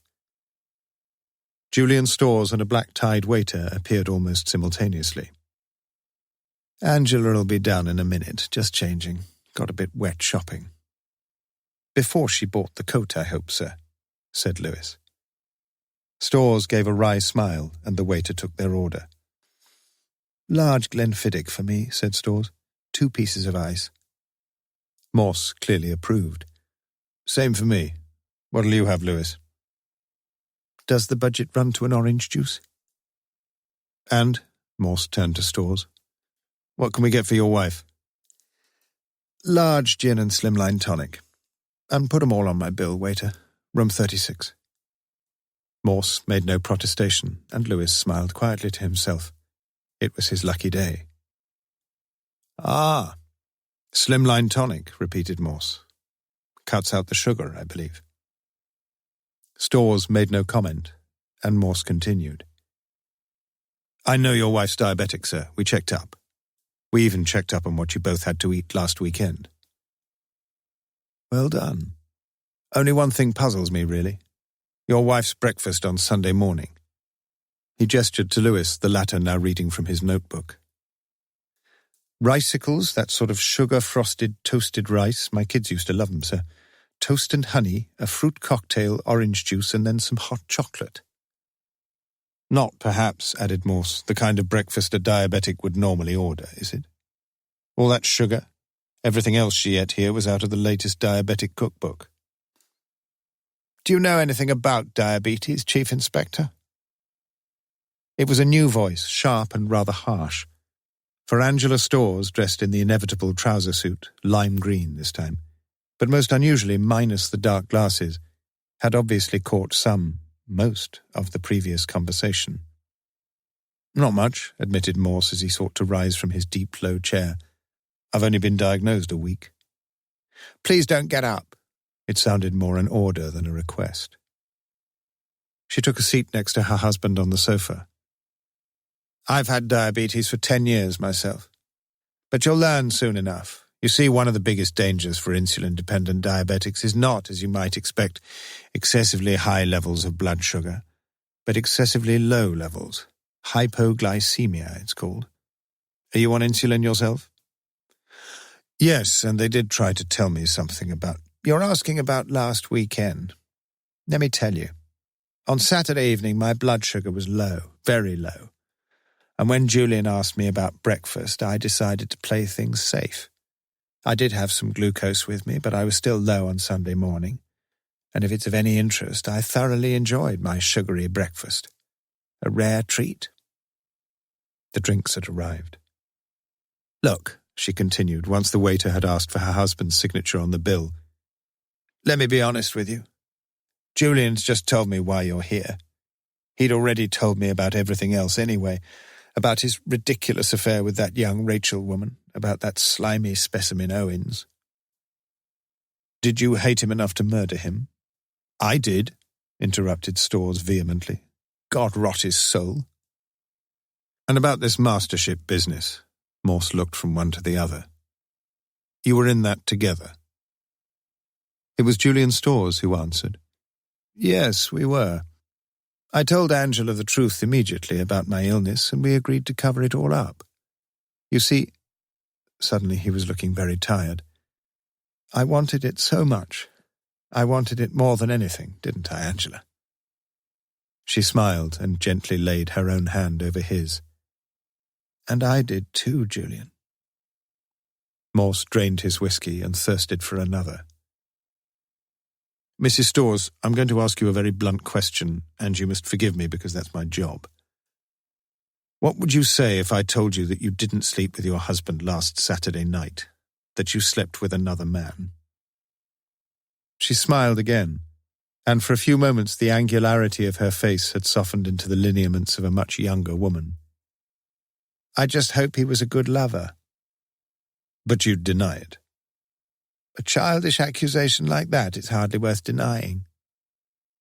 Morse turned to Storrs. And you, sir? What would you say if I told you that you didn't sleep with your wife last Saturday night, that you slept with another woman? I just hope she was a good lover, I suppose. But you'd deny it too? Of course. Anything else you want to check? Asked Angela Storrs.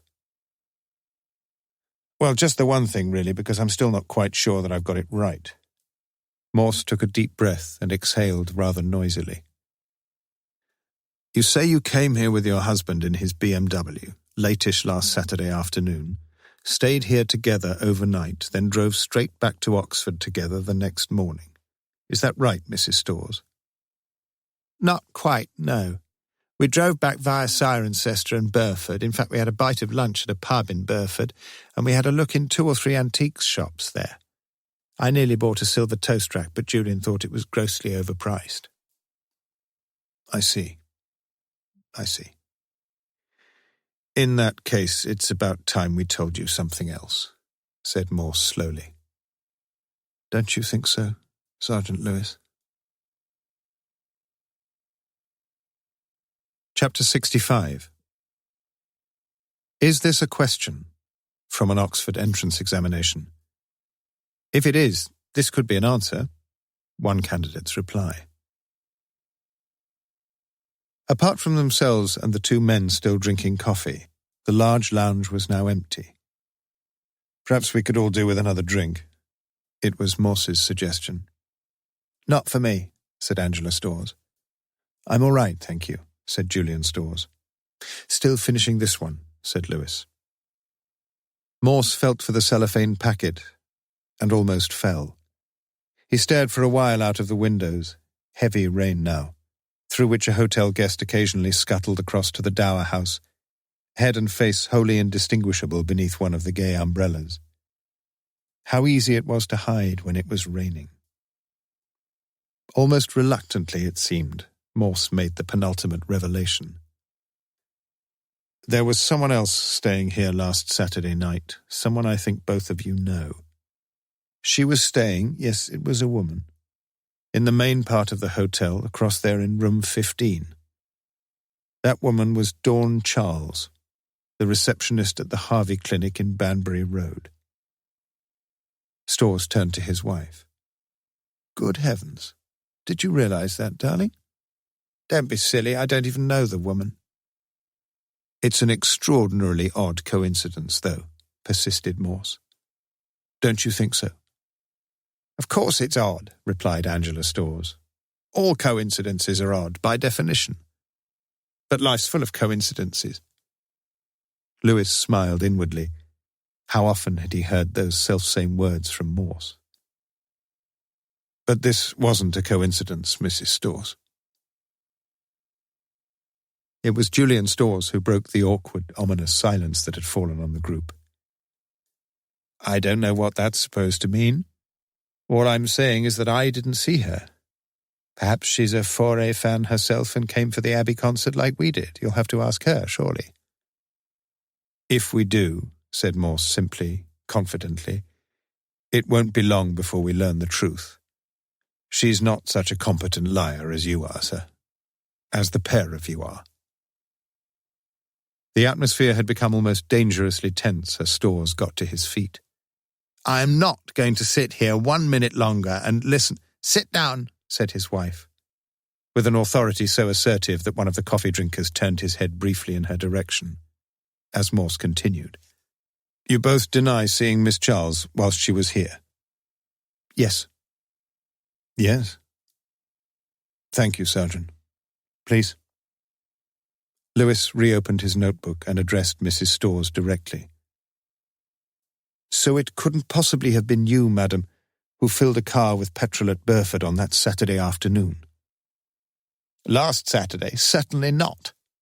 She almost spat the words at her new interlocutor. But Lewis appeared completely unabashed. "Have you lost your credit card recently?" "Why do you ask that?" "Because someone made a good job of signing your name, that's all. For £12 of unleaded premium at the Burford garage on the A40 at about 3 o'clock last Saturday." "What exactly are you suggesting?" The voice sounded menacingly calm. "I'm suggesting that you drove here to Bath that day in your own car, madam." But she had risen to her feet herself now. "You were right, Julian. We are not going to sit here a second longer. Come along." But she got no further than the exit, where two men stood barring her way, two dark-suited men who had been sitting for so long beneath the portrait of the bland Lord Elmore.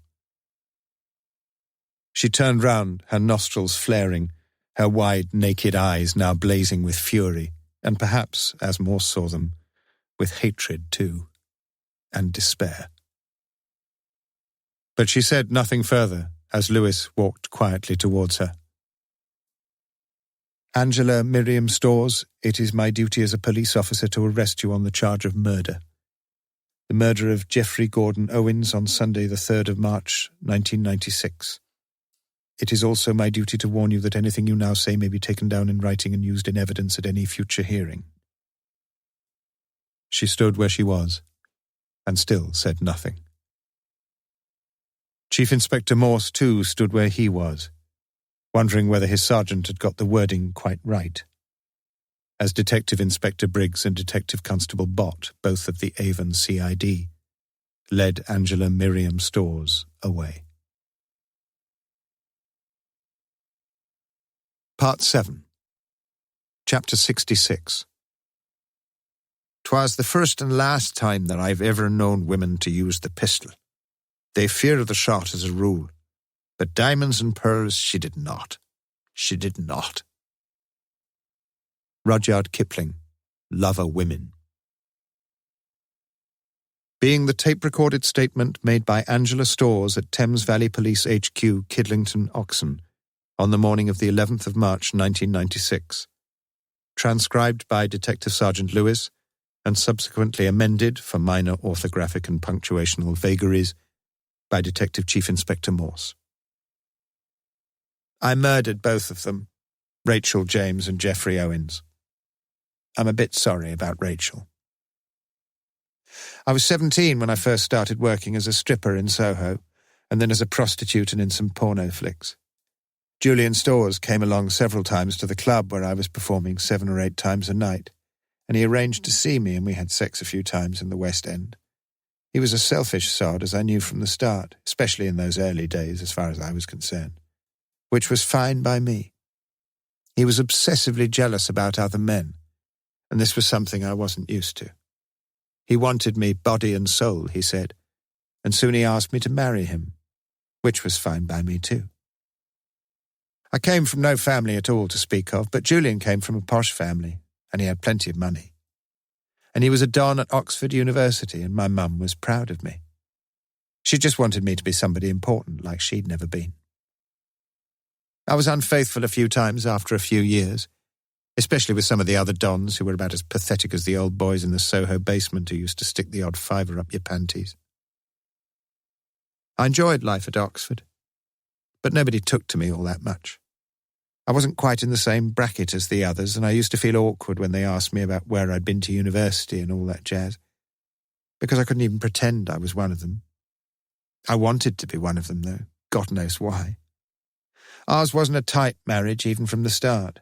It wasn't too long before Julian was off with other women, and soon, as I say, I was off with other men, including the master. He needs his sheets changing every day, that man, like they do in posh hotels. But he was going at last, and that started things, really. Or is it finished things? Julian desperately wanted to be master, and only one person wanted that more than he did. Me. In London, I'd lived a dodgy, dangerous sort of life like any woman on the sex circuit does.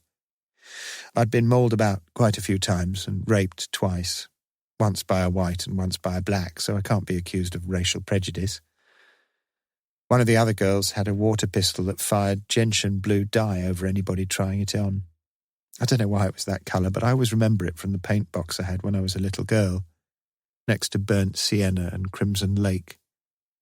But Julian had something far better than that. He'd kept a pistol from his army days, and after I had a bit of trouble late one Saturday night in Cornmarket with some football thugs, he said he didn't mind me carrying it around sometimes if it made me feel better. Which it did. I had a newfound sense of confidence, and one weekend Julian took me with some of his TA friends out to the shooting range on Otmore, and for the first time ever I actually fired a pistol. I was surprised how difficult it was with the way it jerked back and upwards, but I managed it, and I loved it. After that I got used to carrying it around with me, loaded, when I was out late at night. I felt a great sense of power when I held it. Then came our big opportunity. Julian was always going to be a good bet for the master's job, and we only had Cornford to beat.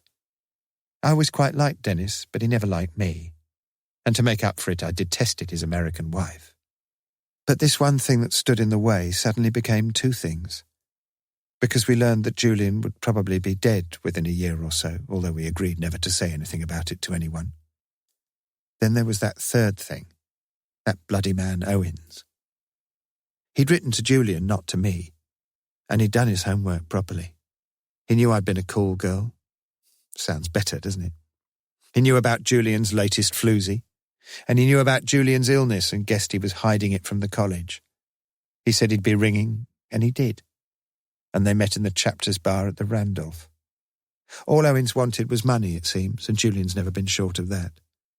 But Julian played it cool And he went back to the bar later on and had a bit of luck because one of the barmaids knew who Owens was because he'd covered quite a few functions there for the newspapers. We didn't need to hire a detective to find his address because it was in the phone book. I knew what I was doing that morning because I'd already driven round the area twice and I'd done my homework too. I parked on the main road above the terrace and got through a gap in the fence down to the back. I don't think I meant to shoot him, but just frighten him to death if I could, and let him know that he'd never be able to feel safe in life again if he kept on with his blackmail. Then I saw him behind his kitchen blind, and I suddenly realised how ridiculously easy it would be to solve all our problems. It wouldn't take me more than a single second. I knew he lived alone, and I knew this must be him. His head was only a couple of feet away, and I saw the ponytail that Julian had told me about. I planned to knock on the door and go in and sort things out, but I didn't. I just fired point blank, and that was that. There was a huge thud and a splintering noise and lots of smoke, but only for a second, it seemed.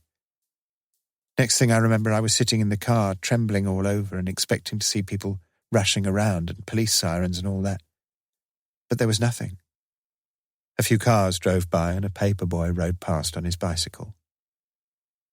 It was all a bit like a nightmare I've often had, standing on top of some high building with no rail in front of me and knowing it would be so easy to jump off.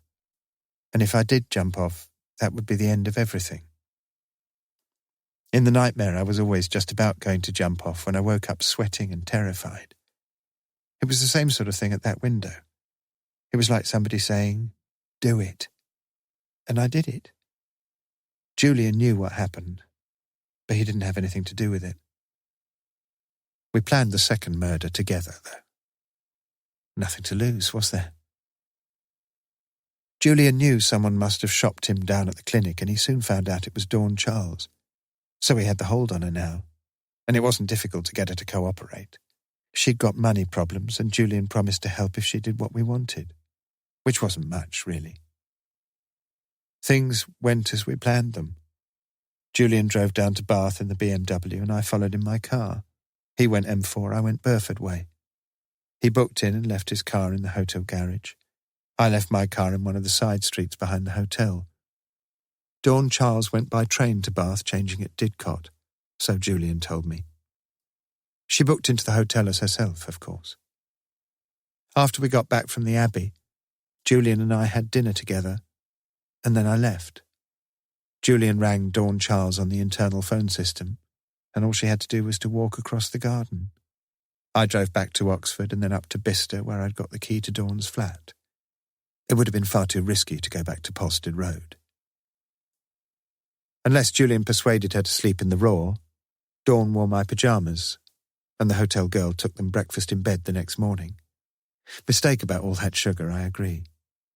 Dawn Charles is my sort of height and shape, so Julian tells me, and if she wore something that was obviously mine, there wouldn't be much of a problem. The whole thing was very neat, really. It didn't matter if she was seen round the hotel or if I was, because both of us were staying there officially. I'd phoned Owens to arrange everything, and last Sunday morning I drove round to Bloxham Drive again. Probably he'd have been more wary if I'd been a man instead of a woman, but I told him I'd have the money with me. So he said he'd meet me and have a signed letter ready, promising he wouldn't try any more blackmail. I went down the slope at the back like before, and knocked on the right door this time. It was about 7:15 when he let me in, and we went through to his front room. I don't think either of us spoke.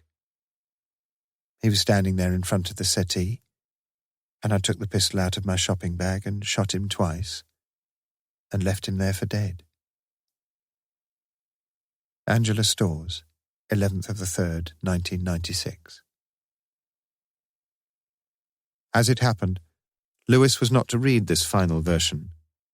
Had he done so, he might have felt rather surprised, and a little superior, to notice that his own burnt sienna had been amended to burnt sienna with one N, since he had taken the trouble to look up that colour in Chambers, and had spelt it accordingly. Chapter 67. Belbroughton Road is bonny, and pinkly burst the spray of prunus and forsythia across the public way, for a full springtide of blossom seethed and departed hence, leaving landlocked pools of jonquils by a sunny garden fence. John Betjeman, May Day Song for North Oxford. Spring was particularly beautiful, if late, in North Oxford that year, and even Morse, whose only potential for floral exhibitionism was a small window box, much enjoyed the full-belled daffodils and the short-lived violets, though not the crocuses. Sir Clixby Bream received a letter from Julian Storrs on Tuesday the 12th of March. Both contestants had now withdrawn from the Mastership Stakes. At an extraordinary general meeting held the next day in the Stamper Room, the Fellows of Lonsdale had little option but to extend yet again the term of the incumbent master, and by a majority vote to call in the Visitor, that splendidly titled dignitary, usually an archbishop, whose right and duty it was, and is, periodically to inspect and to report on college matters, and to advise and to intervene in any such disputatious circumstances as Lonsdale, omnium consensu, now found itself. An outside appointment seemed a certainty, but Sir Clixby accepted the situation philosophically, as was his wont, and the college lawns were beginning to look immaculate again.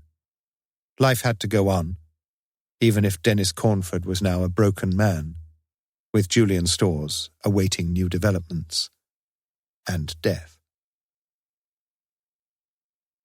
Adele Beatrice Cecil had recently learned that the membership of the Young Conservatives had fallen from 500,000 20 years earlier to 5,000 in January 1996, and anyway she had for several weeks been contemplating a change in her lifestyle.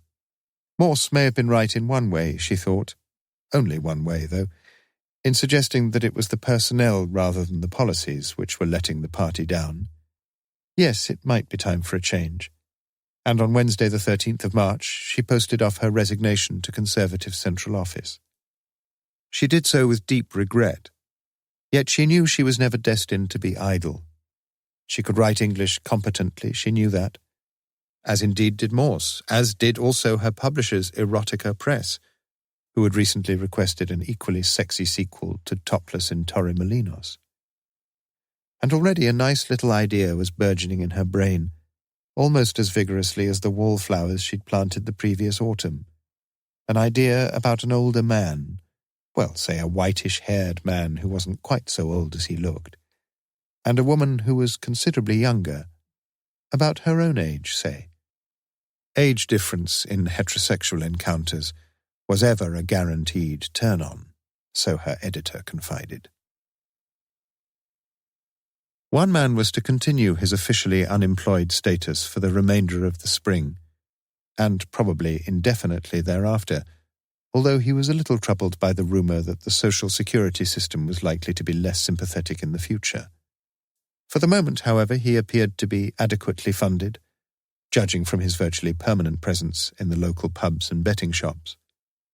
It was always going to be difficult for any official down in the job centre to refute his claim that the remuneration offered for some of their employment opportunities could never compensate for his customary lifestyle.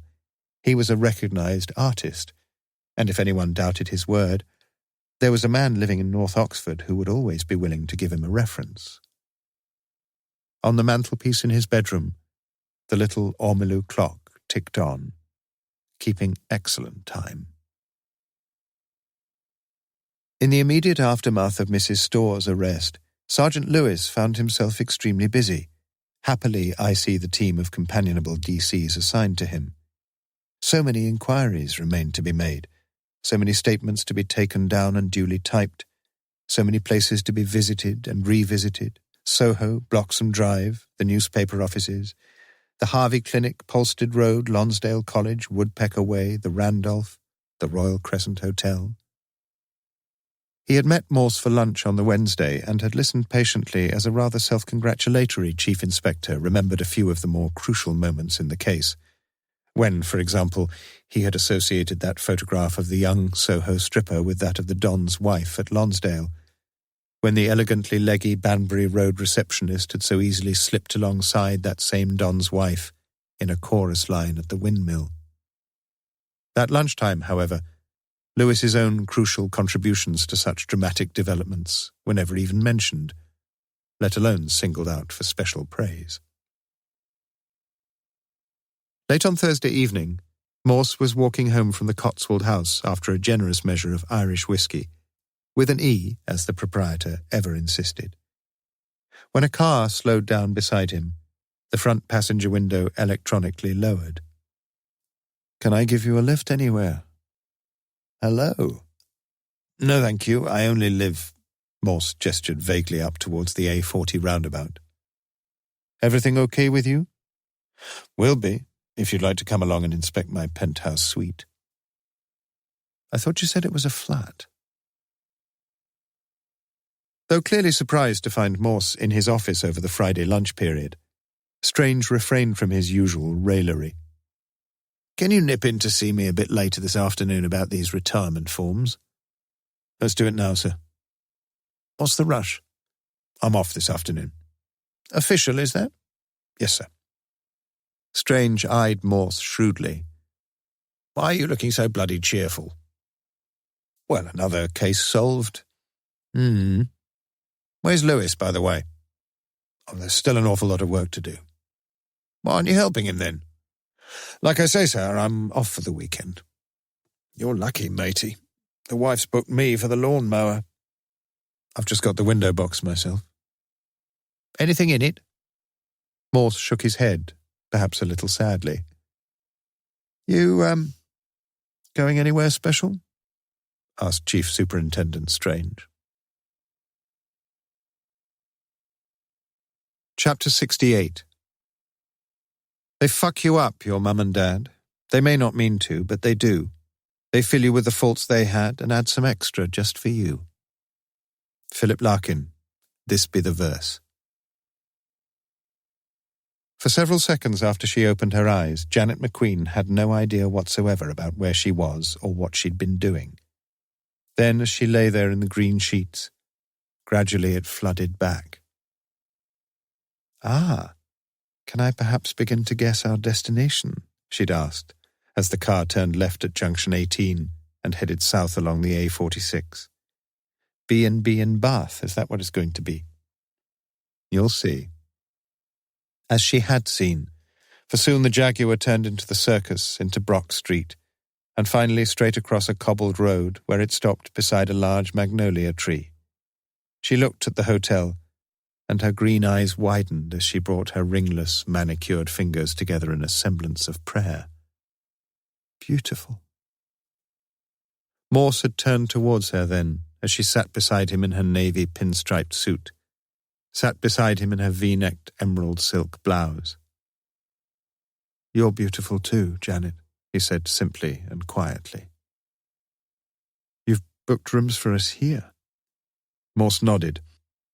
"Bit over the top, I know, but yes, I booked the Sarah Siddons suite for myself." "What have you booked for me?" "That's also called the Sarah Siddons suite." She was smiling contentedly as the concierge opened the passenger seat door. "Welcome to the Royal Crescent Hotel, madam." She'd felt important then, and she'd loved it. Morse was already up, dressed, washed, shaved, and sitting only a few feet from her, reading the Times. "Hello," she said softly. He leaned over and kissed her lightly on the mouth. "Headache?" "Bit of one."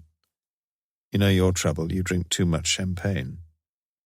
She smiled. She would always be smiling that weekend, as she recalled the happiness of their night together. And throwing back the duvet, she got out of bed and stood beside him for several seconds, her cheek resting on the top of his head. "Shan't be long. Must have a shower." "No rush." "Why don't you see if you can finish the crossword before I'm dressed? Let's make it a race." But Morse said nothing, for he had already finished the crossword, and was thinking of the Philip Larkin line that for so many years had been a kind of mantra for him. Waiting for breakfast while she brushed her hair. It was late morning as they were walking arm in arm down to the city centre following the signs to the Roman baths that she asked him the question. Shall I just keep calling you Morse? I'd prefer that, yes. Whatever you say, sir. You sound like Lewis. He always calls me sir. What do you call him? Lewis. Does he know your Christian name? No. How come you got lumbered with it? Morse was silent a while before answering. They both had to leave school early, my parents, and they never had much of a chance in life themselves. That's partly the reason, I suppose. They used to keep on to me all the time about trying as hard as I could in life. They wanted me to do that. They expected me to do that. Sort of emotional blackmail, really, when you come to think of it. Did you love them? Morse nodded, especially my father. He drank and gambled far too much, but I loved him, yes. He knew nothing, really, except two things. He could recite all of Macaulay's Lays of Ancient Rome by heart, and he'd read everything ever written about his greatest hero in life, Captain Cook, Captain James Cook, 1728 to 1779, as he always used to call him. And your mother? She was a gentle soul. She was a Quaker. It all adds up then, really, said Janet slowly. I suppose so, said Morse. Do you want to go straight to the Roman baths? What are you thinking of? Would you like a pint of beer first? I'm a diabetic, you know. I'll give you your injection, she promised, but only if you do me one big favour. I shan't be a minute. Morse watched her as she disappeared into a souvenir shop alongside, watched the shapely straight legs above the high-heeled shoes, and the dark wavy hair piled high at the back of her head. He thought he could grant her almost any favour that was asked of him. She produced the postcard as Morse returned from the bar. What's that for? He asked. Who's that for, you mean? That's for Sergeant Lewis. He means a lot to you, doesn't he? What, Lewis? Nonsense. He means a lot to you, doesn't he? She repeated. Morse averted his eyes from her penetrating, knowing gaze, looked down at the frothy head on his beer, and nodded. Christ knows why. I want you to send him this card. What for? We're back at work together on Monday. I want you to send him this card, she repeated. You can send it to his home address. You see, I think he deserves to know your Christian name. Don't you? Envoy. Monday the 18th of March. This list is not for every Tom, Dick, and Harry. It's been compiled by Everett Williams, director of the Florida Bureau of Vital Statistics, and on it are the 150 most unusual names he's encountered in 34 years with the Bureau. Examples are Tootsie Roll, Curly Bush, Emancipation Proclamation Cogshell, Candy Box, Starlight Cauliflower Shaw, and Determination Davenport. But he never encountered a fourth quadruplet called Mo. Williams figures that some parents have a sense of humor, or else a grudge against their offspring. Gainesville Gazette, 16th of February, 1971. On the following Monday evening, Mrs. Lewis handed the card to her husband. This is for you from Inspector Morse. You mean you've read it? Course I have, boy. Smelling the chips, Lewis made no protestation as he looked at the front of the card. An aerial view of Bath showing the Royal Crescent and the circus. Then, turning over the card, he read Morse's small, neat handwriting on the back. What he read moved him deeply. And when Mrs. Lewis shouted through from the kitchen that the eggs were ready, he took a handkerchief from his pocket and pretended he was wiping his nose. The card read as follows. For Philistines like you, Lewis, as well as for classical scholars like me, this city with its baths and temples must rank as one of the finest in Europe. You ought to bring the missus here sometime. Did I ever get the chance to thank you for the few contributions you made to our last case together? If I didn't, Let me thank you now. Let me thank you for everything, my dear old friend. Yours,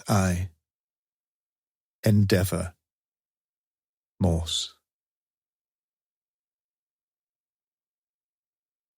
This was an audio production of Death Is Now My Neighbour by Colin Dexter, read by Samuel West.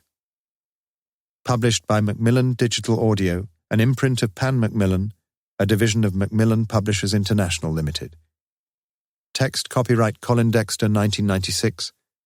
Recording copyright Macmillan Digital Audio 2017. The right of Colin Dexter to be identified as the author of this work has been asserted by him in accordance with the Copyright Designs and Patents Act 1988, all rights reserved. Produced by Leo Wetter and recorded at Strathmore Publishing, London.